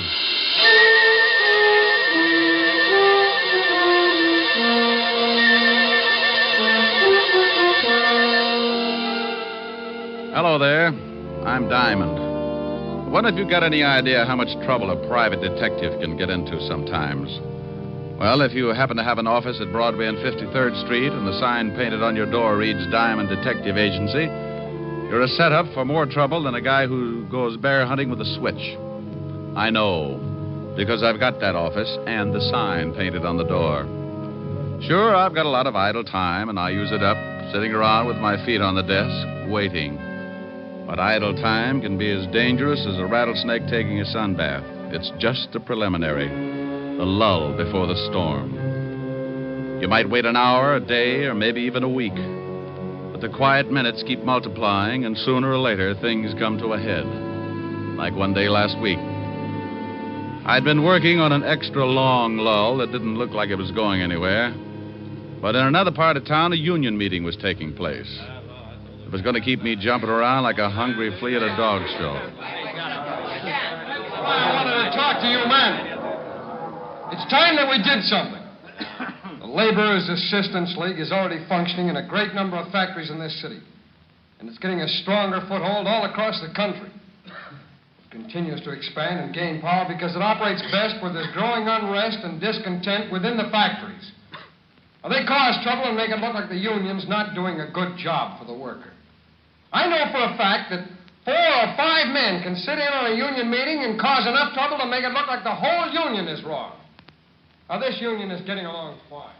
He's really out to make trouble tonight. Yeah, if he keeps it up, this is going to be a tough union to crack. He won't keep it up. We're going to take care of him. Oh, what good will that do? His brother Phil will be in from California next week. We can shut his brother up, too. Are you sure he planned this thing with his brother? Yeah. When he gets in from California, he's bringing enough information to put us out of business. Well, that just gives us a week. He's talked too long. Let's break this meeting up. Is doing just that. Yeah? Well, how do we know you're not talking through your hat? Well, now, look, you all know me. I gripe as much as the next guy. But I know for a fact that this league is not only working like that all over the country, but now it's beginning to move in on our factories and our unions. Yeah, but how do we know it's such a bad thing? They're a bunch of racketeers. And if you don't believe me, you come to this meeting next week, and I'll give you the proof you want. I don't know. I guess you're right. He promised them proof in a week, and that's what his brother gets in. Don't worry about it. When he gets the package, he won't be able to give anybody anything.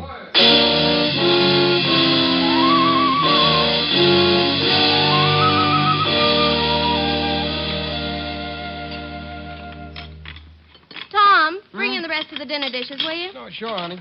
Here, Mama, let me wash them. You talk to Tom for a minute. He's going to another meeting tonight. Oh, meetings. Always meetings. Oh, Tom, you're working too hard. No, don't worry, Mama. Phil will be home tomorrow. You got me. Oh, this is not a good business, Tom. The phone call, the threats. Come on, Tom. Tell Mama. I can't, Mama. It'll all be over soon. Now, come on. We'll help Marge. I told you to go sit down and relax. You sound like I was getting to be an old lady. You take the dish towel, and we'll both do them, huh? Yeah, honey. Your wife thinks I'm getting too old to wash dishes. Just you wait until she has a daughter-in-law. I think Mama's hinting. Mama, shame on you. You give us the time to get the son first, then there's plenty of time for a daughter-in-law. Well, I had you and Phil by the time I was 18. Marge is 22, and you've been married over a year now. Mama, if you're so set on me raising a family, why don't you talk it over with Marge? Maybe you two can think up something. We'll let you know. Well, you do that, will you? You better hurry up, Tom. You'll be late for the meeting. All right, Mama. Oh, I'll get it. No. You say goodbye to your lovely wife. Why, thank you, Mama. You know, before your father died, I only had time to raise 2 screaming roughnecks. But now I plan to be the grandmother of at least 5 more. How about it, honey? Think we ought to make Mama happy? This is a conspiracy. Who do you think's going to get left with all the work? Maybe just 3 then, huh? Silly. I love big families. Oh, I thought so. Smooching when you ought to be on your way to the meeting. Can a guy even smooch with his own wife? Who was at the door, Mama? The mailman. He left our special delivery package for you, Tom. It's in the living room. For me? Yeah. Must be from Philip. It's from California. Oh, he must be sending some stuff on ahead. Well, why don't you open it, Mama? Maybe it's something for you, too. Oh, the women have dishes to wash. It's addressed to you. If you don't want to open it now, so leave it till tomorrow. Now, go on. Get out of my kitchen. You know go. You're sounding more like a mother-in-law every day. Oh. Okay, I'll open it. You know, maybe it'd make you happier if you knew that Marge and I decided on 5 kids. Children are not kids. Kids are goats. Well, you never know. Tom, John Wagner called you earlier. Wagner? What do you want? He didn't say. Who's the package from? Oh, it's from Phil, all right. I know it's a surprise because he sent it to me at the shop first, and then they sent it on here. Wonder why I didn't get it at the shop. Well, what is it? Just a second, Mama. Wrapped up pretty tight. Oh, it's sure heavy.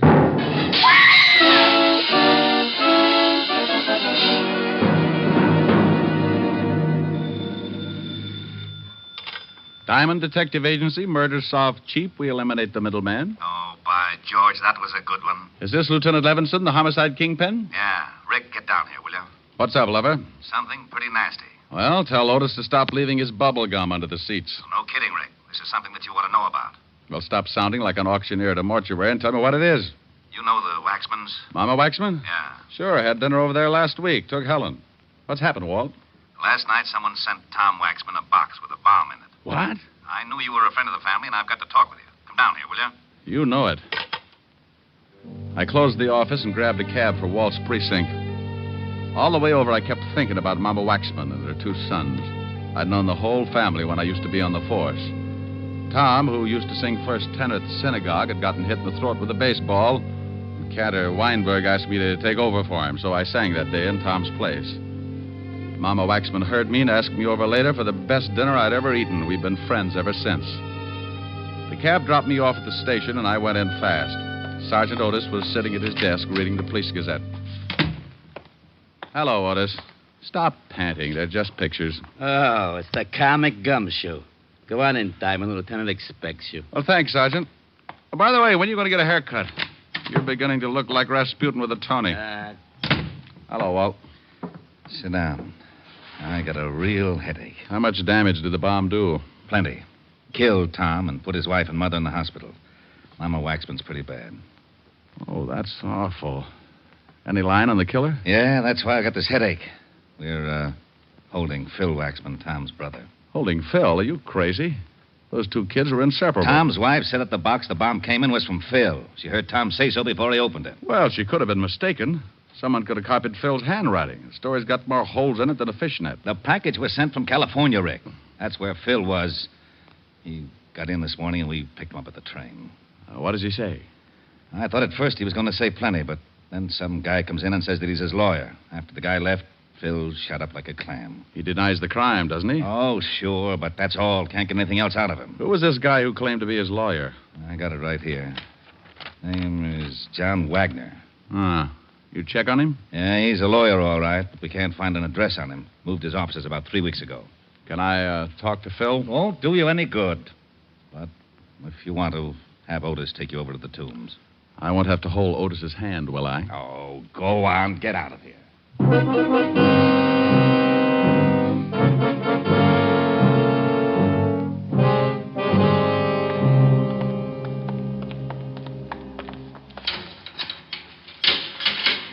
There's somebody to see you, Waxman. All right, Diamond, you got 5 minutes. How are you going to keep track, Otis? On my fingers. Well, that'll only get you up to 13. I'll scream if I need you. How are you, Phil? You're in on a tough rap. Yeah. You want to tell me about it? I've told the police everything I'm going to. Who was the lawyer who came in to see you? Just a lawyer. John Wagner? Just a lawyer. Look, what were you doing in California? Now, Phil, I know you didn't send that bomb. Why don't you open up and get yourself free? I've said all I'm going to say. Now, get out of here, Diamond. Oh, it's like that, huh? Yeah, it's like that. Oh, come on. Go on, get out. Okay. But don't forget your mother. You don't want to let her down. I'm going over to the hospital and see her now. Hey, Otis, let me out of here.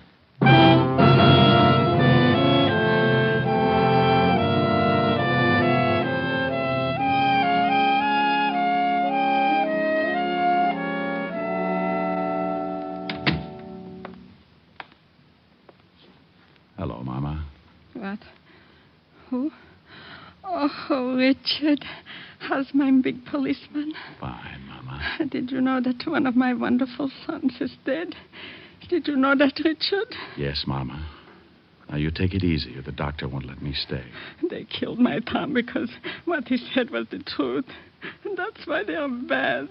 Because they don't let people tell the truth. Who, Mama? My boy Phil knows. He will tell everything about them, and then they will be arrested. Sure, Mama, but who does Phil know about? I just saw him, and he won't tell me. Mama. I feel so sleepy. I'm tired. Mama. You'll have to leave now, Mr. Diamond. Is she asleep, nurse? Yes, we gave her an injection before you got here. Oh. Well, then may I see Mrs. Tom Waxman? For a minute, yes. She's in this next room. She isn't as serious as Mrs. Waxman, but she has to rest. I'll give you a minute with her.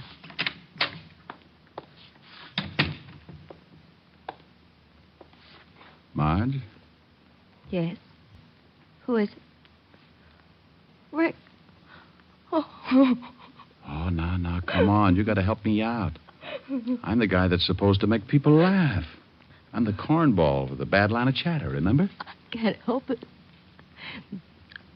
Sorry, they gave me something to make me sleep, and things don't make too much sense. Look, dear, I want to help Mama, and I want to help you, too.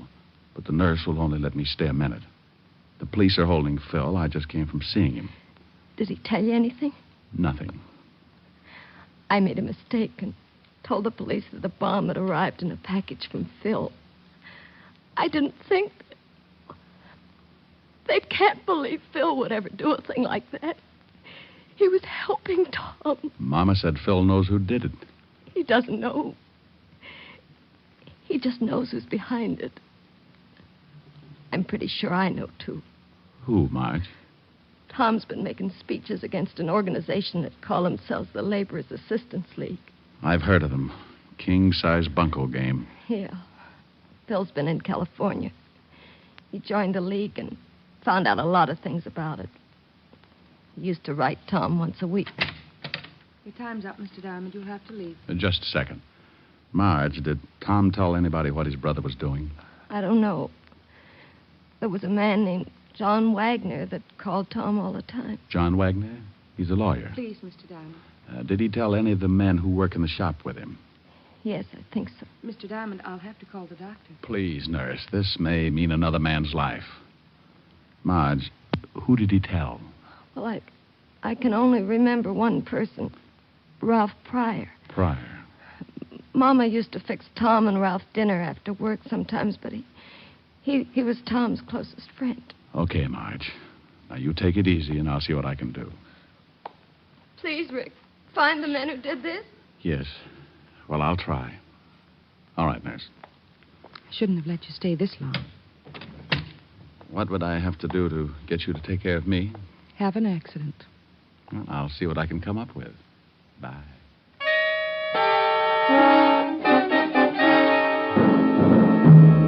I left the hospital and walked out on the street. One of those sidewalk photographers snapped my picture and handed me a card in case I wanted to send him 2 bits for the print. I threw the card away and headed for the factory where Tom had been working. The superintendent took me down and introduced me to the new foreman of the shop. Yeah, pretty rough about Tom. That's an understatement.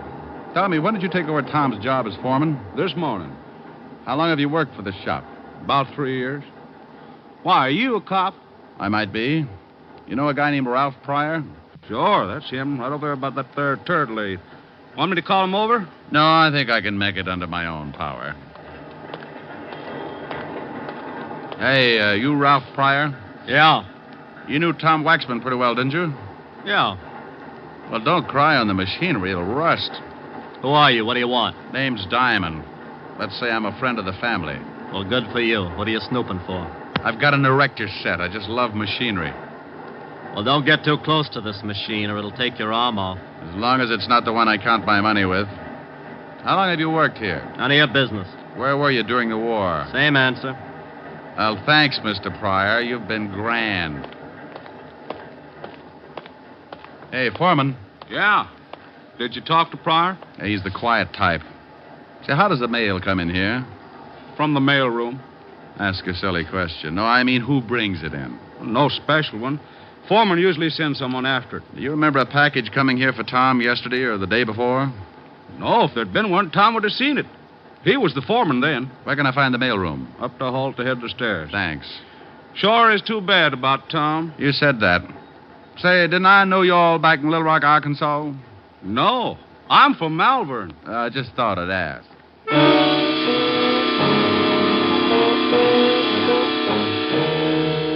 I went up and talked to the mailroom clerk, and he was a little more help. There had been a package for Tom. He told me that he'd sent it down along with some other mail, but he couldn't remember who'd picked it up.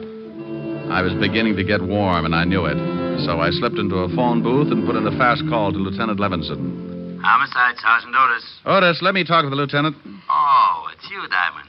Why don't you stop playing like a detective? Why don't you buy the lieutenant a necktie for his birthday, a fuzzy green one? You think he'd like that? Sure, and if the clerk hasn't ever seen a fuzzy green one before, just show him your tongue. Now put the lieutenant on.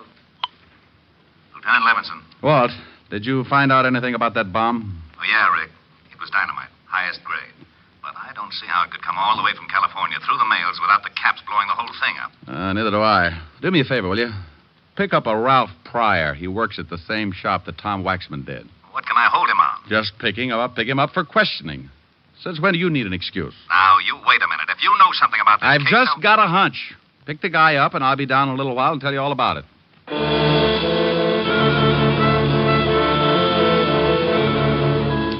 I hung up on Walt just as he was getting around to the words you could censor and headed back to the factory. I waited around outside for about 10 minutes, and then, sure enough, a prowl car pulled up, and 2 boys in blue got out and went in. In a couple of minutes, they came back outside, only this time they had company. Ralph Pryor. I waited until they'd pulled away, and then I hailed a cab and headed for the 5th Precinct myself. Where have you been? Snooping, Walt. I just saw your boys pick up Pryor at the factory. Thanks. Now, would you kindly tell me what you wanted him picked up for? Oh, it's a long shot, Walt. I found out he knew what Tom's brother was doing in California. What was he doing? Getting some information on a racket that's been trying to muscle in on Tom's local union. In California? Yeah, they're operating all over the country. You've heard of them. Labor's Assistance League. Oh, those leeches. Well, I still don't see what this has got to do with Pryor. Well, I think that bomb was sent from the factory here in New York. I found out a little while ago that in order to get hold of that package, the killer would have to be working in Tom's shop. You think Pryor did it? I'll tell you better when I see if anyone comes down to get him out. Well? Well, what? Well, what are we going to do? Sit here and look at each other? Well, that's a pretty ghastly thought. How about a fast game of canasta? Oh, you know it's a lousy two-handed game. Well, I'm just trying to help. We could play jacks, but twosies throw me. Yeah, what is it, Otis? The lawyer, John Wagner's out here. He says he wants to see the guy we just picked up. Fast word? Ralph Pryor? Yeah. He says he represents some kind of laborers' assistance league or something. Said that Pryor's a member. All right. Let him see him. Okay, Lieutenant. John Wagner, that lawyer who came in to see Phil Waxman this morning, is back again, Rick. It's time to see Pryor. Yeah? Well, what are you looking so smug about? Looks like the hunch is going to pay off. You mean this lawyer is tied in with the killing? Well, I'm not sure, but I think so. Tom Waxman was making speeches against the Assistance League.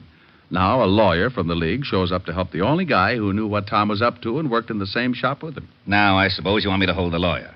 No, why? How do I know? That's what I asked you. What? Am I supposed to know everything?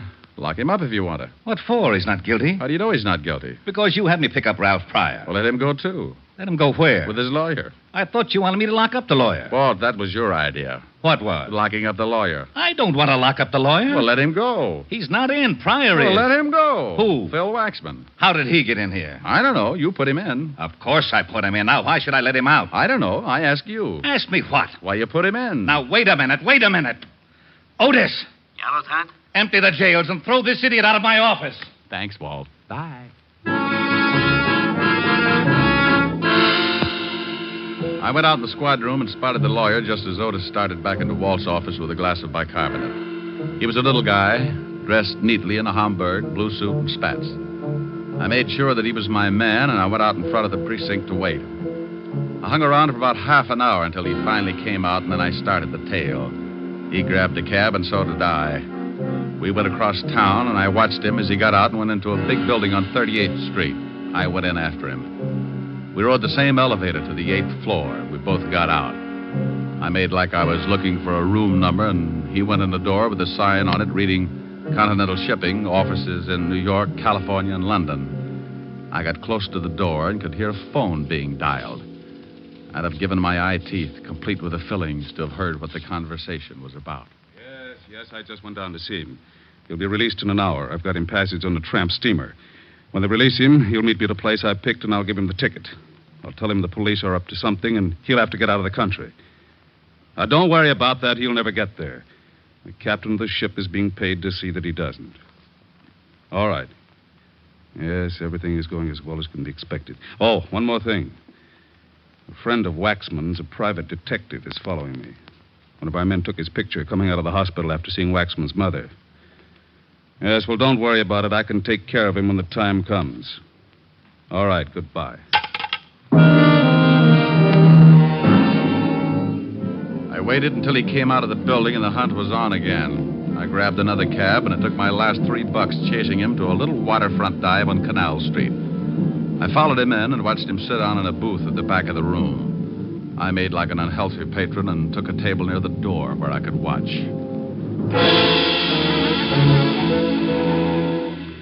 An hour later, a guy walked in and headed for the lawyer's booth.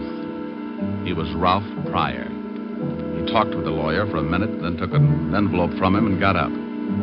He went out, and I went after him. If I was right, he was my killer, and the lawyer could wait. Ralph, I want to talk to you. I thought I told you to stop snooping. Bad right ear. Let's step in this alley. Oh, what? Get in the alley. Hey, what do you think you're shoving around? You're just full of questions. You know, mister, you're not so big that you can't end up with a busted head. Now, let me go. I guess you better understand something. Oh. Get the point? Oh, you dirty... Still want to play, huh? Oh. Oh. Oh. Maybe you haven't guessed it, but I'm mad. I'm going to kick you from one end of this alley to the other until you tell me who sent that bomb to Tom Waxman. I don't know what you're talking about. Okay, the state might slap my wrist, but I don't like losing good friends. Oh, my nose. You should see Mama Waxman. She looks a lot worse, but she's got a lot more troubles. She lost a son. Oh. Wait a minute. I can't take any more. Sure you can. Sure. Just think about something else. Tom Waxman, maybe, or his wife and mother. Want to tell me? Okay. No. Please. Wait a minute. All right, I did it. Leave me alone, will you? You picked up a dummy box sent from California to the factory and you planted a bomb in it.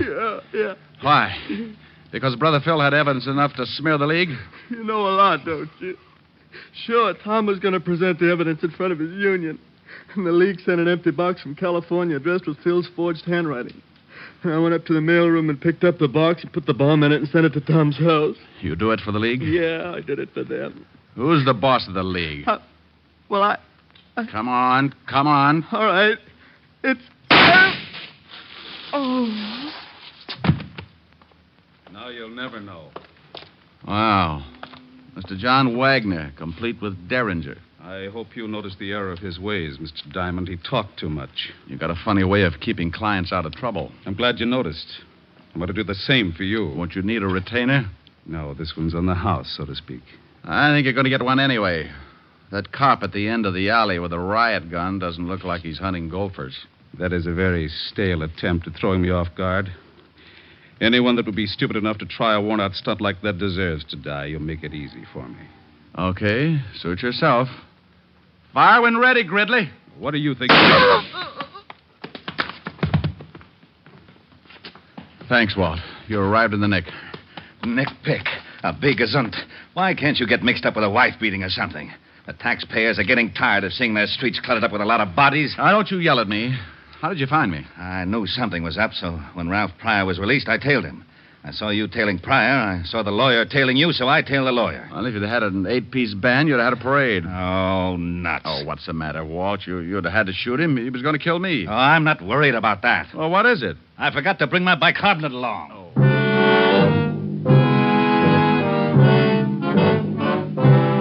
Well, the wagon came and crated Pryor and the lawyer off to the morgue. When we got back to the station, Walt put in a call to the feds and told them to check the Labor's Assistance League in California and pick up the guys who sent the package through the mails. Using the mails like that can be a tough rap. And 3 weeks later, the government closed in. They picked up the big wheel and threw the whole bunch away for 10 to 20. Tom's brother, Phil, was released, and he went in front of Tom's union and gave them the evidence he'd collected while he was with the League. Needless to say, the League wasn't represented that night or any night after that. About 3 weeks after Mama Waxman came home from the hospital, she invited me over for one of her famous dinners. I brought Helen, and her butler Francis came along to help with the serving. Oh, Mama, I'm stuffed. Oh, but Richard, you didn't finish up the cheesecake. Can't make it, honey. I can't move. Oh, the Helen's a good girl. She ate everything in front of her. You know what? You two should get married. Her appetite is the best argument against getting married I can think of. Keep working on him, Mama. All right. Now, let's all go into the front room. If I know my big policeman, he still likes to stretch out on the couch, huh? You are so right. Here, let me help you, Mama. Thank you, Richard.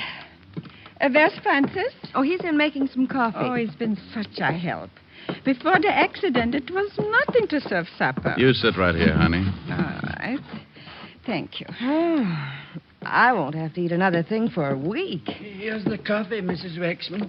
Francis, you must call me Mama, like the rest. Oh, yes, ma'am. Mama. Did you have enough to eat also, Francis? It was simply wonderful. You know, someday if Miss Asher doesn't mind, I'd like to stop by and, well, just to swap recipes, as it were. Well, I think that would be wonderful, Francis. Why don't you do that? I'll give you some fine ones, Francis. Where's Phil tonight, Mama? He had to go to our union meeting. He's going to work in Tom's shop. He also asked me to thank you for singing at the funeral. Glad to do it, Mama. Richard, we always wondered where you learned to sing in Yiddish. Well, I used to pound a beat on the Lower East Side. Oh, well, would you do me a big favor, Richard? Sure, dear. I'm feeling a little sad about my boy tonight. Would you sing something for me?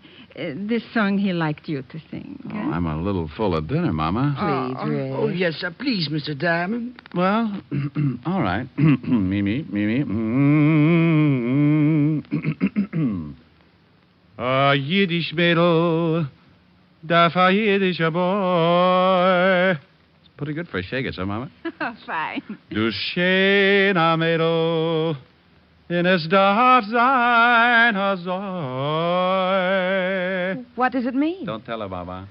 Weil in der Teure ist geschrieben, in azoi ist du's verblieben. A Jiddisch Mädel darf a jiddische boy.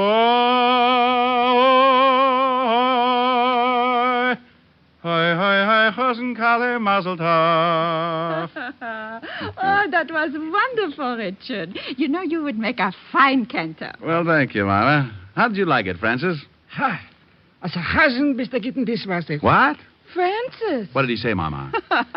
He said as a cantor you would make a fine dishwasher.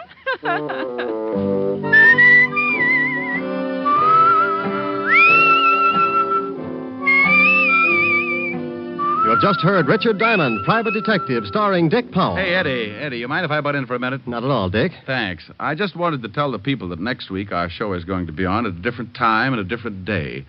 The day will be Saturdays instead of Sundays. And would you please look in your newspapers for the time? Thanks, Dick. Yes, ladies and gentlemen, Richard Diamond will come to you next Saturday at a new time. Be sure to check your newspaper for the hour. This program has come to you from Hollywood. This is NBC, the national broadcasting company.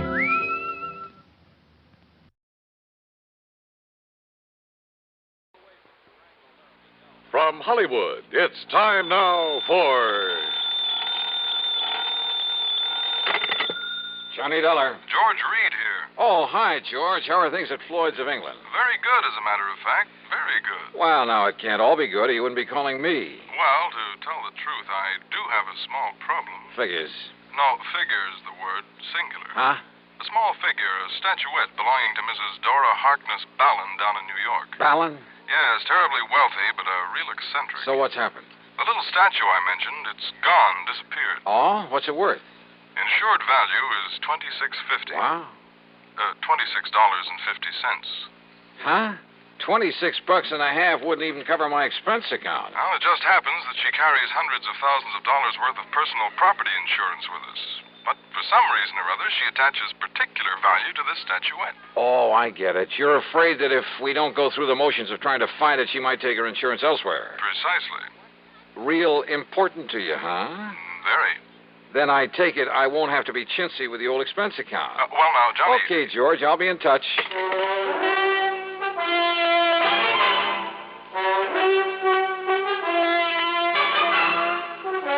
Bob Bailey in the intriguing adventures of the man with the action-packed expense account. America's fabulous freelance insurance investigator. Yours truly, Johnny Dollar.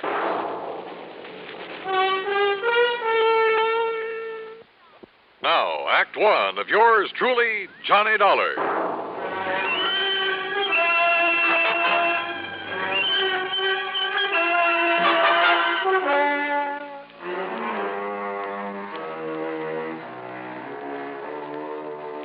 Expense account submitted by Special Investigator Johnny Dollar to Floyd's of England, North American Office, Hartford, Connecticut.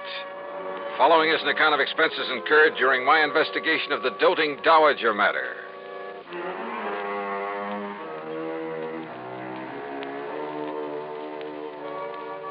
Expense account item 1, $7.90, taxi, train fare, and incidentals, Hartford to New York. Item 2, $1 even for a cab from Grand Central Station to the address of Mrs. Dora Harkness Ballin over on East 73rd Street. It turned out to be one of New York's famous old brownstone houses, well preserved and reeking of an era long gone by. A uniformed butler ushered me into a large, high-ceilinged drawing room, and I could hardly believe my eyes. Ornate pre-Victorian furnishings, heavy red velvet draperies, huge lamps and crystal chandeliers, oil paintings all over the place, and gilded mirrors. Pretty fabulous. If you will be kind enough to wait here, Mr. Dollar, I shall tell Mrs. Ballin that you have arrived. Thank you. I know that she'll want to see you. Oh, excuse me, Master Harold. It's all right, Higgins. Has the mail come? Would you like me to check, sir? Yes, good idea. You know how Aunt Dora likes to see it the minute it gets here. Yes, sir. Yes, the mail. The dear old common everyday place. You're here to see Mrs. Ballin? That's right. I'm Johnny Dollar. I'm Hal Winters, her nephew. Hi. Say, tell me something. Yes? About this little statue that's missing. You mean that little chunk of pot metal that's disappeared? Oh, is that what it is? Oh, yes, just a piece of junk. But a couple of months ago, Aunt Dora decided it looked like her grandfather when he was a general back in the Civil War. Oh? Why does she value it so highly? I expect the general was the only Ballon who had guts enough to do anything on his own. What do you mean? I mean, instead of just living off the family shipping fortune. So when she suddenly decided the statue looked like the general, Johnny Dollar, did you say? That's right. The insurance investigator? Yes. Well, now, why should she bother you with it? I don't know. Truly, Mr. Dollar, it's not worth it. If I were you, I'd forget it. Now, if you'll excuse me, I'd better see if the morning mail has arrived. Hal, just when did the statue disappear and from where? Tonto discovered it missing from the reception room yesterday morning. Now, if you'll pardon me... Was the house broken into? Possibly. But there was no sign of it. How about guests? No, we haven't had guests for a week or more. How many servants are there? Mr. Dollar, perhaps there's something I'd better tell you about that statue. The statue of the general? I tell you, Mr. Dollar. You are Mr. Dollar, aren't you? Yes, ma'am. I tell you that if you don't find out who stole it and get it back, I'll cancel every bit of my insurance. Sit down. Thank you. Harold, my dear, ring for Higgins and have him see if the morning mail has come. I was about to go out and look for it myself, Tonto. Let Higgins do it. It's quite all right. I don't mind. I said let Higgins do it. Well, all right. But if you'll excuse me now. Oh? Why? Why, I'd like to go up to my room for a moment. To call up that girlfriend of yours again? Sit down. Yes, Tonto. You and that girl, that Nancy Gavin. She'd like to take you away from me, wouldn't she? Aunt Dora. Where would you go? What would you live on? And what would I do? Darling, I hardly think this is the Much proper as time. I like Nancy Gavin, I see no reason why I should let her take you away from me. Do you? Mrs. Ballon, about the statue. Yes, of course. Mr. Dollar, you are to leave no stone unturned. Wow, now tell me... I beg your pardon, ma'am. Oh, Higgins, why do you sneak in on us this way? Well, what is it? The mail just arrived, and knowing you'd want to see it... Give it to Harold. Yes, here, I'll take care of it. Well? What letter? No postmark. But? And it's so badly scrawled in pencil. Well, don't bother Aunt Dora with it now. But it's marked personal, sir. Well, then let me have it. Yes, ma'am. Tonto. You may go now, Higgins. Yes, ma'am. Here, Tonto, suppose you let me see what it's all about. Be quiet, Harold. Now, Mr. Dollar. Well, first of all, I'd like you to tell me... Oh, what's the matter, Mrs. Ballon? Aunt Dora, what is it? This letter. Yes? It's a ransom note. Ransom? For the return of the statuette. The general. They want $75,000. What?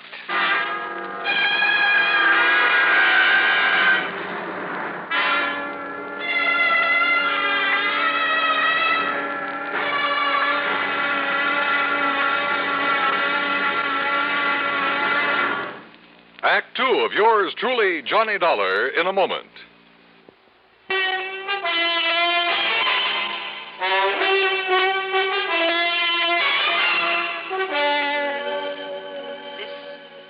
This letter, Mr. Dollar. Maybe you'd better let me see it, Mrs. Ballon. It's a ransom note demanding $75,000 for the return of my statuette of the general. $75,000? Yes, Harold. Oh, they can't be serious. For that little piece of pot metal? Sure, they must be out of their minds. I beg your pardon. What? That statue means everything to me. It happens to be a memento of my grandfather, the famous General Horace Harkness Ballon. At least it looks like him. But good heavens, Aunt Dora, $75,000. Oh? Do you object because it will mean that much less for you when I die, Harold? Of course not. I wasn't even thinking of such a thing. Well, don't. At your age, with your lack of experience in getting along on your own, money like that would only do you harm. Would it? Yes.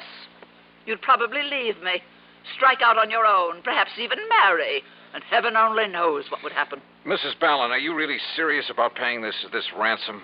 I have the money. I have it right here in the safe. And if it will bring back the general... Look, why don't you let me see what I can do about it first? And have it destroyed? Destroyed? Well, here, read the letter. It was the usual sort of thing, poorly written on cheap paper and scribbled in pencil. And it simply said that the money in unmarked bills was to be turned over to her nephew, Harold.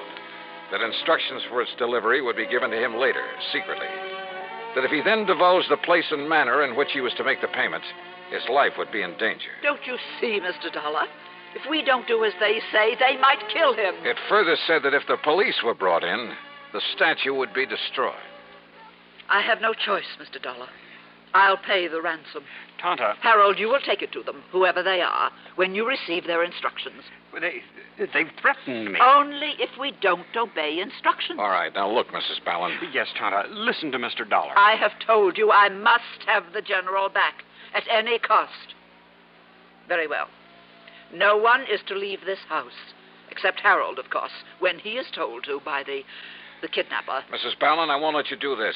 You what? It's utter nonsense for you to consider paying out that kind of money for a cheap little piece of junk that can't possibly be worth anything to whoever took it. Except, perhaps, for its effect on you. I told you, young man, it's the one priceless memento I have of the great General Ballon. Yeah, you told me. Very well.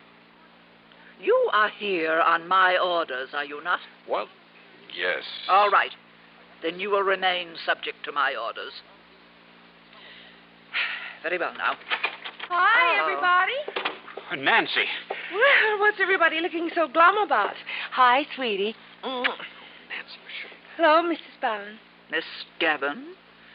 Mr. Dollar, this is Nancy Gavin, a friend of Harold. Johnny Dollar? Hi.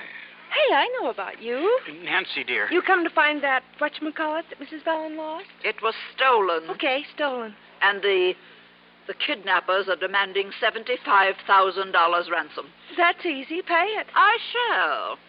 And Nancy, you are to stay right here in this house until this whole thing is over with. Auntie, I don't mind that a bit. Do we, Hal? Forward, wench. Seriously, Auntie, when are you going to let Hal marry me? Get out on his own. And leave me?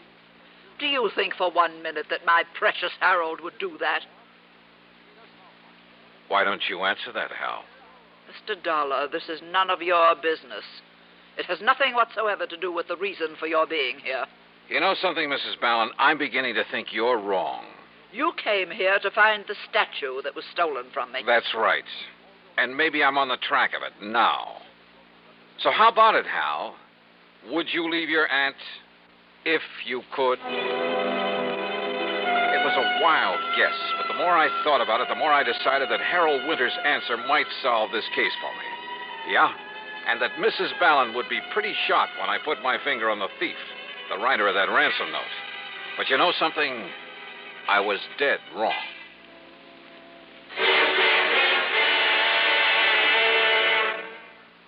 Act 3 of yours truly, Johnny Dollar, in a moment. And now, Act 3 of yours truly, Johnny Dollar, and the doting Dowager Matter.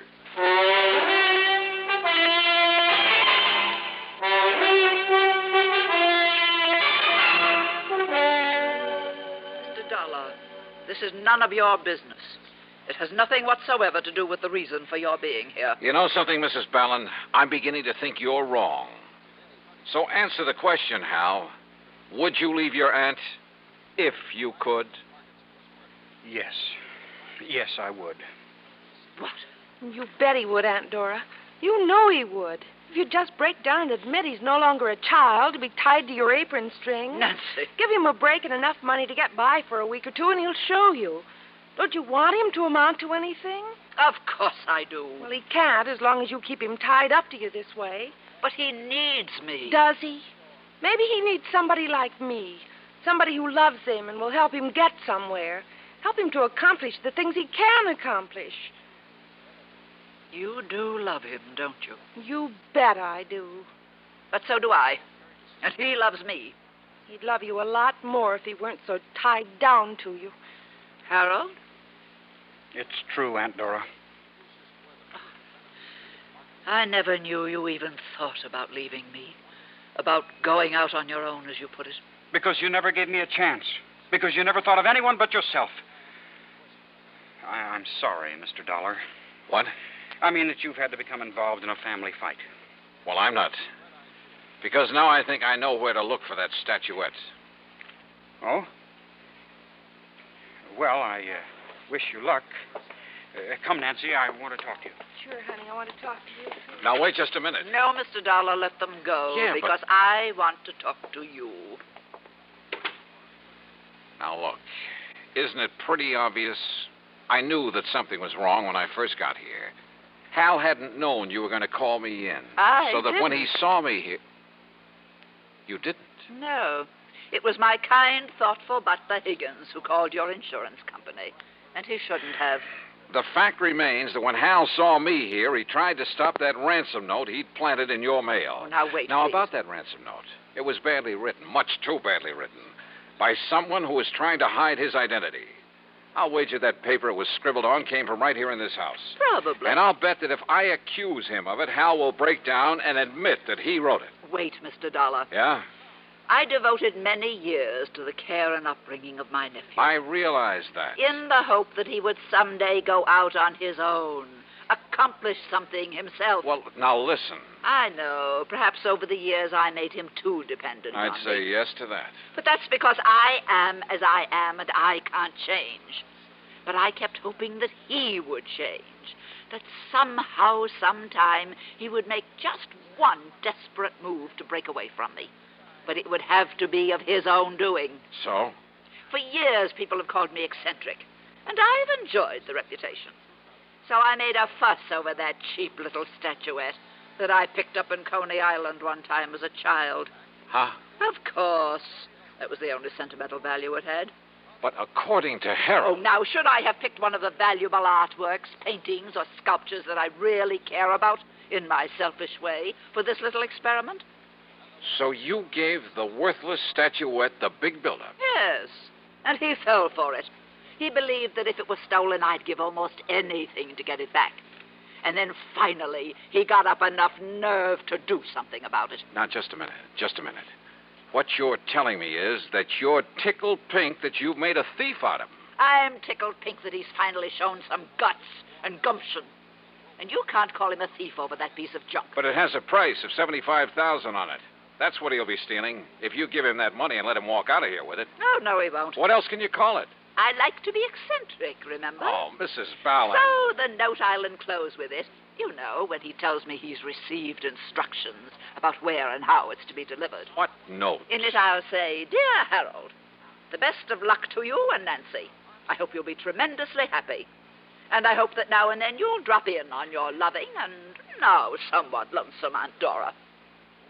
I see. Oh, and I think I'll enclose a few extra thousand, just in case. And as a kind of extra wedding present. Extra wedding present? Of course. The statuette. I certainly don't want them to bring that atrocity back here. Oh, no, well, don't... Wait. Yes, dear? I just wondered if Mr. Dollar has decided how he wants to proceed with his investigation. Well, Mr. Dollar? Hal, after getting what information I could from your aunt, what little information I could... Yes? Hal, I've decided to give up the case. Yes, Harold. You may as well show Mr. Dollar to the door. Whatever you say, Tonto. Yeah. Goodbye, Mrs. Ballard.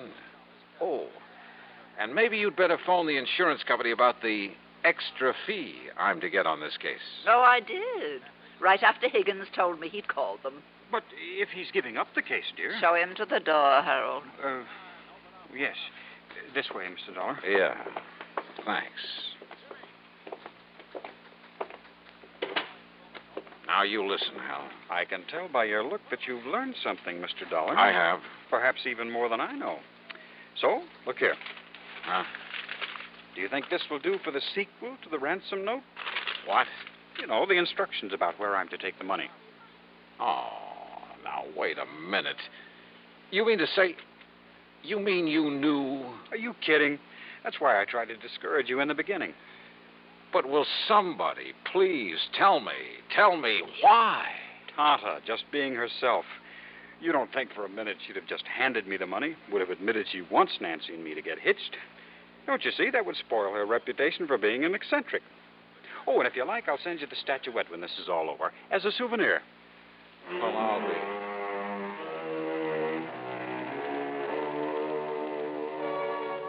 Believe me, I've handled some pretty wanky cases over the years, but this was by long odds the wankiest. And yet, why complain when it's a good living? Expense account total, including all the incidentals I could think of, and fare back to Hartford. What? $17.80. Tommy. Yours truly, Johnny Dollar.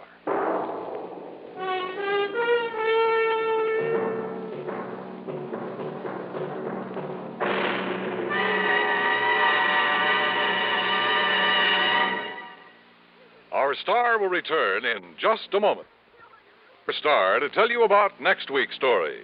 Next week, well, if you've ever read the personal columns of your newspaper, you'll surely want to hear it. Join us, won't you? Yours truly, Johnny Dollar.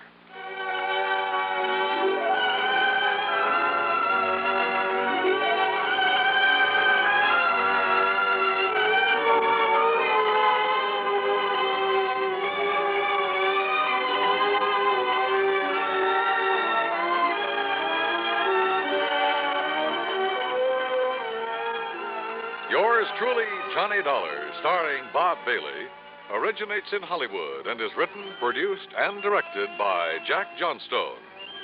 Heard in our cast were Virginia Gregg, Eleanor Audley, G. Stanley Jones, Eric Snowden, and Sam Edwards. Be sure to join us next week.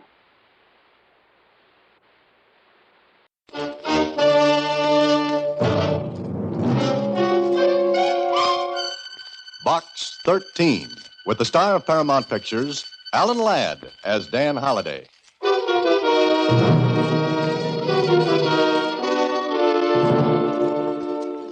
Box 13, care of Star Times. I'm a stranger in your city. I don't know a soul here, but I'm in trouble. At least I think I am. I can't go back home until I know what happened to me yesterday and the day before. It's hard to explain in a letter, but if you'll come to 14 East Central Street,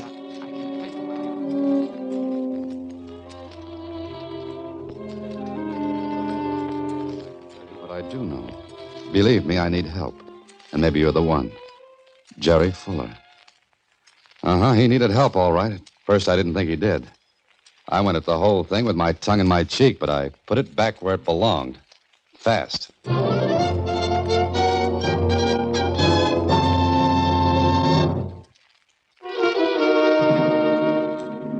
And now, back to Box 13 and Dan Holliday's newest adventure, Flash of Light.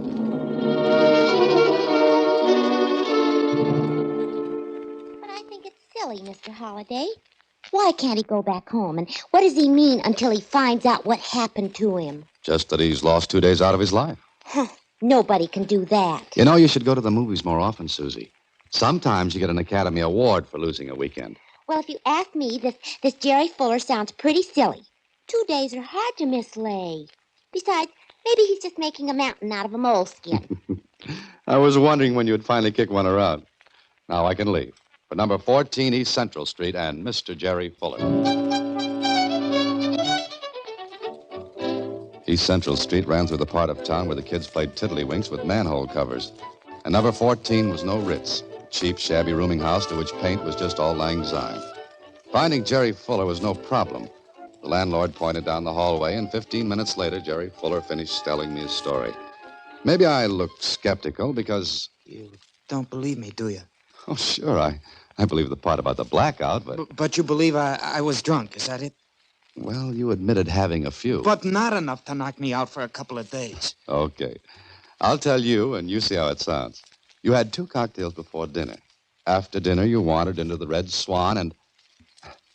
Say, why did you pick the swankiest spot in town? Well, just to tell the folks back home I'd been there. Uh-huh. So you had another drink there. Maybe 2? All right, 2. 3? 2, I said. Okay, take 2. They're small. But were you alone at the Red Swan? Well, maybe I talked to somebody, like people do at bars, but I was alone. Remember to whom you talked? No. Remember anything at all? Well, I don't know, but I kind of remember a flash of light. It sticks in my head. Flash of light? I've got another flash for you. That was your second drink. Look, I can't go back home until I know what happened. Maybe you'd better tell me why not. All right, I guess maybe it's better if you do know. So Jerry told me a story that had happened a million times before. A small-town kid in a big city. And a few drinks that were like dynamite to a kid who never had anything stronger than malted milks. And there was a girl he couldn't remember. And another girl back home, the girl he was supposed to marry. I listened and knew every word that was coming.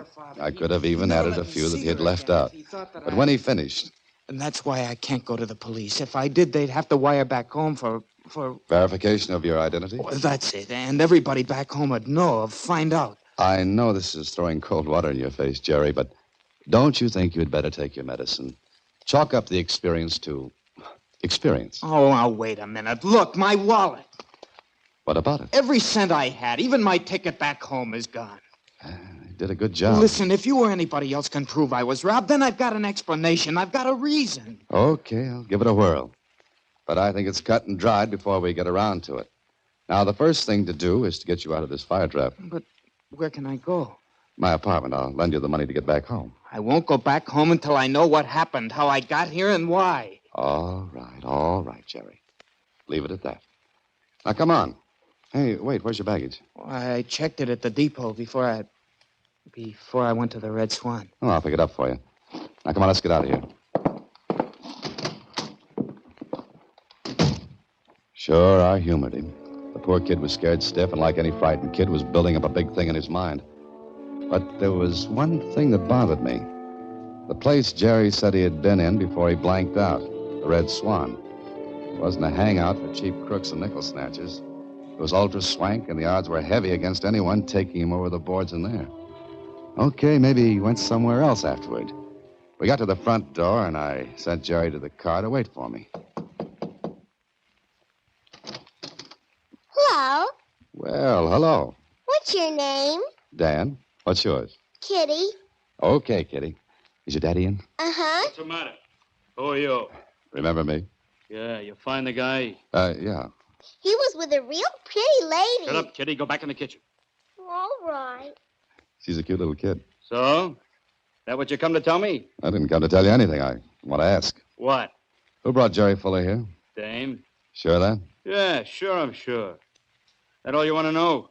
That all you can tell me? What else? Was he drunk? Mister, I didn't ask him. Who was the girl?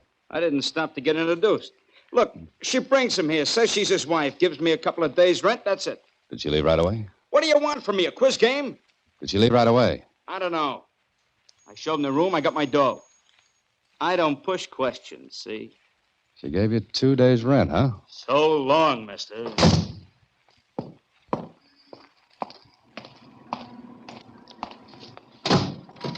What'd you do up there, Mr. Holliday? Got unpopular? Okay, Jerry, now we'll go to my apartment. Feeling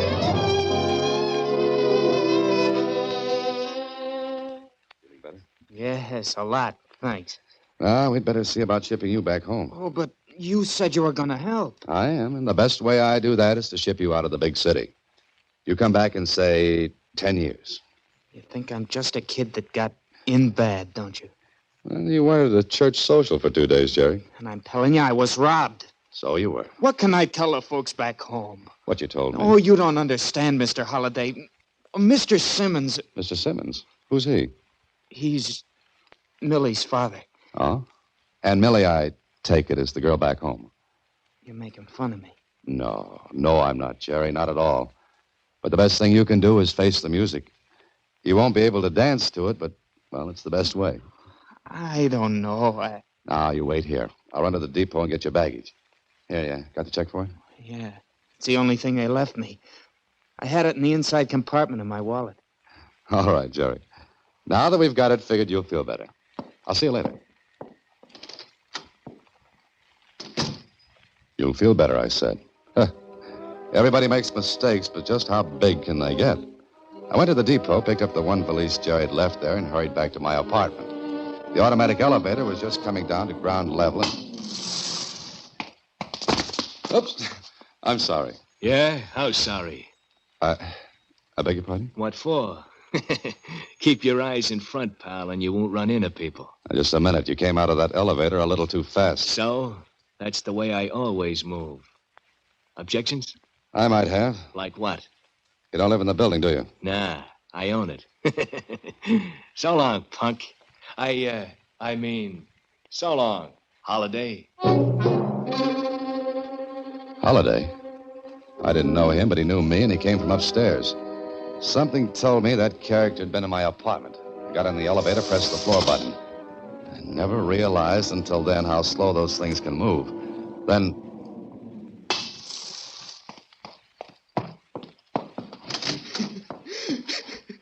Jerry! Jerry, what happened? Nothing. Look at me, Jerry. I said, look at me. Oh, no. I'm all right. Yeah, sure, you're all right. Like you ran into a meat chopper. Jerry, who was that man? There wasn't anybody. Now, listen to me. There was somebody here. He just left. I tell you, there wasn't anybody. Give me my police. Come here now. Sit down. Let me go. Be quiet now. Be quiet now. Sit down. Now, why did he go for you? Nobody did. Sure. You poked your face in an electric fan to see the pretty blades go around. Come on, Jerry, talk. I'm going back home. Whoever that was saw us at the place I picked you up. Followed us, waited until I left, then came up here. What'd he say? What'd he want? Nothing. I cut it out. You wanted help? I'll give it now. I don't want it. All I want to do is get out of here and go back home. All right, Jerry. But you gotta get cleaned up first. Yeah. Go in the bathroom, wash up. Gotta change your shirts in this valise. Uh-huh. Okay. You're gonna let me go? Why not? You won't talk. You won't let me help. Oh, Mr. Holliday, believe me, Are we going to say? Nothing. I'll get cleaned up. Okay, Jerry. Have it your way. Sure, and thanks. Thanks anyway. Towels in the back of the door. Honest, Mr. Holliday, I appreciate what you've done, but I know now I just got to go back and do like you said. Yeah, sure, be a good little boy and wander back home. I can finish cleaning up on the train. Let me see your wallet. What? You gotta have money. Count it as a loan. Send it back later. Oh, sure, here. Now, suppose you answer a question. Huh? Oh, what? How do you explain this? Your railroad ticket. It's back. Oh, I guess I must have overlooked it before. Stop lying. I'm not. Okay. Here. $10, your wallet, your valise. Now, there's the door. You're mad, huh? So long, Jerry. Goodbye.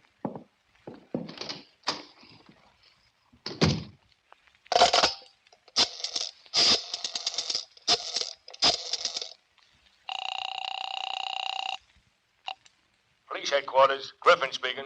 Lieutenant Kling, please. Homicide, Kling. Hello, Kling. This is Dan. Well, my heart's desire. What are you... We'll make with the jokes and funny patter some other time. Right now, I want to work fast. Huh? A man just left my apartment. He's on his way to the railroad station. Pick him up. Are you nuts? Here's what he looks like.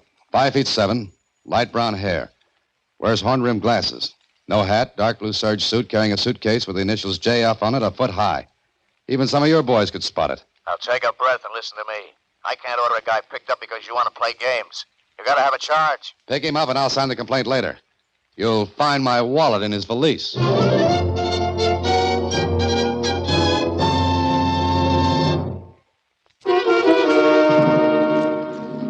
now back to Flash of Light, another Box 13 adventure with Alan Ladd as Dan Holliday. It was a nasty way to keep Jerry in town, but it was the only way to keep him and still tuck him away where he wouldn't be the target for the night. Kling and I asked him questions, but if he'd been scared before, he was twice as scared now. And the second scare was big enough to make him forget what he wanted to find out.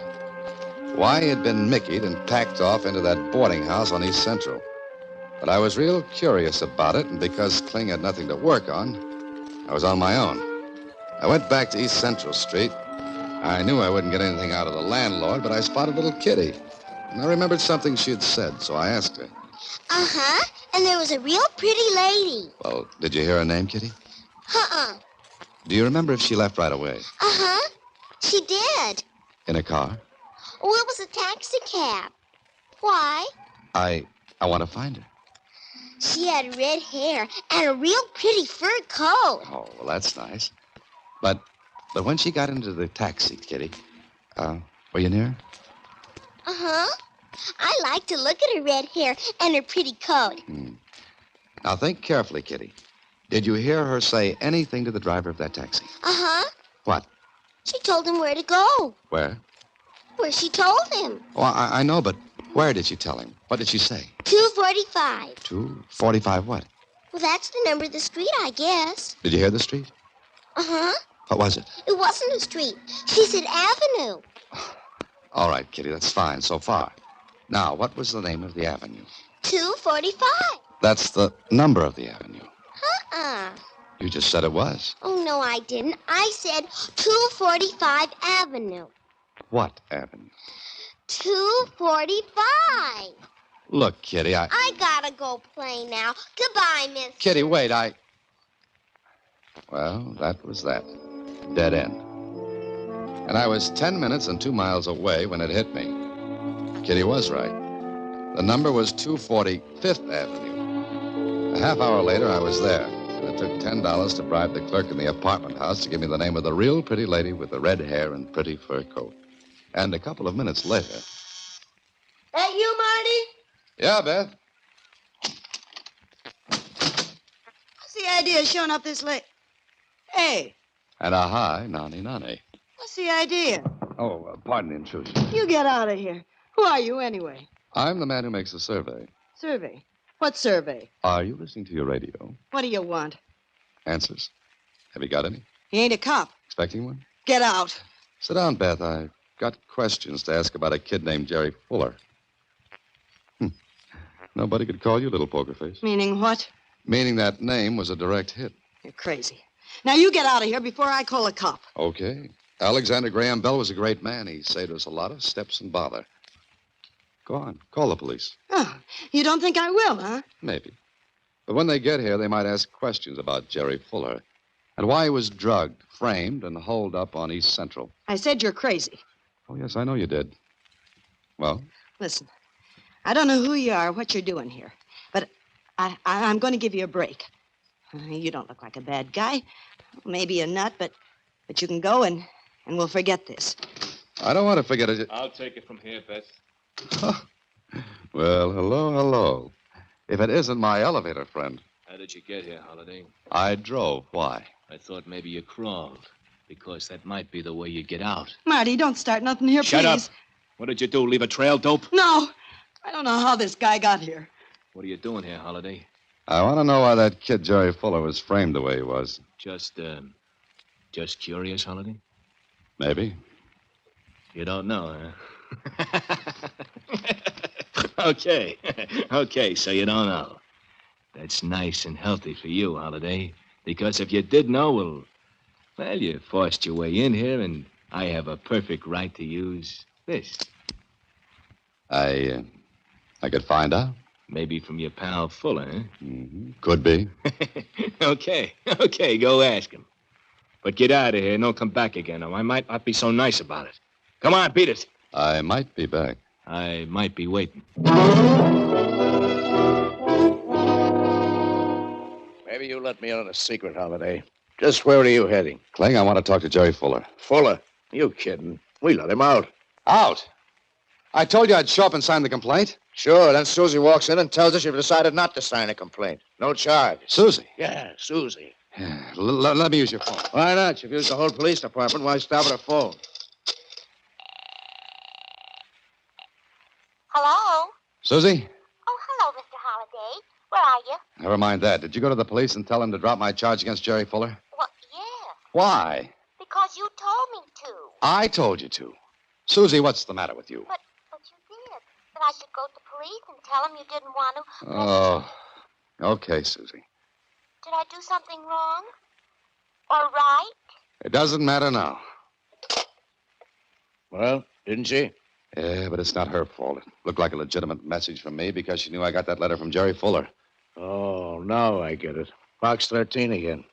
I'm not superstitious, but I'm going to be if I know you much longer. Listen, somebody wanted Fuller out of here. Out of the way because that somebody is afraid of what Fuller knows. Now what?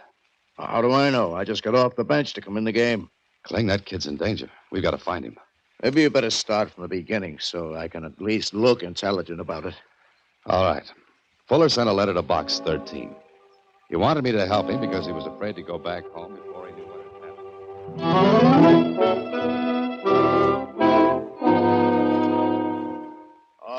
All right. That's the story. But Fuller can't know anything because he said he was blanked out. We've got to find him. There must be something he knows. Okay, hold on. Sergeant, get a description of Jerry Fuller from the clerk. Left here about half hour ago. Put out a dragnet for him. March bus, railroad, plane terminals. Right away. Good boy. Now, one more thing. This Marty character you talked about. Short? Yeah. He's stocky, little scar on his chin. Clothes were neat, but gaudy. I thought so. Marty Kane. Oh, you know him? Every police department in the country knows him. Killer, hired by anyone who can pay his price. Killer? Got anything on him? No, Stooley's tipped us off he was in town. 2 days after he gets here, Billy Dufree was killed. Dufree? Yeah, he was going to be state's witness against Billy Farn. We thought nobody knew it. Oh, we gave Dufree protection, but not enough. Kane got to him. And you lose the fraud case against Farn. Yeah. But if we can get Fuller back, you'll have a case against Kane and Farn. If Fuller talks. What do we do now? If you got any fingernails left, start working on them while we wait.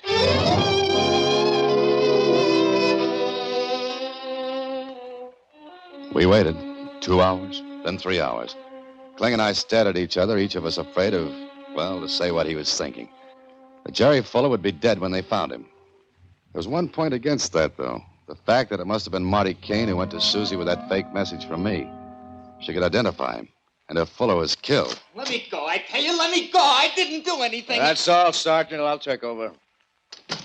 Come on in, Fuller. What have you got me back here for? Mr. Holliday. Look, Jerry, you're a very lucky boy you're not decorating the bottom of the river right now. You're safe here, kid.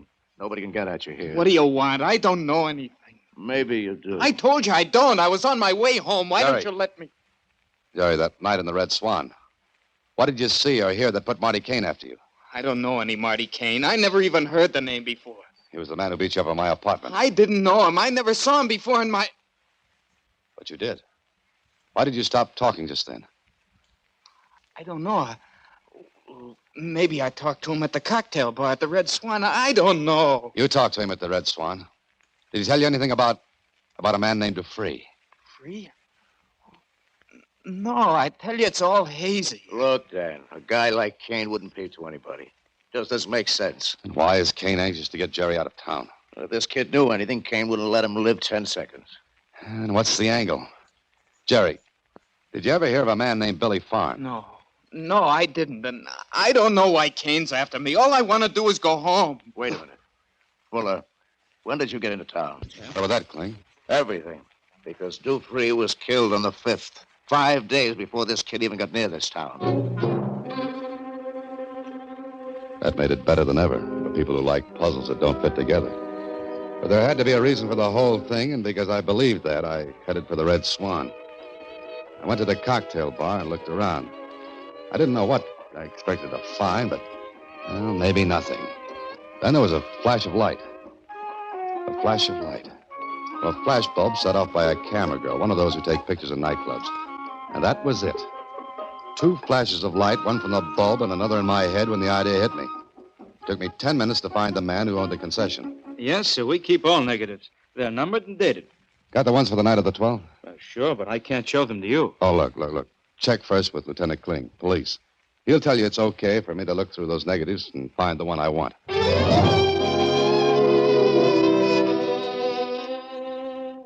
How big can you project this thing, Kling? As big as you want. The lab made a positive from the neg you got.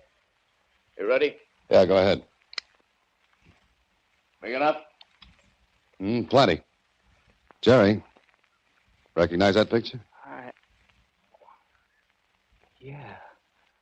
Yeah. I had the girl take one of me at the bar for a souvenir to take back home. But you haven't got that picture now. Well, no, I forgot all about it.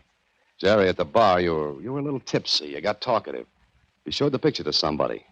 Was it Kane? Well, I don't know. It could have been. So what, Dan? What's this picture got to do with it? Don't look at Jerry, Kling. Look at the figures in the background. Enlarge it a little more. That what you want? Hey, that's Marty Kane. Yeah, taking money from someone. And that someone is Billy Farn's leg man. Well, you got your case, Kling. Farn's leg man paying off Kane for killing DeFree. Better look at it in the light, Dan. This picture shows Kane getting money. Okay, so what? A smart lawyer could make up a dozen reasons. Kane won it from Farn. He was getting change from the leg man. But coupled with this business about Jerry Fuller, it would stand up in court. Fuller hasn't been hurt. Kane was smart that way. Yeah, hey, listen. You want a case. But how? Let me have that negative and listen to your Uncle Dan for a few minutes.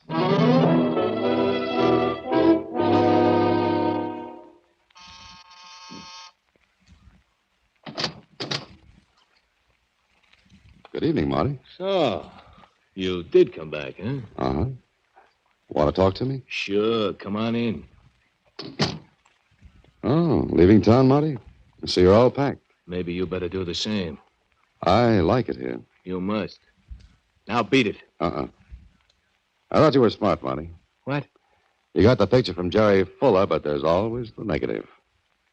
You've got a much better poker face than your girlfriend. But you batted an eyelash. Marty, who is it? Oh, you. Sit down and stay out of the way, Beth. Well, Marty? So you got the negative, huh? Maybe. You should have thought of it. But that's the trouble with you smart boys. You play ring around the rosy and get yourselves dizzy. What's your angle? Nothing. Oh, and before you pull that trigger, there are cops all around this place. Marty. Shut up. This guy's pulling a bluff. So? Now, why don't you be smart this time, Marty, and go along quietly? The police could use your evidence. Turned stooly, huh? Nothing doing. Marty! Marty, come back! You'll see him again, Beth. Let him run. They'll kill him. They did. They killed him. They killed him. Oh, no, Beth. Kling's too good a shot to kill his best witness.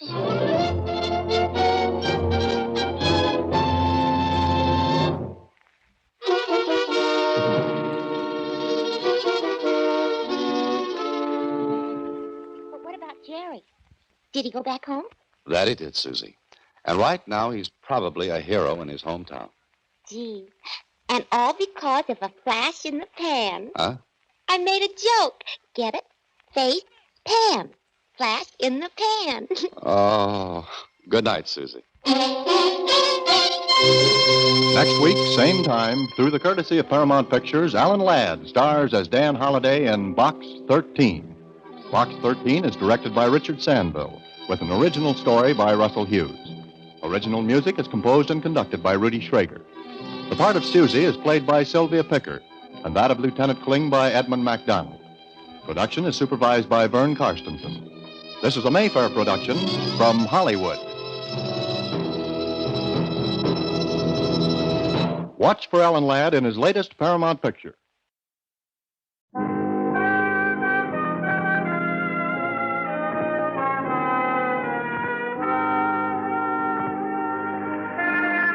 Broadway's My Beat, from Times Square to Columbus Circle, the gaudiest, the most violent, the lonesomest mile in the world.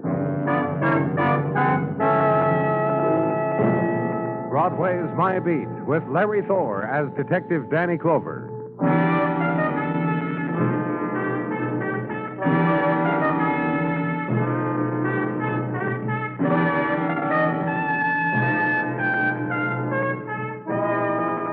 Of an afternoon in springtime, Broadway stands on a street corner, sips its seltzer, and takes note of its blessings.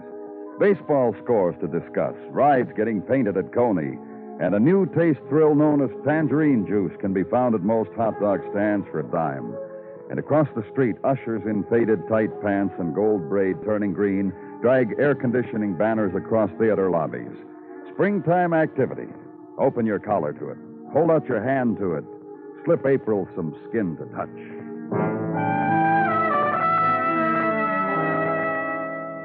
And at police headquarters, the trailing edge of afternoon gleamed warmly, making from windowsill to floor the slant of dust motes, and creating the wish that the clock hands would move more swiftly so that quitting time would happen instead of the intrusion. Danny? Yeah? Oh, Please come in. Take that chair there, Miss Fuller. Thank you. This gentleman is Lieutenant Clover. Danny, Miss Myra Fuller. Fuller? How do you do?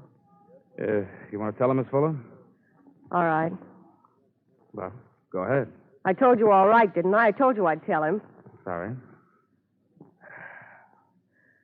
I was going to be married next week. I don't know now. Oh, what's this guy? Take it easy. Why don't you show him the picture? You said you wanted to tell him, didn't you, Miss Fuller? Why don't you show him the picture? Okay. Take a look, Danny. So? Guy she was going to marry, or is, I don't know. Name's Ernie Lane. Here's the stuff on him. Wanted for murder. Yeah, suspected of having killed his wife, June 1950. I can read, Dennison. Miss Fuller... Listen, I didn't know what... Just take the time and tell me about it. You want me to help you? Go ahead. Well, about an hour ago, Miss Fuller walked into headquarters, and she was steered to me because of the nature of her request. I see. Miss Fuller said she was going to get married, and she didn't know a whole lot about the guy, his background and all. And before she did, she wanted to make sure the fellow didn't have a jail record or anything. Right so far, Miss Fuller? Well, she told me the man's name, Ernest Lane. I went down to records. And you found out he was wanted for murder. What's the matter with you? Huh? Of course. What do you think? What do you think I'm here for? Yes. Yes, now I discover Ernie's wanted for murder. Where is he? Yeah, it starts now, Danny. I tried it, too. Miss Fuller? I heard you. Give me time. Give me some time to think. Sure. Cigarette? No. All right. And I don't want a shot of booze from the bottom desk drawer. What is it with men, anyhow? Listen, I've got a decision to make here, and I'll make it. I don't want a crutch. I don't want... Take your time. I informed Miss Fuller of the fact that shielding a felon makes her a party. I'm sure Miss Fuller knows that. Which means if I don't tell you where Ernie is, you'll throw me in jail. Miss Fuller... Yes, what do you want? How long have you known Mr. Lane? 3, 4 months. About that long. Hadn't you asked him anything about where he came from, his background? Of course. Well... When I tried to ask him that, he'd shut my mouth for me. What are you going to do about all this? A man you love has plans to marry, and you suddenly find out he's wanted for the murder of another woman. You said the thing, all right. A man I love. Look, I really love him, Mr. Clover. You can't ask me to tell you where Ernie is. Not now. Not right now. You're wrong, Miss Fuller. That's just what the lieutenant is asking you. If Ernie's guilty, the state will kill him. Possibly. And I love him. And I will have killed him. I'm leaving, Mr. Clover. You can stop me if you want, but then I'll think of something. Deny all this, something. Goodbye, Miss Fuller.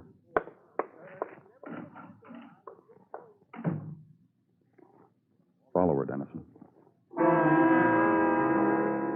Gentle nightfall of April, glow of spring darkness, and through its crests and deeps and shallows, the passage of a woman.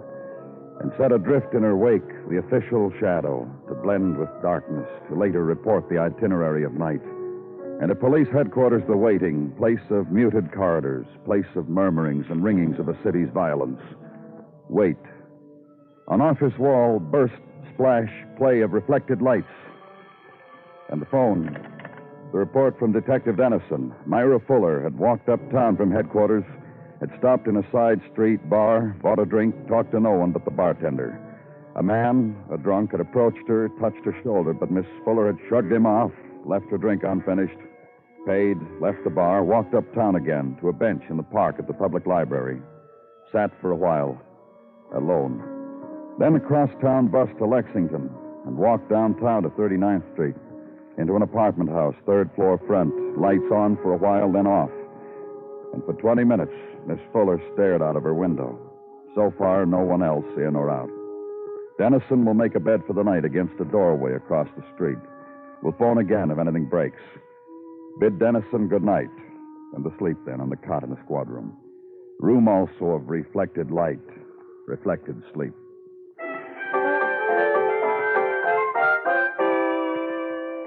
In the morning, relieved Dennison be offered the spot he's made soft in Brownstone. And in a half hour, Myra Fuller out of the doorway across the street, to drugstore for breakfast, a magazine rack for newspaper, armful of magazines, and into street, an aimless, drifting walk through the morning riot.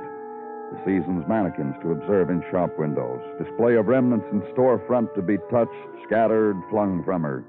And back to third-floor apartment. And Miss Fuller at window to riffle armful of magazines. Stare. At noon be relieved by Detective Muggavan. And later the report from him. Myra Fuller had gone out in the late afternoon, had stopped in a delicatessen, had bought beer and a sandwich, had walked her street for a while, caught a twilight movie, had gone back to her room. No contacts with anyone. No leaving of the neighborhood boundary. And the night report from Dennison, not different from the night before. In the morning, third day, take it up again. Stake out again, and this time Myra Fuller boards the crosstown bus, gets off at 42nd Street, moves swiftly at a subway entrance, downstairs, and follow her at a discreet distance. And suddenly she turns, points finger at you. That man on the stairs. He's following me. Stop him. Somebody stop him. Hey, mister. That's him. He's crazy. Stop him. Get your hands off me. Don't try any more, Buster. I'll flatten you. Me and these other decent citizens. Make a circle, citizens. Let go of me. I'm the police. That's right, Buster. You're a lot of things. You're a molester of that pretty lady. And you're police. And you're sick. And us citizens will see to it. Here, my badge. See? I ain't up on police badges. Any citizen here know a police badge when he sees one? You? Show it to the citizen, Buster. Well, yes, but I think... The McCoy, huh? The true thing, huh? Thanks, citizen. Oh, that's all right. Thanks. Sorry, officer. I guess I made a boo-boo. Any of you see where that woman went, the woman who screamed? I did. She made that train just pulled out, officer, which you didn't. Boo-boo. It's a day for it, huh, officer?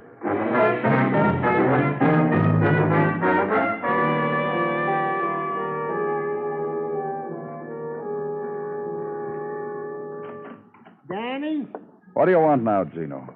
I bring you a container of coffee, a chopped liver sandwich on date and nut bread. For this, you're going to bite my head Oh, off? I'm sorry, Gino.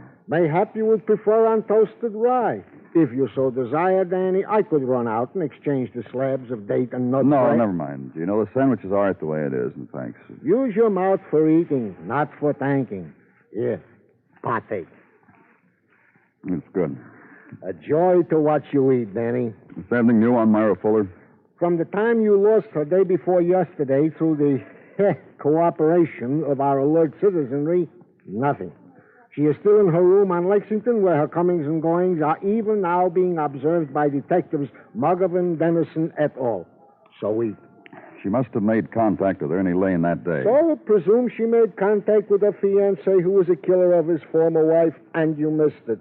So what's to suffer from Gino. it? What's to kill yourself when that midnight she came home to roost has been there ever since? And one day, as I am standing here, the impulse will seize her to make contact again with her killer intended, and you will be there to the telephone, Danny. Thanks. Danny Clover speaking. Dennison, Danny. About Myra Fuller. What about her? Half hour ago, she left her apartment, complete with hat, veil, gloves, summer fur, and streamlined traveling bag. She hailed a cab. You're trying to tell me you lost her? The way I hear it, it's happened. But not this time. This time, a fellow of the police didn't lose her. Has got her staked out. Where, Dennison? Brownstone, West 29th. 1347 West. I'll wait for you outside, Danny. I'll be the fellow without egg on my face.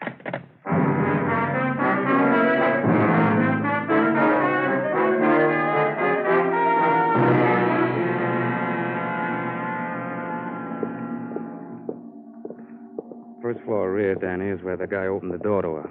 They had a long hello kiss before he let her in. That's how I wasn't noticed. Very shrewd, Dennison. I figured you'd think that.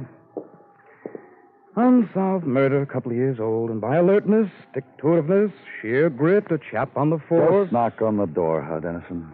Anything you say.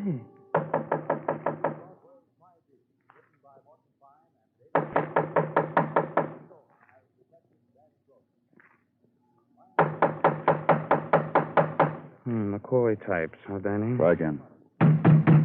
Open up, police! Open up! No, Ernie! No! Get back, Dennison. He shot through the door. Not so coy, huh? You all right? Yeah, watch me.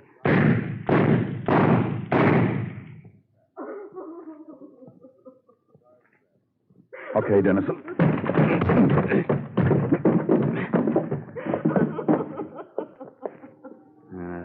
killers forget. Don't stand too close to a door. Are you happy now? Are you satisfied now? You did it, didn't you? Now, take it easy, Miss You Fuller. did it. You made me give him to you. So he could be like that. Like you wanted. So Ernie could be dead, dead, dead, dead.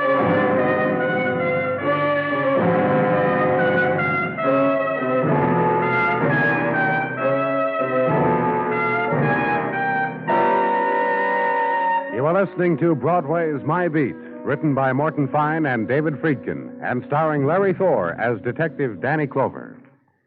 Tomorrow night, CBS Radio's Hall of Fame Playhouse pays tribute to its host narrator, Lionel Barrymore, celebrating his 60th year in the drama field and his 75th birthday. Don't miss the special Hall of Fame Playhouse tomorrow night. And on the same evening, on most of these same stations, don't miss Claire Trevor on Theater of Stars. Miss Trevor, an Academy Award winner, appears in Taos Incident, a suspenseful story that begins with an innocent truck ride and culminates in a killing.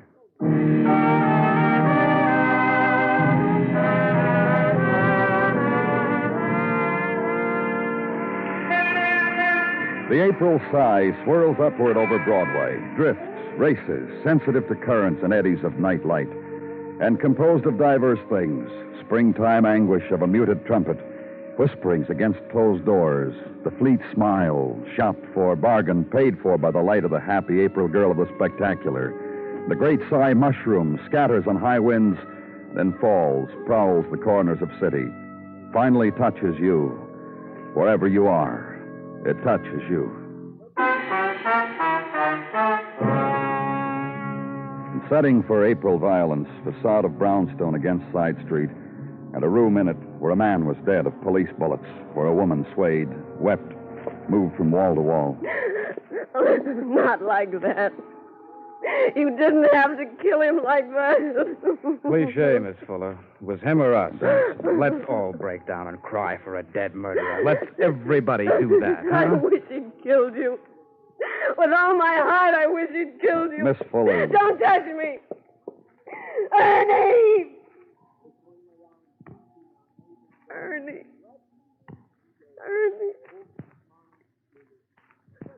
Ernie, I love you. You through, Miss Fuller? What? I asked a question. I asked if you were through, and if you were, I was going to ask you to tell us about how much you loved Ernie Lane. Get out of here. Leave me alone with it. Leave me alone. We know how you must feel, Miss Fuller, but some things aren't clear to What's us. not clear? He's dead. You killed him. Me with him. How clear can it get? You came to headquarters to find out Because about I loved him, because I was hungry to know everything about him. So you found out Ernie had murdered his wife a couple of years ago. That's nothing, huh? Nothing for a lady in love to worry about her fella, huh? Nothing, nothing, nothing. I was going to run away with him anywhere in the world he wanted. Anywhere he could love me. That other time a few days ago when you screamed, got away from me in the subway. This is where you were going, huh, to Ernie? To plead with him. To reason with him. Maybe it was better if he gave himself up. Then he just held me. Very close. Very, very close. And whispered to me, how could it be better than now? And he was right. Nothing in my life was ever like Ernie. Nothing. Nothing. Nothing. Yeah. No, Miss Fuller, nothing. don't. Please don't. Instant then of desolation. Small space of time when suddenly everybody remembers together. Death is here in this room, close, lying on this floor with eyes not yet shut. Suddenly everybody remembers, and for a second stands still. Then looks around for something that is alive, movement now, relief. Take Myra Fuller to emergency hospital. Turn her over to Dr. Sensky. Leave her. Night Street is road home. Home is rented bed plus rented niceties, clean sheets and electric sockets, maid service, and keep the radio turned down after 10 o'clock. Place where the world can't touch you. Magazine and easy chair that fits well. Place of sleep. Sleep and be done with it. There's a new day, which means something or other, mostly that you must get out of bed and give the world a reason for your existence. Go to work, look businesslike. Do the things you've been trained to do. Make your mark, be efficient. Wish you were back in bed. Danny, Yeah? a gentleman to see you by name of Mr. Wayne. Mr. Wayne, The who... chap who owns the apartment building where what happened last night happened. Oh, well, show him in, Gino. This way to see Danny Clover. Thank you, Sergeant. That'll be all. Won't you sit down, Mr. Wayne? Thank you. Thank you. Well, who's going to pay for the damage? Oh, I see. That's what you came here. I've got an itemized list here. That door that was wrecked with bullets. It'll be taken care of. And what about Mr. Clark's stuff? Mr. Clark? Mr. Clark. The gent was using my place for a hideout. The gent you gentlemen shot. What about his stuff? Clark? His name was... Oh, yes, sir. Of course I know. Ernie Lane, the papers said. But to me, for the last couple of years, his name was Ernie Clark. He came to me, Ernie Clark. He signed his checks, Ernie Clark. To me, he's an Ernie Clark, not an Ernie Lane. I see. So what should I do with those? It'll be taken care of. Oh, it's a shame, huh? It always is. Oh, the girl's broken up. I guess so. She was going to marry him, and finding out she loves a killer. Yeah. Well, I looked in on her this morning. What? I looked in on her this morning. I told her just like this. I said, well, oh, he was no good, Thelma. Forget him. Oh, surely it hurts now, but there are plenty of tomorrows for a nice girl like you. Who did you tell this to? Thelma. You know. Oh, sure. Where is this? Oh, Thelma? Well, she's got apartment 3C. That's my apartment house that I own. You live there too, Mr. Wayne? Oh, yes, surely. Oh, yes, I do. Come on, I'll drive you home.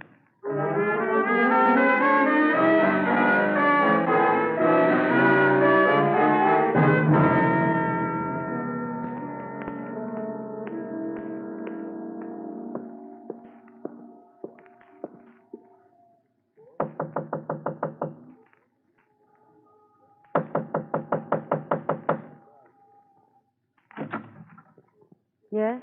You're Thelma... Miss Reed. Miss Thelma Reed. What do you want? Police, Miss Reed. I want to talk to you about Ernie... Mr. Clark? You people shot him dead today. That makes you want to talk to someone about it? Yes. Let's go inside, huh, Miss Reed?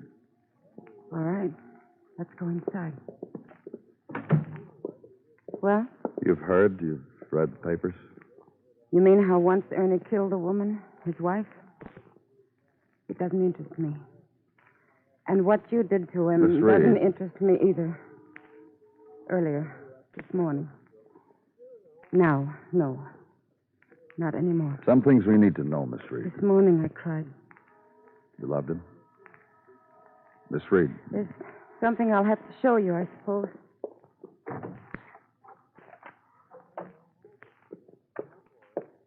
Here.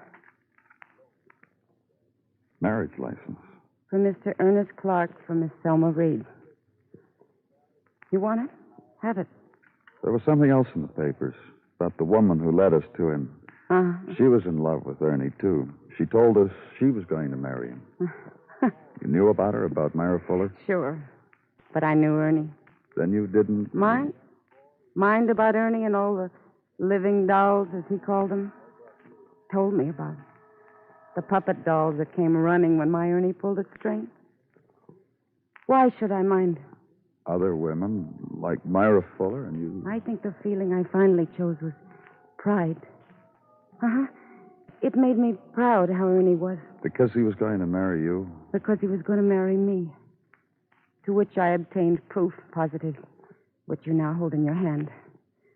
Which you can frame if you want. This license is dated a month ago. Ernie said wait.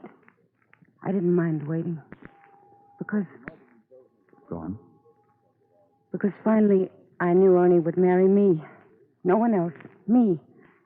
Because I'm what I am. Plain, ordinary. The type that makes a good wife. Builds a nice home and keeps it going and face it no matter what. Ernie needed someone ordinary to come home to. Someone who didn't make problems. That's me. I don't make problems. And Ernie loved me for it. And now... Now what? Now I just have to find someone else who'll love me for what I am. Like Ernie did.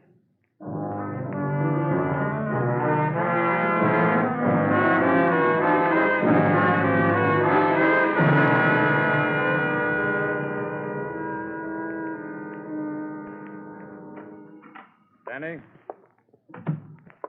Got something, Danny. Yeah, what? Made a couple of stops for odds and ends. Get off it, will you, Dennison? Technical says no prints on Ernie's gun. Cute? Mind if I go on? Dr. Sinsky released Miss Fuller, didn't he? Yep. Doctor say anything? Try to give her a few pills or whatever to quiet her down when you brought her in last night. Only Miss Fuller got real quiet after you left without any medication. She rested for a while, got up, and waved goodbye. What else? Autopsy report on Ernie from Dr. Sinsky. Here. Bruise on occiput. You read it. Means skull, Dennison. Yeah, I know that too, Lieutenant. I'm just asking you to help me pronounce a word, Lieutenant. I'll help you in the squad car. Let's go.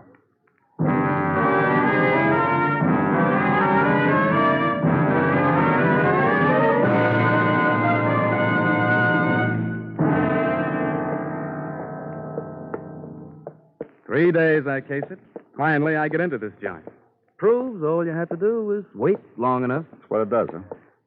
You hate climbing steps, too, don't you? Dennison? Yeah? Never mind. Ring the bell.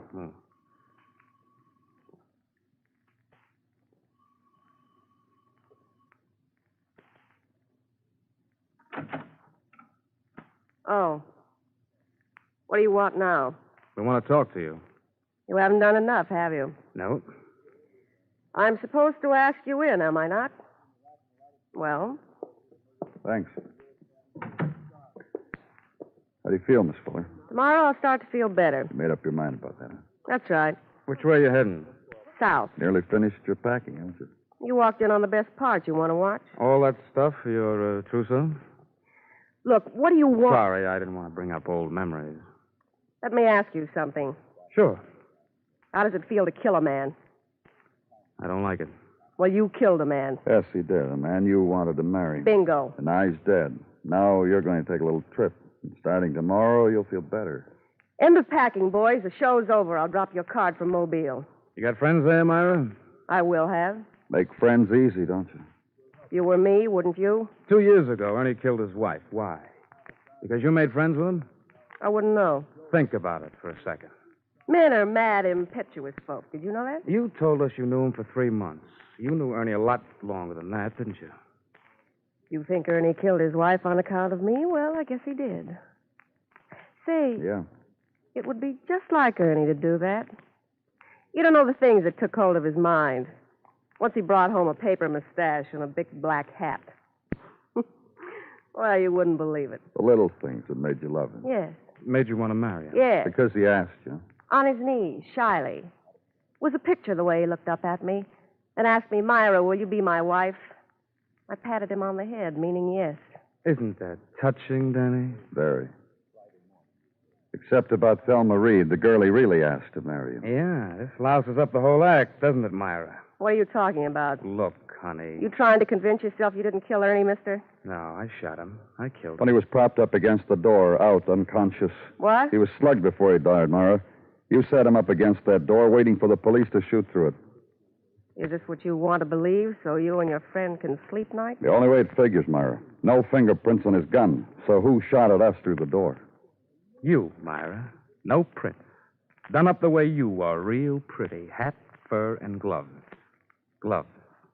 No prints. Listen. So we knocked on the door, you screamed, you shot the gun, and we did what we did. I did. You sure did. Oh, I wouldn't feel guilty. That's your line of work. Now we come to the reason. Reason Ernie was going to get married again, but not to you. Must have touched you real deep, Myra. A man kills for you. 2 years later, still hasn't married you. Then meets kind of a plain woman like Thelma Reed. That's for Ernie. But you? Well? You're the woman who he ducked his wife to meet. Nothing more, Myra. How does that make you feel, honey? He's dead, isn't he? First, you came to us, set it all up. You knew we'd follow you. You ducked the lieutenant and gave Ernie one more chance. Ernie balked. So you let us to him. You slugged him and propped him up there behind that door. And I shot him. So what does that make me? Right now? Just under arrest. They'll have the rules for you, Myra. Killer. Danny, what do you do with a woman like this? What do you... Shut up. Killer. Killer, killer, killer, killer.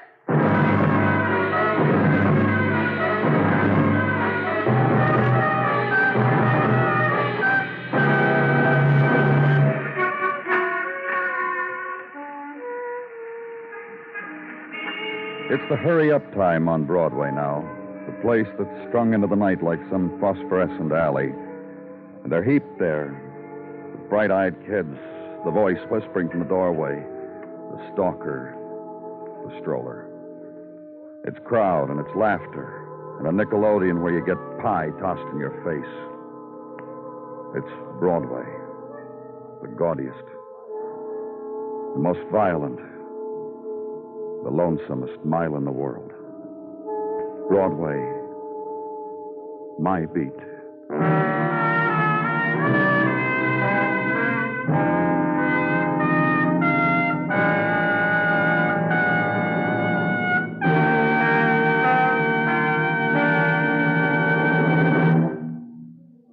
Broadway Is My Beat stars Larry Thor as Detective Danny Clover, with Charles Calvert as Tartaglia and Jack Crucian as Muggavan. The program is produced and directed by Elliott Lewis, with musical score composed and conducted by Alexander Courage. In tonight's story, Charlotte Lawrence was heard as Myra, and James McCallion as Dennison. Featured in the cast were Georgia Ellis, Howard McNear, and Clayton Post. Bill Anders speaking.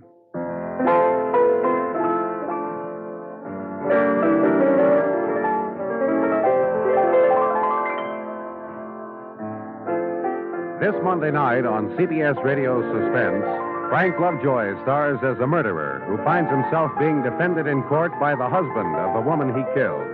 It's Public Defender, a tale well calculated to keep you in suspense. This Monday night over most of these same stations. Don't miss Frank Lovejoy's thrilling performance in a play that's power-packed with emotional drama and tension on CBS Radio's Suspense.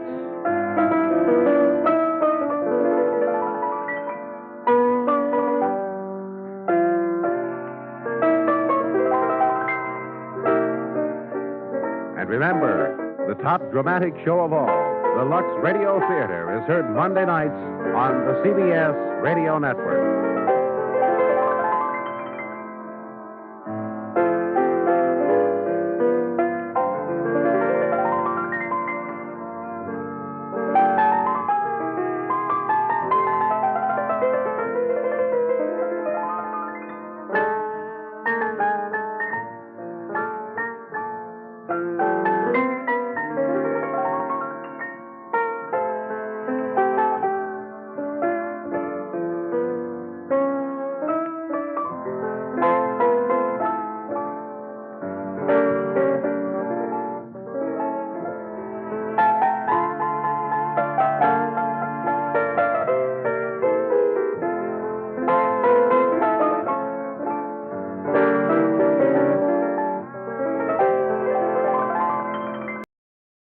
From Hollywood, it's time now for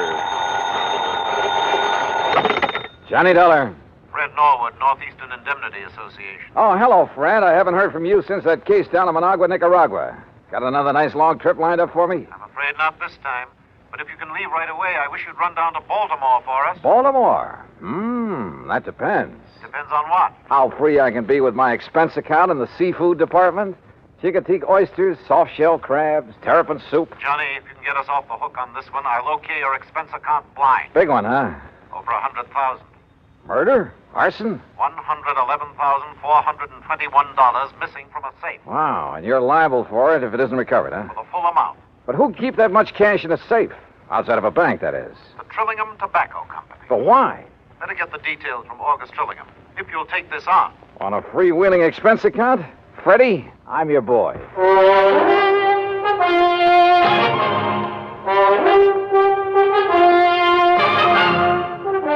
Bob Bailey in the exciting adventures of the man with the action-packed expense account. America's fabulous freelance insurance investigator. Yours truly, Johnny Dollar.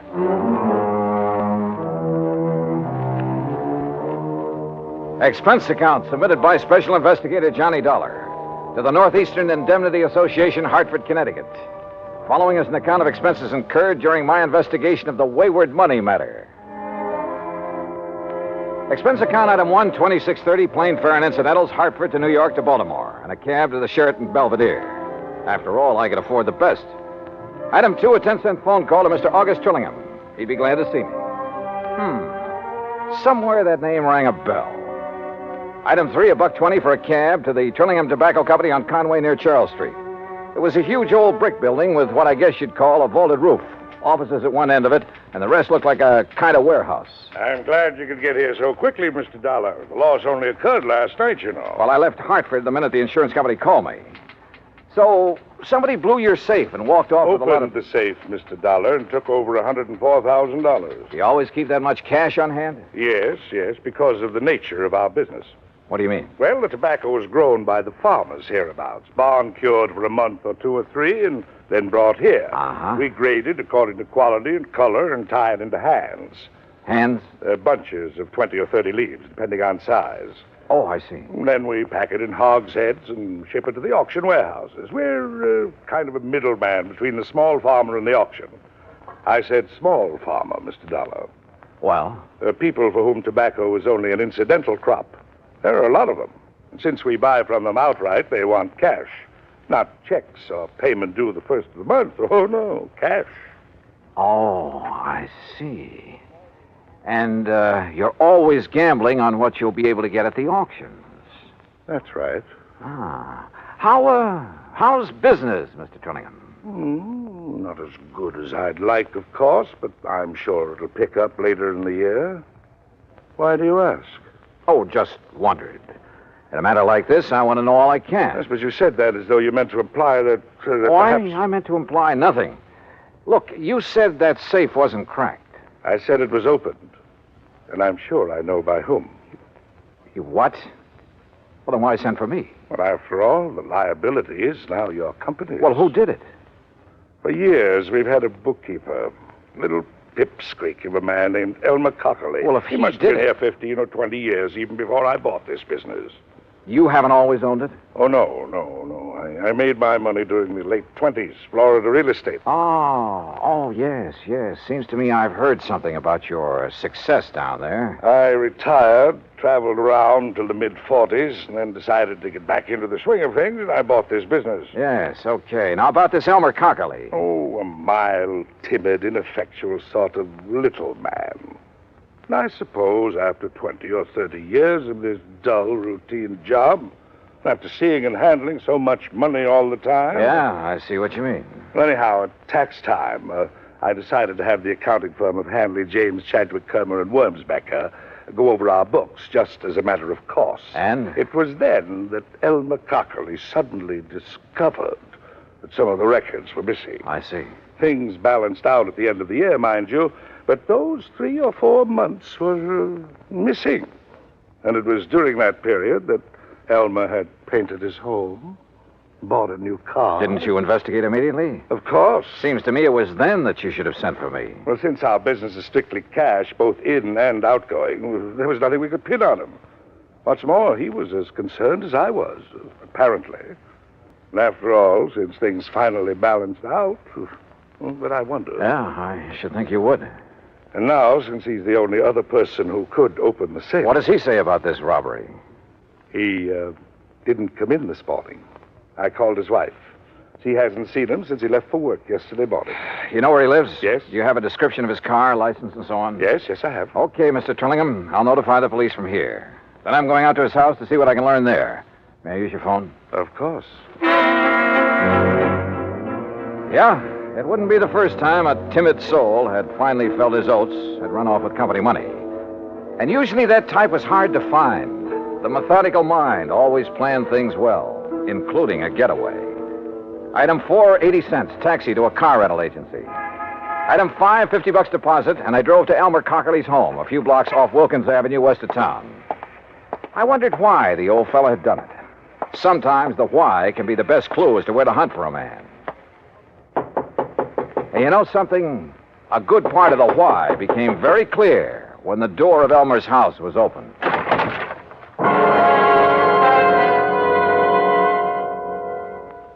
Act two of yours truly, Johnny Dollar, in a moment. And now, Act two of yours truly, Johnny Dollar, and the Wayward Money Matter.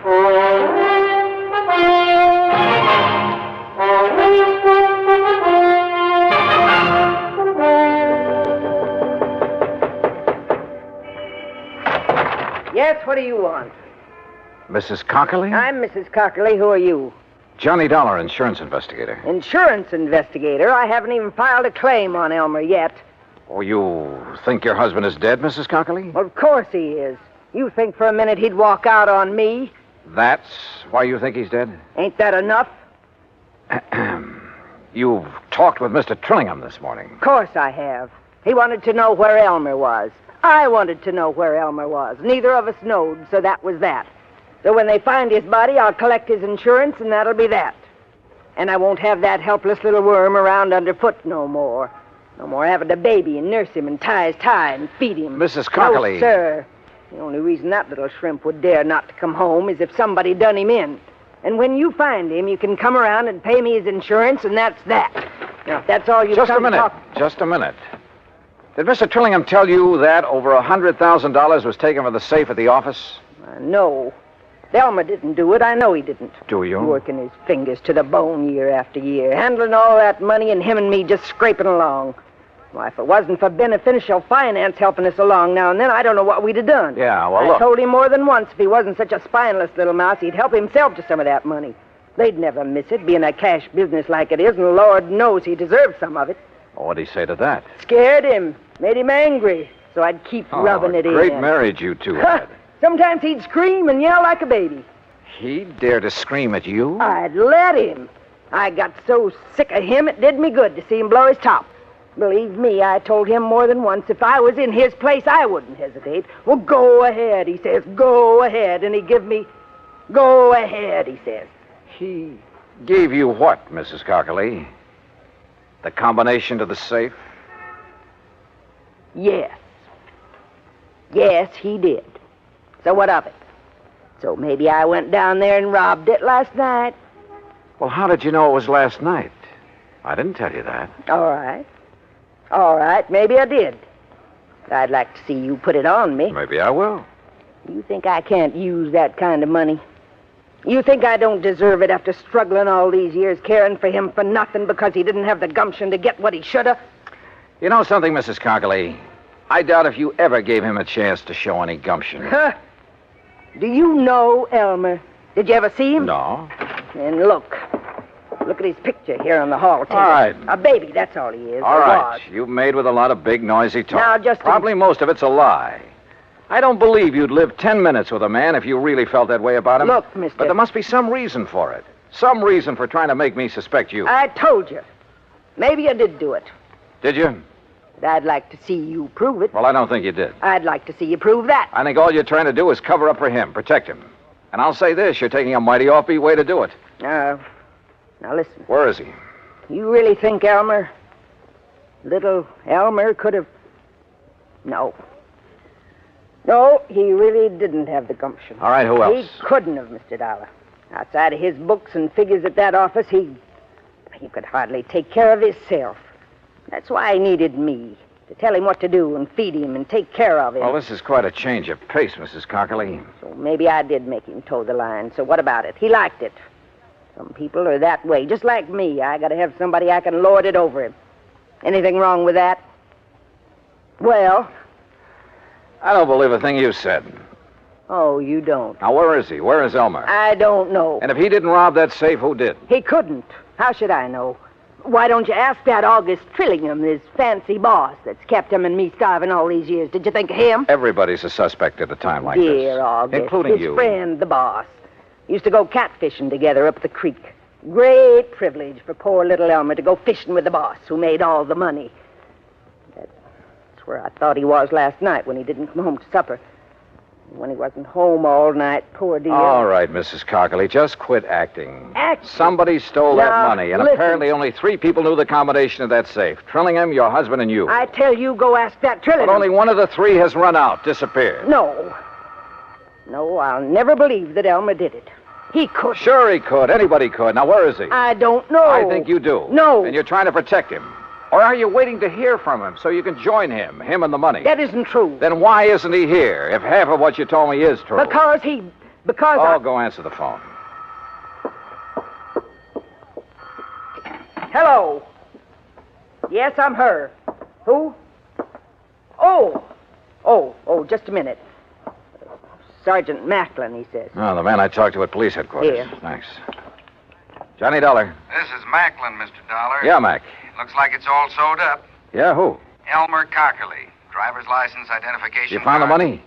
Well, what's left of it. They got the money, did they? You know what Cockerly looks like? I've seen his picture. Well, then maybe you better come out here. Where? Hance's Bridge. Hance's Bridge. It's where Elmer used to go catfishing all the time. It's about 9 miles up the creek north of town. Okay, I'll see you there. Yeah, I want you to see if you can identify Cockerly's body. Oh, I see. Act 3 of yours truly, Johnny Dollar, in a moment. And now, Act 3 of yours truly, Johnny Dollar and the Wayward Money Matter.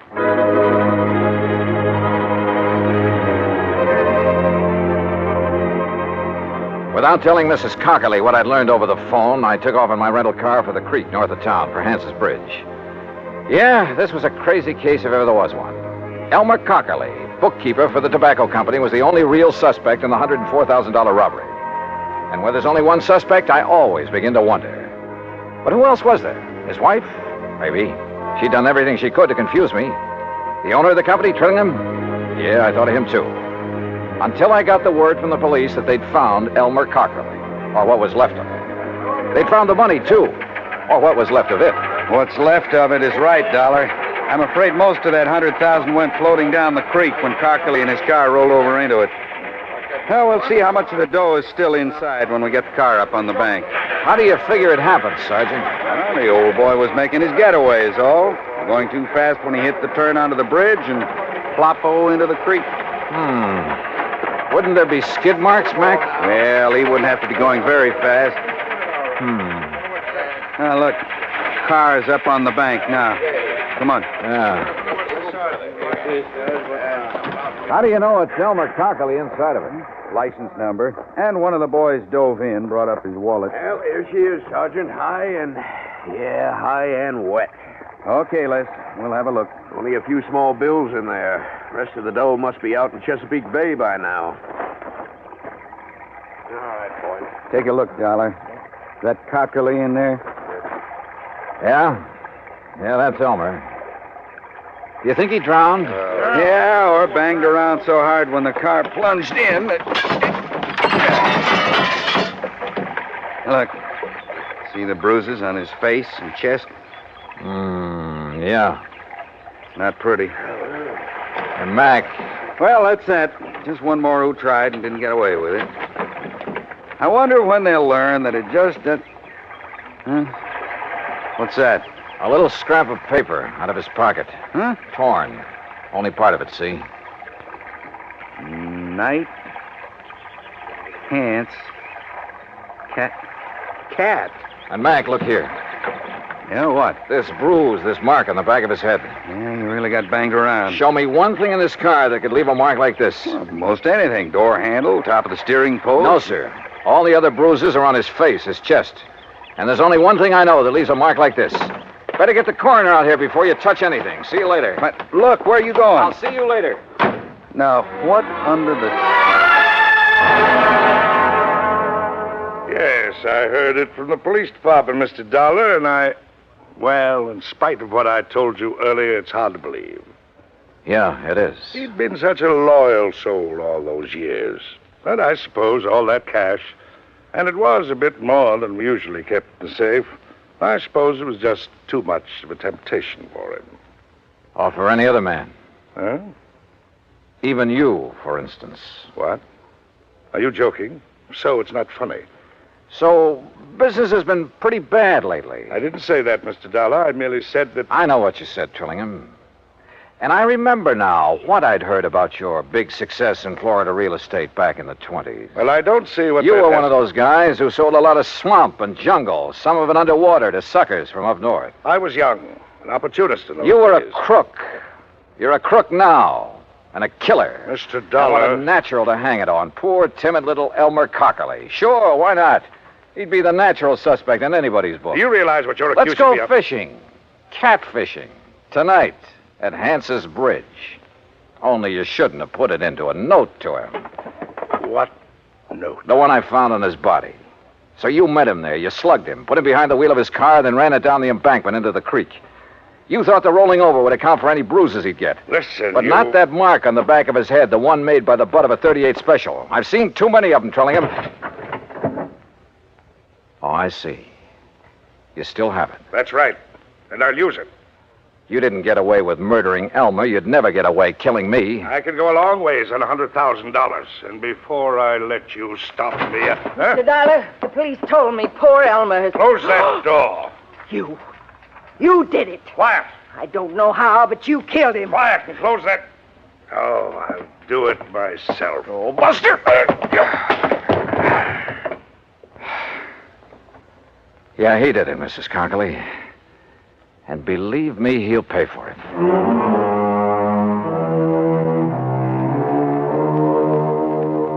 Well, so ends another dirty chapter in the history of crime. I hope the insurance on Elmer makes up in some small way for Mrs. Cockerly's loss of her... Well, I was going to say husband, but I guess Elmer was kind of a baby to her. To manage, to browbeat, and to love. Expense account total, including transportation back to Hartford, $104.70. Yours truly, Johnny Dollar.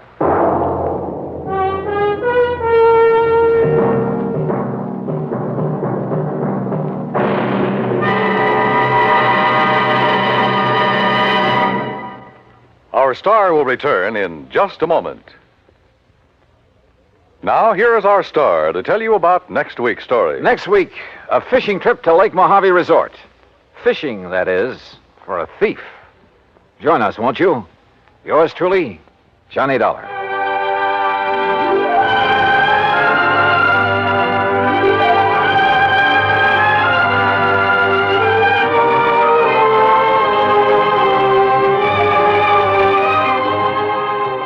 Yours truly, Johnny Dollar, starring Bob Bailey, originates in Hollywood and is produced and directed by Jack Johnstone, who also wrote today's story. Heard in our cast were Virginia Gregg, Edgar Barrier, Alan Reed, Vic Perrin, and Frank Nelson. Be sure to join us next week, same time and station, for another exciting story of yours truly, Johnny Dollar. This is Dan Cubberly speaking.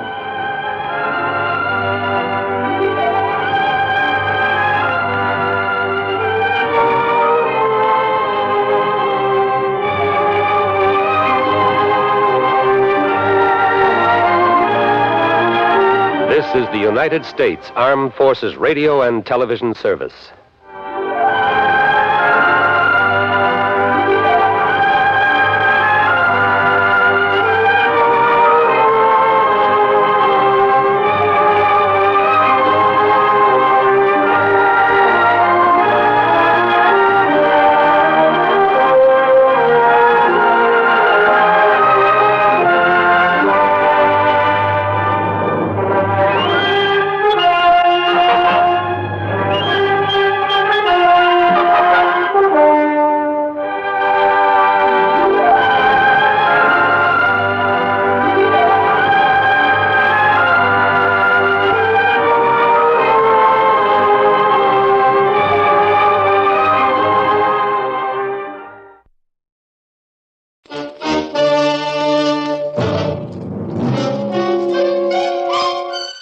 Box 13, with the star of Paramount Pictures, Alan Ladd, as Dan Holliday.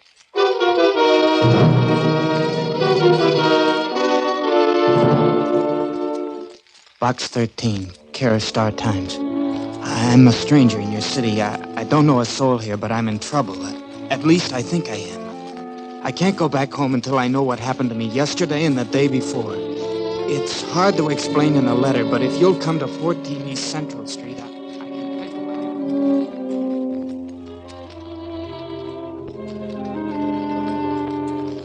But I do know. Believe me, I need help. And maybe you're the one. Jerry Fuller. He needed help, all right. At first, I didn't think he did. I went at the whole thing with my tongue in my cheek, but I put it back where it belonged. Fast.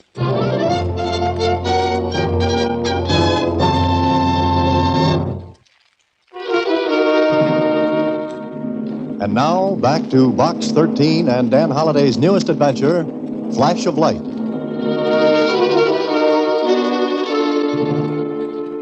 But I think it's silly, Mr. Holliday. Why can't he go back home? And what does he mean until he finds out what happened to him? Just that he's lost 2 days out of his life. Huh. Nobody can do that. You know, you should go to the movies more often, Susie. Sometimes you get an Academy Award for losing a weekend. Well, if you ask me, this Jerry Fuller sounds pretty silly. 2 days are hard to mislay. Besides, maybe he's just making a mountain out of a moleskin. I was wondering when you'd finally kick one around. Now I can leave. For number 14 East Central Street and Mr. Jerry Fuller. East Central Street ran through the part of town where the kids played tiddlywinks with manhole covers. And number 14 was no Ritz, a cheap, shabby rooming house to which paint was just all lang syne. Finding Jerry Fuller was no problem. The landlord pointed down the hallway, and 15 minutes later, Jerry Fuller finished telling me his story. Maybe I looked skeptical because... You don't believe me, do you? Oh, sure, I believe the part about the blackout, but... But you believe I was drunk, is that it? Well, you admitted having a few. But not enough to knock me out for a couple of days. Okay. I'll tell you, and you see how it sounds. You had 2 cocktails before dinner. After dinner, you wandered into the Red Swan and... Say, why did you pick the swankiest spot in town? Well, just to tell the folks back home I'd been there. Uh-huh. So you had another drink there. Maybe 2? All right, 2. 3? 2, I said. Okay, take 2. They're small. But were you alone at the Red Swan? Well, maybe I talked to somebody, like people do at bars, but I was alone. Remember to whom you talked? No. Remember anything at all? Well, I don't know, but I kind of remember a flash of light. It sticks in my head. Flash of light? I've got another flash for you. That was your second drink. Look, I can't go back home until I know what happened. Maybe you'd better tell me why not. Well, all right, I guess maybe it's better if you do know. So Jerry told me a story that had happened a million times before. A small-town kid in a big city. And a few drinks that were like dynamite to a kid who never had anything stronger than malted milks. And there was a girl he couldn't remember. And another girl back home, the girl he was supposed to marry. I listened and knew every word that was coming. I could have even added a few that he had left out. But when he finished... And that's why I can't go to the police. If I did, they'd have to wire back home for... Verification of your identity? Well, that's it. And everybody back home would know, find out. I know this is throwing cold water in your face, Jerry, but don't you think you'd better take your medicine? Chalk up the experience to experience. Oh, now, wait a minute. Look, my wallet.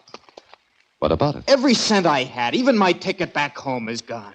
You did a good job. Listen, if you or anybody else can prove I was robbed, then I've got an explanation. I've got a reason. Okay, I'll give it a whirl. But I think it's cut and dried before we get around to it. Now, the first thing to do is to get you out of this fire trap. But where can I go? My apartment. I'll lend you the money to get back home. I won't go back home until I know what happened, how I got here, and why. All right, Jerry. Leave it at that. Now, come on. Hey, wait, where's your baggage? Well, I checked it at the depot before I went to the Red Swan. Oh, I'll pick it up for you. Now, come on, let's get out of here. Sure, I humored him. The poor kid was scared stiff, and like any frightened kid, was building up a big thing in his mind. But there was one thing that bothered me. The place Jerry said he had been in before he blanked out, the Red Swan. It wasn't a hangout for cheap crooks and nickel snatchers. It was ultra swank, and the odds were heavy against anyone taking him over the boards in there. Okay, maybe he went somewhere else afterward. We got to the front door, and I sent Jerry to the car to wait for me.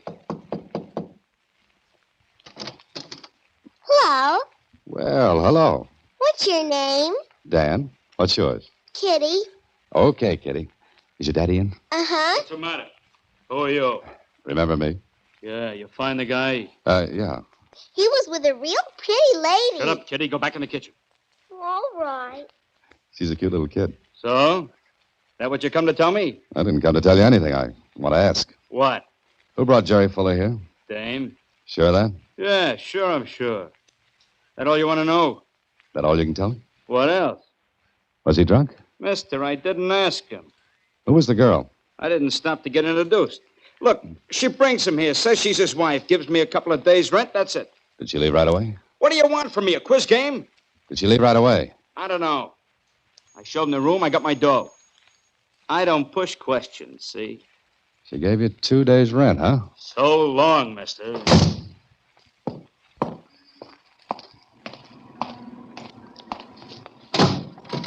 What'd you do up there, Mr. Holliday? Got unpopular? Okay, Jerry, now we'll go to my apartment.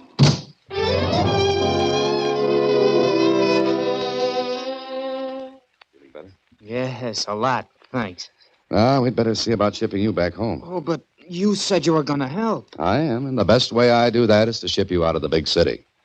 You come back in, say, 10 years. You think I'm just a kid that got in bad, don't you? Well, you were at a church social for 2 days, Jerry. And I'm telling you, I was robbed. So you were. What can I tell the folks back home? What you told me. Oh, you don't understand, Mr. Holliday. Mr. Simmons. Mr. Simmons? Who's he?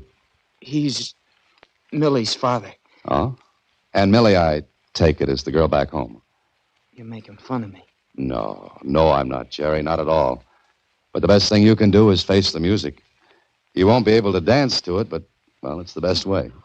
I don't know. Now, you wait here. I'll run to the depot and get your baggage.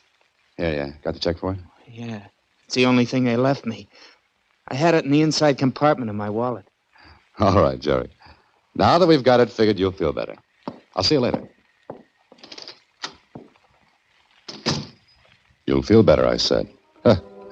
Everybody makes mistakes, but just how big can they get? I went to the depot, picked up the one valise Jerry had left there, and hurried back to my apartment. The automatic elevator was just coming down to ground level and... Oops.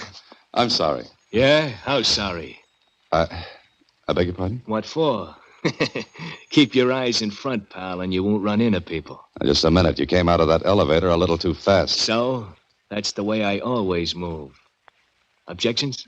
I might have. Like what? You don't live in the building, do you? Nah, I own it. So long, punk. I mean, so long, Holiday. Holiday? I didn't know him, but he knew me, and he came from upstairs. Something told me that character had been in my apartment. I got in the elevator, pressed the floor button. I never realized until then how slow those things can move. Then...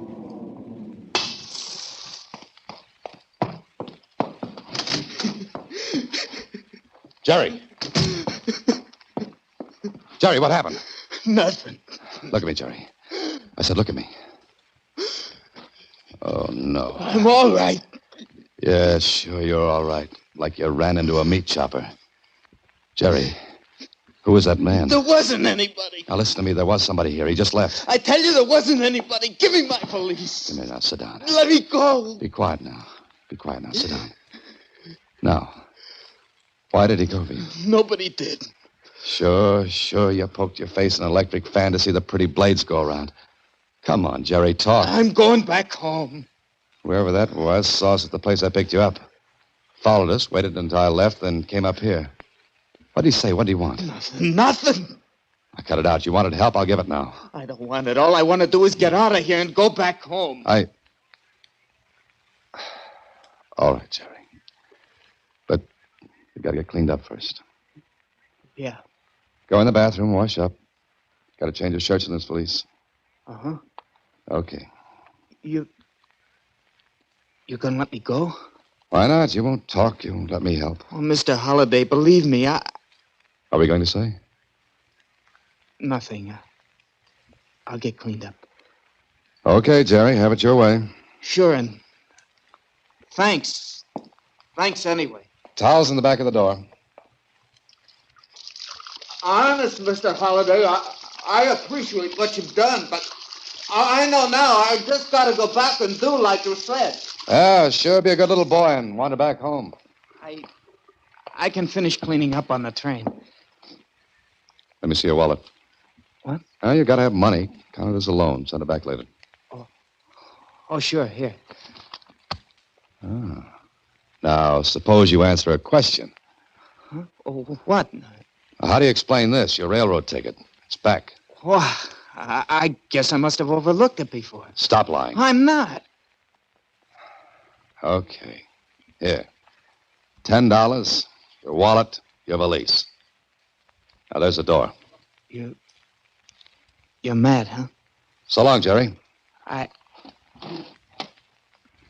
Goodbye.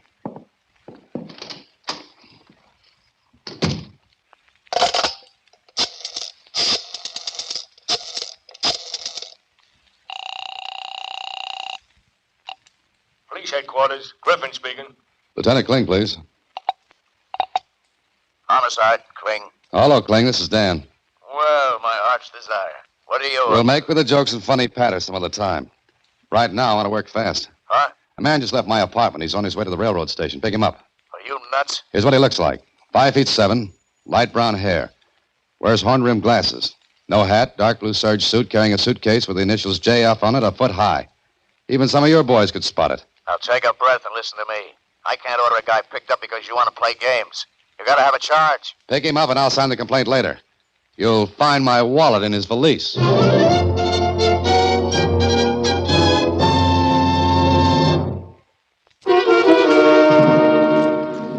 And now back to Flash of Light, another Box 13 adventure with Alan Ladd as Dan Holliday. It was a nasty way to keep Jerry in town, but it was the only way to keep him and still tuck him away where he wouldn't be the target for the night. Kling and I asked him questions, but if he'd been scared before, he was twice as scared now. And the second scare was big enough to make him forget what he wanted to find out. Why he had been Mickeyed and packed off into that boarding house on East Central. But I was real curious about it, and because Kling had nothing to work on, I was on my own. I went back to East Central Street. I knew I wouldn't get anything out of the landlord, but I spotted little Kitty. And I remembered something she had said, so I asked her. Uh-huh. And there was a real pretty lady. Well, did you hear her name, Kitty? Uh-uh. Do you remember if she left right away? Uh-huh. She did. In a car? Oh, it was a taxi cab. Why? I want to find her. She had red hair and a real pretty fur coat. Oh, well, that's nice. But when she got into the taxi, Kitty, were you near her? Uh-huh. I like to look at her red hair and her pretty coat. Now, think carefully, Kitty. Did you hear her say anything to the driver of that taxi? Uh-huh. What? She told him where to go. Where? Where she told him. Oh, I know, but where did she tell him? What did she say? 245. 245 what? Well, that's the number of the street, I guess. Did you hear the street? Uh-huh. What was it? It wasn't a street. She said avenue. All right, Kitty, that's fine so far. Now, what was the name of the avenue? 245. That's the number of the avenue. Uh-uh. You just said it was. Oh, no, I didn't. I said 245 Avenue. What avenue? 245. Look, Kitty, I gotta go play now. Goodbye, miss. Kitty, wait, Well, that was that. Dead end. And I was 10 minutes and 2 miles away when it hit me. Kitty was right. The number was 245th Avenue. A half hour later, I was there. And it took $10 to bribe the clerk in the apartment house to give me the name of the real pretty lady with the red hair and pretty fur coat. And a couple of minutes later... That you, Marty? Yeah, Beth? What's the idea of showing up this late? Hey, And a high nani. what's the idea? Oh, pardon the intrusion. You get out of here. Who are you, anyway? I'm the man who makes the survey. Survey? What survey? Are you listening to your radio? What do you want? Answers. Have you got any? He ain't a cop. Expecting one? Get out. Sit down, Beth. I've got questions to ask about a kid named Jerry Fuller. Nobody could call you Little Poker Face. Meaning what? Meaning that name was a direct hit. You're crazy. Now you get out of here before I call a cop. Okay. Alexander Graham Bell was a great man. He saved us a lot of steps and bother. Go on. Call the police. Oh, you don't think I will, huh? Maybe. But when they get here, they might ask questions about Jerry Fuller and why he was drugged, framed, and holed up on East Central. I said you're crazy. Oh, yes, I know you did. Well? Listen, I don't know who you are or what you're doing here, but I'm going to give you a break. You don't look like a bad guy. Maybe a nut, but you can go and we'll forget this. I don't want to forget it. I'll take it from here, Beth. Well, hello. If it isn't my elevator friend. How did you get here, Holiday? I drove. Why? I thought maybe you crawled, because that might be the way you get out. Marty, don't start nothing here, Shut please. up. What did you do, leave a trail, dope? No, I don't know how this guy got here. What are you doing here, Holiday? I want to know why that kid Jerry Fuller was framed the way he was. Just curious, Holiday? Maybe. You don't know, huh? Okay, so you don't know. That's nice and healthy for you, Holiday. Because if you did know, well, you forced your way in here, and I have a perfect right to use this. I could find out. Maybe from your pal Fuller, huh? Mm-hmm. Could be. Okay, go ask him. But get out of here and don't come back again, or I might not be so nice about it. Come on, beat it. I might be back. I might be waiting. Maybe you let me in on a secret, Holiday. Just where are you heading? Cling, I want to talk to Jerry Fuller. Fuller? You kidding? We let him out. Out? I told you I'd show up and sign the complaint. Sure, then Susie walks in and tells us you've decided not to sign a complaint. No charge. Susie? Yeah, Susie. Yeah, let me use your phone. Why not? You've used the whole police department. Why stop at a phone? Hello? Susie? Oh, hello, Mr. Holliday. Where are you? Never mind that. Did you go to the police and tell them to drop my charge against Jerry Fuller? Well, yeah. Why? Because you told me to. I told you to. Susie, what's the matter with you? But you did. That I should go to police and tell them you didn't want to. Oh, okay, Susie. Did I do something wrong? Or right? It doesn't matter now. Well, didn't she? Yeah, but it's not her fault. It looked like a legitimate message from me because she knew I got that letter from Jerry Fuller. Oh, now I get it. Box 13 again. I'm not superstitious, but I'm going to be if I know you much longer. Listen, somebody wanted Fuller out of here. Out of the way because that somebody is afraid of what Fuller knows. Now what? How do I know? I just got off the bench to come in the game. Cling, that kid's in danger. We've got to find him. Maybe you better start from the beginning so I can at least look intelligent about it. All right.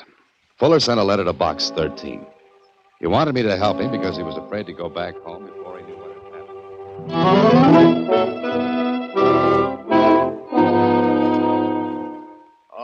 All right. That's the story. But Fuller can't know anything because he said he was blanked out. We've got to find him. There must be something he knows. Okay, hold on. Sergeant, get a description of Jerry Fuller from the clerk. Left here about half hour ago. Put out a dragnet for him. Watch bus, railroad, plane terminals. Right away. Good boy. Now, one more thing. This Marty character you talked about. Short? Yeah. He's stocky, little scar on his chin. Clothes were neat, but gaudy. I thought so. Marty Kane. Oh, you know him? Every police department in the country knows him. Killer, hired by anyone who can pay his price. Killer? Got anything on him? No, Stooley's tipped us off he was in town. 2 days after he gets here, Billy Dupree was killed. Dupree? Yeah, he was going to be state's witness against Billy Farn. We thought nobody knew it. Oh, we gave Dupree protection, but not enough. Kane got to him. And you lose the fraud case against Farn. Yeah. But if we can get Fuller back, you'll have a case against Kane and Farn. If Fuller talks. What do we do now? If you got any fingernails left, start working on them while we wait.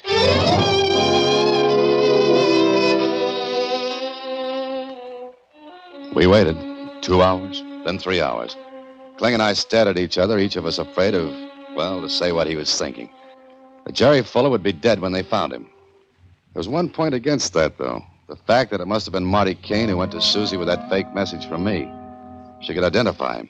And if Fuller was killed... Let me go. I tell you, let me go. I didn't do anything. That's all, Sergeant. I'll take over. Come on in, Fuller. What have you got me back here for? Mr. Holliday. Look, Jerry, you're a very lucky boy you're not decorating the bottom of the river right now. You're safe here, kid. Nobody can get at you here. What do you want? I don't know anything. Maybe you do. I told you I don't. I was on my way home. Why Jerry. don't you let me? Jerry, that night in the Red Swan, what did you see or hear that put Marty Kane after you? I don't know any Marty Kane. I never even heard the name before. He was the man who beat you up in my apartment. I didn't know him. I never saw him before in my... But you did. Why did you stop talking just then? I don't know. Maybe I talked to him at the cocktail bar at the Red Swan. I don't know. You talked to him at the Red Swan. Did he tell you anything about a man named Dupree? Free? No, I tell you, it's all hazy. Look, Dan, a guy like Kane wouldn't pay to anybody. Just doesn't make sense. And why is Kane anxious to get Jerry out of town? If this kid knew anything, Kane wouldn't let him live 10 seconds. And what's the angle? Jerry, did you ever hear of a man named Billy Farn? No, I didn't. And I don't know why Kane's after me. All I want to do is go home. Wait a minute. Fuller, when did you get into town? What was that, Kling? Everything. Because Dupree was killed on the 5th. 5 days before this kid even got near this town. That made it better than ever for people who like puzzles that don't fit together. But there had to be a reason for the whole thing, and because I believed that, I headed for the Red Swan. I went to the cocktail bar and looked around. I didn't know what I expected to find, but, well, maybe nothing. Then there was a flash of light. A flash of light. A flash bulb set off by a camera girl, one of those who take pictures in nightclubs. And that was it. 2 flashes of light, one from the bulb and another in my head when the idea hit me. It took me 10 minutes to find the man who owned the concession. Yes, sir. We keep all negatives. They're numbered and dated. Got the ones for the night of the 12th? Sure, but I can't show them to you. Oh, look. Check first with Lieutenant Kling, police. He'll tell you it's okay for me to look through those negatives and find the one I want.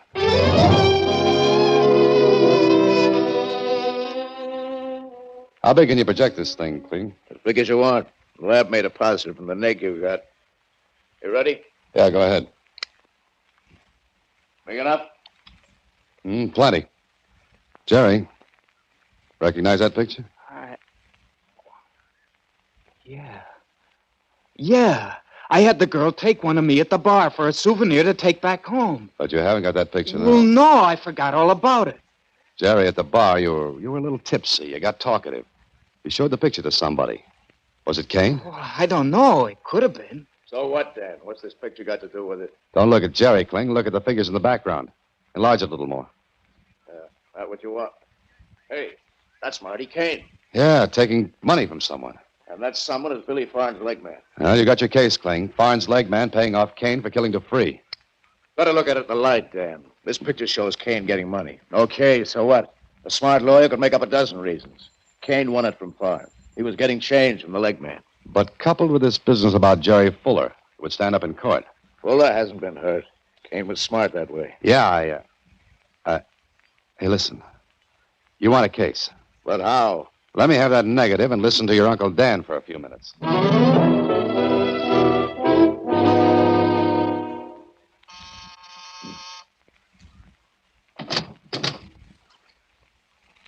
Good evening, Marty. So, you did come back, huh? Uh-huh. Want to talk to me? Sure, come on in.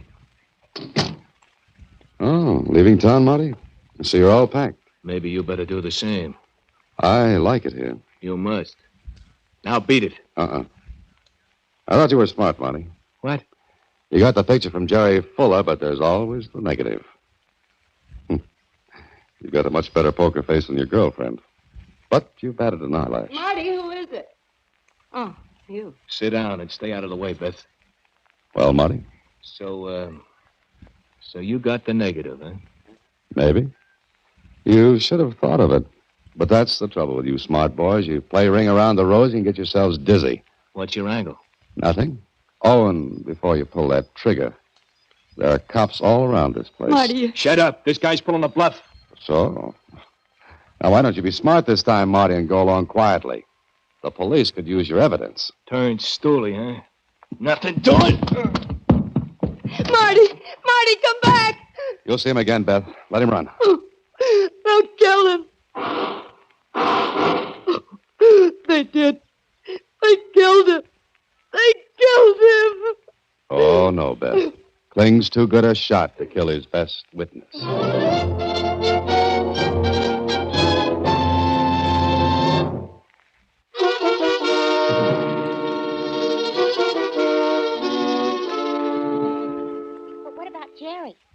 Did he go back home? That he did, Susie. And right now, he's probably a hero in his hometown. Gee. And all because of a flash in the pan. Huh? I made a joke. Get it? Face, pan. Flash in the pan. Oh, good night, Susie. Next week, same time, through the courtesy of Paramount Pictures, Alan Ladd stars as Dan Holliday in Box 13. Box 13 is directed by Richard Sandville, with an original story by Russell Hughes. Original music is composed and conducted by Rudy Schrager. The part of Susie is played by Sylvia Pickard, and that of Lieutenant Kling by Edmund MacDonald. Production is supervised by Vern Karstensen. This is a Mayfair production from Hollywood. Watch for Alan Ladd in his latest Paramount picture. Relax, unwind, and step into the golden age of radio.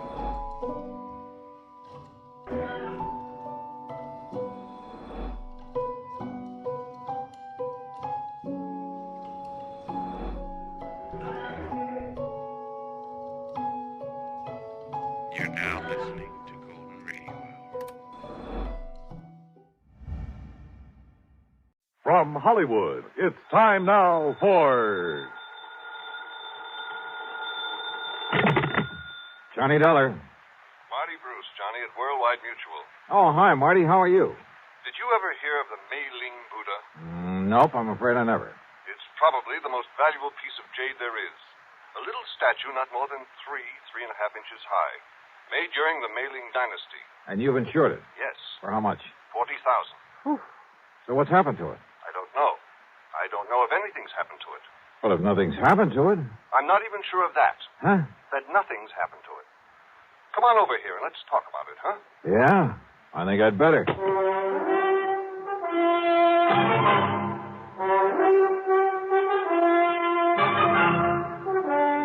Bob Bailey in the exciting adventures of the man with the action-packed expense account. America's fabulous freelance insurance investigator. Yours truly, Johnny Dollar.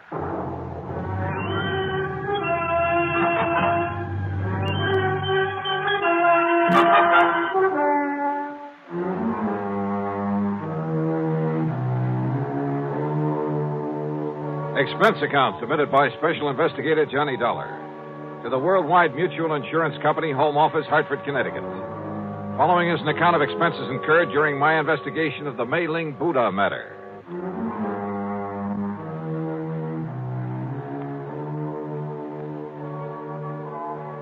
Expense account item 1, $1.10 for a taxi from my little apartment to the office of Worldwide Mutual, where Marty wasted no time in getting to the point.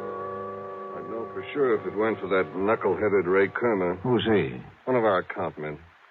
Got back from a European vacation just this morning. For being so stupid, I ought to fire him. He knew we'd insured that jade Buddha. And when he saw it over there in Paris a couple of weeks ago, he should have looked into it. Found out what it was doing there. Doing just exactly where, Marty? In a dingy little antique shop, somewhere on the Rue de la something or other. He didn't even have sense enough to get the address or the name of the place. Oh, where was it supposed to be? Locked up in the home of the late Darrell Harcourt up in Boston. And of course it isn't. Well, that's the point. I don't know. There's been no report of a theft. Well, if somebody's seen it in Paris... Is that Buddha pretty well known among collectors and so on? I told you. It's probably the most valuable piece of jade in the whole world. Then let me use your phone. Sure, here. But if we don't even know what shop or where it is in all of Paris... Just leave it to me. My phone call was to a slimy little character whose name is de Marsac, but who calls himself the Chat Gris, the gray cat, who knows the Paris underworld like the back of his hand. He'd been a lot of help to me some months before in locating a painting that was stolen from my good friend and the actor and art collector Vincent Price. Certainement, Monsieur Dollar. If you are willing to pay me well. If you can dig up the information I want, I'll mail you a check for $100 American immediately. Oh, no, Johnny. Only 200? What you call bucks for my inestimable services? Oh, Monsieur. Okay, 200. Now listen. There's a little idol, the Mei-ling Buddha. Yes, I know it well. Oh? I saw it only this morning, here in Paris. Where? At the shop of Monsieur Dubuisson on the Rue des Pas de l'Amour. Yes, it was smuggled in only a few weeks ago. And the price on it? Well, for such a rare and exquisite piece, most reasonable. How much? 32 million francs. That's around $80,000, so it must be the McCoy. You wish me to, shall we say, obtain it for you? You mean steal it? But of course, monsieur. But for a price. No, thanks. I'll send you a check. You're giving him $200 just for that? A lot cheaper than my flying over there. Well, yes. So now I'd better check at the home of this, what'd you say the name is?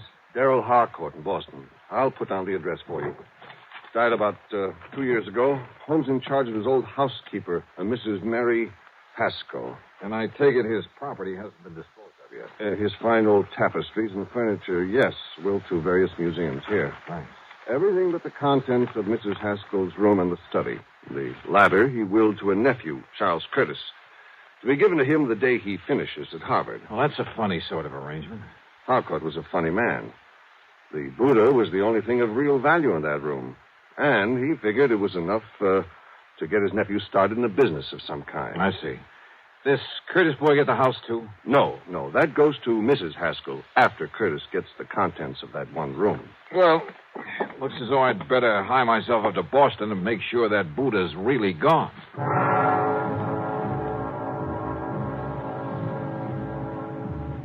Item 2, the $200 check to my informant in Paris, who was sure he'd seen the Mei-ling Buddha, was sure it had only arrived there recently. But if so, why hadn't it been reported missing from the home of the late Darrell Harcourt up in Boston? Item 3, $50 deposit on a rental car. When I reached Boston, I headed west on Beacon Street, a couple of miles beyond Kenmore Square, and there on a little side street found the Harcourt home. It wasn't much of a place anymore. The lawn and garden had been neglected, and the building itself was in need of repair. The doorbell was the old-fashioned kind. Yes? Mrs. Haskell, I'm Johnny Dollar, insurance investigator. Oh, of course. Do come in, Mr. Dollar. Rather dismal, desolate, isn't it? You live here all the time? I am responsible for this house until the terms of the will are fully met. That's when Charles Curtis finishes school. Yes. Of course, my own quarters at the back are as tidy as they've always been, and Mr. Harcourt's study is exactly as it was when he passed away. I want to see that study, Mrs. Haskell. Oh, no, Mr. Dollar. It's to be left as it is until Master Charles opens it to claim his inheritance. You're talking about the Mei-ling Buddha. And the furniture and books and things. How long since you've seen that little jade idol? Why, not since Mr. Harcourt died. I locked the door, and it hasn't been opened since, except that Well, I'm sorry, but I have to look around in there. But, Mr. Dollar... You have the key? Of course. I keep it on this chain about my neck at all times. Let me have it, please. But, Mr. Dollar... Listen, I can get a court order if necessary, but it would only waste time. But how am I to know if you're even... Well, that is... Here, my credentials. I'm a fully authorized agent of the company that insured that Buddha. But I'm responsible. Has it occurred to you, Mrs. Haskell, that the Mei-ling Buddha might possibly have been stolen? That's impossible. Is it? Okay, where's the study? I'll go with you. By all means. And I'll open the door. Here, now. This door looks a couple of inches thick. Just like the one to the library, where Mr. Harcourt kept all his lovely tapestries. Oh, dear, look at all that dust. Dust is right. It was on everything, the accumulation of a couple of years. On the desk, the chairs, the oaken floor, bookshelves, and tables. The room was dark and gloomy. Yes, it looks just the same, except for all this horrible dust. But as I told you, Mr. Dollar, this is the first time the door has been opened. Yeah. Now, where is the... Oops! Oh, I hope you didn't hurt yourself. No, I just didn't see it. But he always insisted on keeping the electric fan on that little table next to the door. Yeah. Now, where's the Buddha? In the little wooden casket on the desk. Now, let's see.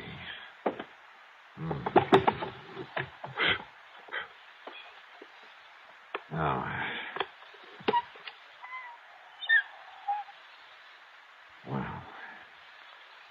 was afraid of this. Afraid of what, Mr.? Oh, no. It's gone. The Buddha's gone. Yeah. Oh, no. I searched the room thoroughly and found no trace of the Mei-ling Buddha. Somehow, someone had got in that locked room and stolen it. It must have happened recently. A piece as valuable as that wouldn't be allowed to lie around for long. The Marsoc had told me it arrived in Paris only a few weeks ago, and I had no reason to doubt it.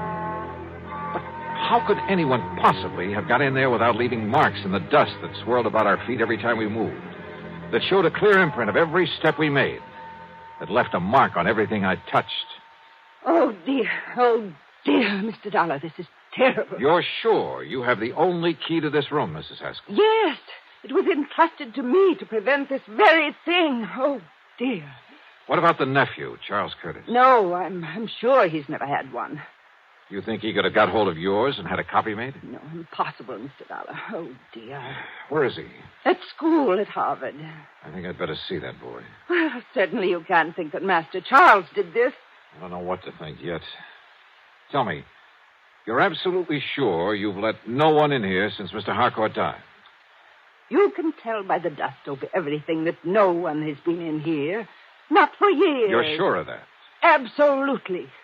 Well, except for the federal tax man, of course, the appraiser for the estate. Oh?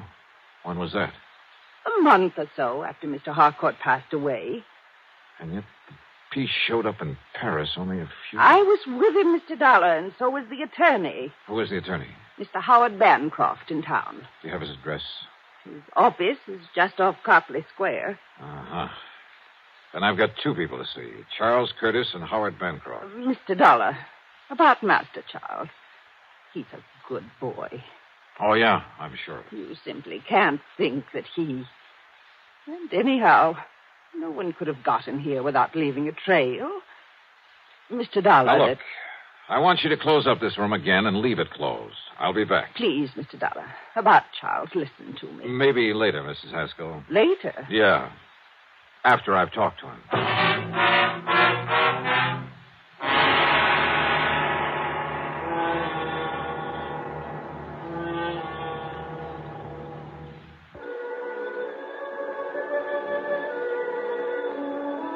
One thing puzzled me.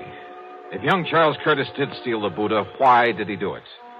After a few months more at Harvard, he'd get it anyway. And he'd be able to sell it on the legitimate market for a lot more than it would ever bring on the Paris black market. On the way in to look him up, I stopped at the office of the lawyer, Howard Bancroft. I can't believe it, Mr. Dollar. Well, the fact remains, Mr. Bancroft, that the Buddha's not only missing from the Harcourt home, but has turned up in Paris. But the only person who had access to that room was Mrs. Haskell, in accordance with Mr. Harcourt's wishes. That room hasn't been entered for years, until today. And yet, if the Buddha has shown up only recently... I'm afraid I don't follow you, sir. Mr. Harcourt willed it to his nephew, didn't he? That's right. Charles Curtis, when he finishes school. And he willed the house to Mrs. Haskell, didn't he? Yes. And it will be little enough reward for her years of service to him. How do you mean? Mr. Harcourt paid her very little during all those years. She, and I too, quite frankly, felt she was entitled to a great deal more. You see, his really valuable things, the collection of tapestries, he willed to various museums. So I understood.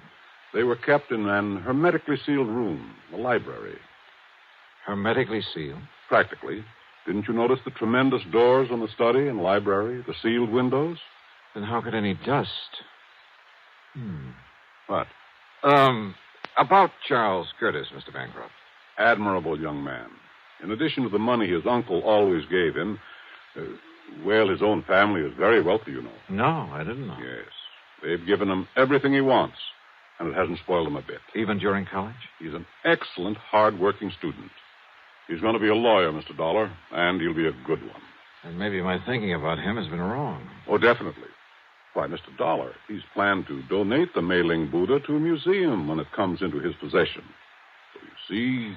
It's just that after handling more or less straight insurance cases for so many years, I almost instinctively suspect anyone close to the problem at hand. In this case, young Charles Curtis. Even Mrs. Haskell. Maybe even you. I beg your pardon. But I guess I'd better just shake the dust out of my brain and tackle this as a plain, ordinary... Wait a minute. Dust. Eh? It's a little matter of dust that really has me stopped. It makes it impossible for that room to have been entered since... Tapestries, you said. I mentioned them. Of course. How blind can I be? Eh? Look, you better get ready for some legal action on behalf of your client, the late Mr. Darrell Harcourt. What? I'm going to play a hunch, Mr. Bancroft. Maybe it's all wrong. Maybe it's crazy. But I'm going to play it to the hilt.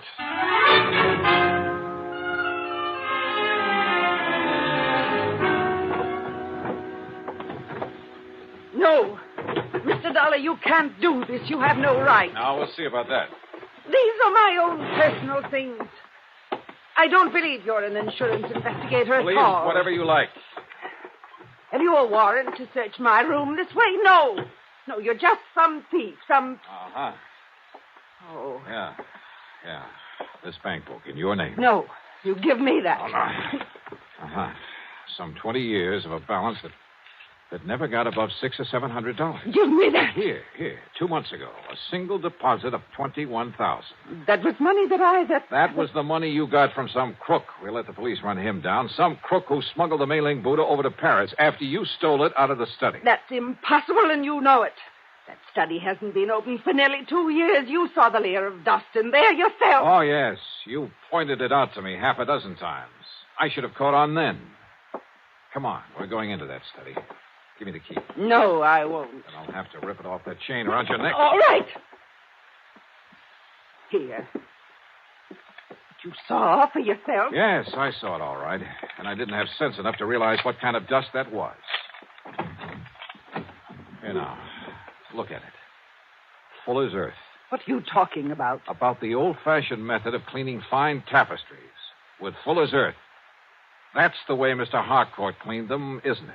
What difference does that make? And there's probably a supply of it down in the cellar somewhere that he always kept on hand. What if there is? That doesn't prove anything. Yeah, I was blind. Blind as a bat when I knocked over this electric fan that didn't have any dust on it. Because it's what you use to spread the dust. The fine particles of full as earth all over this room. A little sackful, maybe, held in front of the fan. Now, listen. And it left proof, apparently, that nobody'd been in here for a couple of years. Yeah, it had me fooled. But not anymore. Better get your coat, Mrs. Haskell. No.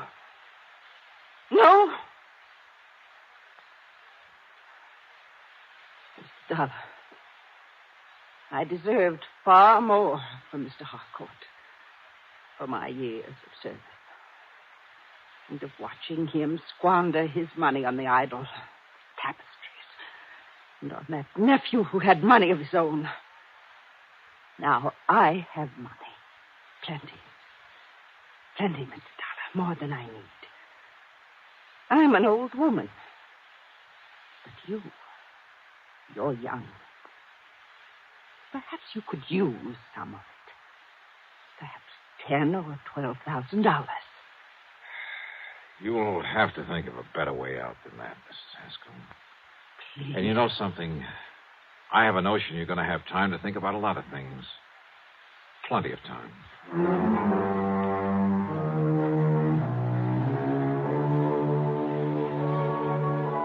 Yeah, I know. The Mei-ling Buddha still has to be brought back from Paris. Maybe I'll get the assignment. Maybe it'll go to one of our regular foreign investigators. As for Mrs. Haskell, well, I'm sure Mr. Bancroft will lose no time in taking whatever steps are necessary. So, expense account total, including mileage on my rental car and a few incidentals, well, call it $300 even. Yours truly, Johnny Dollar.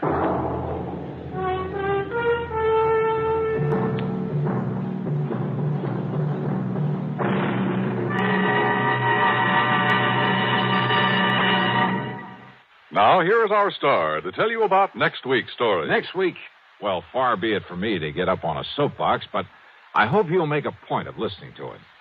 It concerns a lot of money in the wrong hands, in the hands of a bunch of kids too young to meet responsibility, too young to realize that cutting loose from family before they're ready can lead to trouble.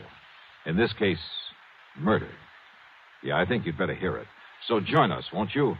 Yours truly, Johnny Dollar.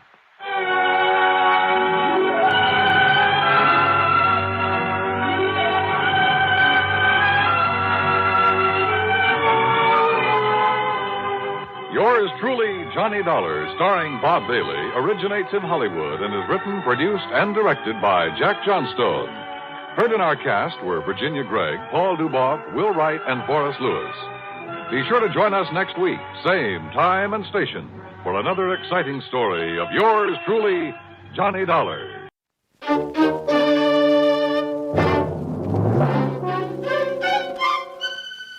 Box 13, with the star of Paramount Pictures, Alan Ladd, as Dan Holliday.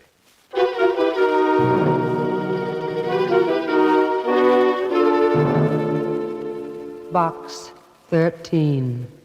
Box 13. Box 13. Box 13. He looked deeply into her eyes, which reflected his mood like twin lakes of azure blue. Azure blue. Why does a woman always have to have azure eyes? Why couldn't there be fire engine red? As his muscular arms tightened around her fragile... Susie. Oh, Mr. Holliday, I'm not fragile, but I'm sure scared. Somebody's been following me. With those legs? Why not? I was petrified, afraid to look back even. His footsteps kept going click, cluck, click, cluck, real sinister-like. Oh, I bet that's him now. Mr. Click-Cluck? Oh, Mr. Holliday, he followed me all the way from box 13.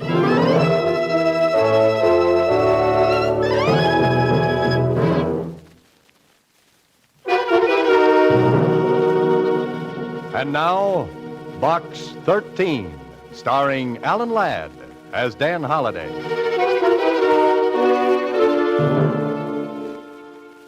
Well, this is a brand new twist. Besides a message from Box 13, Susie has brought a mysterious caller. Somebody who wants in, but definitely. Don't answer it, Mr. Holliday. Now, Susie.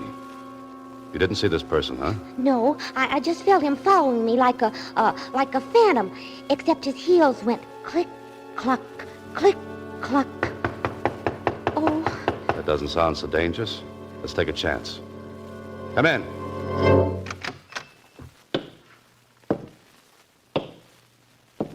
Oh. Silly me. I ought to be ashamed for being such a fraidy cat. Look who it is. Well, Susie, who is it? I don't know. Who are you, mister? My name is George Flitt. I'm a detective. And you're Dan Holliday, the writer. It's on the door. A detective, huh? Why, he isn't any bigger than me. But I have nerves of steel and the heart of a lion. Oh, I see. And what brings you here, Mr. Flitt? Well... Boo! Nerves of steel, heart of a lion. That was no fair, girlie. You took me by surprise. Susie. Now, Mr. Flitt. Why don't you open the envelope I put in box 13? Here it is, Mr. Holliday. Oh, thanks. Open it. I'm all gooselumps. Okay. Well, what do you know? Why, there's nothing written on the paper. How about that, Flitt? See how clever I am? I put that envelope in box 13 as bait. As bait? Yes, I knew it would lead me to the person who put the ad in the Star-Times. Adventure wanted. Will go any place and do anything. Very clever, Mr. Flitt. Oh, what made your footsteps go click, cluck, click, cluck? Oh, that. I lost the metal cleat off of one of my heels. Oh. Well, now that you've discovered me, Mr. Flitt, what? Mr. Holliday, I'd say you're just the man for the job. Job? Something exciting, you hope, huh, Mr. Holliday? I'd handle it myself, only I'm so tiny. Besides, I've done mostly divorce work. Just the right height for keyholes. But about the job. Well, I'm coming to that. Mr. Gilbert Bolton sent me $50 just to attend the party tonight. $50? I should have been the detective. Oh, you can be. I'll split with you if you'll go to the affair in my place as me. We got the money. What's the catch? Oh, there's really no catch. Only thing Mr. Bolton said, what there might be a little, bloodshed.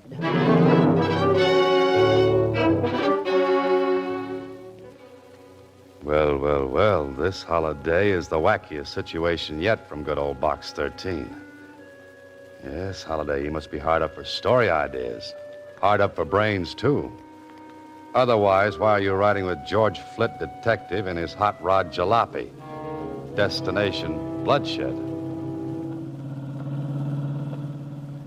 And you've never met this Bolton who's having the party? No, but he phoned and explained that the party is going to be at his nephew's place, Kenneth Bolton. Kenneth, huh? What about the bloodshed? Well, as I understand it, Kenneth's father, that is, Gilbert Bolton's brother, committed suicide not so long ago. Oh. Gilbert said the boy is suffering from neurasthenia, I think he said. Psychoneurotic, huh? Yes, on account of the way his father died. Gilbert's afraid the boy may take his own life tonight. Why tonight, especially? Well, it seems that Kenneth drinks a lot at these parties and gets depressed. And my job is... to see that he doesn't commit suicide tonight. I've looked forward to more pleasant evenings. I think that's the place up ahead with all the lights on. Yeah, that's the address you mentioned. We must be about 15 miles from town. 14 7/10 by my speedometer. Well, Flitt, I may as well take off. What are you going to do? Oh, I'll sit here in my car and listen to the radio, sort of keep my eye on things from the outside. Good idea. See you later, then.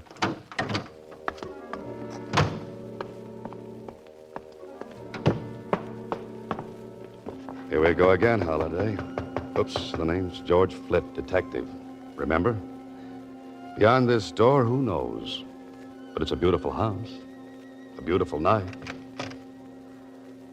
and a beautiful girl. Good evening. Oh, good evening. I'm looking for Mr. Gilbert Bolton. Won't you come in? And you are? George Flitt. You say you're George Flitt? That's right. I'm Rita Martin. How do you do? Now, let's go in and find Gilbert Bolton, Mr. Flitt.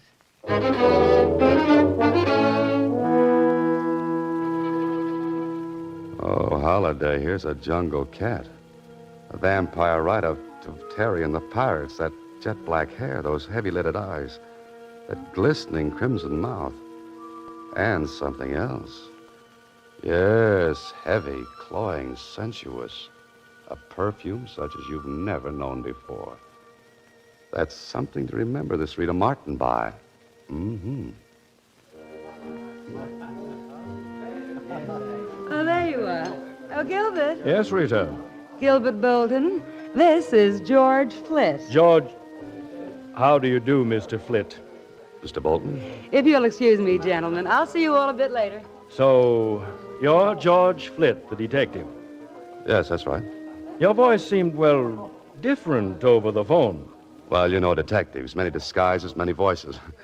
Got to keep them confused, you know. Somehow I pictured you differently. Oh? Well, no matter. You know why you're here. Yes, to keep my eye on your nephew, Kenneth Bolton. More than that, to keep him from killing himself.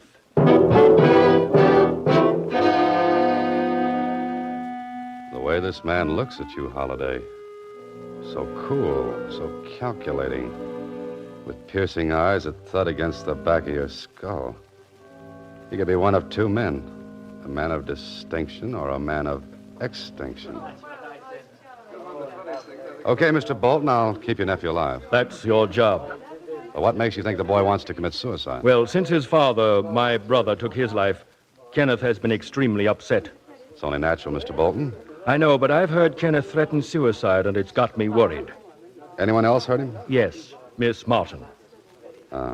Anyone else? What do you mean, anyone else? I just wondered if anyone else had heard him make these threats. I really wouldn't know. It's enough that Rita and I know about it. How does Rita figure in this picture? Aren't you being a bit presumptuous, Mr. Flitt? A detective likes to know these things. Miss Martin is an old friend of the family. Oh, there's Kenneth now. I'll bring him over. Just as Gilbert Bolton passed me, there was something familiar about him. What was it? Who was it? Come on, think, Holiday. It may be an important clue. But here they come. The man of extinction and a typical boy from Princeton or Yale or Harvard. George Flitt, my nephew, Kenneth Bolton. Glad to meet you. How do you do? Enjoying yourself, Mr. Flitt? Very much. How about you? Oh, so-so. These parties get to be a bore, you know. Kenneth hasn't been quite himself since the tragedy. Must you always bring that up, Uncle? But you know you've been terribly upset, Kenneth. So I've been upset. Why talk about it? Oh, Mr. Flitt, Yes? will you come with me for a moment? Oh, why, sure. It's so close in here that I thought a breath of air. It suits me. In the garden. The garden it is.